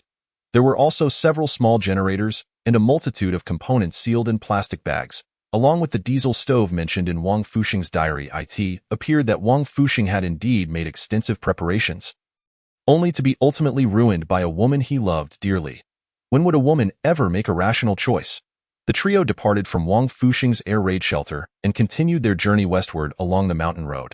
Just as Li Yingshi emerged from a mountain hollow, he caught sight of fleeting figures, instantly heightening his alertness. He swiftly sought a hidden spot to conceal the vehicle, donned bulletproof vests, helmets, and armed himself and Sun Xiaoya with AK rifles. It was then that Li Yingshi witnessed Xianjiang suddenly dart away, prompting a flurry of figures to scramble away in a panic. However, Li Yingshi was puzzled. He had specifically observed the surroundings on the way here and noted the absence of smoke from cooking fires. And the trees on the nearby mountain seemed intact, unlike the devastating deforestation scene in Yunqing. How, then, did these people sustain themselves? Consequently, Li Yingshi urged Sun Xiaoya to follow Xianjiang. They soon saw Xianjiang fleeing desperately. Pursued by a dozen individuals wielding hunting rifles, Li Yingshi quickly pulled Sun Xiaoya behind a large boulder, anxiously listening to the sporadic gunfire, deeply concerned for Xianjiang. Although the gunfire was intermittent, it was evident that Xianjiang was at a disadvantage, being forced to retreat, and was perilously close to their position. Turning to look, Li Yingshi observed that the dozen individuals were clad in thick, colorful down jackets, complete with heavy hats and gloves. Their weapons were all makeshift hunting rifles. And the erratic gunfire was a result of their slow loading mechanism, as they were all homemade muzzle-loading shotguns. When Li Yingshi stepped out from his hiding place, AK in hand, and aimed at the group from 30 meters away, the men were momentarily taken aback. Subsequently, they held their weapons but dared not act rashly. Finally, a figure who seemed to be their leader called out, "Brothers, please don't misunderstand. We merely wish to catch that dog, and we bear no grudge against you. Since you have taken a liking to this dog, we shall gift it to you." He then turned to his companions and instructed, "This brother wants the dog, so let us accommodate him. Step back, step back." To Liangshi's surprise, he felt compelled to speak up, "Friends, where do you hail from? I am new here and wish to purchase some food." The group turned to their leader, who pondered for a moment before replying, "We are from Xinghua Fort." "Where do you come from, brother?" Upon hearing this, Liangshi was momentarily taken aback. He had never heard of such a place. He surmised it must be an obscure locale. Yet given their ability to produce numerous firearms, they likely had a considerable number of people. He gestured for his men to clear a path, allowing him to follow them. Yet, a sense of uncertainty gripped Liangshi as he questioned the significance of Xinghua Fort and its population. After much contemplation, he decided to accompany Sun Xiaoya and Xianjiang in following the leader down the path they had come from. As they proceeded, they soon realized that these individuals were arriving via dog sleds. Chapter 48. Lin Ruoling 2. The dog sled traversed the snow for approximately an hour, revealing a square fortress before Liangshi's eyes. To his astonishment, this fortress was a stunning replica of ancient architecture, complete with walls, a gate tower, and battlements, suggesting the remnants of a moat now filled with snow. 2. Trapezoidal protrusions flanked the entrance. This site bore resemblance to structures he had seen in Yangyuan ancient city on Haludio. Known as Mami Fort, the leader first entered to announce their arrival. Knocking on a side door, Liangshi caught a glimpse of several curious children peering out, both boys and girls, lively and spirited. While the leader was inside, Liangshi took the opportunity to circle the fortress with Sun Xiaoya, discovering its intriguing features. The fortress boasted 4 distinct wall structures, one resembling the earthen walls from a Chinese odyssey. Though upon closer inspection, he found it was a cement imitation. The gate tower was also single-storied. The side Liangshi initially approached was reminiscent of a Tang dynasty gate, topped with a grand 3-story gate tower complete with battlements, exuding magnificence. Another side showcased a Japanese castle gate, which was not truly a gate but a castle with a dungeon, connecting 2 long walls, distinguished by its entrance situated midair, necessitating the ascent of 2 zigzagging slopes. The final side was an ornate European-style gate, extravagantly adorned. However, upon knocking on the structure, Liangshi discovered it was not made of natural stone but rather cement products, albeit with impressive imitation techniques that made it appear like genuine stone from a distance. The entire fortress stood tall, with each wall exceeding 8 meters in height, yet the overall area was relatively compact, with an estimated circumference of about 15 to 1600 meters. After waiting an hour, Liangshi and Sun Xiaoya finally entered the main gate of Xinghua Fort. Inside, Liangshi was further astonished. The buildings flanking them were reminiscent of ancient architecture, spanning styles from the Qin and Han dynasties to the Ming and Qing periods. Yet, it was evident they were replicas, likely all made of cement. While the craftsmanship was commendable, a discerning eye could still detect the artifice. Liangshi was utterly perplexed by the nature of this place. The leader guided him into an elegantly styled traditional courtyard, where the snow had been meticulously swept away. He was then invited into the main hall, where tea was served. After a while, the leader returned, and to Liangshi's shock, he encountered an unexpected figure, their leader, a woman he had known in his previous life, Lin Ruoling, a woman who seemingly possessed spatial abilities. In his past life, Liangshi had been driven out of the limestone mine, now the shelter, by bandits for the second time, forcing him onto the perilous path of survival. At that time, he had yet to acquire the sand world and was on the brink of freezing to death on the icy plains. In his moment of despair, he met Lin Ruoling, a girl in a red dress who rescued him, built him a snow shelter, and even provided him with food. After he regained his strength, she vanished like a wisp of smoke. The second time he encountered her, she was at Xiao Hai base, presumably reunited with her long-lost boyfriend. Subsequently, the base was besieged, and there were rumors of Lin Ruoling being shot, while others claimed she was betrayed by her lover. Yet, Liangshi never saw her again. It was during that tumultuous upheaval that he shattered the bottle containing sand, thus acquiring his own space. Their reunion felt like more than a mere twist of fate. It was truly a meeting of souls across lifetimes. The sudden, intense gaze from the man unsettled Lin Ruoling, prompting her to furrow her brows in irritation. After all, it is disconcerting for a woman to be scrutinized so brazenly by a stranger. "Hey, have you had your fill of staring?" Lin Ruoling finally exclaimed, her voice tinged with annoyance. She attempted to diffuse the awkwardness, yet Li Yingshi seemed oblivious, continuing to stare at her without a flicker of movement.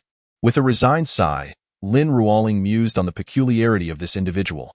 As she examined Li Yingshi, she noted his plain attire, devoid of any remarkable features, coupled with his earlier mention of wanting to purchase food. Curiosity stirred within her. "I hear you wish to buy some provisions. What do you plan to use for payment?" she inquired, her tone somewhat brusque. "We do not accept Huaxia currency here," she stressed, eager to gauge his reaction. He had brought 30 tons of salt, 1 ton of baking soda, and 1 ton of flavoring agent, a recent breakthrough by Professor Han and his team. However, the yield was low, with only 1 ton produced over a month, all of which Li Yingshi had brought along. As he noticed the surrounding individuals staring at him in astonishment, he felt a twinge of discomfort. Yet, silence enveloped the scene until a young girl burst in, exclaiming excitedly, "We have salt! We have salt!" before dashing back out. Lin Ruoling revealed a hint of an awkward smile as she addressed Li Yingshi, saying, "It has been quite some time since I last tasted salt." The burly team leader standing beside her echoed her sentiment. "Indeed, my mouth has nearly lost its flavor." The atmosphere instantly lightened as everyone began to chatter animatedly. Amidst the cacophony, Li Yingshi gleaned the essential details. It turned out that this place was a film studio, not particularly large, but boasting a complete set of city walls and 4 uniquely styled city gates. During the early days of the Great Flood, some of these people had homes submerged by water, while others were part of the crew and cast who could not leave and had taken refuge here. The owner of this film city, Lin Ruoling, had taken them in, as the elevated terrain and sturdy walls remarkably remained unscathed by the floodwaters. Gradually, more friends and relatives of these individuals arrived, and thus, nearly 1,000 people found shelter in this modest film city. This establishment was a family enterprise of Lin Ruoling, with her security captain, Cheng Yong, leading the way. He had previously received kindness from her parents and had remained steadfast in supporting her family in managing the film city since the natural disaster. Li Yingshi feigned retrieving several 1-kilogram packages of salt from his backpack and placed them on the table. Lin Ruoling opened one bag, examined its contents, and frowned slightly. It was not fine salt, but coarse salt. Yet, it was quite white with minimal impurities. Lin Ruoling instructed someone to fetch some skewers of meat, which were soon sizzling over a fire pit. Li Yingshi noticed that the skewers were made of iron and that the fire was fueled by smokeless coal, the finest quality. No less. This knowledge about coal came from lessons learned from his neighbor, the landlord. He recalled the landlord's exquisite tea set and table, rumored to be antiques, and wondered if they had survived the freeze. The meat quickly cooked, releasing a tantalizing aroma that made Li Yingshi's mouth water profusely. With practiced ease, Lin Ruoling sprinkled salt onto the skewers and handed one to Li Yingshi, inviting him to sample her culinary skills. Both Lin Ruoling and Cheng Yong scrutinized every move Li Yingshi made. He took the skewer, inhaled its fragrance, hesitating to take a bite, as he noticed the expressions on the faces of those across from him darkening. In a hurry, he exclaimed, "I'm just uncertain about the type of meat. I don't consume fragrant meat." The statement left them momentarily stunned, prompting questions about what he meant by fragrant meat. After much stammering, he finally mustered the courage to utter, "Human flesh." The wave of nausea seemed to wash over Lin Ruoling and the others, causing them to turn away momentarily before Lin Ruoling clarified. "This is pork." With trepidation, Li Yingshi reluctantly took a bite, and to his relief, it was indeed pork, and exceptionally delicious at that. He devoured an entire skewer. Meanwhile, Lin Ruoling savored her skewers, consuming 2 in quick succession, her face radiating delight. She then turned to Li Yingshi and remarked, "The salt is a tad insufficient. A little more would enhance it further. Is there any way for you to procure more salt?" In response, Li Yingshi countered, "There is plenty of salt, but what do you have here that could be exchanged for it?" With a smile, Lin Ruoling led Li Yingshi and son Xiao Hai to a storeroom at the back. Upon opening the door, they were greeted by a mountain of grain bags, nearly filling the entire room, even spilling into the entrance. Curiosity piqued, Li Yingshi reached into one of the open bags and extracted a handful of grains. Upon closer inspection, he realized it was unhusked rice. This type of rice could be stored for 7 to 8 years even at room temperature, and under the current frigid conditions, it could last 2 to 3 decades without issue. Observing the rice in Li Yingshi's hand, Lin Ruoling proposed, "How about we trade 10 pounds of rice for 1 pound of salt?" After a moment of contemplation, Li Yingshi raised his head and slowly suggested a more suitable exchange rate: 100 pounds of unhusked rice for a pound of salt. Noticing the growing anger on Lin Ruoling's face, he felt a pang of alarm and quickly explained, "The main issue is the difficulty of transport. Even if you were to go to Yunqing yourself, it would still require nearly 10 pounds of white rice, and it has to be the refined kind." Lin Ruoling was taken aback by this revelation, her eyes widening as she queried, "Yunqing actually has salt for sale now?" She had thought that in this post-apocalyptic world, such an essential commodity would become exceedingly scarce. Li Yingshi nodded and continued, "Indeed, the shelter in Yunqing has begun selling salt. They only accept grain vouchers. However, you can exchange various materials for those vouchers, not necessarily just food." With that, Lin Ruoling guided Li Yingshi out of the Japanese-style castle of Xingwu Fort. They walked along a small path for about 10 minutes until they arrived at a sloping area. Li Yingshi gazed out, astonished to see heaps of scattered coal piled up on the slope, as if freshly mined. He could hardly believe that a coal mine existed so close to Yunqing. Typically, coal mines are found in remote northwest regions or mountainous areas, yet here they were, in such proximity to Yunqing, leaving him both astonished and intrigued. Upon closer inspection of the coal, using the skills he had learned from the landlord, he discerned that it was indeed smokeless coal of superior quality. Curiosity getting the better of him, he inquired, "Do you operate a coal mine here?" It was then that Li Yingshi realized that Lin Ruoling's family was involved in the coal industry. She was the daughter of the legendary coal tycoon. How amusing! The fabled beauty of wealth, Lin Ruoling truly was striking, tall and graceful, her features exquisite. By pre-apocalyptic standards, she would easily score a 90 without makeup, the kind who could attract talent scouts on the street. Moreover, she was in her prime, radiating youthful charm, though her perpetually frosty demeanor detracted somewhat from her allure. In contrast, Sun Xiaoya, by that measure, would barely score 70 pre-diet, and now could only manage a maximum of 7.5 at that moment. Li Yingshi witnessed Lin Ruoling transform, excitedly rushing into the embrace of a stout, short man clad in a mink coat, layered with a down jacket and topped with a vintage leather hat. Exclaiming, "Dad!" Chapter 49. Lin Ruoling 3. Following her gaze, Li Yingshi spotted a portly man with an effortful but authoritative demeanor, though his round figure and face made it difficult to take him seriously. Having never seen Lin Ruoling's parents in his previous life, he felt an inquisitive urge and approached to shake hands, saying, "Hello, Mr. Lin." Lin Ruoling's father was thrilled to hear that Li Yingshi had brought salt. After listening to his daughter recount the situation in the Yunqing shelter, he eagerly began to inquire about the coal trade. The conversation flowed amiably among them. After much deliberation, Li Yingshi ultimately decided to share the information about the ice-roofed houses suitable for mushroom cultivation. He explained that with the available coal, they could construct some of these ice-roofed houses to grow mushrooms, thereby reducing rice consumption. However, Lin Ruoling regarded him with a peculiar gaze, scrutinizing him as she teased, "You not developing feelings for me, are you? Why would you share such secrets? Isn't that typically a secret passed from man to man? Ha! Save your breath. I'll never take a liking to men." Lin Ruoling's behavior left Li Yingshi both surprised and perplexed. In his memories, she had always been a kind, innocent girl full of laughter and vitality. Yet upon their reunion, he found her significantly changed, her demeanor perpetually cold and her thoughts meticulously guarded.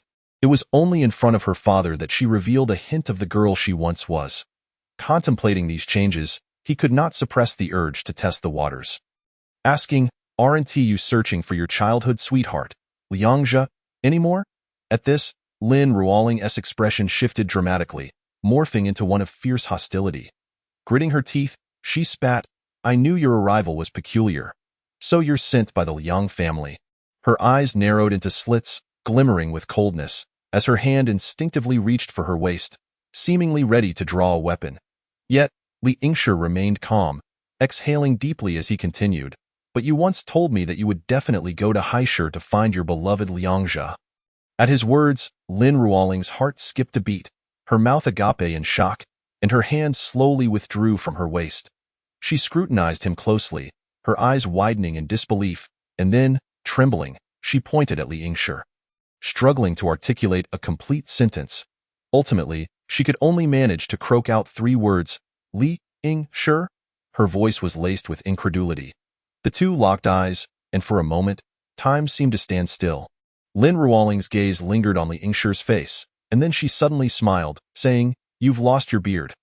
Her tone was soft yet tinged with playful teasing. Lin Ruoling's features were reminiscent of her former self.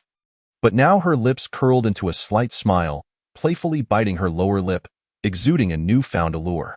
Compared to her past, she retained her beauty but now radiated maturity and charm, shedding the innocence of her former self. Subsequently, Lin Ruoling led Li Yingshi into a small parlor, preparing for a more in-depth conversation. She signaled for Sun Xiaoya to step outside, but Li Yingshi gently shook his head, softly telling Lin Ruoling, "No need. She knows I am a reincarnator." Lin Ruoling couldn't help but gaze at Sun Xiaoya with astonishment, scrutinizing this petite girl who stood at a mere 155 centimeters. In contrast, Lin Ruoling, towering at 172 centimeters with her long, elegant legs, made Sun Xiaoya appear somewhat diminutive. However, the clarity in Sun Xiaoya's gaze exuded a unique charm. Li Yingshi took a deep breath and continued recounting their experiences since their separation. "After you left, it took me several days to recover. Later, I encountered a group of individuals who were also heading to the Xiao Hai base. Remembering your mention of wanting to go to Haishur, I decided to accompany them. When we arrived at the Xiao Hai base, we coincidentally stumbled into a major upheaval. Knowing you were also at the Xiao Hai base, it was unfortunate that amidst the chaos, I still couldn't find you and had to follow the crowd."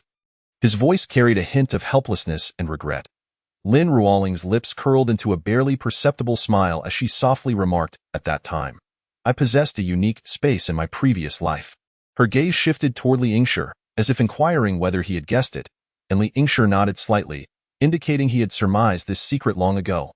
Lin Ruoling chuckled softly, seemingly pleased with Li Yingshi's insight. She continued her tale. "The origin of that space is rather peculiar. During a trip with my friends in Southeast Asia, I happened upon a roadside stall selling a jade bracelet for the equivalent of merely 500 yuan.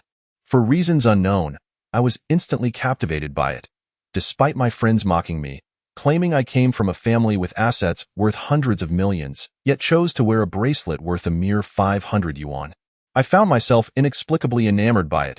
Thus, I purchased it and wore it daily. However, a month before the Great Flood, an accident occurred and my hand was accidentally cut by a piece of paper, and when my blood dripped onto the bracelet, astonishingly, it vanished. In its place, a space of approximately 20 cubic meters appeared before me. Initially, I did not realize that this was actually a precursor to the impending calamity. I was still lost in my joyful world, frequently utilizing this space to pilfer items from malls and other places.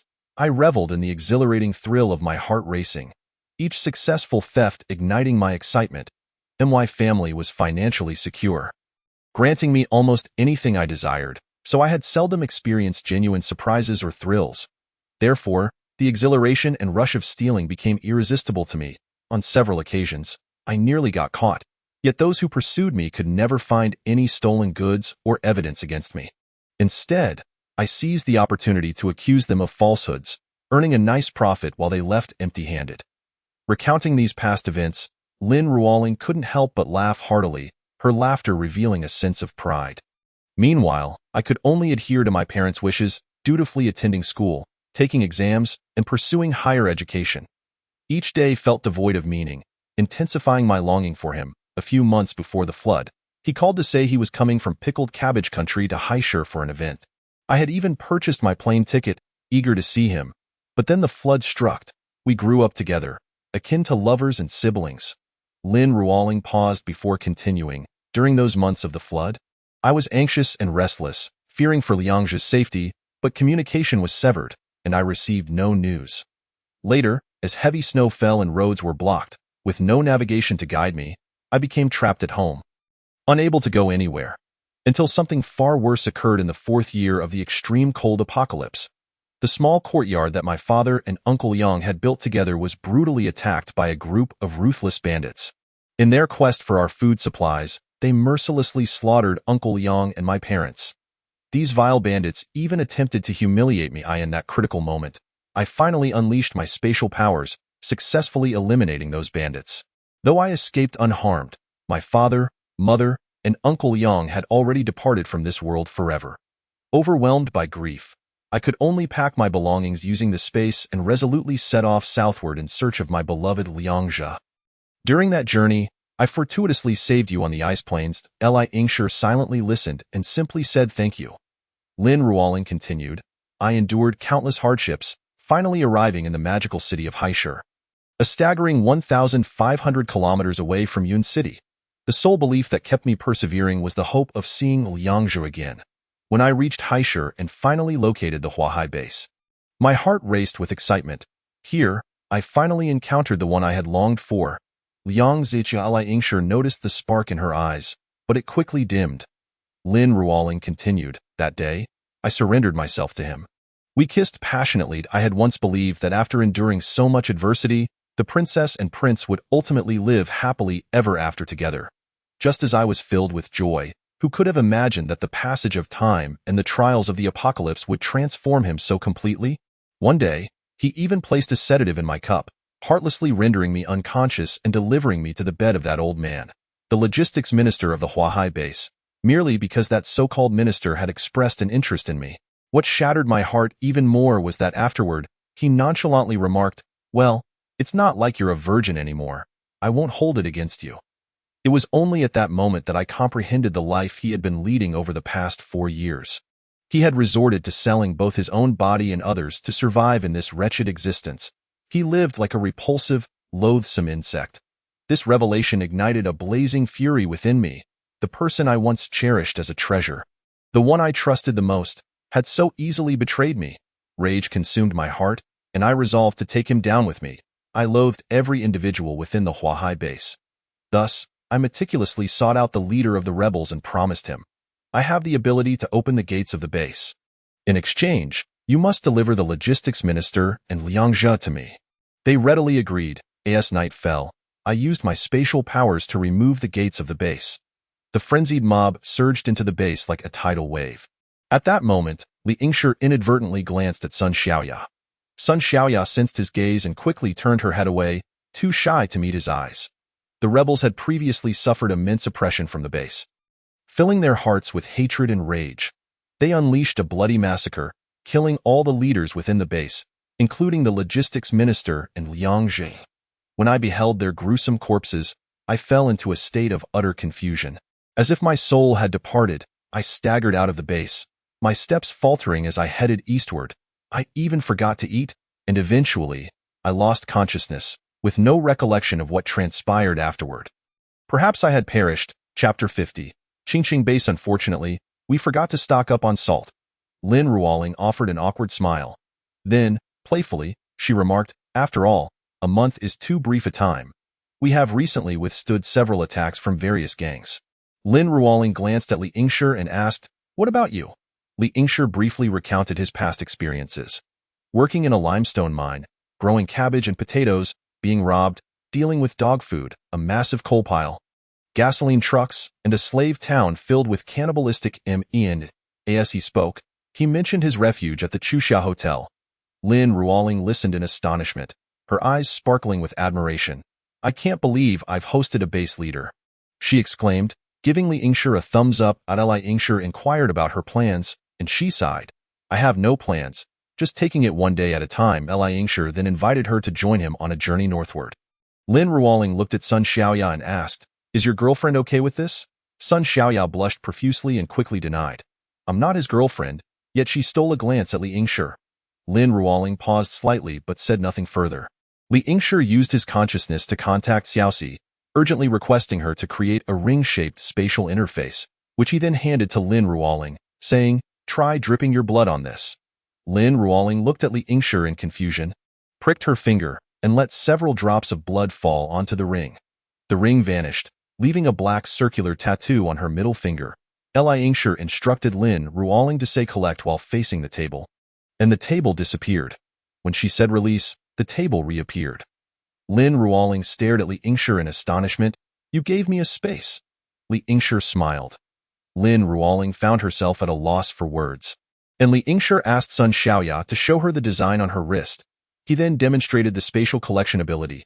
Lin Ruoling's eyes widened as she observed the design, then turned to Sun Xiaoya and asked Li Yingshi, "Is that my space?" Li Yingshi pondered for a moment and replied, "Yes and no. I'll explain it to you when the time is right. But Xiaoya and I are heading north to explore. Would you like to join us?" Ultimately, Lin Ruoling could not resist the urge to venture out. After all, as a girl, she had been confined in this film city for nearly a year. Anyone would feel suffocated and on the verge of a breakdown.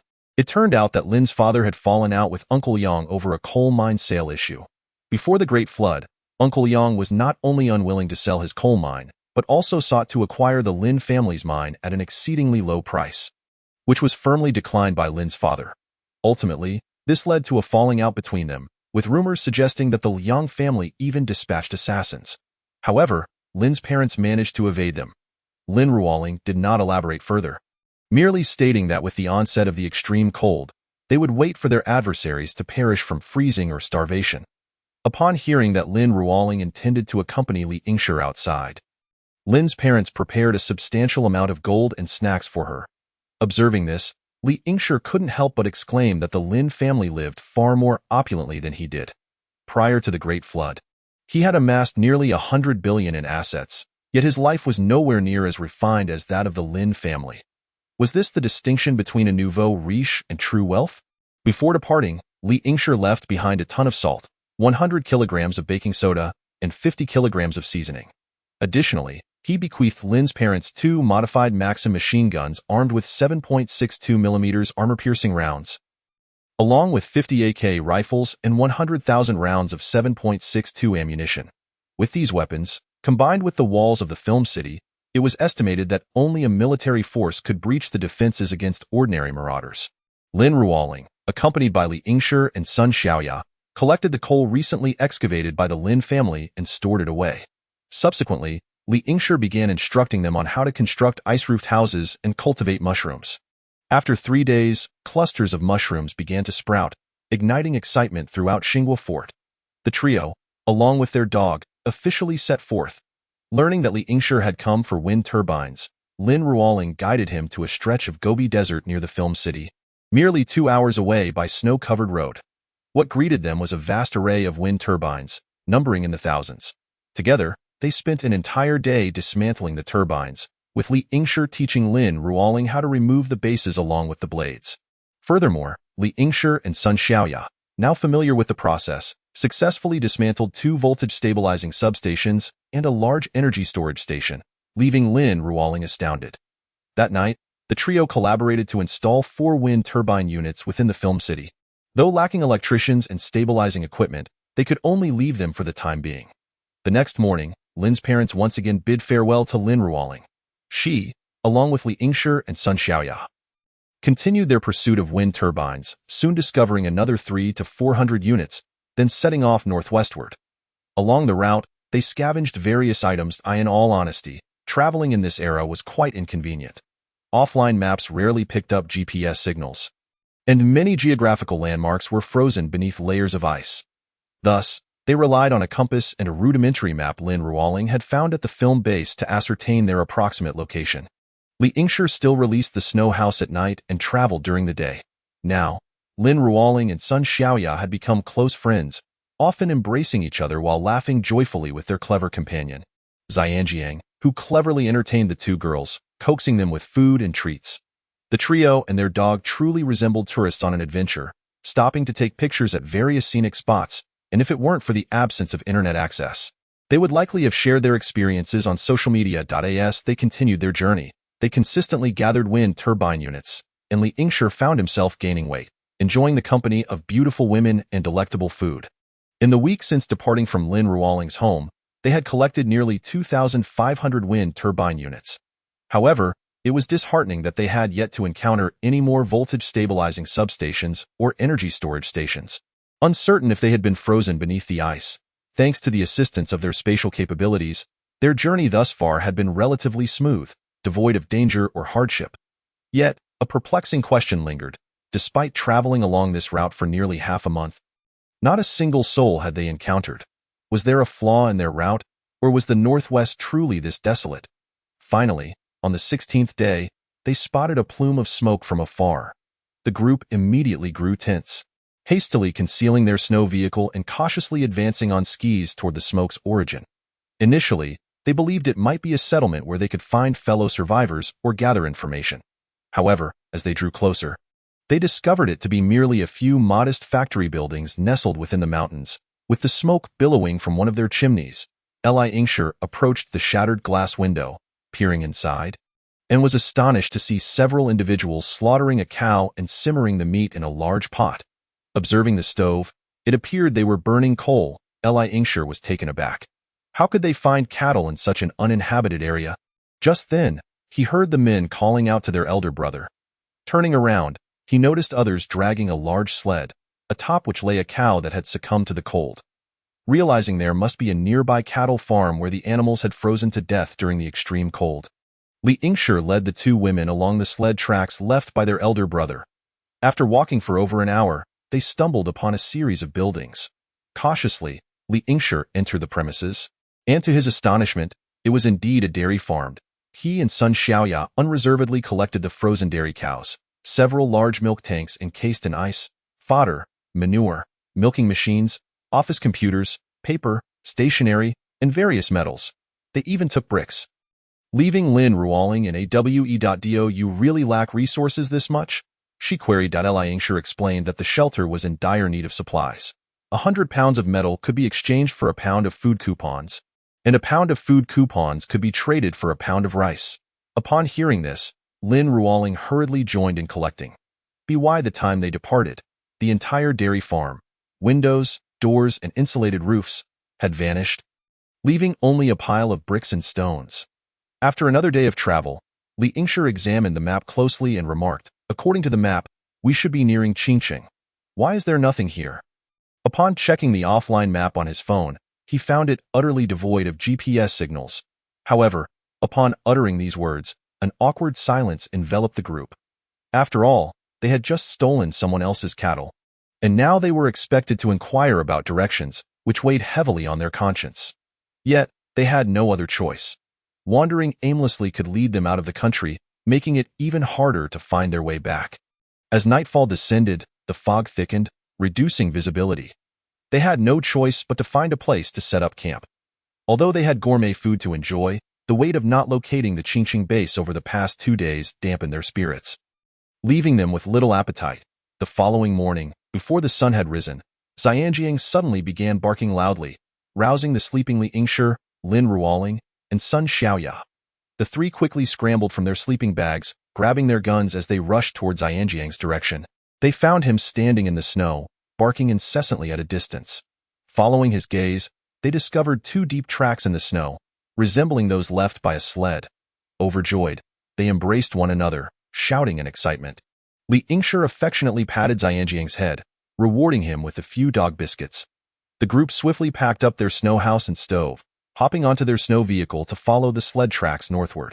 As they continued onward, the number of sled tracks multiplied. 1, 2, 3. Soon, they spotted the first sled. Li Ingshir parked beside it, and the person pulling the sled halted their movements.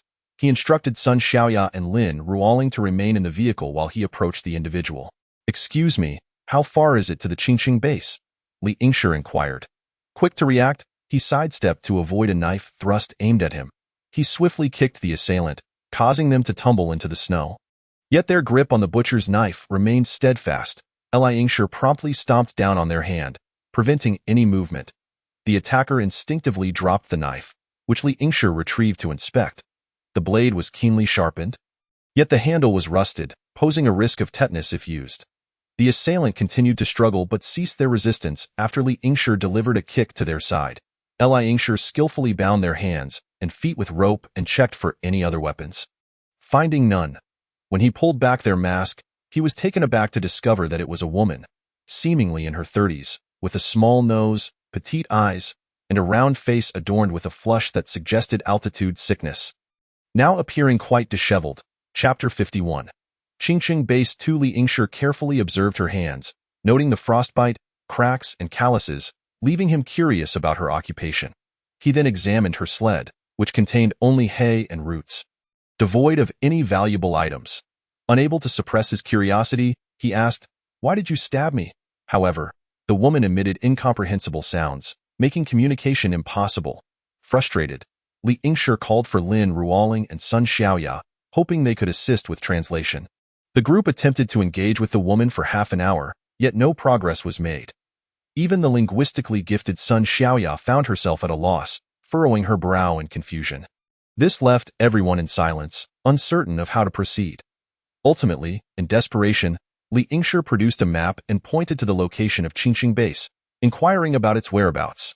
The woman glanced at the map and then at Li Yingshi, repeatedly flipping it over several times before mumbling something incoherent. Subsequently, she made a determined effort to nudge her head towards the area with more tire tracks. Observing her demeanor, Li Yingshi surmised that this was likely her intent. Yet he remained uncertain. Thus, he gradually loosened her bindings, allowing her to gesture the direction with her finger. After a moment's hesitation, she pointed northward. Li Yingshi inquired about the distance, mimicking the length with his hands. The woman gestured as well, yet seemed unsure of the distance. Assuming it was not far, Li Yingshi and the others proceeded to free her legs. The three of them then slowly retreated to their vehicle and drove away. After a few paces, Li Yingshi halted the automobile, tying a few dog biscuits to the rusty knife and tossing it into her line of sight. Through the rearview mirror, he observed the woman rushing towards the knife and the dog biscuits. Eagerly, she bit into one of the biscuits, her face lighting up with satisfaction. Next, she sheathed the knife carefully and stowed the remaining biscuits into her bosom, patting them gently. Li Yingshi sighed in relief. This was the typical response of a normal person faced with the harsh realities of this frigid catastrophe. In this extreme cold apocalypse, most individuals had adapted to such a survival mode. When encountering strangers, their first instinct was often to seize possessions rather than offer assistance. As for storable food, people preferred to hoard it for future needs rather than consume it all at once. Li Yingshi was acutely aware of this, as he had once been the same in his past life, that time. After being expelled from the limestone mine with only a few dog biscuits to his name, he was reluctant to consume them, wandering for half a year until he was left with no choice but to eat those stale biscuits with a hint of caramel flavor. The woman appeared to be in high spirits as she donned her scarf and continued to pull her sled forward. Li Yingshi noticed that she seemed to be following closely behind him, her trajectory seemingly aligned towards the Qingqing base. As Li Yingshi drove along the tire tracks imprinted in the snow. They traveled for over an hour before spotting a checkpoint in the distance. Approaching the checkpoint slowly, several soldiers gazed at the vehicle with astonishment, having not seen anyone driving for a long time. Although there were vehicles within the base, their usage was strictly controlled due to fuel shortages, making this the first instance of an outside vehicle arriving in 6 months. A man resembling an officer approached Li Yingshi's snow vehicle. Gesturing for him to lower the window, he asked something that Li Yingshi could not comprehend. When Li Yingshi replied that he did not understand, the officer was even more astonished and subsequently asked again in Huaxia language where they had come from and where they were headed. Li Yingshi responded that they were from Yun Province, en route to Qingqing Base. This was not entirely a falsehood. Before departing from the shelter, Li Yingshi had requested Mayor Wang to issue him a stack of introduction letters from Yun Province, allowing him to claim representation of the Yun city authorities wherever he went. Consequently, he produced the work ID of the mayor's confidential secretary, which had been prepared for his journey. Both the seal and the document were genuine, albeit not part of the national civil servant system. However, since the onset of the extreme cold disaster, the internet had been severed, and with countless casualties, the promotion of new personnel across regions had become commonplace. Nevertheless, the officer did not dwell excessively on the identity of the two women but proceeded to inspect the vehicle. After a thorough search, they discovered only a revolver, a few bullets, over 100 liters of gasoline, some compressed biscuits, dog food, and drinking water that Li Yingshi had voluntarily displayed. The officer casually extracted 2 whole boxes of compressed biscuits from the food stash and handed them to a subordinate nearby. Li Yingshi did not express any dissatisfaction or protest in response to this action, merely observing the unfolding scene in silence. Following this, the officer assigned a soldier to ride along with Li Yingshi in the vehicle towards Qingqing Base. During the journey, the two remained silent, the atmosphere somewhat tense. Li Yingshi glanced at the soldier seated in the passenger seat and broke the silence, asking, "Brother, what do they call you?" Li Yingshi smiled, introducing himself as Li Yingshi. He then retrieved a pack of cigarettes from his pocket, offering one to Wang Qijuan. Wang Qijuan accepted the cigarette, inhaling its scent with a flicker of delight in his eyes, yet carefully stowed it away in his pocket. Li Yingshi curiously inquired, "Why not smoke it?" Wang Qijuan scratched his head, somewhat embarrassed, responding, "This is a fine item. I simply cannot bear to waste it." Li Yingshi chuckled, feeling a sense of fondness for this soldier. They continued to converse for a while, getting to know each other better. Through their exchange, Li Yingshi learned that Wang Qijuan was a sergeant currently serving as a deputy squad leader, while the earlier officer was named Lu Aihua, holding the position of squad leader. Meanwhile, Lin Ruoling had shed her previously brash demeanor in front of Li Yingshi, becoming gentle and endearing, her voice soft and sweet as she incessantly called out brother. Brother, utterly enchanting the soldier named Wang Qijuan, while sending shivers down Li Yingshi's spine. Wang Qijuan opened up, animatedly recounting the origins of Qingqing Base. He shared with Li Yingshi and the two women that since the disaster erupted, his unit had been striving to maintain order and assist survivors in rebuilding their homes. However, they faced immense challenges due to the catastrophic floods and snow disasters, referred to as snow disasters in Qingqing. Nevertheless, they all remained steadfast in their duties, protecting the safety of the people. Lin Ruoling appeared to be captivated, occasionally gasping in admiration for Wang Qijuan, her eyes seemingly sparkling with stars. Wang Qijuan, seemingly having not engaged in such pleasant conversation for a long time, shared freely with everyone, leaving no detail unspoken.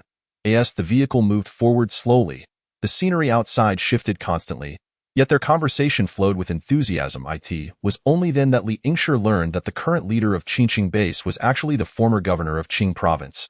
Xiong Sanhui, as a mere common citizen from Yun City, Li Yingshi had previously known nothing of this governor Xiong. It was unlikely that anyone, including Li Yingshi, could recall the name of the mayor of the neighboring city, let alone the names of the vice-mayors from his own city. Before the calamity, Qing Province's primary economic pillars were mining and animal husbandry. Rich in natural resources, Qing Province boasted not only coal, iron, and copper, but also vast quantities of rare and precious metals. Additionally, it housed oil fields. In stark contrast, Yun Province was lamentably resource poor, resembling a barren desert. Particularly during the extreme cold, coal had become almost a miraculous resource. When the flood struck, Governor Xiong took decisive action, swiftly organizing local herders to relocate to higher ground. Ultimately, they succeeded in establishing the present Qingqing Base on a slope in the northwest of the original Qingqing. During the floods, Qingqing Base organized several activities for watergrass harvesting and planting, as well as fishing, which allowed many cattle, sheep, and people to survive. Had it not been for the drastic drop in temperature, residents of Qingqing Base could have led relatively comfortable lives even in the aftermath of the floods. However, with the arrival of heavy snowfall, circumstances changed dramatically. The inability of watergrass to grow resulted in the death of numerous livestock due to a lack of feed. Furthermore, the formation of ice caused the previously scattered residents of Qing Province to lose their means of survival, forcing them to converge towards Qingqing Base. Consequently, the population of Qingqing Base swiftly surpassed 1 million. This clarified for Li Yingshi why the woman with the sled was hauling hay and roots. Li Yingshi inquired about the current food situation in Qingqing Base. Young soldier Wang Qijuan admitted he knew little, but mentioned that the army's supplies were still adequate, allowing them to be reasonably satiated. However, life was grim for civilians. Most herders had consumed their cattle and sheep, with many families slaughtering their breeding stock. Unless food could be found soon, cannibalism might become a grim reality. Li Yingshi further inquired about the coal mines, to which Wang Qijuan replied that coal extraction had resumed, albeit at a significantly reduced output due to a lack of machinery and explosives, relying heavily on manual labor. Additionally, they had begun experimenting with greenhouse cultivation, though the number of greenhouses was limited and sunlight was scarce, leading to low yields. At this point, Wang Qijuan fell silent, appearing troubled.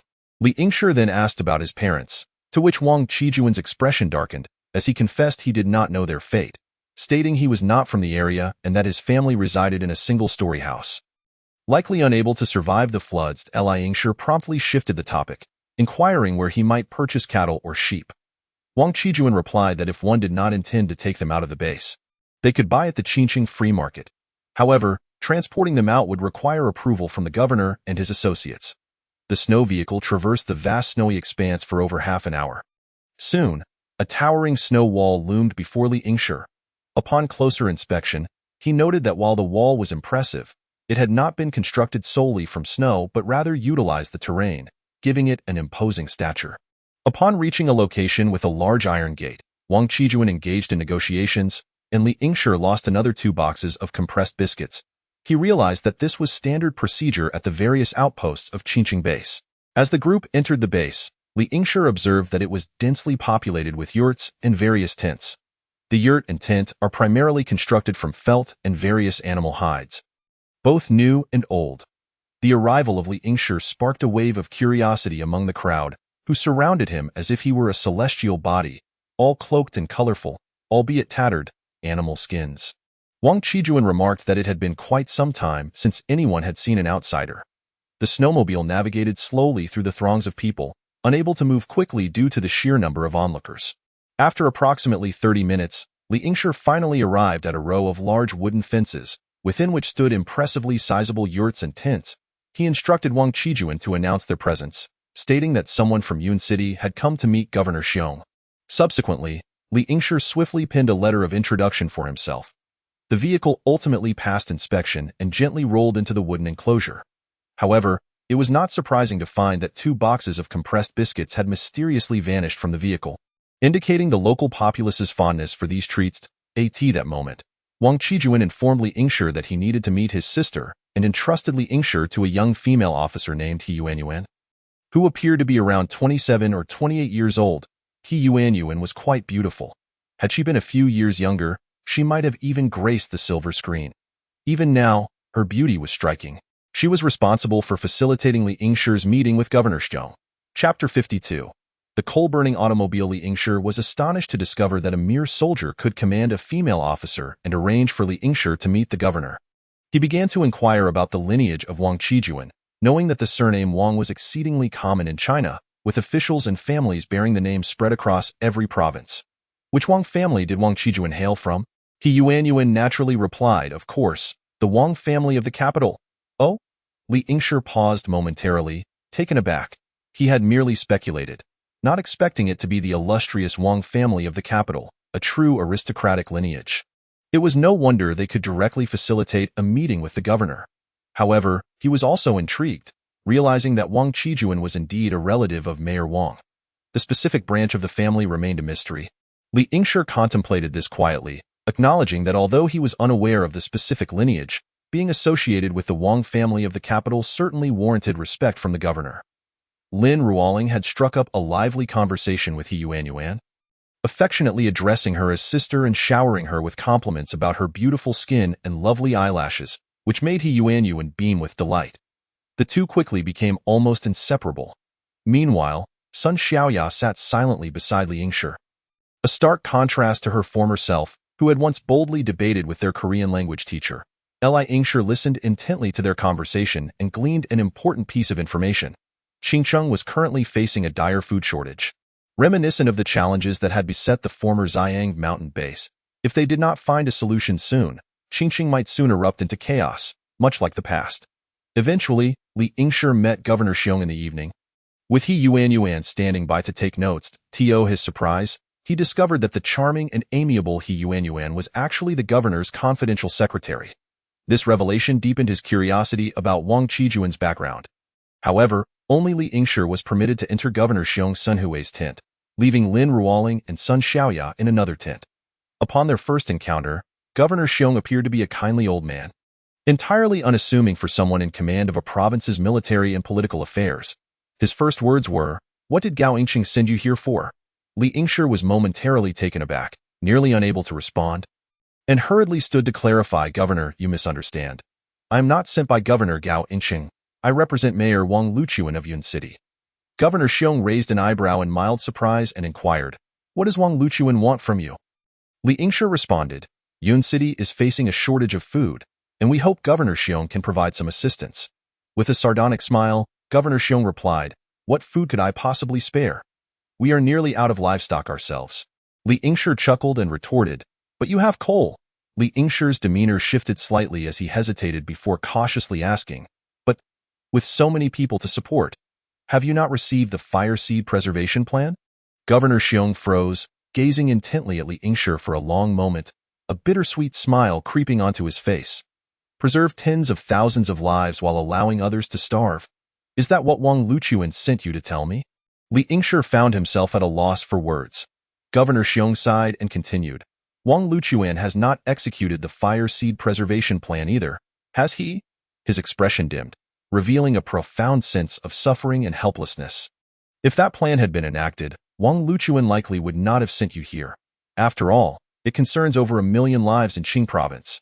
Perhaps that is the entirety of the population. I sincerely hope the fire seed preservation plan never has to be activated.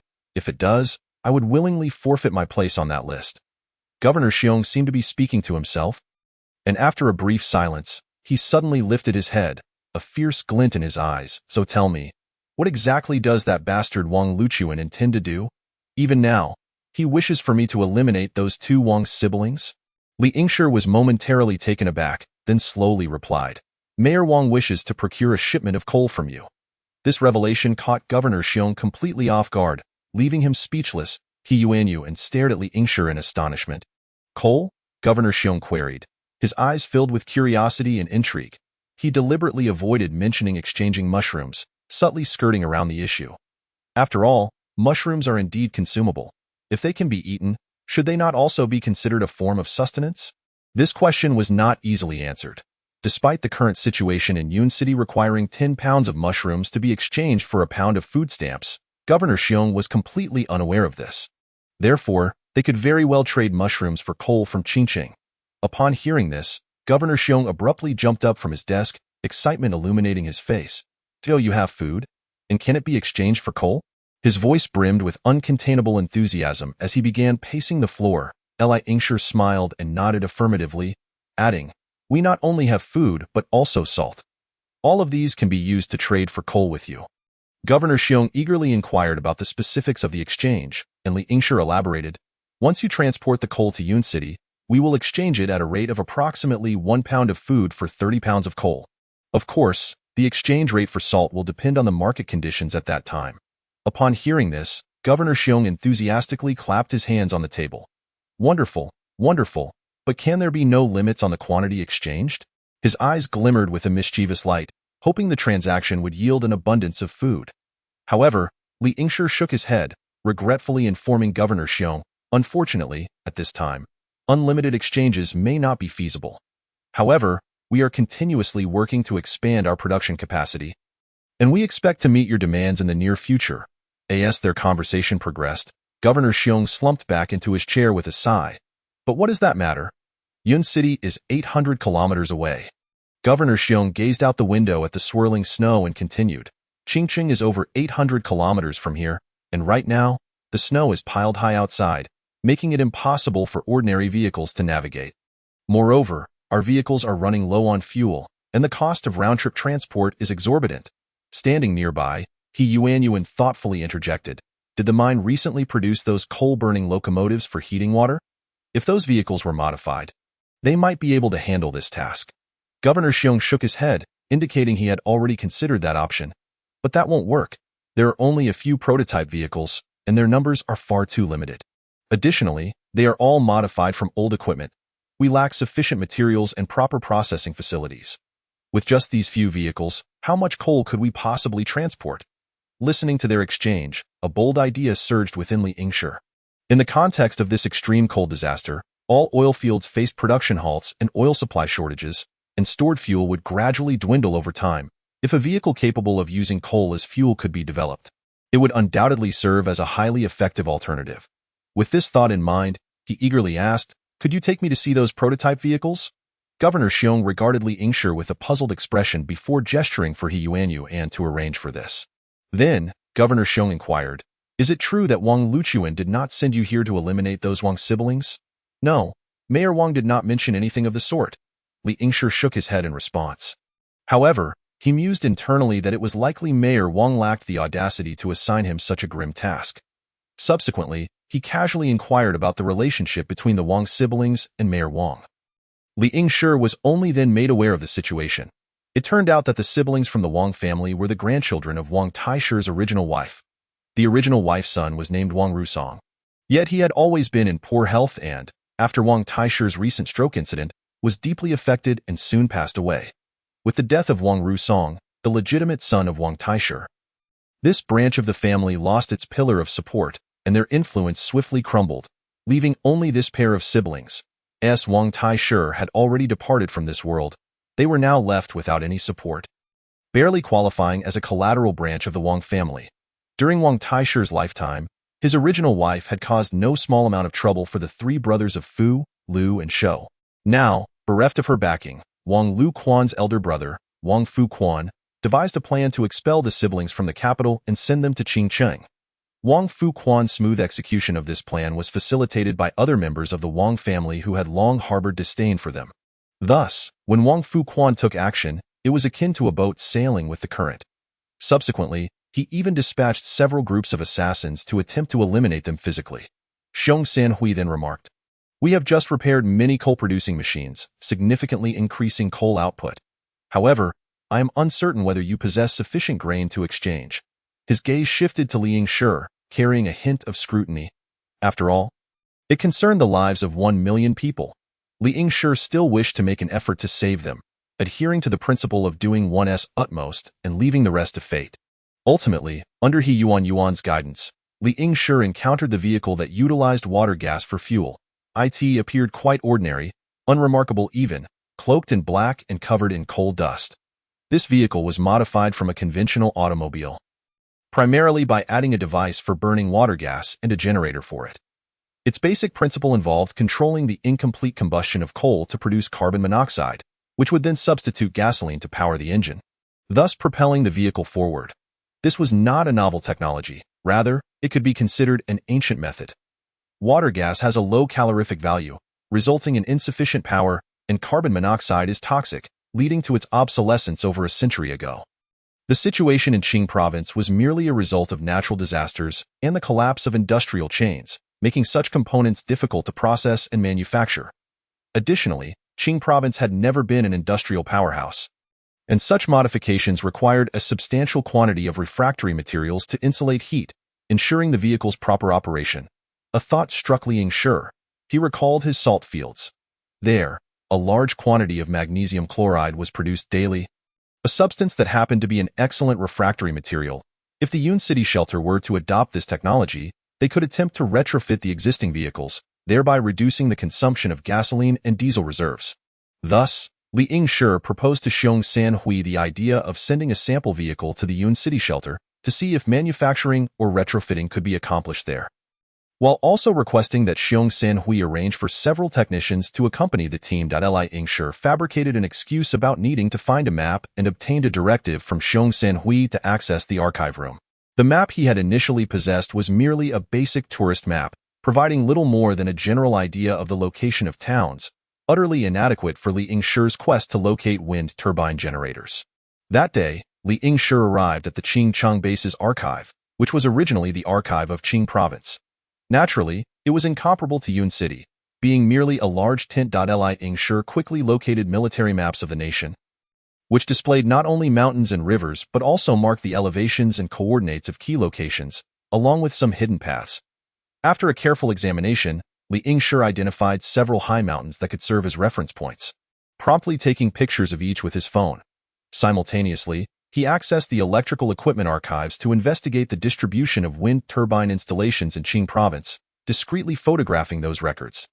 To his great excitement, according to Qing province's records, there were at least 300,000 wind turbines, primarily located around the Amoli Desert. Liang Shi speculated that even if he could acquire a mere tenth of that, it would suffice for Yun City for decades to come.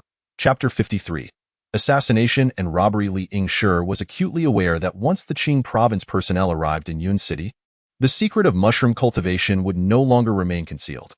Although the Qing province base might continue to procure some mushrooms from Yun City in the short term due to their abundant coal resources, once they mastered the technology for cultivating mushrooms in the ice dome, their own production would undoubtedly soar. At that point, if Yun City failed to present any noteworthy products, obtaining coal from Qing province would become exceedingly challenging. However, at that moment, an unexpected turn of events transpired. Just as Liang Shi stepped out of the provincial government's large gate, he suddenly felt a gust of wind. He swiftly turned his head to see a shadow lunging at him, wielding a firearm.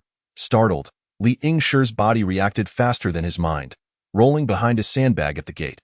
Almost immediately, 2 sharp gunshots rang out, the bullets striking the sandbag with a thud. Clearly, those 2 bullets had been successfully intercepted by the sandbag. The sudden upheaval plunged the scene into chaos. People panicked, scrambling for cover. Meanwhile, Li Yingshi lay behind the sandbag, vigilantly observing his surroundings. After a while, when the tumult began to subside, he discovered that a group of provincial government guards had firmly subdued the woman who had attempted to attack him. The woman struggled incessantly but could not escape the guard's grip.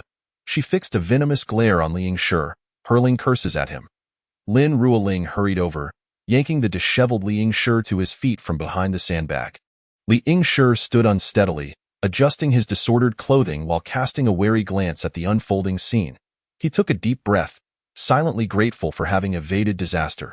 At the same time, he felt a surge of anger and confusion towards the unfamiliar woman. Unable to comprehend why she had suddenly launched an assault against him, as Li Yingshi cautiously approached, he overheard a few words, finally grasping the situation. The woman was, in fact, Wang Qijun's sister. Yet, she remained silent while intent on killing him, prompting Li Yingshi to deem it unnecessary to maintain any civility. He swiftly reached for his gun, preparing to eliminate this dangerous woman immediately. Just then, Xiong Sanhui rushed out of the provincial government building, and upon witnessing the scene, his anger flared. Ever since the Wang siblings had arrived, the troubles they brought had been relentless. Now, they dared to shoot in front of the provincial government. The flames of rage within Xiong Sanhui intensified, yet he knew he could not allow Li Yingshi to easily kill a member of the Wang family. He hurried forward, assuring Li Yingshi that he would provide a satisfactory explanation. That evening, while Li Yingshi was dining, a knock on the door interrupted him. Upon opening it, he found Xiong Sanhui personally bringing the Wang siblings to apologize. "Mr. Li, I have brought them to you. And I am here to make amends," Xiong Sanhui said earnestly. Li Yingshi smiled slightly. "Director Xiong, you are Mr. Li. This is the Wang family's apology, a small token of goodwill. Please be sure to accept it." Xiong Sanhui insisted, handing Li Yingshi a weighty small package. Upon opening the package, Li Yingshi discovered it contained small yellow fish, weighing approximately 10 kilograms. Xiong Sanhui pointed to the Wang siblings behind him, saying, "Mr. Li, these are the Wang siblings. They acted out of ignorance and made a grave mistake. Hence they have come to apologize." Li Yingshi looked at the Wang siblings and saw the young soldier with his head bowed, bearing an expression of guilt, while the young woman displayed unmistakable reluctance. Li Yingshi smiled faintly, feigning indifference. He understood that these high-born youths were proud individuals, and it was quite a feat for them to lower their heads in apology. Xiong Sanhui nodded vigorously, leading the Wang siblings away. As he watched their retreating figures, a cold smile crept onto Li Yingshi's lips. Lin Ruoling could not help but ask, "Yingshi, are you truly letting them go just like that?" Li Yingshi shook his head. "Of course not. But the time is not yet right. When I see them again, I will seize the opportunity to strike." Sensing Lin Ruoling's gaze, Li Yingshi smiled and explained, "Rest assured, I know my limits. I won't resort to killing without cause. This incident truly angered me, and had I not been fortunate, I might have already become a corpse." Lin Ruoling nodded, understanding Li Yingshi's sentiments. Although he claimed he would not kill, she knew that he had been genuinely enraged. Li Yingshi observed Lin Ruoling's expression, aware of her thoughts. He reassured her, "Do not worry. I do not act impulsively. As long as no one provokes me, I have no inclination to stir trouble." Lin Ruoling let out a sigh of relief, silently praying that such incidents would not occur again.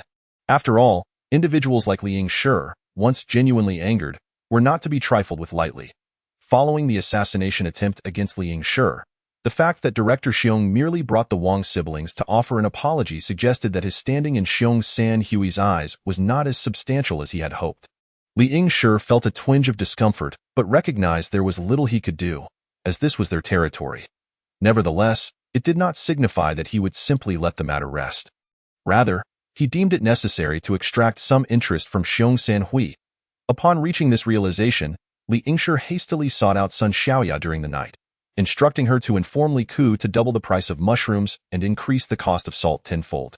Simultaneously, he cautioned Sun Xiaoya to relay to Li Ku that they were to prohibit individuals from the Qingqing base from visiting or approaching the giant ice dome and the various factories and laboratories in Yunqing. After listening to Li Yingshi's words, Sun Xiaoya remained silent, simply gazing at him. After a moment, she suddenly inquired. Have you encountered an assassination attempt? Li Yingshi was momentarily taken aback, replying, I am fine. A hint of concern flickered across Sun Xiaoya's face as she pressed further. But are you injured? Li Yingshi shook his head and smiled gently, assuring her, rest assured, I am unhurt. Sun Xiaoya sighed in relief and, with a tender tone, admonished Li Yingshi to be more cautious in the future. Li Yingshi felt a surge of emotion and abruptly embraced Sun Xiaoya, whispering softly in her ear, Yes, I understand. The following morning, however, Li Yingshi was still beset by discontent. He departed the Qingqing base without acknowledging Xiong Sanhui, taking Lin Ruoling with him. This action was undoubtedly a protest against the events of the previous night, a manifestation of the dissatisfaction simmering within him. After all, in this frigid post-apocalyptic world, working outdoors was indeed quite uncomfortable. Shortly after the two set off in their vehicle, they encountered a familiar face by the roadside. The woman who once attempted to stab Li Yingshi. She was now accompanied by a group of towering individuals, all pulling sleds as they headed northward. As Li Yingshi's vehicle passed by, the woman recognized it immediately, erupting in excited shouts. Subsequently, the group of over 10 individuals abandoned their sleds, brandishing firearms and swiftly encircling Li Yingshi's car. Li Yingshi had been harboring a smoldering anger, having narrowly escaped an assassination at the Qingqing base, only to confront a robbery upon leaving. The more he pondered, the angrier he became, resolving not to let these individuals escape easily. Without hesitation, he turned the car around and pursued the band of robbers. He quickly pulled Lin Ruoling from the vehicle, and together they took cover behind it, dodging incoming bullets. Lin Ruoling gently patted Li Yingshi's back, softly advising, It's not worth getting angry at these people. She felt that such individuals were hardly deserving of Li Yingshi's ire. However, Li Yingshi chuckled dismissively, retorting, They have come at us with weapons. What else can we do? Ha ha ha, he even managed to find humor in the situation. Let us fight to our heart's content. He handed Lin Ruoling an AK rifle. With a slight smile, she accepted the weapon, her lips curving upward. She deftly removed the magazine, checked the rounds, cycled the action a few times to ensure its smooth operation, and then skillfully reattached the magazine, chambered a round, and readied herself for action. That moment. An enemy charged towards them from over 200 meters away. Lin Ruoling's eyes narrowed, swiftly adjusting the rifle's aim, her finger gently squeezing the trigger. With a sharp crack, the deadly bullet soared forth, instantly striking its target. The enemy staggered violently before collapsing to the ground. Observing this, the remaining foes hesitated, dropping to the snow, unwilling to advance further. They cast fearful glances in Lin Ruoling's direction, their resolve wavering as they no longer dared to charge recklessly. Li Yingshi, astonished, watched Lin Ruoling with admiration, exclaiming, Your marksmanship is impressive. Have you trained for this? With a proud arch of her brow, Lin Ruoling replied haughtily, Humph. I once journeyed alone from my hometown to the Haiqing base. I walked for an entire year, encountering all manner of storms. As she spoke, she raised the AK-47 once more, aiming at another distant enemy. A sharp shot rang out, and yet another foe fell, this time from about 260 to 70 meters away. Meanwhile, Li Yingshi had yet to fire a single shot from his Barrett. His eyes widened in astonishment as he gazed at Lin Ruoling, realizing that hitting targets with such precision at that distance, especially without a scope, was a feat worthy of a professional sniper. Moreover, Lin Ruoling was wielding a standard AK-47, a weapon with an effective range of only 200 to 300 meters. The first shot could be attributed to luck, but the second undoubtedly showcased her true skill. Noticing that the remaining enemies seemed to be deliberating among themselves, neither advancing nor retreating, Li Yingshi grew increasingly anxious. In a fit of frustration, he fired a shot, eliminating the very woman who had caused them trouble twice before.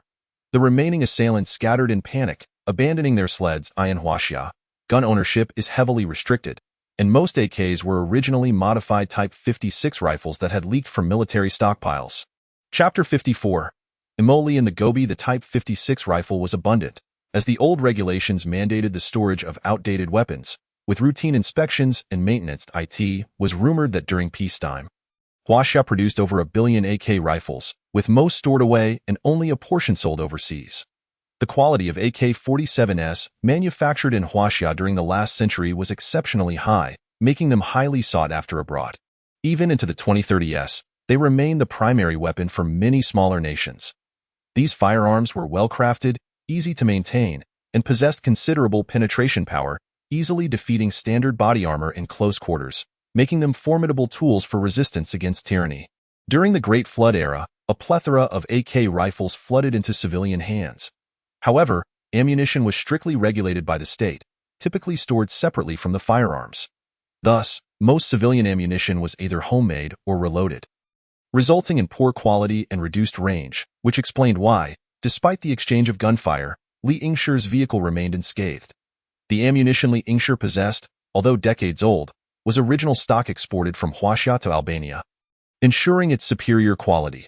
This was a common practice. Exported goods were always of higher quality than domestic supplies. As for the hunting rifle, it was a remarkable piece, requiring a permit to own during peacetime, a process cumbersome for the average citizen. Even Li Yingshi's former employer, Xiao Hai, had struggled to purchase two for recreational use. It was only after Xiao Hai invested in a shooting club that he could finally indulge in such pursuits. The shooting club had powerful backing and specialized in clay pigeon shooting, allowing Xiao Hai to make a substantial profit despite holding only a minor stake. Li Yingshi's curiosity regarding the identities of the individuals grew. He drove closer to their sleds, inspecting them and discovering that they had been modified into large containers filled with coal, each sled appearing to carry at least 300 to 400 pounds. Li Yingshi found this puzzling. Where could they possibly be transporting the coal? As he pondered, his loyal companion, Xiangyang, barked twice, drawing his attention to the faint tracks left in the snow by the sleds. With a determined resolve, Li Yingshi collected all the sleds into his spatial storage, thinking, let them attempt to rob me. This will be a costly loss for them. The sleds, coupled with the coal, represented a significant expense, enough to leave these individuals in dire straits. Continuing to follow the tracks, Li Yingshi was eager to uncover their destination. After more than 4 hours, as daylight faded, he caught sight of smoke rising in the distance. Accelerating, he approached, only to discover that they were near the factory he had previously stumbled upon in the mountain. So this is the place, Li Yingshi realized. No wonder they have firearms. It turns out they are part of this little gang. Resolutely, he decided to investigate further. After parking the vehicle, he stealthily entered the factory with Lin Ruoling and Xiangyang. As he crept through the entrance, Li Yingshi was met with the sight of several large gasoline drums burning coal. Numerous iron hooks hung from the ceiling, bearing dozens of skinned cattle, some already chopped into pieces while others remained relatively intact. The pungent stench of the meat assailed his senses, causing him to wrinkle his nose. Turning, he noted that the odor emanated from the cattle hides. He wondered how these individuals intended to process the hides. My goodness! Lin Ruoling exclaimed, covering her nose in disbelief. How many cattle must there be? What on earth are they doing? I suspect these are all cattle that have frozen to death, Li Yingshi surmised. They likely plan to skin the cattle, selling the meat or trading it for grain and coal. As he spoke, he began to search the area meticulously. Soon, he discovered several boxes containing firearms and ammunition on the ground. This was no ordinary band of thieves. As he picked up a gun for inspection, he remarked, these individuals are certainly not run-of-the-mill. They may have some powerful connections. Recognizing the urgency, he decisively whispered, we must leave this place immediately. Stealthily, he approached, gathering all the cattle into his spatial storage, enduring the foul odor of the hides and several sacks of prepared beef jerky. He left not a single trace behind. However, just as Li Yingshi turned to exit, he was suddenly startled, his heart racing with fear. Originally, behind the door, a burly man lay in a deep slumber, clutching a firearm. Fortunately, Li Yingshi moved with utmost stealth, making not a sound. Had he awakened this individual, the consequences would have been dire. If that man had fired a shot at Li Yingshi's back, evasion would have been a near impossibility. Summoning his courage, Li Yingshi cautiously approached for a closer inspection, only to find no signs of the man's awakening. He swiftly retreated from the factory. At that moment, Li Yingshi's heart raced violently, as if it might leap from his throat. He felt no remorse towards those audacious enough to rob him. In his eyes, allowing them to perish from hunger was an act of mercy. However, just as Li Yingshi prepared to depart with Lin Ruoling, they were confronted by several armed individuals advancing towards their vehicle, staring blankly at it. For a brief moment, both parties were taken aback, unsure of how to react. After successfully evading their pursuers, the trio continued their journey towards the Amoli Desert. The Amoli Desert lies approximately 300 kilometers northwest of the Qingqing base, a considerable distance in this icy, desolate world. Even traveling by snow vehicle, they spent a full 2 days reaching their destination. Li Yingshi recognized they had arrived when he spotted clusters of wind turbines dotting the horizon. However, a minor inconvenience was that the majority of the turbine bases were frozen beneath layers of ice, some visibly deformed by the pressure. Without hesitation, Li Yingshi began instructing Lin Ruoling on how to dismantle the wind turbines along with their bases. After just 2 attempts, Lin Ruoling was able to manage it independently. The two worked diligently for 2 days, but still had not completed the task. Li Yingshi estimated they had successfully dismantled around 5,000 to 6,000 units, while Lin Ruoling likely managed 3,000 to 4,000, totaling approximately 8,000 to 9,000 turbines. Gazing at the densely packed wind turbines on the frozen expanse, Li Yingshi couldn't help but marvel at their sheer number. He and Sun Xiaoya had spent over a month around Yun City collecting just over 3,000 turbines.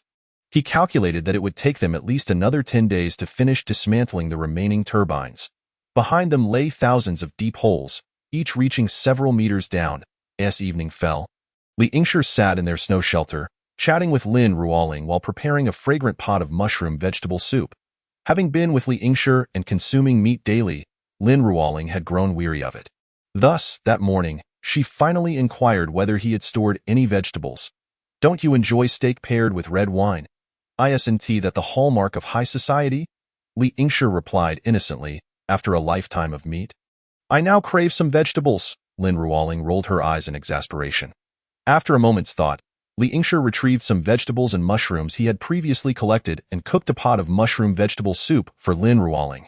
Yet, he did not forget about Xiangyang, tossing a large bone into the soup to prepare a special treat for it. The three of them gathered at the table, enjoying steamed buns and savoring the lamb stir-fried with scallions that Lin Ruoling had prepared, complemented by a steaming bowl of mushroom vegetable soup.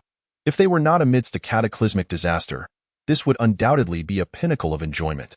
The calamity made such simple pleasures feel all the more precious.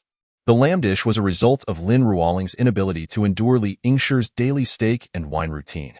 This lavish lifestyle of constant meat consumption had grown tiresome. After all, who could bear eating the same food every day? Finally, unable to contain herself any longer, she asked Li Yingshi, "Is there truly nothing else in your space besides steak?" Unexpectedly, Lin Ruoling unabashedly collected all the ingredients and seasonings into her own space. Although Li Yingshi lost some precious supplies in this harsh world, he gained the unexpected delight of savoring Lin Ruoling's culinary creations. He could hardly believe that the daughter of a coal magnate possessed such remarkable culinary skills. Lin Ruoling confessed that in her previous life, she had little interest aside from preparing various delicacies. Li Yingshi chuckled to himself, realizing she was a wealthy second generation with aspirations of becoming a chef. However, Xiangyang was distinctly displeased with this turn of events, casting resentful glances at both Li Yingshi and Lin Ruoling, as if to express its grievances. Contrary to Li Yingshi's preferences, Xiangyang favored steak above all. Due to Lin Ruoling's culinary prowess, it could no longer indulge in its beloved steak. That night, while the two slept in the vehicle, they were jolted awake by violent tremors beneath them, leading Li Yingshi to believe an earthquake had struck. He quickly pulled Lin Ruoling from the snow shelter, fearing they might become buried under the snow. In the distance, they heard the sounds of cattle and horses, along with the thuds of falling bodies and the agonizing cries of dying animals. The tremors persisted for nearly an hour, leaving both Li Yingshi and Lin Ruoling too frightened to move. They remained in the vehicle throughout the night, eyes wide open until dawn. When morning came, Li Yingshi stretched lazily before cautiously driving towards the source of the previous night's disturbance, carefully avoiding the large holes left from their turbine dismantling. They soon discovered a cow, dead from either freezing or falling. Within one of the turbine base holes, Li Yingshi excitedly collected it into his space, and to his astonishment, he found more deceased cows in other holes, along with 2 barely alive. This revelation left Li Yingshi astounded. He never expected to find living cows in such frigid conditions. As he and Lin Ruoling separated to search, they uncovered 400 or 500 cows in those large holes. Based on this evidence, it seemed a herd of over 1,000 had been present the previous night. How had they survived? What were they eating? Questions flooded Li Yingshi's mind. He decided to temporarily set aside the wind turbine concerns. Now more intrigued by the survival of the cattle in this frigid apocalypse, he had no idea from where these cows had come or where they were headed, but the only course of action was to follow their tracks. Thus, Li Yingshi drove on, tracing the path of the herd. After some time, he sensed something was amiss in the scenery before him. Rubbing his eyes, he questioned whether he was imagining things, but soon confirmed it was no illusion. He truly beheld a vast expanse of purple. A patch of vibrant purple grassland lay before him, small yet teeming with life. In stark contrast to the surrounding white snow, Li Yingshi widened his eyes in disbelief, while Lin Ruoling, seated beside him, was equally astonished, her mouth agape in shock. The appearance of such a purple meadow amidst the stark whiteness was perplexing, bordering on eerie. Yet, when Li Yingshi observed a cow contentedly grazing on the purple plants, a wave of joy surged within him. This plant not only thrived in the cold but had also become a food source for the cattle. This discovery hinted at the possibility of a new food source for humanity. "We can eat this," Li Yingshi exclaimed, filled with excitement. "The cows can eat it," Lin Ruoling echoed, equally thrilled. The two embraced joyfully, overwhelmed by the hope this purple meadow brought them, as they had not encountered living plants in the wild since the snow disaster began. Li Yingshi alighted from the vehicle to examine the peculiar plants, which bore irregular leaves stacked like the petals of a blooming peony, though thicker and remarkably sturdy. Testing it with his hand, he found it resilient, refusing to yield to his grip. Yet, seeing the cows relish it, Li Yingshi tore off a leaf and, after some effort, managed to bite into it, discovering it to be juicy and unfrozen, with a hint of saltiness. "What is this?" Lin Ruoling inquired curiously, eager to taste it, but Li Yingshi promptly cautioned her. "Just because cows can eat it does not mean it is safe for us. We can't both succumb to poison." Lin Ruoling nodded obediently, understanding his concern. At that moment, Li Yingshi stealthily approached the cow from behind, gently patting its rear before collecting it into his sand world space. Within Xiao Hai's space, there exists a peculiar limitation. It cannot accommodate living animals. Upon entering, these creatures inevitably perish. He had previously tested this with a lively rabbit, which, unsurprisingly, was lifeless upon release. Xiao Hai's space was undoubtedly a formidable tool for home and travel. However, Li Yingshi's sand world could collect living animals, preserving them in a state of stasis until they exited, remaining unchanged. The drawback was that he must make direct contact to collect them. He used his spatial power to gather the entire patch of purple plants along with the layers of ice in which they grew, carefully placing them into the sand world. As the plants entered, time seemed to freeze, halting their growth instantaneously. Li Yingshi gazed at the scene before him, his mind brimming with curiosity. Continuing on, Li Yingshi proceeded to collect the layers of ice adorned with vegetation, swiftly causing the verdant lawn atop the ice to vanish entirely, leaving only a smooth expanse of ice. After consuming a purple plant, Li Yingshi experienced no discomfort. The following day, he ingested an entire leaf, having boiled it first, for otherwise, it was far too tough, laden with fibers that made it difficult to swallow and taxing on the teeth. By evening, he remained free of any adverse sensations, aside from its slightly coarse texture, which rendered it challenging to consume. The flavor was not unpleasant. Li Yingshi drove along the ground, following the hoofprints, and soon discovered a sprawling field of purple grass, which he meticulously collected piece by piece into his storage space. Ultimately, he stumbled upon a vast herd of cattle, numbering around 700 to 800, grazing leisurely on a purple pasture that stretched for hundreds of acres. As he approached from behind, the cattle, surprisingly unafraid of humans, allowed him to draw near, and he proceeded to tap each one on the rear, collecting them into his space. This activity continued well into the afternoon. After securing the last cow, Li Yingshi resumed his task of gathering the ice layers interspersed with plants. The expanse of this icy prairie was considerable, necessitating a piecemeal collection approach, which persisted until nightfall. Despite the substantial haul, his sandy world still appeared remarkably barren. Much to Li Yingshi's delight, he then drove along the cattle's trail, ultimately concluding that he could no longer find the purple plants before turning in the opposite direction.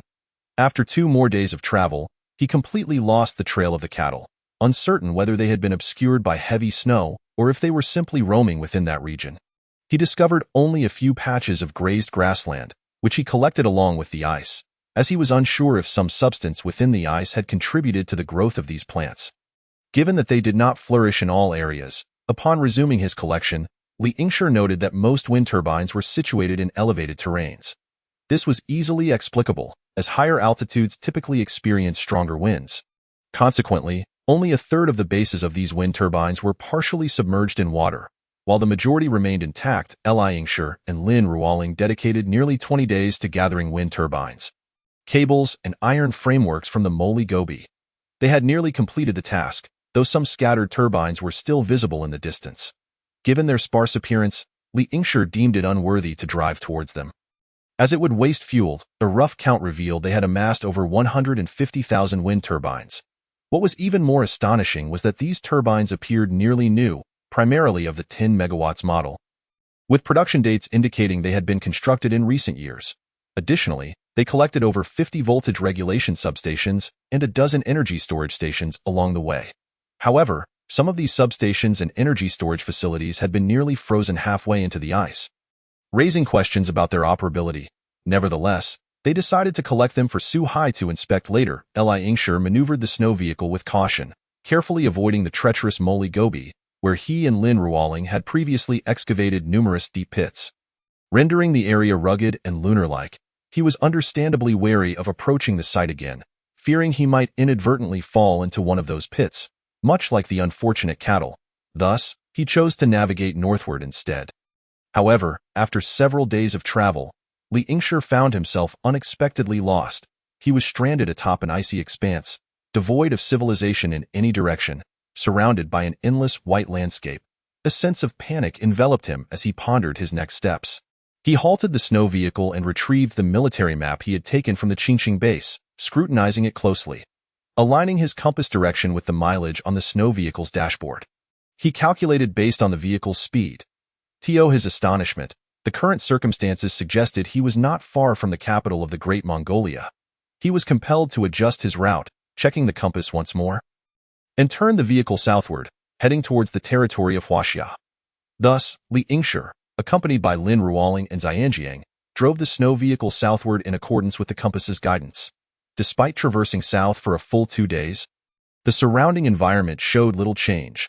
The landscape remained a vast, monotonous expanse of snow, with only sporadic snowdrifts and a few exposed rocks as points of reference. As time passed, Li Yingshi's anxiety heightened. Yet he pressed on with determination. Soon, he spotted distant silhouettes of buildings, invigorating his spirits, and he urged the snow vehicle to hasten toward them. Upon nearing the structures, he realized they were colossal tanks, each over 20 meters in diameter and 30 meters tall, their purpose a mystery. However, as he approached, he was met with a faint whiff of oil. Each tank bore large banners, yet the inscriptions were not in Huaxia language. Li Yingshi deduced they were likely in the language of the Great Mongolia. Upon closer inspection, he noted that a significant portion of the tank spaces had become frozen in the ice. Circling the tanks, he failed to locate any offices or control centers, leading him to speculate that the buildings might be entombed beneath the ice. Reluctantly, he climbed the side ladder of one tank to survey the area from above in search of clues. Atop the tank, he discovered a large circular vent cover, which he struggled to open, releasing a potent scent of oil. Peering inside with his flashlight, he found it filled with a viscous black liquid. Gleaming with the characteristic sheen of petroleum, Li Yingshi, having encountered crude oil before in Calipo, was nearly certain of its identity. A sudden thought crossed his mind. He wondered about Zhang Mani and if she had received the Doomsday canned food set he had purchased for her from the beautiful country. An extravagant expenditure of 1.4 million beautiful coins for a 20-year supply. Shaking his head to dispel the distracting thoughts, Li Yingshi found it peculiar to discover oil tanks in the Great Mongolia, a nation he had previously regarded as lacking in mining and industrial development. Aside from its pastoral activities, after counting around 50 tanks nearby, he surmised this was a storage facility for an oil refinery. Gritting his teeth, despite a throbbing headache, he systematically collected each oil tank into his space. After all, crude oil was still oil, and in this frigid apocalyptic world with scarce resources and disrupted supply chains, every material held value. The pair meticulously scoured the icy surface once more, but their efforts yielded nothing further, likely due to the oil extraction facility's office being frozen beneath the ice, compelling them to abandon the search and continue their journey southward. After another 10 days, They encountered nothing but the vast snowy plains. Li Yingshi's anxiety escalated. He frequently activated his phone's offline map, attempting to locate a GPS signal, yet each attempt proved fruitless. On the 15th day, they finally spotted enormous circular structures on the distant horizon. These buildings were extraordinarily massive, resembling mountains. Li Yingshi felt a surge of excitement, a sense of returning to the realm of humanity, while curiosity about these colossal edifices consumed him. He pressed the accelerator, and the snow vehicle surged forward, drawing closer to the monumental circular objects. As he approached, he was increasingly astonished by their sheer scale, for gigantic structures stood in orderly formation. Navigating the snow vehicle steadily closer, Li Yingshi noticed one of the buildings was emitting plumes of white steam from its apex. In such frigid conditions, the presence of steam was remarkable, leaving him bewildered. He pondered, what was this place? What manner of construction could be so grand? As he maneuvered the vehicle closer, he realized these edifices resembled monumental mountains, slowly circling the towering outer walls of the four structures. He discovered 8 grand doors, 7 of which were tightly sealed.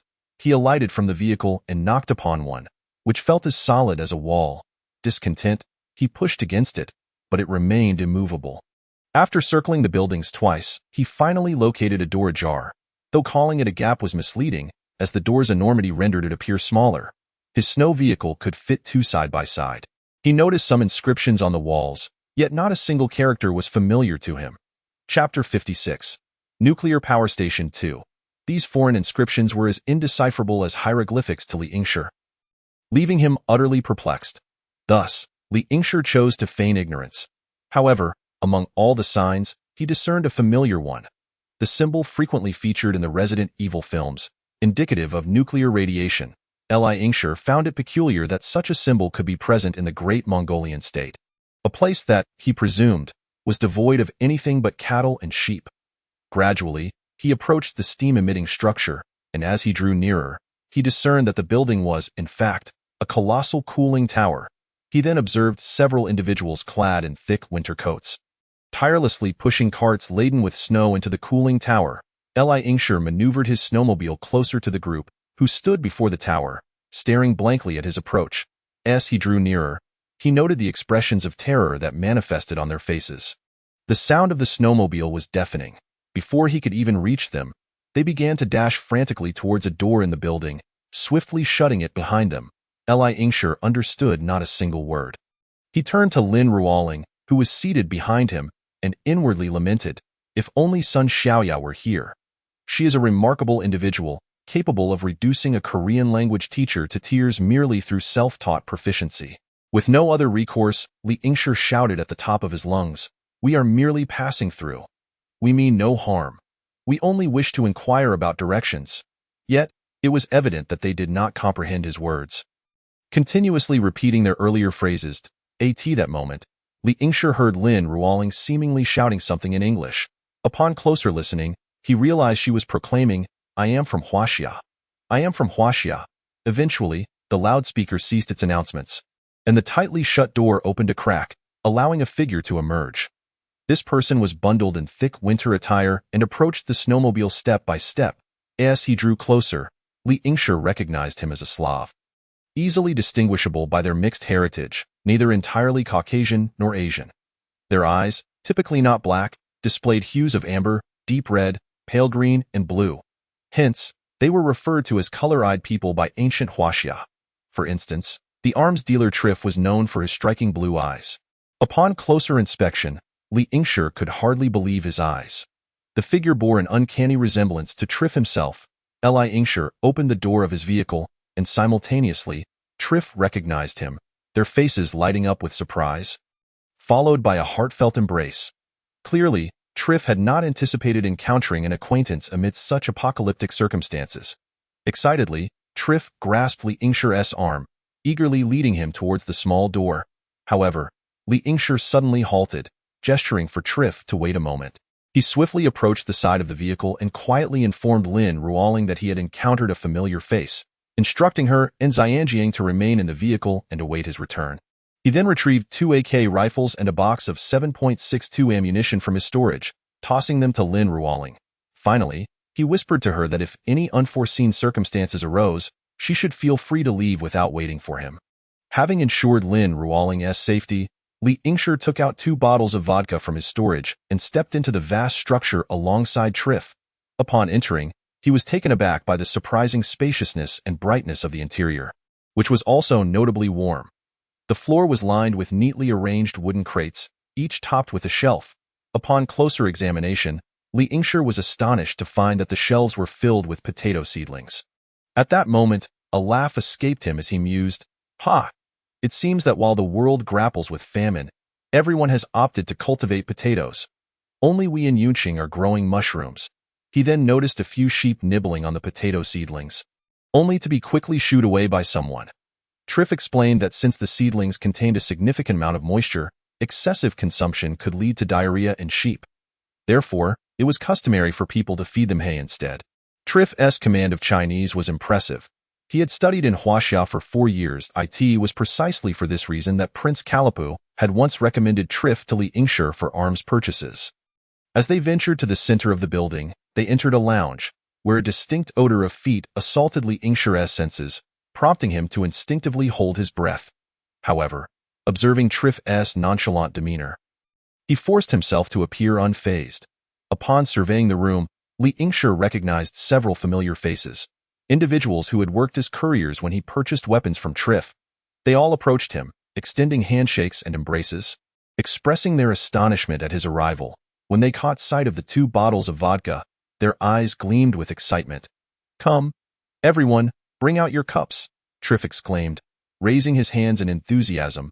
At his call, everyone hurriedly retrieved their cups and placed them on the table. Li Yingshi curiously scanned the surroundings, spotting an array of battered large teacups, varying in size and material, some made of aluminum, others of stainless steel, with a few crafted from enamel. Each cup appeared to possess its unique story. The attire of the individuals was equally eclectic. Most wore only thin clothing, with several donning merely light autumn wear, and a few even sported short sleeves. This sight left Li Yingshi momentarily disoriented, as he had not witnessed anyone daring to wear short sleeves since the onset of the extreme cold. Unable to resist, he unfastened and removed his outer coat, for the warmth was overwhelming. Triff took the vodka bottles from Li Yingshi's hands and began pouring drinks for everyone. Though each person received only a small sip, the 2 bottles were soon nearly empty. Triff then procured 2 glasses, pouring a drink for himself and Li Yingshi, finishing the remaining vodka. With a hearty cheers, he led everyone in a collective toast, downing their drinks in unison. Watching Triff's precise pouring technique, Li Yingshi felt a surge of admiration. The ability to accurately gauge how much each person required, neither a drop more nor less, was truly impressive. After downing his drink, Li Yingshi curiously inquired, "Where exactly is this within the great Mongolian state?" Triff's expression transformed into one of astonishment as he looked at Li Yingshi and replied, "What great Mongolian state? Don't you know? This is undoubtedly Russia. Where do you hail from? Have you come specifically to seek me out for arms?" He laughed heartily, jesting. Li Yingshi, however, did not engage in banter. Instead, he appeared genuinely surprised and asked, "Could you specify the exact location?" He then produced his phone, accessing an offline map and requesting Triff to point it out.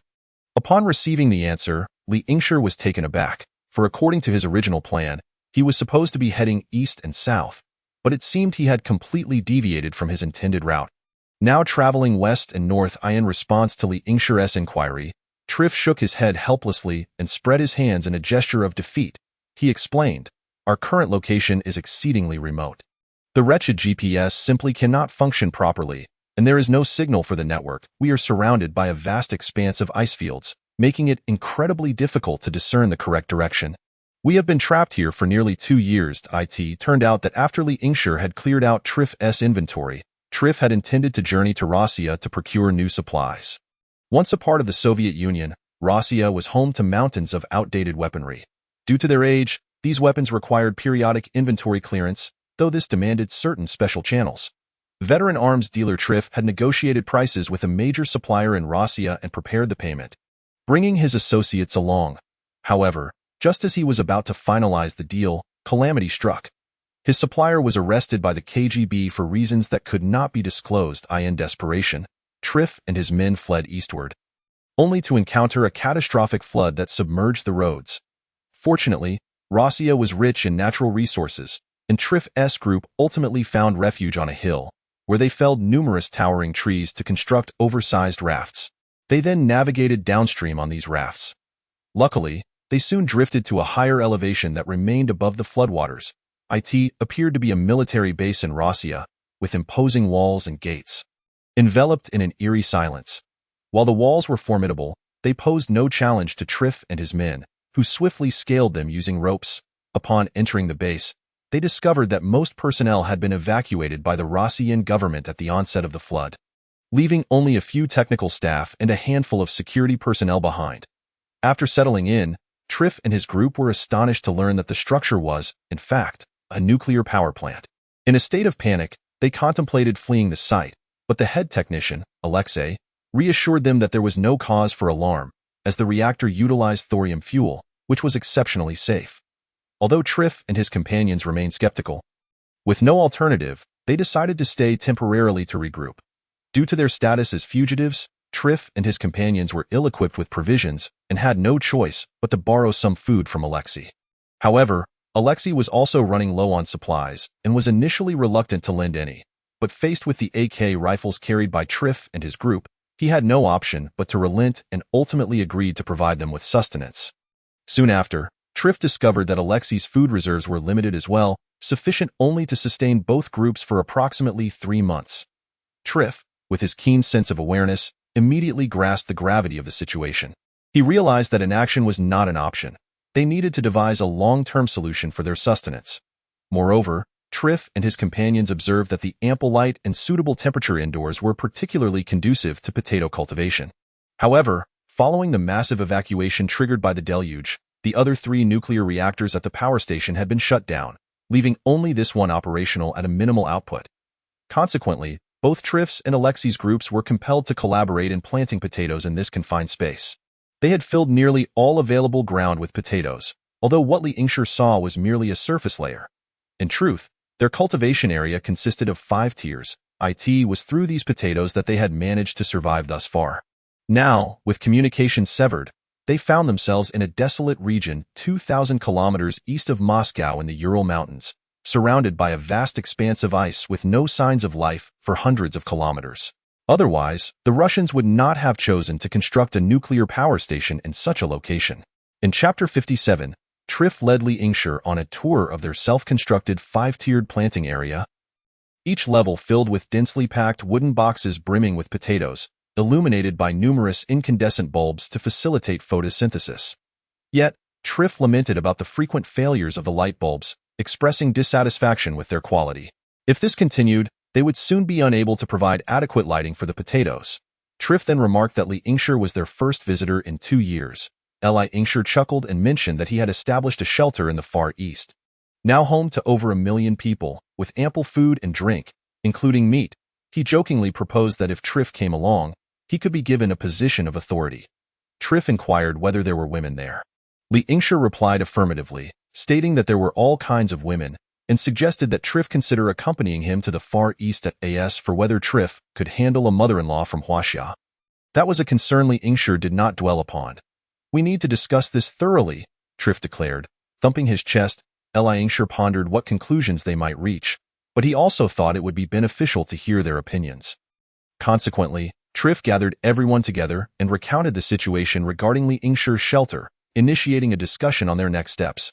However, the manner in which Triff and the others debated left Li Yingshi astounded. This was not discussion. It was akin to a brawl. A group of people surrounded one another, shouting incessantly, creating a cacophony that was deafening. The only aspect Li Yingshi found somewhat acceptable was that he could not understand them. Even more perplexing was the fact that as they argued, they waved their arms and even shoved one another. Li Yingshi watched in stunned disbelief, silently praying that they would not come to blows. Yet, his worries materialized when Triff suddenly threw a punch, knocking a burly man to the ground. Instantly, chaos ensued as people rushed in to break up the scuffle. After a considerable commotion, the tumult finally subsided. Triff, beaming with pride, informed Li Yingshi that everyone had agreed and was willing to accompany them to the Far East. Li Yingshi, puzzled, asked what had transpired during their earlier exchange. Triff explained with a grin. I told them we were heading to the Far East to find women. As a result, Andreev, the head of security, who considers himself a representative of the Russian government, sought to take charge. I asserted that the strongest among us would lead. After I knocked that guy down, everyone agreed to let me take the lead. Haha. With that, Triff raised his hands in excitement, as if envisioning the beauties of the Far East beckoning to him. Li Yingshi could only shake his head in resignation, inwardly lamenting, what a peculiar fellow. Yet, it was a relief that they had reached a consensus and would no longer cause trouble. Li Yingshi furrowed his brow and said, before you leave, you must promptly shut down the nuclear power station to prevent any future issues. Triff conferred with Alexei and his group for an extended period, and they all concurred that shutting down the reactor was indeed the right course of action. As it pertained to the fate of all humanity, a nuclear disaster would be a crime against all mankind. In reality, shutting down the power station was not as complicated as Li Yingshi had envisioned. It merely required entering a command on a computer. In modern society, with its high level of automation, nuclear fuel is meticulously safeguarded, and simply separating two sets of nuclear fuel rods would halt the reaction. These actions were driven by automated systems. Currently, the nuclear reactor was already operating at the minimum load, with the two thorium fuel rods merely in slight contact, making separation quite feasible. In fact, nuclear fuel possesses potent radioactivity, rendering it impossible for humans to approach. Even if someone donned protective gear and attempted to get close, they would perish within a short time. Thus, the most significant challenge in shutting down the nuclear power station was the need to drain all cooling water and dry the cooling water system. Failure to do so could result in the freezing of the cooling water pipes, leading to catastrophic consequences. No one could hope to leave alive. Li Yingshi mistakenly assumed it was merely ordinary cooling water outside. However, Alexei was referring to the heavy water cooling system. After negotiating with Triff, Li Yingshi ventured into the nuclear power station with Lin Ruoling, navigating through the snow.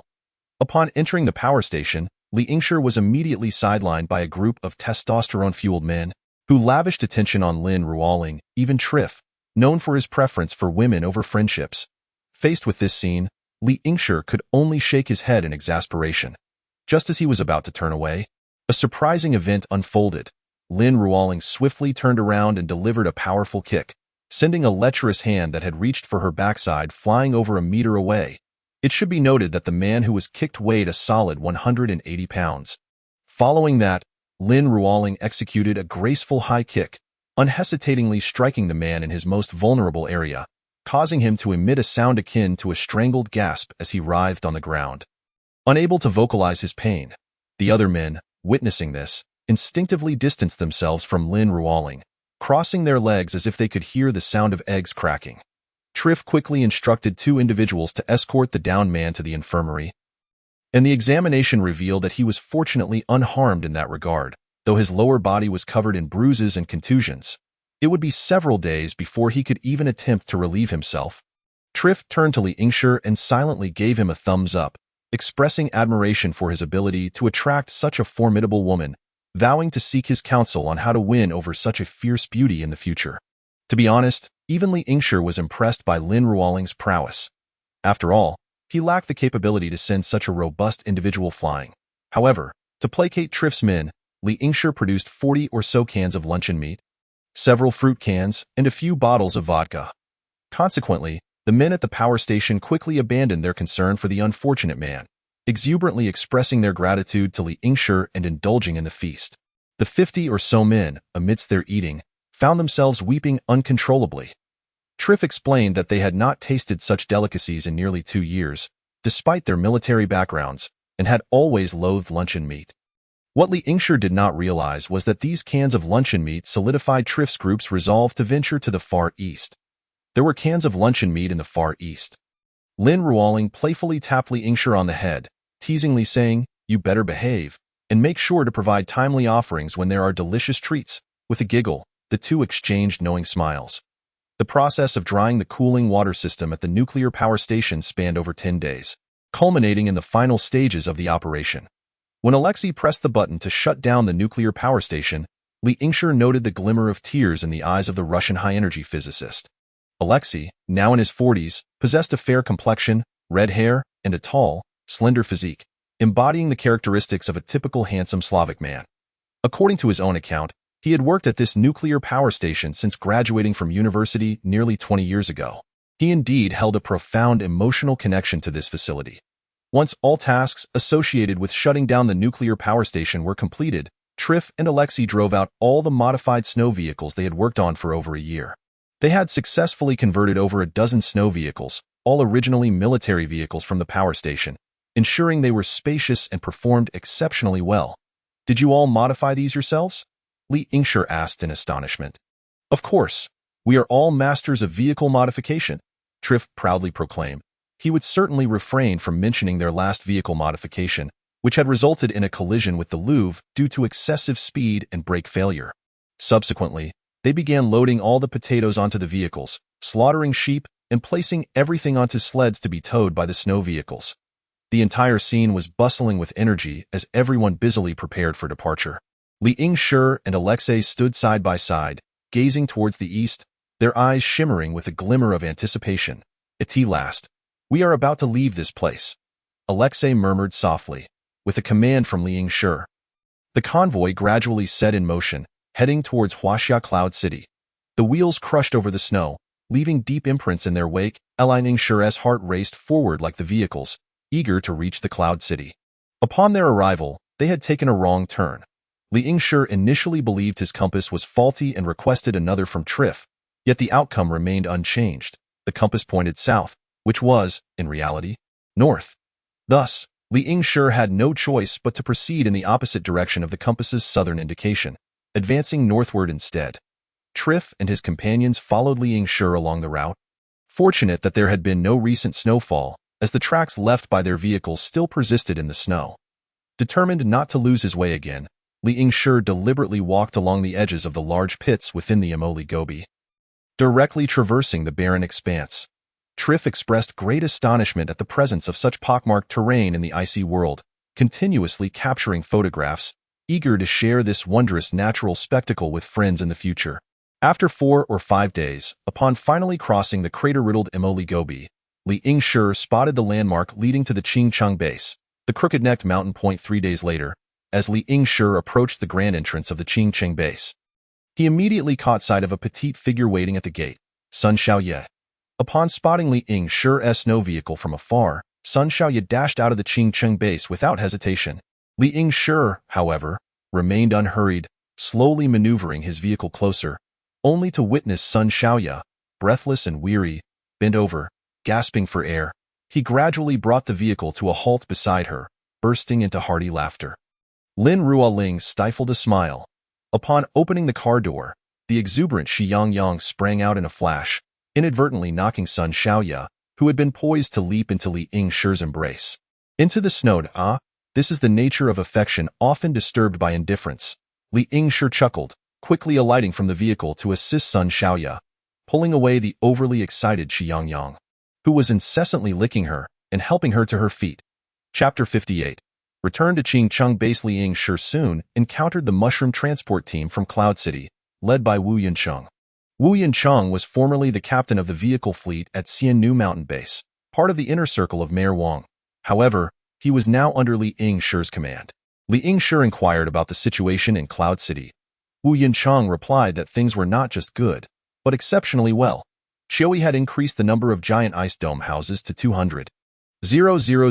After receiving coal from Lin Ruoling's father, most of the giant ice dome houses had been put to use, and they had ceased mushroom cultivation, switching instead to growing potatoes and sweet potatoes. With the additional coal from Qingcheng base, all the giant ice dome houses were now fully operational, and some were even experimenting with planting corn, wheat, and various high-value crops. Furthermore, since the shelter had acquired ammonium nitrate and ammonium chloride fertilizers, the yields of potatoes, sweet potatoes, and mushrooms had soared. With the coal supplies from Qingcheng and Xinghua Fort, the temperatures in most of the ice dome houses at Xiannu Mountain had significantly improved, resulting in a remarkable increase in mushroom production. Many ordinary families within the shelter had begun purchasing fertilizers for their own ice dome production, leading to an explosive growth in mushroom yields. During the months of Li Yingshi's absence, mushroom prices had seen a drastic decline. Consequently, Vice Mayor Li Ko urgently deployed a substantial reserve of grain coupons, exchanging 10 pounds of mushrooms for 1 pound of grain coupons. Stabilizing the mushroom prices. Presently, a portion of the finished mushroom bars was sold in stores. The addition of sweet potatoes and potatoes made them significantly more caloric than consuming mushrooms alone, and the subtle sweetness from the sweet potatoes enhanced the flavor and convenience of storage, leading to exceptionally high sales. Liku had established an internal grain reserve within the shelter, with a considerable amount of these mushroom bars stored for future use. According to Professor Honda Cheng, these items contain substantial preservatives, allowing them to be preserved for at least 30 to 40 years in the current low-temperature environment. This revelation astonished Li Yingshi, indicating that changes had gradually taken place in the shelter during his absence. It suggested that as long as the shelter navigated through the initial hardships, it would continue to improve even without his intervention, filling Li Yingshi with both relief and a tinge of melancholy. Li Yingshi hastily pulled Sun Xiaoya into the vehicle to prevent her from catching a chill in the snow, while Lin Ruoling kindly relinquished the front seat. Sun Xiaoya chattered excitedly about the various changes within the shelter. For instance, a recent health examination had uncovered several cases of AIDS, alarming Qiu Aoyun, who underwent 3 tests overnight, although he seemed to be fine. However, a male actor within the shelter had tested positive and was now residing in the isolation zone of Snow City. The other AIDS patients had also been sent to the isolation area, where they were assigned tasks related to bedding production. Unfortunately, these individuals were in low spirits, frequently causing disturbances, and there were reports of someone being shot dead while attempting to breach the isolation zone's gates, leaving behind a bloody scene that had been repeatedly treated with quicklime. Sun Xiaoya mentioned that numerous cases of syphilis had been identified, and large doses of antibiotics were being administered. Those who could not be cured would be moved to the isolation area. Additionally, several hepatitis patients had been detected, as many disaster victims had suffered from poor nutrition and sanitation before entering the shelter, resulting in a high infection rate. In contrast, the former workers from the early summer hotel had mostly received vaccinations, with minimal infections reported. Rumors suggested that screenings were also underway at the Xiannu mountain base. But the severity of the situation remained uncertain, likely worse than that of the shelter. In the face of these calamities, modern individuals prior to the disasters perceived the institution of marriage as a unilateral plunder by women against men. Consequently, most men opposed marriage, while women preferred to remain proudly single rather than settle. This led to a rapid decline in marriage rates. The swift advancement of artificial intelligence caused a surge in unemployment, and when survival became a pressing concern, thoughts of marriage and procreation were further relegated. This fostered a pervasive pessimism regarding the future of the human race, exacerbating disinterest in marriage and childbearing. However, the natural human need for physical intimacy persisted, resulting in a proliferation of casual encounters, which in turn facilitated the spread of various infectious diseases. Hearing this, Li Yingshi felt a wave of anxiety. He was acutely aware of the dire state of his small clinic, where medical resources were severely lacking. Amidst Sun Xiaoya's animated chatter, Li Yingshi parked the vehicle at the entrance of the Qingcheng Base government building. The guards, having received orders from the governor, promptly opened the gates to the government compound. Driving forth, Li Yingshi, accompanied by Lin Ruoling and Sun Xiaoya, made their way directly to the entrance of Governor Xiong's grand tent. Upon their arrival at the shelter, they were immediately greeted by Vice Mayor Li Ku in person. However, the trio emitted an unbearable odor that nearly overwhelmed Li Ku. Consequently, he arranged for them to be accommodated within the shelter, providing them with showers and a chance to rest. As they beheld the shelter's facilities, reminiscent of life before the cataclysm, many were moved to tears. For nearly 2 years since the onset of the disaster, most had not had access to running water or flushing toilets. Particularly during the frigid winter, many had gone long stretches without a warm shower. Numerous individuals in Qingcheng had refrained from bathing for years due to the cold weather. Now, they finally had the opportunity to enjoy a comforting hot shower, shave off their long beards, and don clean clothes. Vice Mayor Li Ku thoughtfully prepared some replacement garments for them, although they were merely ordinary work uniforms. Nevertheless, for those who had endured extreme cold and hardship, this was a delightful surprise. Their tattered and filthy clothing was sent to the laundry for cleaning and disinfection. Though this appeared to be a simple laundering task on the surface, the true intent behind the disinfection process likely lay in Vice Mayor Li Ku's genuine concern. After bathing, he Yuan gazed at her reflection in the mirror, feeling as though she had stepped into another world. Gazing at the array of cosmetics on the vanity, she fell into a moment of reverie. Born into a prominent family, the He family was among the most distinguished in all of Huaxia. Presently, He Yuan's uncle held a significant position in the central government, and several of her other uncles and cousins occupied roles within local governance. While the He family could not be compared to the likes of the Huangfu or Wang families among the 5 great clans, they still ranked among the top 30 families in Huaxia. He Yuan had displayed remarkable beauty from a young age, drawing attention and admiration, even becoming the focus of many film and television companies seeking to cast her in youthful roles.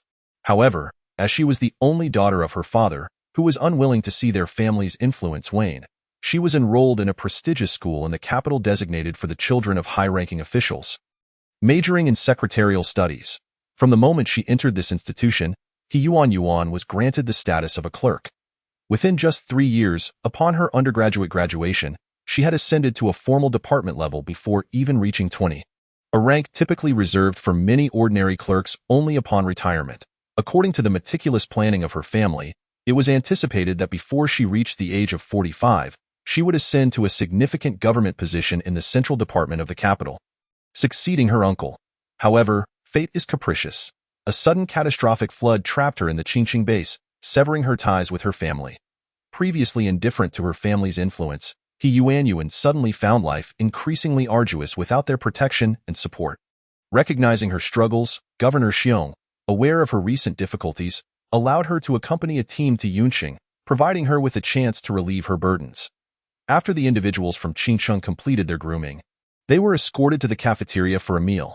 Since it was Vice Mayor Li Ku who instructed son Xiaoya to convey that she deserved special attention, Vice Mayor Li generously provided her with a temporary blue identification card, allowing the group from Qingcheng to enjoy the finest complimentary meal the shelter had to offer. In the shelter, if one wished to dine even better, they would need to spend ration tickets at an upscale restaurant. In reality, most prominent figures and their families within the shelter do not frequent high-end restaurants daily due to the exorbitant costs, which can be painfully exorbitant for even the wealthiest. Only Xiao Yi and his son Xiao Aoyun, who are not constrained by ration tickets, indulge frequently in upscale dining, surrounded by various beauties, reveling in culinary delights. They also shop lavishly in high-end malls, inciting envy and jealousy among other influential figures. Nonetheless, the Qiu father and son are acutely aware that their prosperous days are indebted to Li Yingshi. Without him, they would merely be 2 insignificant shrimp subject to the whims of others. Thus, they go to great lengths to elevate Li Yingshi's status, feverishly promoting and deifying him. For instance, it is said that when Li Yingshi was merely in kindergarten, he once gazed at an eagle soaring in the sky. How an eagle could exist in such a bustling city like Yunqing is unclear, and remarked, "A true man should soar above the heavens." His teacher, upon hearing this, was astounded and recognized his extraordinary potential, thus taking a particular interest in nurturing him. During his school years, Li Yingshi consistently emerged as the unequivocal top student in every examination. Xiao Aoyun embellished this slightly, exaggerating just a tad. This earned him the admiration of his peers, who could only aspire to his heights. Moreover, his achievements were solely attributed to his own merit, garnering immense respect from both teachers and classmates alike. As he advanced to middle school, he soared even higher, achieving remarkable academic success. That time, everyone believed he was destined for the prestigious Jingji University, though his middle school grades were commendable. He still had a long way to go. Unexpectedly, he chose friendship over ambition, opting to attend Yunqing University of Science and Technology alongside Xiao Aoyun. In truth, Li Yingshi had not known Xiao Aoyun prior to college. They became acquainted when assigned to the same dormitory, and given Xiao Aoyun's wealth, Li Yingshi was more like his follower. After graduation, Li Yingshi joined the Qiu family business, where his performance steadily improved, and he became a pivotal figure within the Qiu group. Even Xiao Yi frequently sought his counsel on the company's strategic direction. Rumors circulated that Xiao Yi's ascent to the position of Yunqing's wealthiest individual was entirely due to Li Yingshi's guidance. Upon hearing this, Xiao Yi widened his eyes in disbelief, staring at Xiao Aoyun and exclaiming, "What do you mean? Have I been consulting him since before he was born?" Startled, Xiao Aoyun quickly clarified, "It's merely a story. It merely highlights Li Yingshi's extraordinary nature." After a prolonged gaze, Xiao Yi finally nodded in resignation. From that point onward, Xiao Yi frequently recounted Li Yingshi's aphorisms, extolling his uncanny ability to perceive circumstances and predict outcomes, elevating him to the status of an otherworldly sage. Whenever someone probed further, Xiao Hai would mysteriously declare, "It's not to be disclosed." Subsequently, the narrative shifted to Li Yingshi's adeptness in seizing opportunities.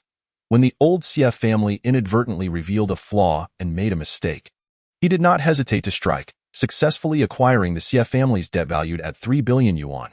Of course, it should not be mentioned that Li Yingshi only spent 700,000 at that time. In Xiao Aoyun's tale, Li Yingshi exhibited extraordinary eloquence and unparalleled wisdom, engaging in a series of negotiations with the Xie family's elders, triumphantly silencing them with his arguments, ultimately securing ownership of the limestone quarry. Xiao Aoyun would not disclose to the shelter's populace that Li Yingshi had been forcibly taken by Xiangqi. Had it not been for Xiao Aoyun's timely intervention, Li Yingshi might have ended up as fish food in the Yunjiang River. However, now Xiangqi and a multitude of the old Xie family's descendants reside within the shelter, many of whom have assumed various roles, becoming integral to the shelter's operations. The Xie family understands that their future is intricately linked to Li Yingshi, thus they choose to keep this secret closely guarded. Never to reveal it, on the contrary, they actively promote Li Yingshi, publicly celebrating his illustrious deeds. Among them, Xiangqi is the most fervent advocate, tirelessly recounting Li Yingshi's visionary insights and expressing profound admiration for him. In his eyes, Li Yingshi is nothing short of a paragon, effortlessly winning Xiangqi's unwavering respect. Xiangqi, with his keen insight, quickly recognized that Li Yingshi was no ordinary individual, possessing a regal aura and being a prime investment opportunity. Thus, he, much like the historical El Buwei, unhesitatingly aligned the entire Xie family with Li Yingshi, remaining steadfastly loyal ever since. Xiao Aoyun could not help but admire Xiangqi's remarkable audacity. Regardless, he undeniably facilitated the Xie family's betterment during the harsh calamity. Presently, Xiangqi has meticulously selected 2 exceptionally beautiful granddaughters to serve as Li Yingshi's personal secretaries. This has become a source of considerable distress for Vice Mayor Li Ku, as numerous prominent figures have registered with him to offer their esteemed daughters as life secretaries for Li Yingshi. Surpassing the number of a reinforced battalion in Xiao Aoyun's embellished narrative, Li Yingshi emerged like a dazzling star, having designed the unique concept for the early summer hotel, sweeping across the nation like a refreshing spring breeze, generating immense excitement. This innovation not only captured the attention of the nation's affluent, but ultimately also drew the attention of the powerful tycoon Huangfu Jena, who personally traveled to Yunqing to meet Li Yingshi. The reasons for Huangfu Jena's visit to Yunqing have been conveniently omitted. Thus, Li Yingshi and Huangfu Jena are engaged in a battle of wits, ultimately finding mutual admiration, leading Huangfu Jena to gift the early summer hotel to Li Yingshi. Given Huangfu Jena's distance in the capital and the devastation rendering travel impossible, this is a narrative Xiao Aoyun concocted. Next came Li Yingshi's heroic efforts in disaster relief. He plunged headlong into the rescue of disaster victims. Demonstrating unparalleled determination and courage, he devised methods to rescue infants trapped in wooden crates, provided free meals for the children of the afflicted, eliminated gang members, constructed snow shelters for victims, and pioneered technology for ice-roofed homes and mushroom cultivation, ultimately saving millions of disaster-stricken citizens in Yunqing. Throughout the calamity, he labored tirelessly, personally leading the distribution of food and medicine to ensure that every victim received timely assistance. Faced with hunger and exhaustion, he resolutely declared, "Even if I starve alone, I will save this city of people." This declaration was like a warm spring breeze, touching the hearts of all, allowing them to feel his genuine and kind-hearted spirit. Throughout the prolonged rescue efforts, Li Yingshi maintained a profound sense of responsibility and mission. He not only addressed the material needs of the affected individuals, but also attended to their mental well-being.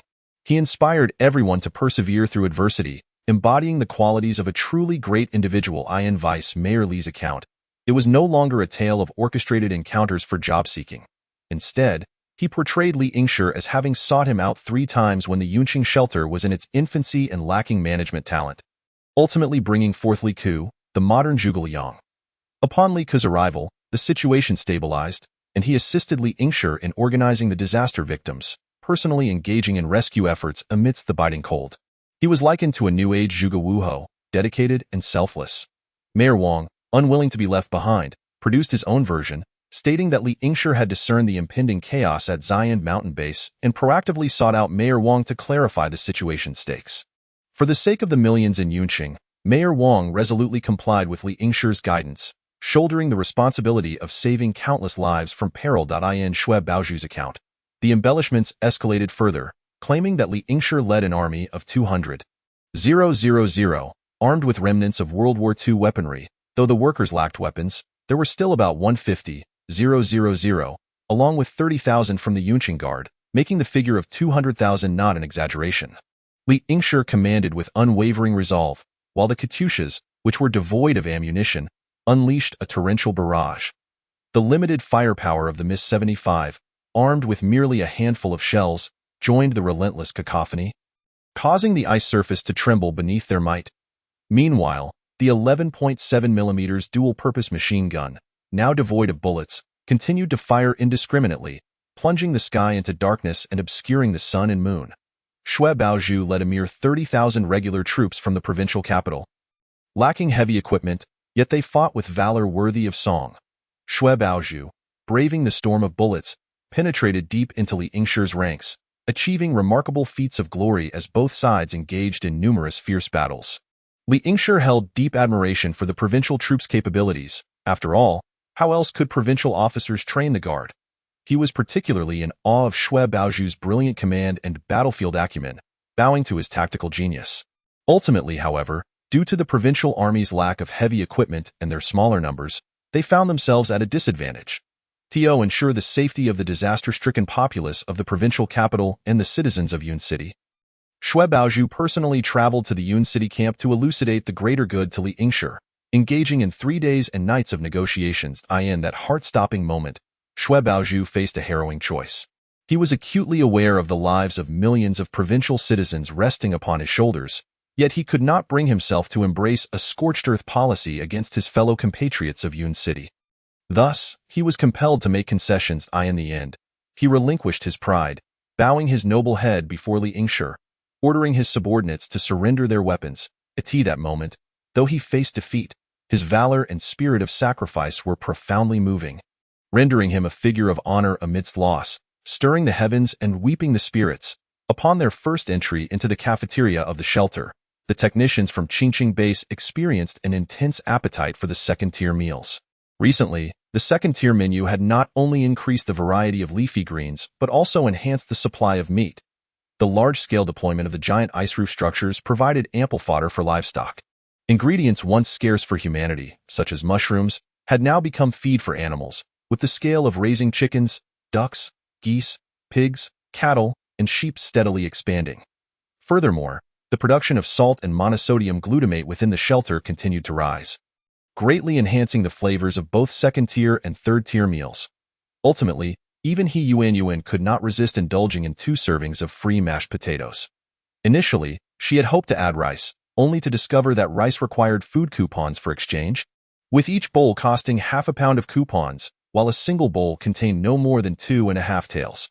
Lacking food coupons, she could only opt for the complimentary mashed potatoes. The team of technicians led by Yuan was received again the following morning by Deputy Mayor Li Ku. Deputy Mayor Li expressed his warm welcome and arranged for them to collaborate with the technicians at the shelter's small factory to retrofit the existing snow vehicles into water gas systems. In truth, the retrofitting process proceeded smoothly, as this type of apparatus was not a high-tech marvel but rather a technology from over a century ago. After observing their prototype, the technicians from the Yun City shelter quickly replicated it, addressing many design flaws from the Qingqing Base and the unreasonable aspects arising from insufficient processing capabilities. They not only miniaturized and integrated the devices but also implemented safety upgrades, rendering the entire apparatus safer and more efficient, significantly enhancing the gas generator's effectiveness. The technicians from Qingqing Base were left astounded, considering that Yun Province had long been one of the few heavy industrial provinces in Huaxia, boasting an abundance of technical talent, while Qing Province was primarily renowned for its livestock and mining industries. At this point, Wu Yunqing had visited Qingqing Base for the 4th time, and son Xiaoya accompanied him on this trip. The citizens of Qingqing truly regarded Li Yingshi as a savior. Thus, upon his arrival, his stature soared, receiving a personal welcome from Governor Xiong, who profusely apologized for having previously neglected Li Yingshi, promising to properly host him this time. Li Yingshi mentioned that he had brought some old friends from the Rakshasa Nation and requested Governor Xiong to arrange accommodations for a few days. Governor Xiong graciously provided a large enclosure next to the government building for Triff and his companions. After settling Triff and his group, Li Yingshi, accompanied by Lin Ruoling and Sun Xiaoya, went to dine with the enthusiastic Governor Xiong and He Yuanyuan. Just as they had begun to enjoy their meal, the atmosphere was abruptly shattered by the sound of gunfire. Li Yingshi recognized the direction of the shot as emanating from where Triff was staying. Without a moment's hesitation, he abandoned his meal and rushed over with Governor Xiong, only to find the Wang siblings pinned to the ground, while the one known as almost crushed egg lay unconscious. Triff hurried over to explain the situation. Li Yingshi frowned, sensing that trouble was brewing. It turned out that after arranging accommodations for Triff and his group, Li Yingshi had left to attend Governor Xiong's banquet. However, shortly after his departure, the Wang siblings had arrived at the scene. Their presence abrupt and ill-timed, especially in the absence of Li Yingshi and Triff. Without supervision, Triff's reckless subordinates, who had not seen a woman in 2 years, were unable to resist the allure of the beautiful Wang sister. They unleashed a barrage of crude compliments, but alas, Wang's sister could not understand their foreign tongue, rendering their words meaningless. As she prepared to leave, an unexpected incident occurred. The reckless, almost crushed egg couldn't resist the temptation and groped her, eliciting laughter from the surrounding Rakshasa and Ukrainian men, plunging the scene into an awkward silence. Wang's sister's face flushed with anger and humiliation as she glared fiercely at her assailant, who remained oblivious to the enormity of his misdeed. Appearing rather pleased with himself, a piercing scream broke the tension. The once brazen, almost crushed egg clutched his groin and collapsed once more. Wang's sister was not to be trifled with. She delivered a swift kick to his vulnerable spot. Rather than intervening, the onlookers only erupted in laughter. Unsatisfied, she drew her pistol and fired without hesitation at almost crushed egg. The sudden turn of events left everyone stunned. Who could have anticipated that a woman would wield a gun so ruthlessly? However, Triff's battle-hardened subordinates were not easily intimidated by a small handgun. In an instant, several men lunged forward, tackling Wang's sister to the ground and seizing her firearm. Witnessing the chaos, Wang Qinian rushed to protect his sister but was mistakenly restrained by Triff's men, who thought he was resisting. Li Yingshi cursed under his breath, lamenting his misfortune in encountering such a troublesome woman. His presence always heralded trouble. Governor Xiong quickly summoned medical assistance, and within moments, a medical team arrived to tend to the injured. Li Yingshi approached to inspect the situation, discovering that the bullet had struck the thigh, sparing the man's life but nonetheless rendering him incapacitated for a month or two. Turning to the furious Wang's sister, who remained pinned down, he mused on the severity of her retaliation, almost sending her assailant to the afterlife. He glanced at almost crushed egg, shaking his head in disbelief. This fool never learned his lesson. Previously, he had attempted to lay hands on Lin Ruoling, only to narrowly escape with his dignity intact. Yet here he was, repeating the same grave mistake, suffering the consequences of his folly once again. Ultimately, Governor Xiong personally intervened, attempting to push aside those restraining Wang's sister. Upon seeing Triff's nod, the men stepped back, allowing the governor to assist her. Triff then signaled for Wang Qinian to be released as well. However, Triff was dissatisfied with the outcome, demanding that Governor Xiong provide an explanation and assume responsibility for his injured subordinate. Wang's sister, refusing to relent, insisted that the man who had harassed her, along with those who had held her down, be executed. Governor Xiong, exasperated by the uproar, shouted for silence, finally restoring order. After much bargaining, he ultimately agreed to part with 2 kilograms of gold bars to appease Triff and his men. This resolution, albeit costly, was a reluctant compromise for Governor Xiong, who sighed in resignation, aware that he had once again lost face and incurred financial loss. Worse still, this matter has spread far and wide, and the Wang family's daughter will likely become the subject of ridicule among the residents of Qingqing Base. Now, do enlighten me. What brings you to Triff? Li Yingshi spoke with an effort to maintain his composure. Upon hearing this, Wang Qingru furrowed her brows, displaying her displeasure. She retorted, "Isn't it the case that your numerous vehicles can traverse between Cloud City and Qingqing Base? How can you claim there is no means to reach the capital?" Her tone brimmed with skepticism and discontent, as if she believed that Governor Xiong and his associates were deliberately seeking excuses to evade responsibility. Li Yingshi clarified, "We are also gradually discovering a new route, but presently we lack a GPS navigation system. Even a compass proves ineffective. As he spoke, he retrieved a compass from his pocket and placed it on the table for all to see. To their astonishment, the compass was slowly spinning. This phenomenon had only been observed by Li Yingshi and Triv after they entered Qing province, and they were utterly baffled as to why the compass behaved this way. Perhaps it is due to the abundant underground iron, or, Triv speculated. Li Yingshi nodded in agreement. After all, the area was blanketed in deep snow, without drivers relying on their experience and memory of landmarks to navigate.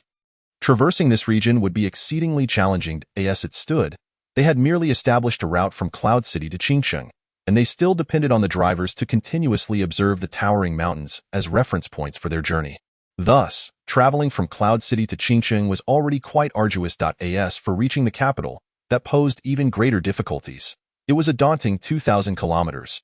Without GPS navigation, traversing the vast snow-covered plains seemed nearly impossible.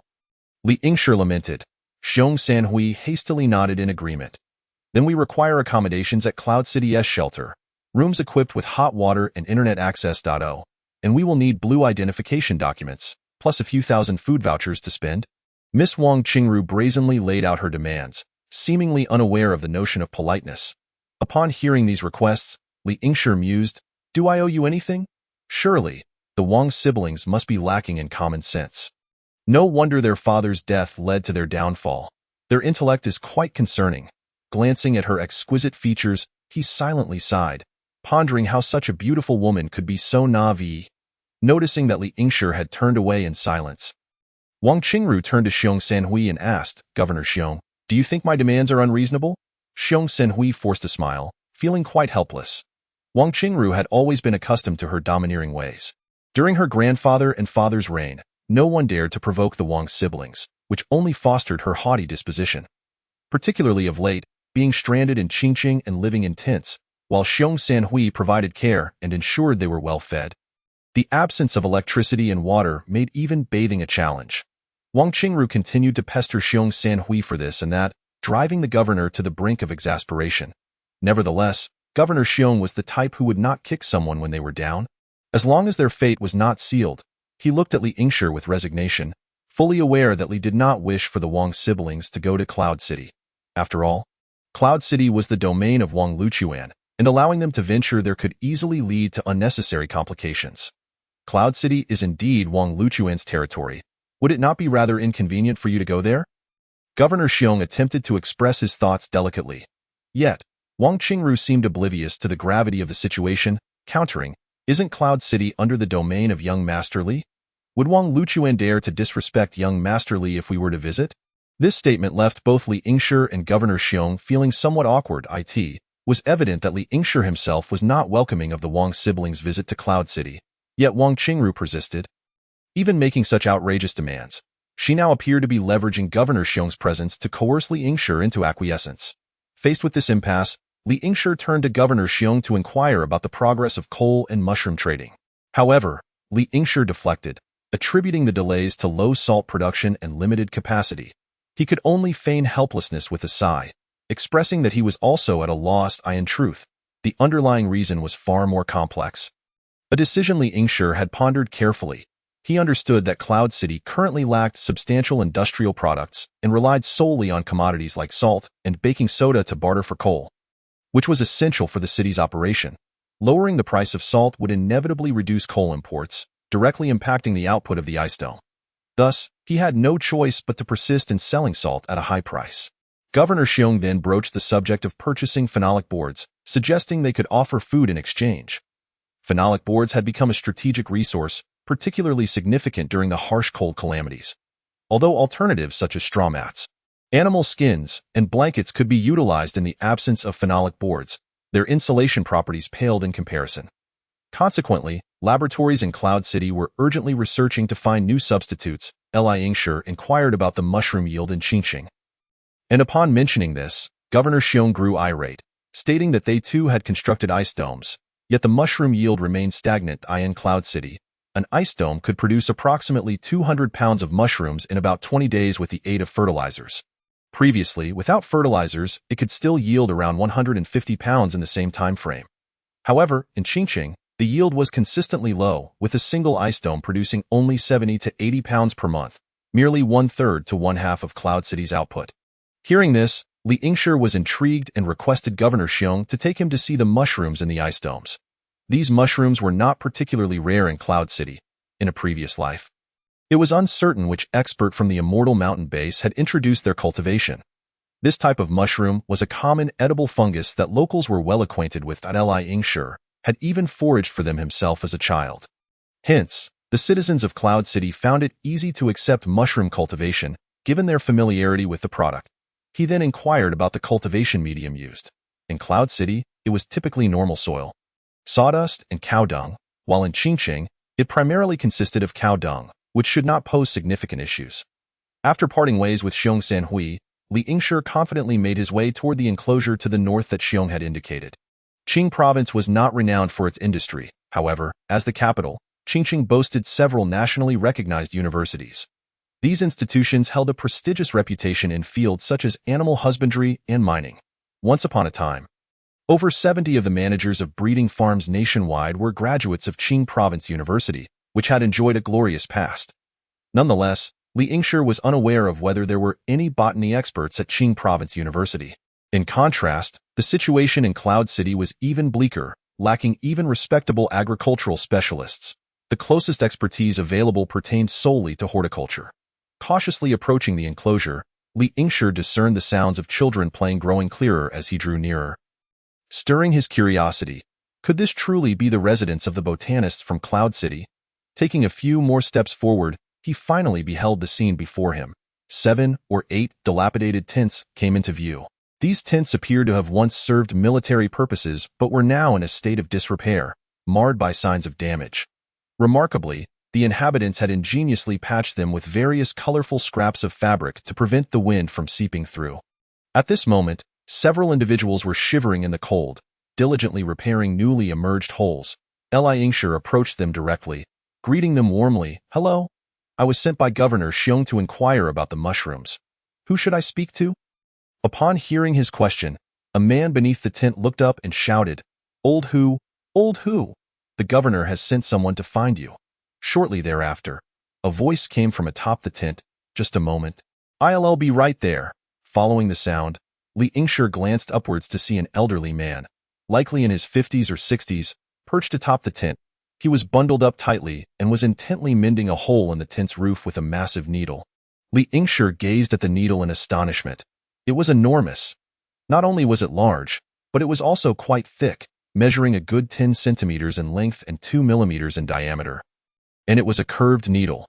The thread appeared to be made of hemp, and Old Hu swiftly covered the hole with a piece of black leather and stitched it up with remarkable speed.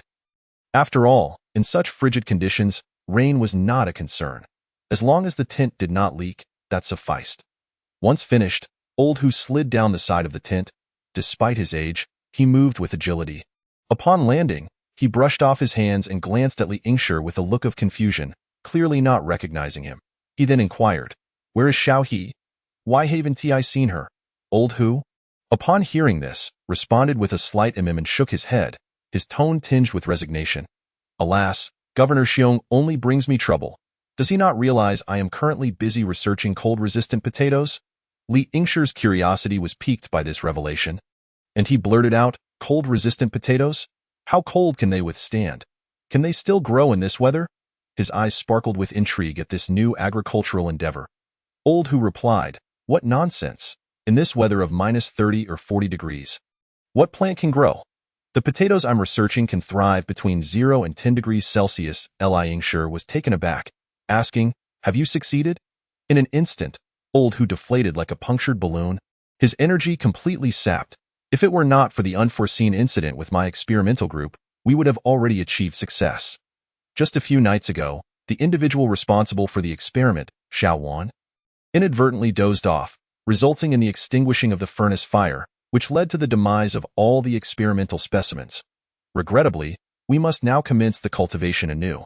Yet this time we are exceedingly close to success. Through our diligent efforts, these potatoes have demonstrated a growth rate under an environment of 12 to 13 degrees Celsius that rivals that of the previous conditions at 27 to 28 degrees. Had they not perished from frost, I am confident that within additional 6 months, I could reduce their optimal growth temperature to approximately 10 degrees.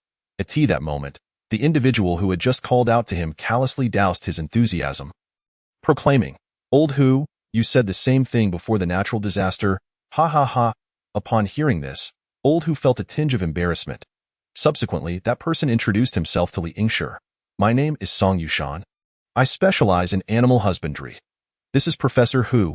Don't listen to him. He has often made such claims in the past, yet after over a decade of researching frost-resistant potatoes, he has yielded little in the way of results. Potatoes require photosynthesis. Without sufficient sunlight, their growth cannot flourish." Li Yingshi was greatly astonished. If such potatoes truly existed, capable of thriving even at around 15 degrees, it would imply that ordinary ice-covered houses could cultivate potatoes without requiring modifications. Potatoes, both in terms of flavor and caloric value, far surpass mushrooms. Furthermore, this would significantly reduce the electrical consumption needed for heating the giant ice-covered houses, allowing for a greater allocation of electricity towards industrial production. Not only that, but Professor Hu also warmly invited Li Yingshi to tour their cultivation base. This facility comprises several enormous tents. It turns out that only 2 of these tents serve as residences for the 2 professors and their families, while the remainder functions as experimental spaces. Even their dozen or so students reside within the experimental area. Professor Hu proudly showcased his research achievements to Li Yingshi. "We have employed the most advanced genetic modification techniques in conjunction with hybrid breeding methods to cultivate a series of high-quality potatoes. For instance, this variety," he gestured towards a few wilted plants beside a fire pit, "has a harvest period of only 60 days, yielding approximately 3,000 pounds per season. Thus, in the 4-month growing season of Jingshan, we could harvest 2 seasons instead of 1. However, alas, this particular potato requires a growth temperature exceeding 25 degrees, necessitating longer periods of sunlight and a substantial amount of fertilizer, unfit for the current conditions." He continued to speak passionately and confidently. For Li Yingshi, merely hearing about the 60-day harvest period illuminated its value. Presently, in Yunqing, potatoes take nearly 3 to 4 months to yield a single harvest. Approximately 3 harvests per year. The current seasonal cultivation in Yunqing's giant ice-covered houses necessitates artificial supplemental lighting for plant growth. If the growth time could indeed be halved, it would mean that the same land could sustain a greater population.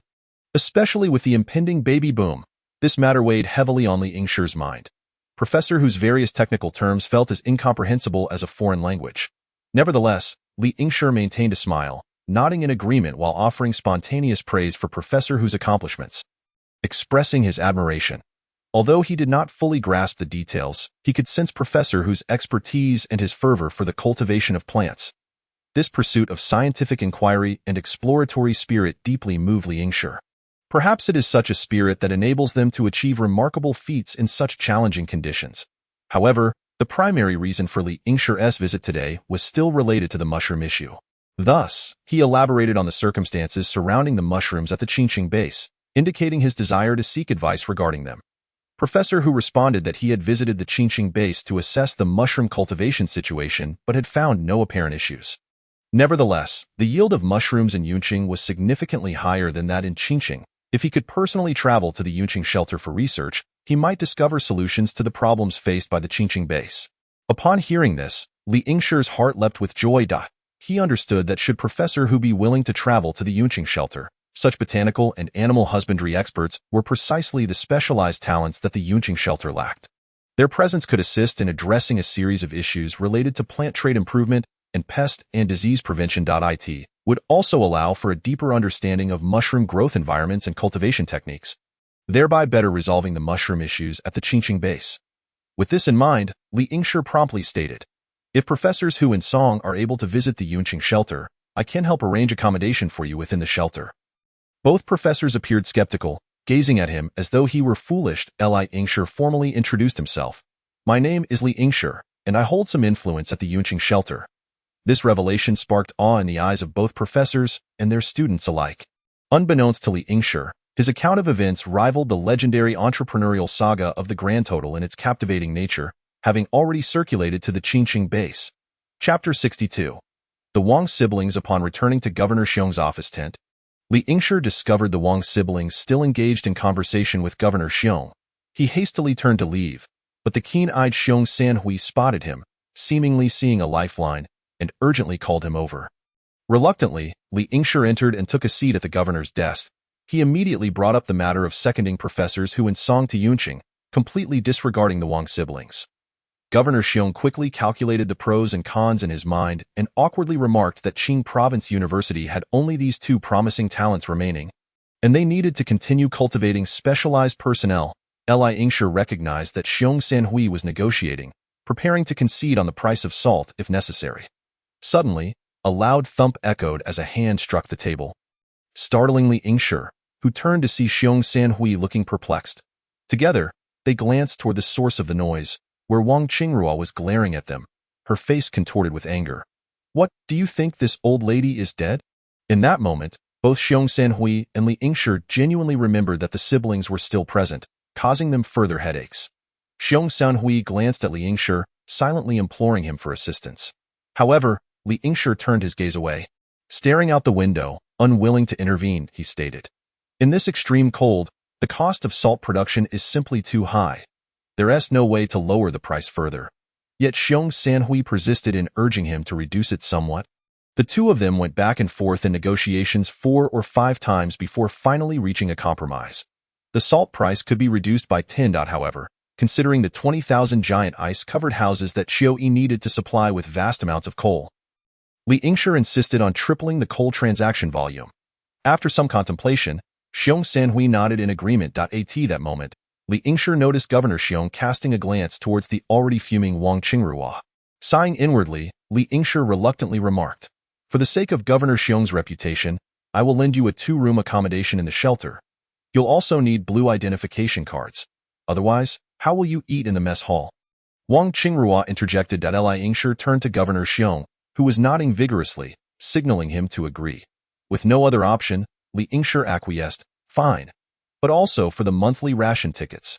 Wang Qingrua was relentless. Li Yingshi slammed his hand on the table and coldly stared at her. Seeing that Li Yingshi was genuinely on the verge of losing his temper, Wang Qingrua quickly shifted her gaze to Xiong Sanhui, adopting a pitiful expression.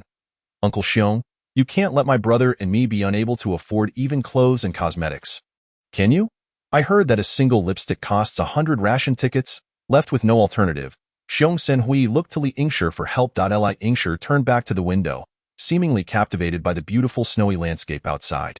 Eventually, Xiong Sanhui said, "How about Uncle Xiong provides you with a monthly subsidy of 500 ration tickets? That's far too little, at least 5,000. Wang Qingrua countered. "Uncle Xiong is currently in a tight spot too. At most, I can manage 1,000. After much back and forth, Governor Xiong ultimately agreed to a monthly allocation of 2,000 ration tickets to appease Wang Qingrua and her brother. Li Yingshi added, "Bringing firearms into the shelter is strictly prohibited, and any damage to cold-resistant materials, especially glass, will result in immediate execution. I must make this clear beforehand." Wang Qingrua seemed poised to argue but was silenced by Li Yingshi's unwavering glare.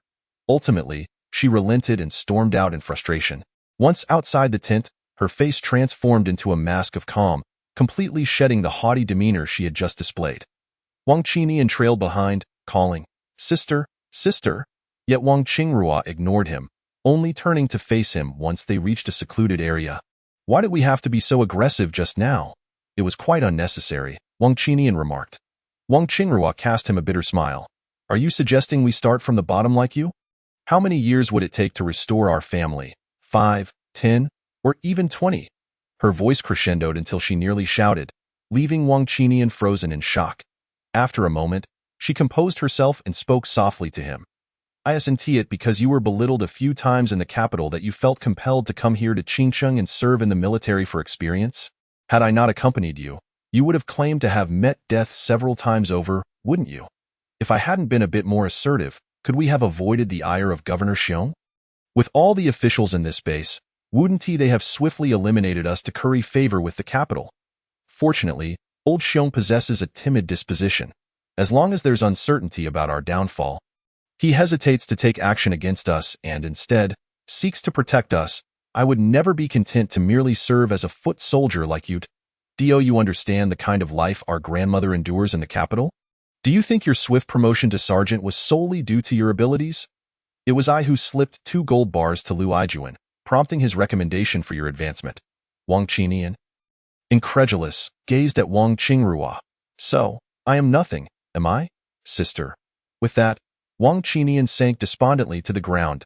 As dusk fell, Li Yingshi departed from Xiong Sunhui's grand tent, intending to visit the one who nearly met his demise. Upon arriving, Li Yingshi spotted Sun Xiaoya, Lin Ruoling, and Shi Yangyang gathered outside a tent, listening intently to the commotion within. Laughter in Russian erupted from inside the tent. Sun Xiaoya and Lin Ruoling stood together, with Sun Xiaoya softly translating for Lin Ruoling, both adorned with smiles. Then, they burst into laughter together. Curiosity piqued, Li Yingshi leaned closer. What were they discussing? Isn't that the one who nearly met his end? He is currently hurling curses. Oh? What is he cursing about? He claims that Huaxiao women are excessively fierce, lacking in martial virtue, always targeting his lower regions. The last time, they nearly crushed his, well, this time. It is even worse. He is facing a weapon. He even inquires whether there are any gentler and more amiable women in Huaxia. Haha, this fellow is truly amusing. Li Yingshi couldn't help but chuckle. And what else? Sun Xiaoya continued her translation. Terafu is scolding him for his lack of perception. Terafu remarked that these women are clearly not to be trifled with. He dared to touch their. Well, in surviving that is a stroke of luck. He stated that these women are daughters of prominent families, capable of annihilating his entire lineage in ancient times, including his father's and grandfather's families. It seems the term exterminate the 9 clans does not exist in Russian. Upon hearing this, Lin Ruoling laughed until tears nearly streamed down her face. This man is truly courting disaster, daring to lay hands on me. Were it not for his current pitiful state, I would have relished the opportunity to deliver another kick. Lin Ruoling chuckled in agreement. The one who nearly met his demise continued to protest, claiming that he had visited the eastern capital of the Foot Basin Nation, asserting that the women there were far more accommodating. Terafu vehemently retorted that it was a red light district, warning him that if he dared to venture out, he would be left bankrupt. His rant continued unabated. Hearing this, Li Yingshi and Lin Ruoling erupted into laughter, while Sun Xiaoya beamed with joy. Suddenly, Sun Xiaoya realized that Li Yingshi was standing behind her, causing her to jump in surprise. Instinctively, she raised her fist and lightly tapped Li Yingshi's chest twice, but he felt nothing. However, Sun Xiaoya's face flushed crimson as she turned and dashed away.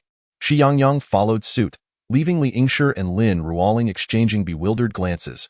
Shi Yangyang, ever astute, upon encountering Sun Xiaoya again, quickly grasped who among them was the easiest to deceive for food and drink. Consequently, he spent his days flitting around Sun Xiaoya. Subsequently, Li Yingshi casually engaged Lin Ruoling in conversation about the two experts and the cold-resistant potatoes they had developed. Upon hearing this, Lin Ruoling's eyes sparkled with excitement. Li Yingshi then mentioned that the Yunqing shelter was in dire need of professionals in mineral exploration and petroleum, expressing uncertainty about where to find such talent. At that moment, Lin Ruoling flashed a smile, proudly declaring, "I know a master coal seeker." She mischievously winked and continued, "So, what splendid item do you intend to offer in exchange for this information?" Li Yingshi, ever generous, replied, "What do you desire? Just name it." Upon finishing, she led Li Yingshi towards another large enclosure within the Qingqing base. Once inside, Lin Ruoling addressed a staff member. "I wish to speak with Chief Engineer Luo. No sooner had she finished speaking than a young man in his 30s, of short but sturdy build, hurried over. Lin Ruoling smiled and introduced him to Li Yingshi. "This is Luo Yu, Chief Engineer Luo." Luo Yu quickly waved his hands in modesty. "Please, don't call me Chief Engineer. I am merely an assistant engineer." He then eagerly inquired if Lin Ruoling required any assistance. Observing Luo Yu's earnest demeanor, Li Yingshi silently marveled at how, even if Lin Ruoling were to ask him to traverse a mountain of knives or plunge into a sea of fire, this chief engineer would likely agree without hesitation. At that moment, he truly comprehended the allure and impact of beauty, gaining insight into why women had been so keen on cosmetic enhancements and adornments. It was indeed effective for gaining numerous advantages. Li Yingshi remained unaware of the purpose behind Lin Ruoling's visit to Chief Engineer Luo. Was he truly the famed coal-seeking expert? To his surprise, he overheard Lin Ruoling and Luo Yu discussing mining machinery. It turned out that Qingqing had suffered equipment damage due to overuse in recent mining operations. Lin Ruoling mentioned that her family also operated a coal mine and hoped that Chief Luo could devise a way to allocate a couple of sets of mining equipment to her. Li Yingshi mused that Yunqing, once a renowned heavy industry base in the nation, might be able to resolve this issue. Perhaps the items unprocessable at the Qingqing base could be easily addressed in Yunqing. Luo Yu was thrilled to guide Li Yingshi and Lin Ruoling on a tour of their mining equipment. Regrettably, out of more than a dozen sets, only 3 were operational. The remainder displayed various issues. Some parts had been dismantled, while others were damaged. It was speculated that the removed components had been repurposed to repair the 3 functioning units. However, Li Yingshi observed that these machines did not require extensive replacement parts. The damage was often concentrated in a few critical areas. By merely replacing these key components, the equipment could be restored to functionality. Lin Ruoling scrutinized several of the most severely damaged machines and pointed to 2. Asking Luo Yu, "Could you speak to the mine manager about our desire to purchase these 2 sets of equipment?" She mentioned her intention to utilize them for agricultural tool production. Chapter 63. Mining machinery. Lin Ruoling contemplated and remarked, "The quantity of grain tickets seems rather insufficient. However, there are ways to negotiate even with a limited budget." Luo Yu entered the tent for a moment before emerging, bringing 2 individuals with him. Li Yingshi and Lin Ruoling met the head of the Qing province coal mine, Manager Wang. They engaged in cordial yet unproductive conversation, after which Manager Wang remarked, "At this time, it is impossible to procure such mining equipment anywhere. Back when we purchased them, each unit cost several million Huaxia dollars." Li Yingshi maintained a stoic expression, yet internally he held a deep admiration. Lin Ruoling, typically poised and elegant, unexpectedly displayed a ruthless side during the negotiation, showing no mercy whatsoever. Just moments prior, she had extolled the virtues of the equipment, only to later dismiss it as worthless scrap metal. Li Yingshi suddenly recalled a saying from the pawn shop: "Bugs eat, rats gnaw. A bare board has no fur coat." However, Manager Wang did not readily acquiesce. Instead, he exchanged glances with Luo Yu before stating, "This amount of grain tickets is simply insufficient." Seeing this, Lin Ruoling persisted in her bargaining. "How about this? I'll add 20 caddies of grain tickets per machine. We'll take all the damaged equipment, and that should suffice, right?" Upon hearing this, Manager Wang calculated in his mind and deemed the deal still worthwhile. However, he feigned a troubled expression. Feigning reluctance, Manager Wang bit the bullet and declared, 300 caddies of grain tickets per unit. "It cannot be less." Lin Ruoling, however, stood up and turned to leave. Just as she reached the door, Manager Wang, in a moment of resignation, called out to her, "At least 240 caddies of grain tickets per unit. No lower." Lin Ruoling's face broke into a satisfied smile as she extended her hand to shake with Manager Wang, affirming the agreement and expressing her pleasure in the collaboration. She then instructed Li Yingshi to count the number of mining machines, discovering that a total of 13 were in disrepair. After a round of haggling, they ultimately settled on a price of 3,120 caddies of grain tickets, in addition to the previously agreed amount. Lin Ruoling secretly slipped each of them a 1-pound packet of salt. It's worth noting that in Qingqing, a packet of salt could nearly equate to a ton of coal. The 2 men were naturally elated. Unable to contain their smiles, as dusk approached, they instructed the workers to clock out early and specifically handed the keys to Li Yingshi and Lin Ruoling, ensuring a smooth transfer of the equipment. Li Yingshi, overwhelmed, nearly spat out a mouthful of blood, exclaiming, "Didn't you say it was all broken and worthless?" Lin Ruoling regarded him as if he were a fool. "Isn't it because your grain tickets were too few? Of course, I had to say that. Otherwise, how could we acquire such fine equipment at scrap metal prices? Besides, even if they were truly broken, we wouldn't be repairing them ourselves." I observed closely. "They only lack a few commonly used wear parts, which my father and Cheng Yong can easily fabricate. After all, when our family operated the mine, we often bought new parts, which nearly bankrupted us." At this juncture, it was Li Yingshi who found himself utterly astounded, exclaiming, "Can your father really repair such a complex piece of machinery?" Lin Ruoling cast a curious glance at Li Yingshi and replied, "What is so difficult about it? My father has even repaired the beams of a hydraulic press and replaced the main shaft of a 100-ton mining truck. Aren't those tasks far more challenging than this?" It dawned on Li Yingshi that the stout, short man resembling Mithreya was indeed a master of remarkable skill. Meanwhile, Sun Xiaoya was busily tying on her apron, humming a cheerful tune as she prepared dinner. As she busied herself, she awaited the return of Li Yingshi and Lin Ruoling. Just then, a rich aroma wafted through the air, enticing Triff and his entourage to follow the scent. They surrounded the entrance of the tent like a pack of hungry wolves, their eyes fixated on the inside, occasionally attempting to sneak in for a taste. However, each time, Sun Xiaoya brandished her spatula to shoo them away. Soon after, Sun Xiaoya brought forth a large basin of fragrant, steaming fish-flavored shredded pork, a dish that was as delightful in appearance as it was in aroma, making one's mouth water. Subsequently, she served each person a generous bowl of rice. In this frigid world, everyone's appetite seemed particularly robust, as they savored their meals with great relish. With a smile, Li Yingshi offered chopsticks to Triff and Lin Ruoling, gesturing for them to partake. Without hesitation, Lin Ruoling took a large mouthful of food, chewed a few times, nodded in satisfaction, and gave Triff 2 thumbs up to indicate that the dish was delectable, urging him to try it as well. Triff erupted in hearty laughter, unabashedly scooping a heaping spoonful into his mouth, chewing a couple of times before he fixed his gaze on Lin Ruoling, remaining silent but gesturing for his men to come in and taste. Triff's subordinates rushed in, each wielding increasingly larger spoons. However, once they sampled the dish, it was unclear who first succumbed to the urge to spit it out, but soon others followed suit, resulting in a chaotic mess on the ground. Lin Ruoling, having finally expelled the fish-flavored pork from her mouth, was nearly in tears from laughter. Triff 2 could not contain himself and spat out his food, joining in the hearty laughter that filled the air. Only Li Yingshi maintained his smile, leisurely pulling out a can of food and eating his rice. Lin Ruoling playfully punched Li Yingshi, causing him to choke slightly, and then he looked at her with an expression of innocent bewilderment. Heartbroken, Sun Xiaoya ran out of the tent in tears, prompting Li Yingshi to hastily kick Xiangyang out to accompany her. Sun Xiaoya sat at the entrance of the enclosure, sobbing softly.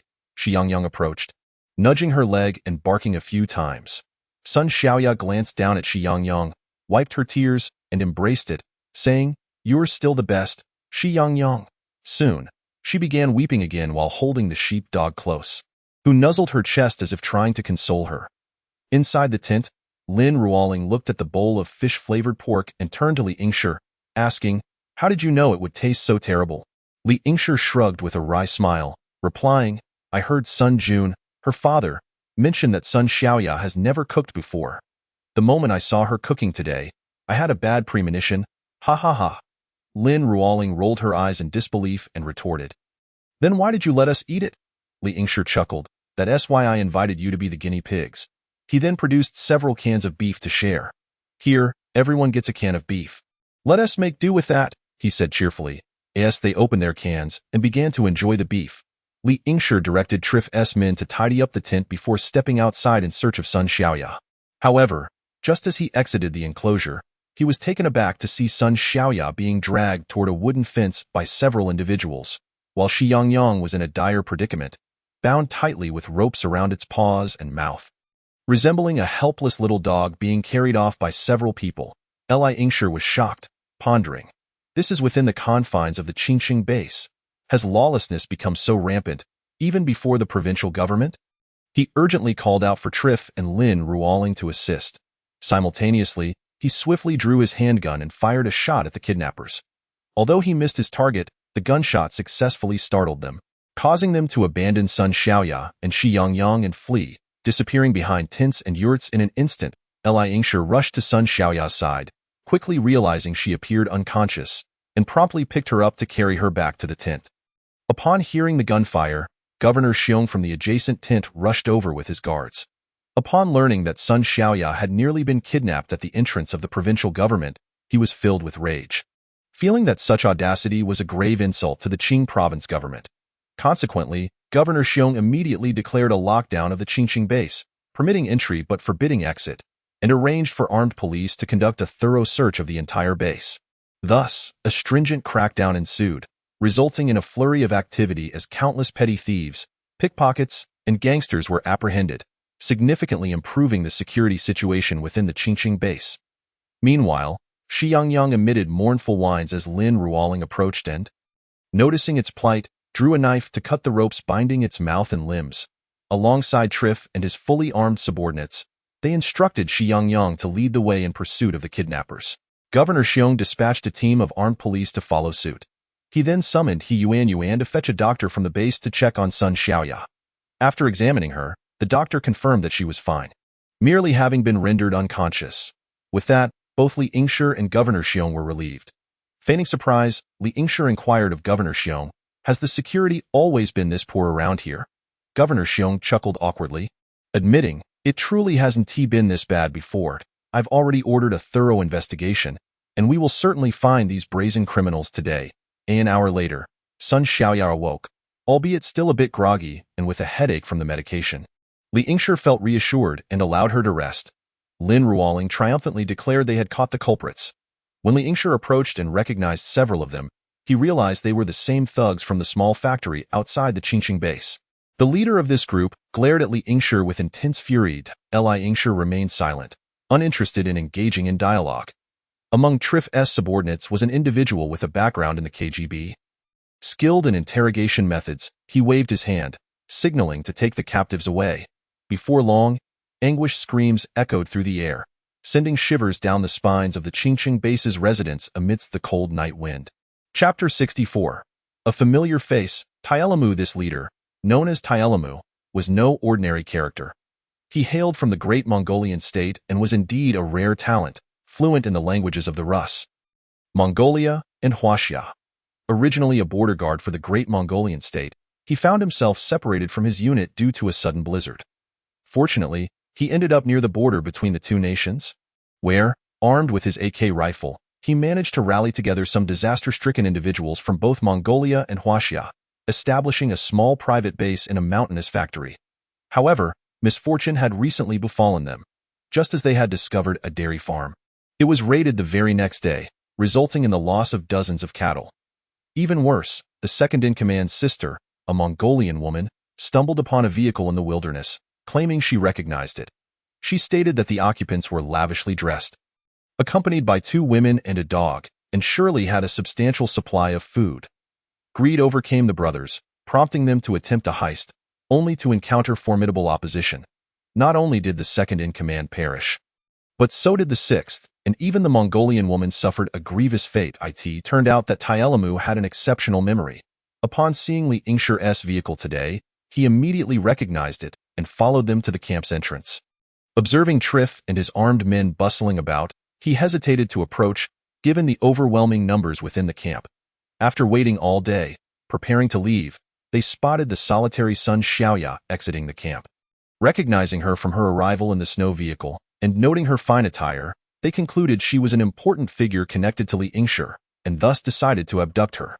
Taelamu believed that by capturing Sun Xiaoya, they could compel Li Yingshi to return their coal and cattle. Li Yingshi then stated, "You robbed me, so naturally, I must collect some interest." The kidnappers continued to argue, asserting that Li Yingshi had stolen their belongings, deeming it an immoral act. They even proclaimed that if Li Yingshi did not return their possessions, he would face the wrath of the eternal sky. Li Yingshi saw no reason to further engage with these brigands. He intended to hand them over to Governor Xiong for resolution.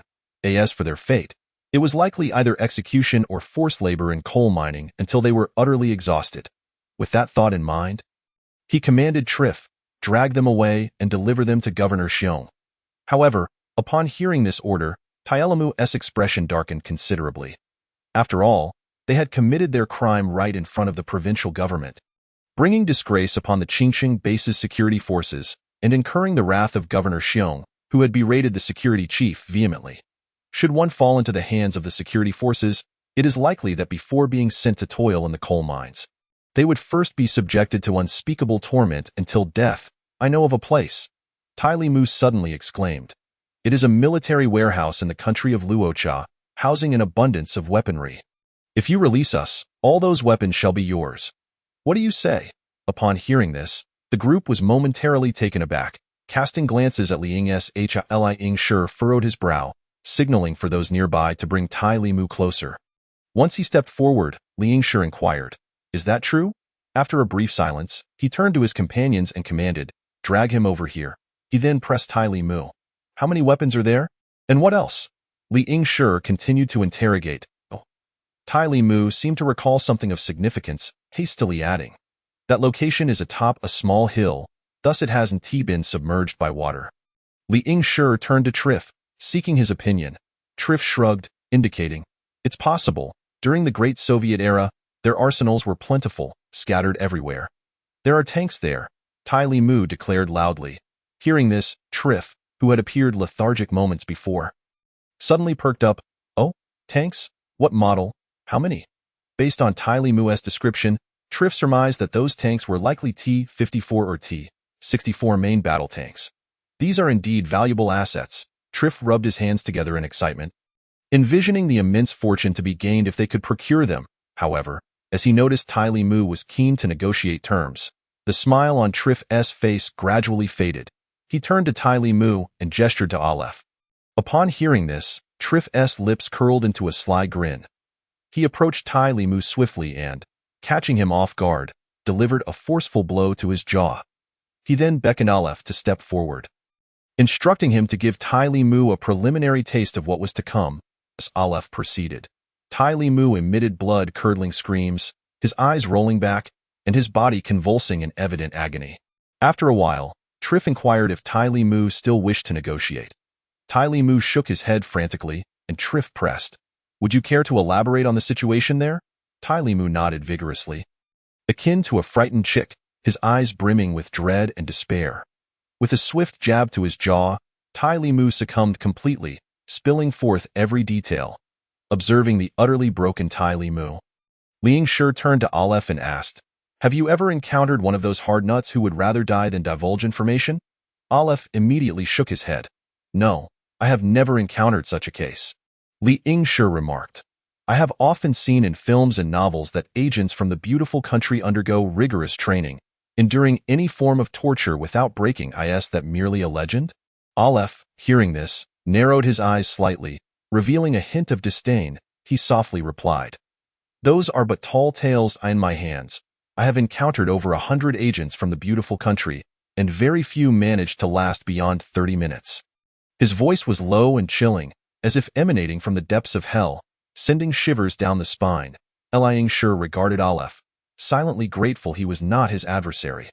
However, at that moment, one of his companions, unable to bear the sight of such cruel torture, faltered and divulged all information. Realizing the futility of his resistance, the agent's spirit shattered instantaneously. Subsequently, the leadership of the KGB held him in high regard, deciding to eliminate him as he was reduced to a mere heap of flesh, sparing him further suffering. Ultimately, Aleph concluded, one must never allow the enemy to be captured alive. Once in their grasp, they possess countless methods to extract the truth, and no one can withstand such torment. The following dawn, Li Yingshi led Trif and the others in snowmobiles, escorting Tai Li Mu in search of the arms depot. Before departing, they informed Governor Xiong that they were going to inspect Tai Li Mu's small factory. Meanwhile, Lin Ruoling opted to remain at the base to care for the injured son Xiao Hai. After a lengthy journey through the desolate snowfields, they finally spotted a series of rolling hills on the distant horizon by the evening of the third day. These hills resembled slumbering giants, starkly contrasting against the snowy landscape. Cautiously, the group ventured into the hills. After navigating around two mountains, they eventually discovered an iron door nestled beneath a cliff. This door was well concealed. Without a guide, it would have been nearly impossible to locate. Tai Li Mu informed the group that he had stumbled upon this place during an injury, having taken measures to camouflage the entrance. Had he not accompanied them, they might have never found the entrance. Upon entering, they found a lengthy corridor, the air within surprisingly fresh, devoid of any discomfort. Yet, they proceeded with caution, careful not to make a sound. After a while, two voices echoed from deep within the corridor, signaling safety. Hearing this, Trif breathed a sigh of relief but remained vigilant. Chapter 65. Missiles. Trif then led the way with his rifle and flashlight, while Li Yingshi followed closely, armed with his pistol, guiding the others into the passage. Not far ahead, they arrived at a spacious main corridor. This corridor was sufficiently wide to accommodate 4 trucks side by side. Trif instructed everyone to light 4 large braziers, illuminating the entire space. As the flames flickered, smoke began to rise, and observing its direction, Trif deduced that the ventilation ducts above were functioning properly. Consequently, the air here would not become too stale, preventing them from suffocating. He signaled for the group to advance. Now, on either side of the corridor, four tanks were stationed, loosely arranged yet exuding a formidable presence, remnants of the gods of war. Triff scrutinized the tanks, pointing at their circular turrets, and remarked to Li Yingshi, "These must all be T-54 tanks." He then gestured towards a narrow passage between the tanks, explaining, "There are doors here, indeed, along the walls of the main corridor." A series of doorways lined each side. Li Yingshi, intrigued, approached and inspected each doorway. To his surprise, each doorway led to a dormitory, furnished with several bunk beds, with only 2 rooms locked. However, those locks had been sawed off, as Tai Limu claimed, and upon pushing the door open, they discovered it was meticulously filled with various weapons. These were primarily light arms, yet their quantity nearly filled 2 rooms. Triff picked up a rifle, examining it, and remarked, "This ISNT and AK-47. They are all AK-74s. There was a hint of surprise in his tone. Clearly, this was the source of Tai Limu's weapons. However, when they checked the ammunition, they found almost none available. Li Yingshi gazed at the scene before him, perplexed. Why were there so many weapons in this place? And why were they stored here, unattended? Triff's men, meanwhile, began to jubilantly transport the weapons, their stockpile growing once more. Triff appeared highly professional, assessing the number and variety of arms, and after a while, informed Li Yingshi, this should be the complete arsenal of a mechanized battalion from the Great Soviet era. Upon hearing this, everyone was taken aback. Li Yingshi frowned and remarked to Triff, "In this desolate wilderness, how could there be so many weapons? And 8 heavy tanks to boot? This is clearly illogical." His mind was rife with questions. Thus, Li Yingshi pretended to retrieve a powerful flashlight from his backpack, meticulously examining the corridor. The air was thick with dust and dampness, cobwebs draped across the walls, and a layer of dust blanketed the floor. The beam of the flashlight illuminated the surroundings, allowing Li Yingshi to discern the situation within the corridor. After a thorough search, Li Yingshi finally discovered a wall at the far end of the corridor. This wall appeared indistinguishable from the others, yet as Li Yingshi approached, he realized it was a solid iron wall. He gently tapped the surface, producing a dull sound that confirmed its thickness and solidity. The entire iron surface was marred by rust, presenting a dark red hue. Li Yingshi scrutinized the iron wall, searching for any potential entrance or mechanism. However, aside from the rust, he found no handles, buttons, or similar devices. Frustrated, Li Yingshi continued to search, even probing around the sides and beneath the wall, hoping to uncover clues to unlock the door, yet he found nothing of use. Triff remarked, "We have located these weapons, but the tanks are certainly impossible to transport. We should conceal the entrance well and return to retrieve them when the opportunity arises." Li Yingshi nodded in agreement, prompting Triff to prepare to leave. They secured the weapons and began to carry them toward the cave's exit. After everyone else had departed, Li Yingshi took a deep breath, gently placing his hand on the cold iron wall. He concentrated, channeling the iron wall into his sand world space. Instantly, a circular passage materialized behind the wall, filled with the scent of dust. As Li Yingshi stepped into the circular tunnel, flashlight in hand, he illuminated a vast expanse ahead. As the beam of the flashlight gradually expanded, a far more immense space unfolded before his eyes. This space was exceedingly vast, soaring to a height of several dozen meters. Dozens of towering missiles stood in orderly rows, their surfaces gleaming as if newly painted, entirely devoid of any rust. Faced with this magnificent spectacle, Li Yingshi could not help but be filled with awe, marveling at the abundant resources of the great Soviet Union. Yet, he also realized the urgency of time, prompting him to hasten forward while swiftly absorbing all the missiles into the sand world. Li Yingshi noticed some specialized vehicles for transporting the missiles to the right, along with a few peculiar vehicles whose purpose was unclear. Without pausing to ponder, he collected them into his space. Then, he discovered several crates of bullets, realizing they had been stored behind an iron wall. Amidst his busy collection, a thought suddenly flashed through his mind. The owners of the weapons outside must be the very guards of these missiles. He wondered why they had left, and why they hadn't taken their weapons with them. As Li Yingshi ventured deeper, he came across a small steel door, and a long-forgotten sensation surged within him. It was a spatial fluctuation. He was greatly astonished, for since discovering Xiao Hai, He had not encountered any objects with spatial fluctuations for quite some time. He glanced at the large lock on the small door, and with no other option, he raised his hand and absorbed the door into his space. Upon entering, he found himself in a rather large laboratory. In the center of the lab, encased in glass, lay a dark, irregularly spherical stone, over 70 centimeters in diameter, its surface marred by burn marks, resembling a meteorite. The spatial fluctuation emanated from it. Before he could decide on his next course of action, a tremendous suction force erupted from the sand world, drawing the meteorite into it, where it dissipated into a cloud of gray mist, as if directly absorbed by the sand world. He then observed the space of the sand world slowly expanding amidst vibrations. This revelation filled Li Yingshi with great joy, as it had been a long time since he had witnessed any changes in the sand world. However, he found it peculiar that Xiao Hai showed no reaction to the meteorite, seemingly unaware of its absorption by the sand world. This left Li Yingshi utterly perplexed, and it appeared that Xiao Hai was entirely ignorant of the sand world, as all information regarding it had been obscured. Considering his reputation as the scavenger king of the Second World War, he felt a surge of sympathy. Li Yingshi then leisurely drove to a stop beside a person and a dog. Inquiring where Lin Ruoling had gone, Sun Xiaoya remarked that Lin Ruoling had been acting mysteriously every day, leaving everyone in the dark about her activities. Upon hearing this, Governor Xiong felt somewhat surprised but nodded and asked, "Is there something particularly important you wish to discuss with me this time?" The second matter pertained to the coal-fired generator sets. He explained that their diesel generator sets were severely damaged and that their fuel reserves were running low. Previously, the coal mine had relied on these diesel generators for power production, which was now placing immense pressure on them. He expressed that coal-fired generators would be more suitable, as they could not replenish their fuel supply. He hoped that they could assist in finding coal-fired generators for sale. Of course, if you find any, I will pay a premium for them, all in exchange for coal. What do you think?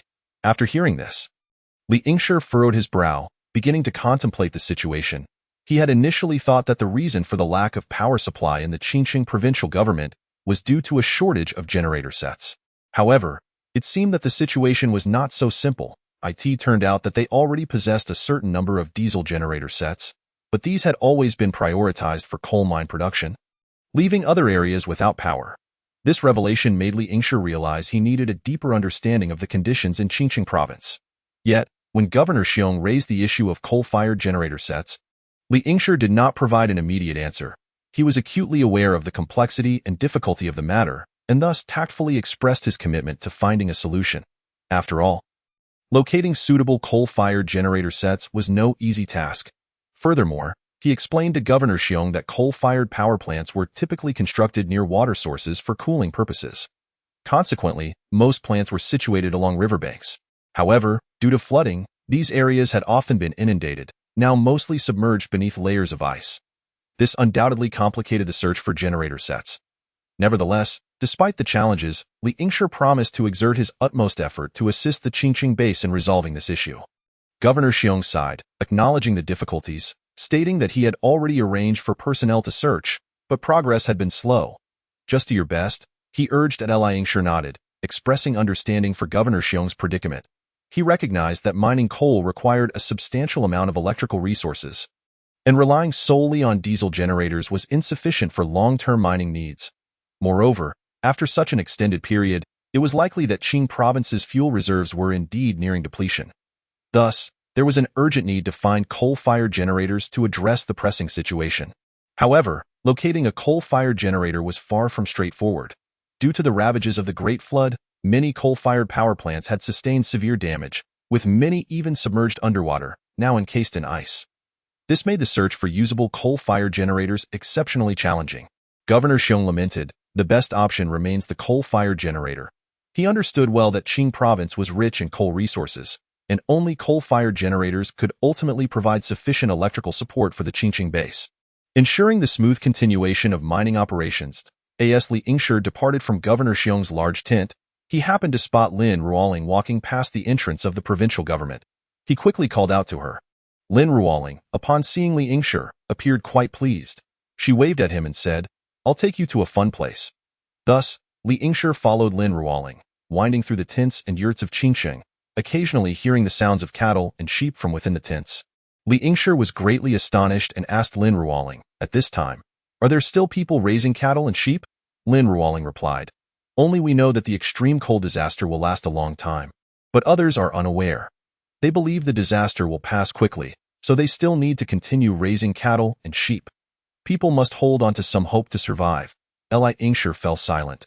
Eventually, Lin Ruoling led him to a large tent. She placed her finger to her lips in a gesture for silence, then gently pulled back the curtain, ushering Li Ingshi inside. They quietly stood at the back. At that moment, Li Ingshi saw a figure in a black robe seated on a platform at the far end of the tent. Holding a small booklet and delivering a sermon to the gathered crowd. To Li Ingshi's astonishment, he recognized several individuals distributing pamphlets to the audience, one of whom was actually a subordinate of Wu Yunqing from the Yun City transportation team. Just as Li Ingshi was taken aback, a young man dressed in black clerical robes and wearing gold-rimmed glasses approached them. The young man appeared to be around 20 years old, with short hair and a constant smile on his face. He seemed quite familiar with Lin Ruoling, greeting her warmly and referring to her as sister. Lin Ruoling then took a booklet from him, turning to hand it to Li Ingshi while signaling him with her eyes to take a look. Subsequently, Lin Ruoling flashed Li Ingshi a peculiar smile, making him feel quite uncomfortable. Li Ingshi shifted his gaze to the cover of the booklet, which depicted a large cross, the lower half of which was held aloft by a hand. The cover bore the 4 bold characters "New Revelation." These characters were written with a wild flourish, exuding a sense of tension. However, Li Ingshi immediately recognized that these words were penned by Mayor Wang. He could not help but be astonished, pondering how much remuneration Mayor Wang must have received to write such an inscription for this book. Could it be that Mayor Wang was recently in dire straits? Li Ingshi suddenly recalled that he had seemingly never paid salaries to Mayor Wang and Li Ku, leading to a moment of guilt. Opening the first page, he nearly dropped the book in shock. The world is ignorant, steeped in sin. Heaven is wrathful, delivering punishment, first with extreme heat, warning all beings. One repents, and after 3 months, a deluge shall plunge them into icy abysses. The 3 sons of God, pitying mankind, endure worldly suffering. Descending as mortals, entering the Li family in the great calamity of Ingshi. He is our Lord, Li Ingshi. Recite daily the name of Li Gong, for it can dispel myriad disasters. After death, enter the realm of peace and bliss. Neither cold nor hot, free from calamities, eternally enjoying tranquility. You have all heard of Jesus Christ, the first Son of God. This current disaster is indeed the apocalyptic battle foretold by Christ. It is heaven's will to cleanse the world of all impurities, to recreate a peaceful era, and that Hong Xiuquan of the Taiping heavenly kingdom, who nearly overthrew the Qing dynasty, is the second Son of God, and our great Lord, Li Ingshi, is the third Son of God. This time, he has also descended to the mortal realm to save us, the suffering world. Now, please join me in reciting. Our Lord, Li Ingshi, Li Ingshi, Li Ingshi. Let us call upon the great Lord Li Ingshi with the most sincere hearts, beseeching him for redemption. May we soon escape this apocalyptic sea of suffering. Li Ingshi listened intently to the man's explanation, his eyes widening in astonishment as he gazed at the book in his hands. His hands trembled slightly, nearly causing him to drop the tome onto the ground. However, just then, a cacophony of roaring shouts filled his ears. Li Ingshi Gong! Li Ingshi Gong! The voices grew increasingly louder, like waves crashing one after another, shaking the entire grand tent. Lin Ruoling remarked, "Surely you understand the age-old adage about the old commander not moving from his post?" As she spoke, her gaze was fixed intensely on Li Ingshi. Yet he remained utterly bewildered and confused, not comprehending her meaning. He then inquired of Lin Ruoling, "Have you been investigating these matters over the past few days?" Lin Ruoling nodded and replied, "The moment you left. You were gone for a week. Sun Xiaoya was fine the day after you departed. With nothing else to do, I wandered around the Qingqing base, only to see Wu Yunqing's subordinates distributing this pamphlet everywhere. So, I requested a copy to peruse, and guess what? I found your name on it. Ha ha ha ha. It even claimed you are the third Son of God, sent to save us. Ha ha ha." Lin Ruoling continued, "Ha ha ha. I've known you from a past life and had no idea you were the third Son of God. Ha ha ha ha." She laughed heartily, but upon noticing Li Ingshi's increasingly darkening expression, she was compelled to rein in her unabashed mirth, adopting a more serious demeanor. After a moment's reflection, she felt the need to share her conjectures with Li Ingshi. "I've gathered some information. But it's merely speculation. You can take it with a grain of salt. It has been over 4 months since we left my home, and I suspect something may have transpired in Yunqing, leading to the situation with your trusted aides. Are they not your confidants? Upon hearing this, Li Yingshi's face darkened considerably. He recognized that Lin Ruoling's suspicions were highly plausible. That night, he tossed and turned, unable to find sleep. The following morning, he awoke with 2 pronounced dark circles under his eyes, bloodshot and weary. He remained silent, voluntarily taking the passenger seat, while Lin Ruoling wordlessly made her way to the driver's seat. As for Sun Xiaoya, she sat in the back seat, oblivious, cuddling with Shi Yangyang and chattering incessantly as the snowmobile bumped along. Li Yingshi felt a wave of drowsiness wash over him, his consciousness gradually fading, ultimately succumbing to a deep slumber. For the subsequent 10 days, he lingered in a state between wakefulness and sleep, perpetually anxious about potential calamities in Yunqing. When he finally beheld the towering snow walls of Yunqing, the stone that had weighed heavily in his heart finally fell away, allowing him to exhale a long sigh of relief. Upon his arrival in Yunqing, several prominent figures, including Mayor Wang, Vice Mayor Li Ku, Xiao Aoyun, Qiu Yi, Xiao Peng, Wang Xiaoquan, Shui Baozhu, and Zhang Haihua, personally emerged from the city to greet him, hosting a grand welcome ceremony. Nearly all the inhabitants of the snowy city gathered to celebrate Li Yingshi's return, creating a spectacular scene. Among these individuals, most had only heard of Li Yingshi's name, yet were entirely unfamiliar with his true appearance. Consequently, they approached with curiosity and anticipation, eager to witness the splendor of this legendary figure. At that moment, Mayor Wang, accompanied by several others, stepped forward to present Li Yingshi with a brand new suit. This outfit, adorned with intricate embroidery and elaborate patterns, appeared exceedingly opulent. Faced with such gestures, Li Yingshi found himself utterly at a loss, merely allowing the others to dictate proceedings. The suit was exquisitely designed and masterfully crafted, its splendor rivaling that of a Western emperor's coronation garb, making Li Yingshi appear exceptionally radiant. Yet, he felt akin to the emperor in his new clothes. Soon after, he was warmly invited into a grand ceremonial vehicle. Seated atop the vehicle, he was inevitably exposed to the biting cold wind, yet he smiled and waved at the citizens of the snowy city lining the streets. The townsfolk, seemingly lost to reason, fell into a frenzy, repeatedly shouting Li Yingshi's name, their voices echoing throughout the city. As the vehicle meandered through the snowy city, allowing more people to behold him, his hands grew numb from the chill. Yet he persisted in waving at the crowd. Finally, just as he felt he might succumb to the cold, the vehicle entered the sanctuary. Upon entering, a wave of warmth enveloped him, guided by Mayor Wang.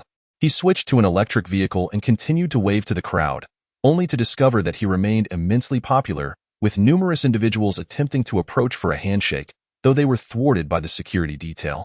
Li Yingshi was then escorted on a tour of all the buildings within the sanctuary. In the spacious and bright conference room, a multitude of individuals filled the seats.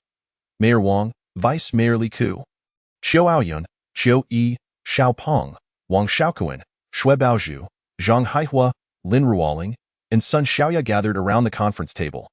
The atmosphere was heavy and tense, each person bearing a serious expression. Li Yingshi surveyed the room and, with a furrowed brow, inquired, "Where are Zhang Pingyan, Xiao Hai, and Lu Daneng?" He was puzzled, for these key figures typically attended such meetings.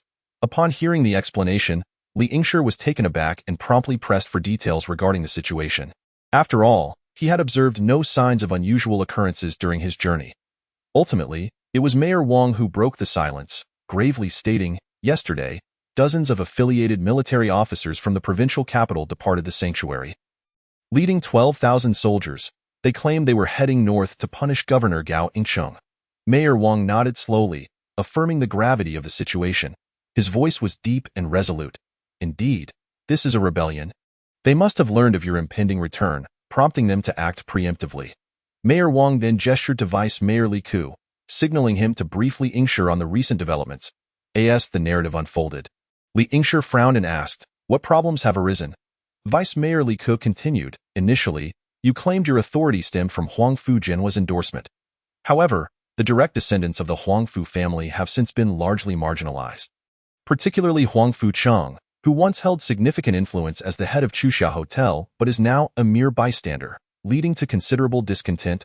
Moreover, as Huangfu Cheng represented the Huangfu family's interests at Chuxia Hotel, he now holds no position within the new Sanctuary Management Center. In contrast, newcomers like Mayor Wang and Vice Mayor Li Ke have gradually seized actual power within the sanctuary. Even individuals like Xiao Hai and Xiao Haoyun, who are mere small-time merchants, have ascended to pivotal positions within the sanctuary's core. The workforce that was initially managed by Huangfu Cheng has largely been absorbed by Li Yingshi, with many transformed into the Yunqing Guard. Furthermore, the original security team led by the Huangfu family's Captain Jiang Tao and his 50 subordinates has been dismantled, as they were initially dispatched by Huangfu Jena to control Li Yingshi and Chuxia Hotel. However, after Li Yingshi assumed power, he promoted his own confidants, Xiao Peng, Zhang Ping'an, Lu Daneng, and Xiao Hai, to captain positions, subsequently disbanding Jiang Tao and his men, most of whom were reassigned to the Xian'anvi mountain base as peacekeepers.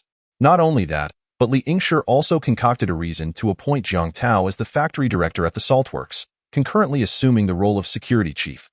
During a meeting, Li Yingshi delivered a sudden announcement, emphasizing the saltworks' significance and asserting that he had specifically assigned Jiang Tao there as director, reiterating that the saltworks represented the sanctuary's financial lifeline and a strategic asset requiring stringent control. Naturally, the position of saltworks director was highly lucrative, and Jiang Tao, enchanted by the prospect, found himself unable to resist and missed the opportunity to voice his opposition, thus being dispatched to the saltworks by Li Yingshi. Although Jiang Tao's rank remained unchanged and he retained his title as captain, he was now on par with others, and to placate him, Li Yingshi granted him double the usual allowances in reality. However, Jiang Tao's command now extended over merely a few hundred workers and a security team of just over 50, comprising soldiers from the provincial capital, who, despite their high caliber, were no longer his direct subordinates. This shift left Jiang Tao feeling ill at ease, as he compared his situation to that of the other captains, each now commanding over 10,000 guards, which naturally left him feeling disgruntled. As if he had become a mere figurehead. In truth, this was a calculated move by Li Yingshi, who dared not keep Jiang Tao and his well-trained soldiers close at hand, fully aware of their formidable combat prowess and tactical acumen. Uncertain of when they might receive orders that could prove detrimental to him, Jiang Tao had diligently served since the sanctuary's inception, never once erring, making it difficult for Li Yingshi to openly target him. Thus, he could only send Jiang Tao far away. Currently, Li Yingshi relied solely on personnel arranged by Xiao Peng for security duties. Recently, the sanctuary faced significant electricity shortages, compelling Li Yingshi to covertly exit the sanctuary to gather wind turbines in the Amoli Gobi. Due to his prolonged absence, rumors began to circulate within the sanctuary, with some claiming that Mayor Wang and Vice Mayor Li Ke had imprisoned Li Yingshi, plotting a power grab to establish themselves. Such a statement instilled unease among the former disaster victims residing in the shelter, as they feared potential upheavals from the higher echelons of the refuge. It is important to note that the local populace had only just begun to find stability. Their greatest dread was any alteration in the upper management that could plunge the shelter back into chaos or even incite internal strife.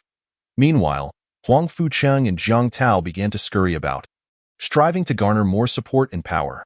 Coincidentally, many individuals within the southern expedition were closely affiliated with Fu Sili, the former deputy commander of the provincial military district.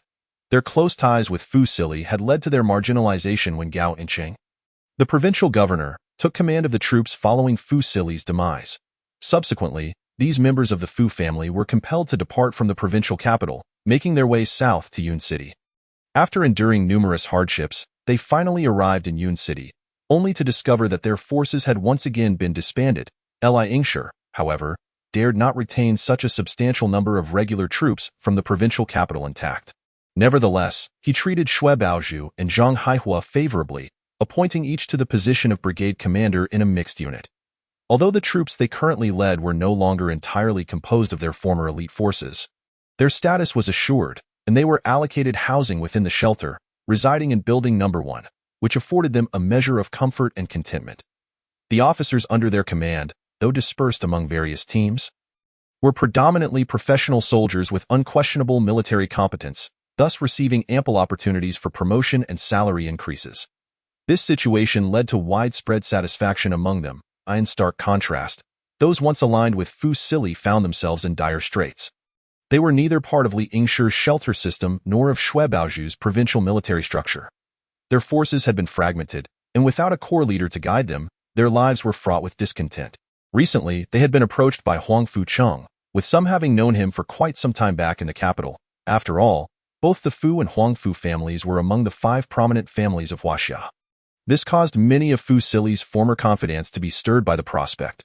Yet, they were acutely aware that the citizens of the Yun City shelter had endured several natural disasters and longed for stability. Surprisingly, this rallying cry successfully resonated with many soldiers who had come south from the provincial capital, as numerous had lost dear relatives on the perilous journey down.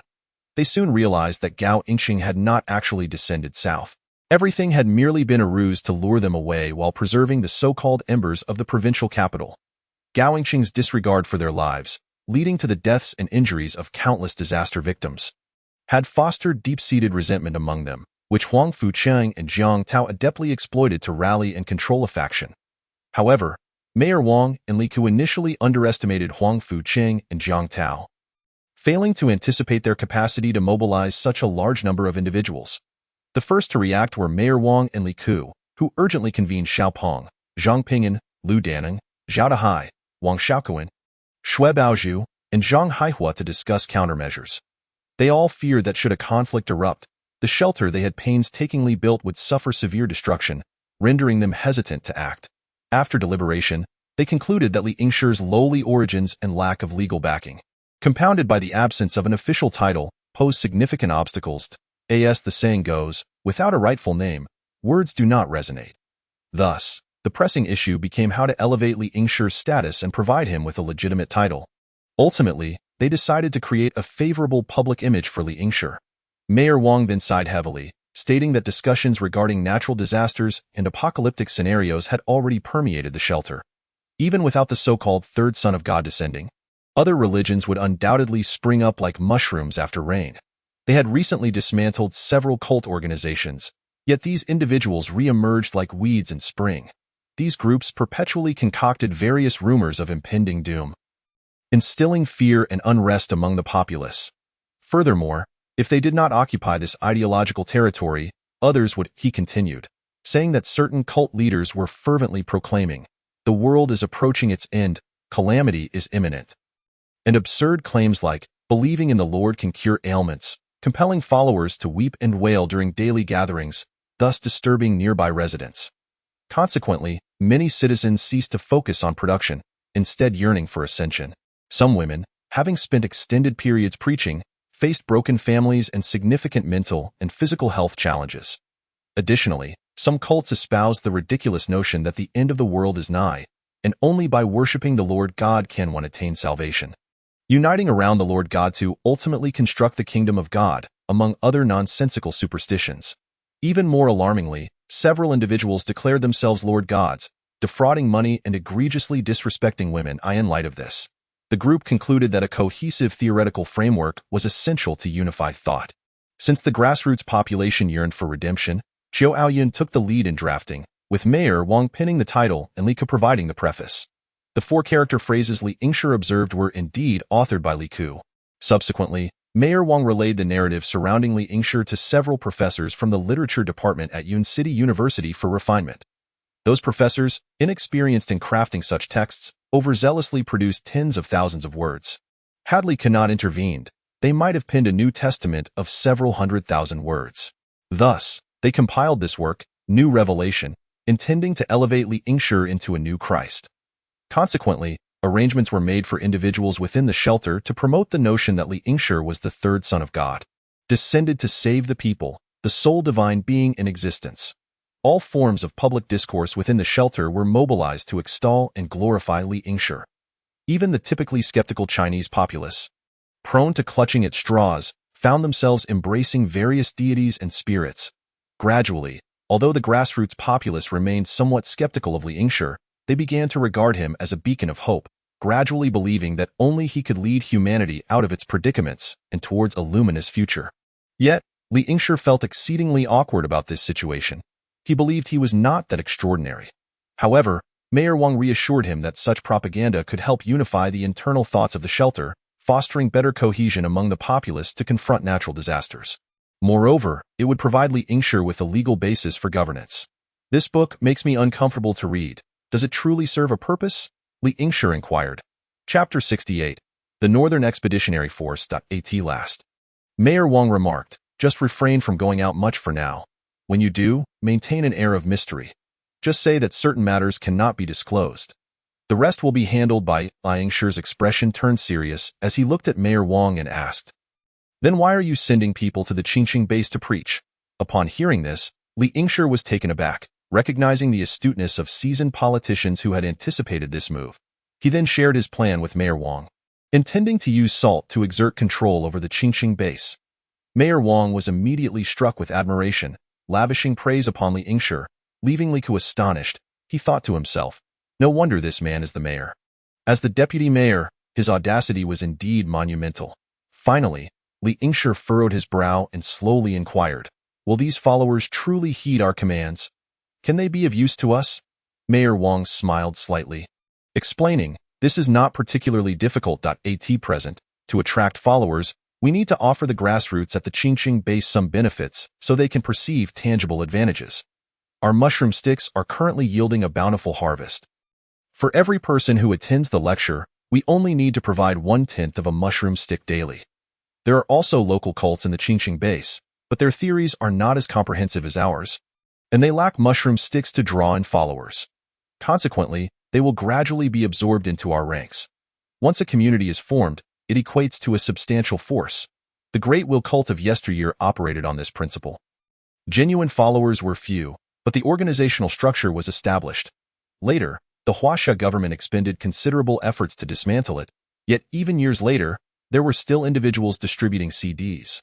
Currently, we have over 80,000 followers in Qingqing, a force formidable enough to rival Xiong Senyu. Li Yingshi recalled the pastor who had been preaching and remarked, that pastor is truly remarkable.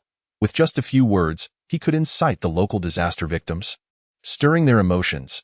Mayor Wang's lips curled into a smirk, his expression tinged with pride as he replied, indeed, that individual was a cult leader from the Lord God sect whom Wang Xiaoquan expended immense effort to capture. Li Yingshi's eyes widened in astonishment, nearly unable to close his mouth in disbelief. What? A cult leader? You dare to employ such a person? Mayor Wang, however, remained unfazed, stating, after all, they are not a threat to us.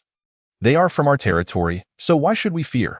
He paused before continuing, recently, I instructed Wang Xiaoquan to filter through the cult leaders and pyramid scheme heads we have apprehended, selecting a few compliant individuals to send to Qingqing. Upon hearing such irresponsible statements, Li Yingshi nearly spat out a mouthful of blood.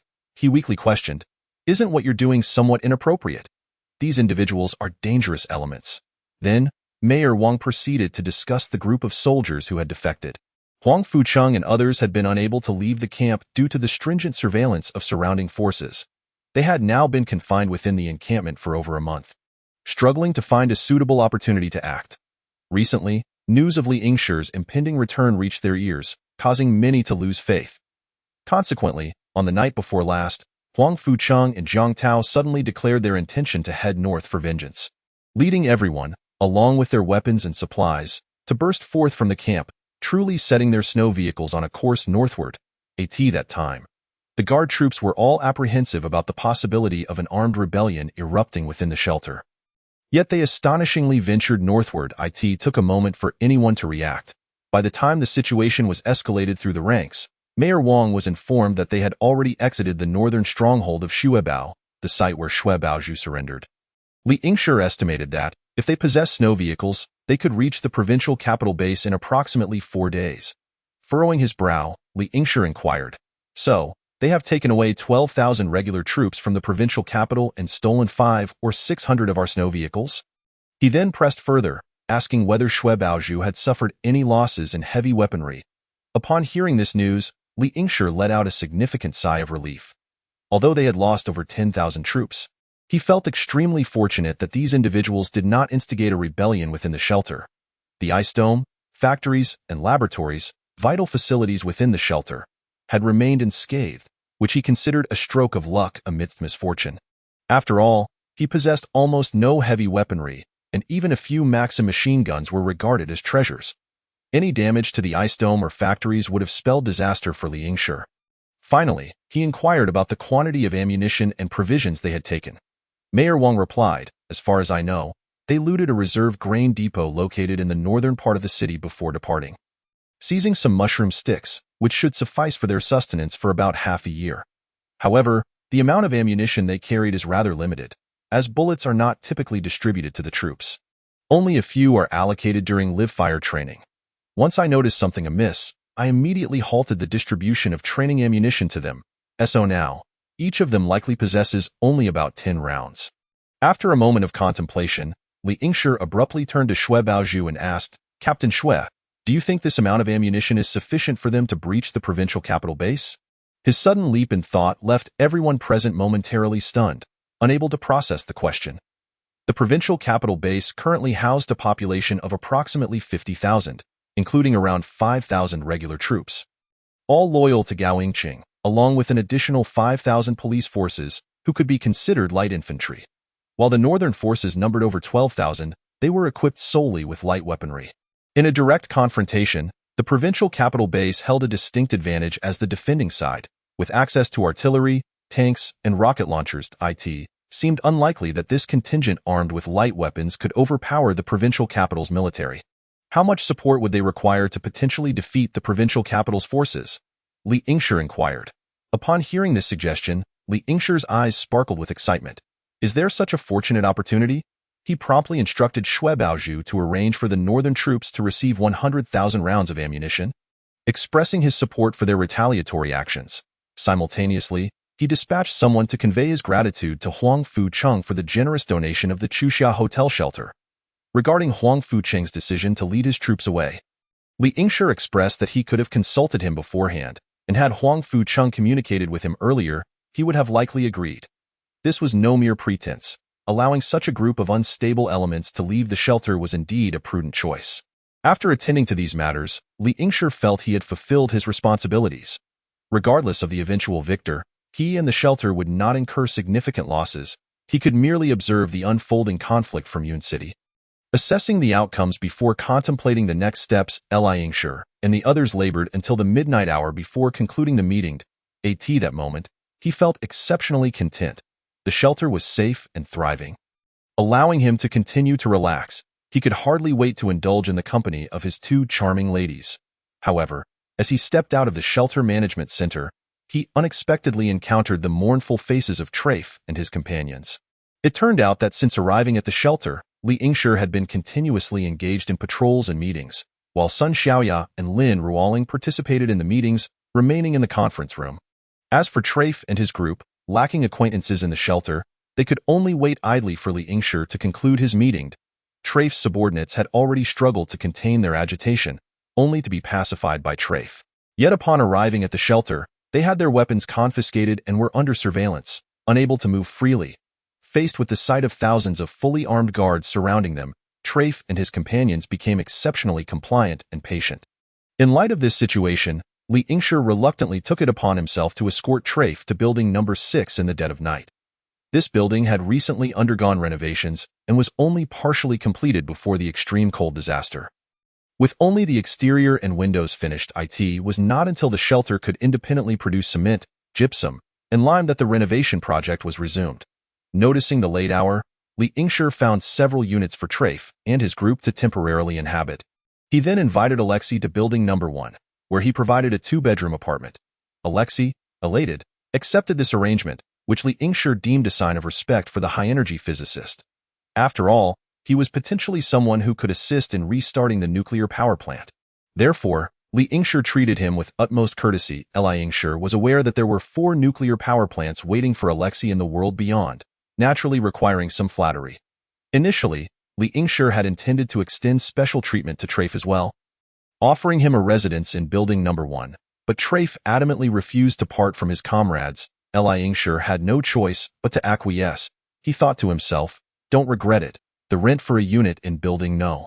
1 is exorbitantly high within the shelter." It was important to note that this place was not affordable for just anyone. Nonetheless, since Trafe was insistent, Li Yingshi decided to let it be as long as these individuals were willing to serve him. The rest was inconsequential.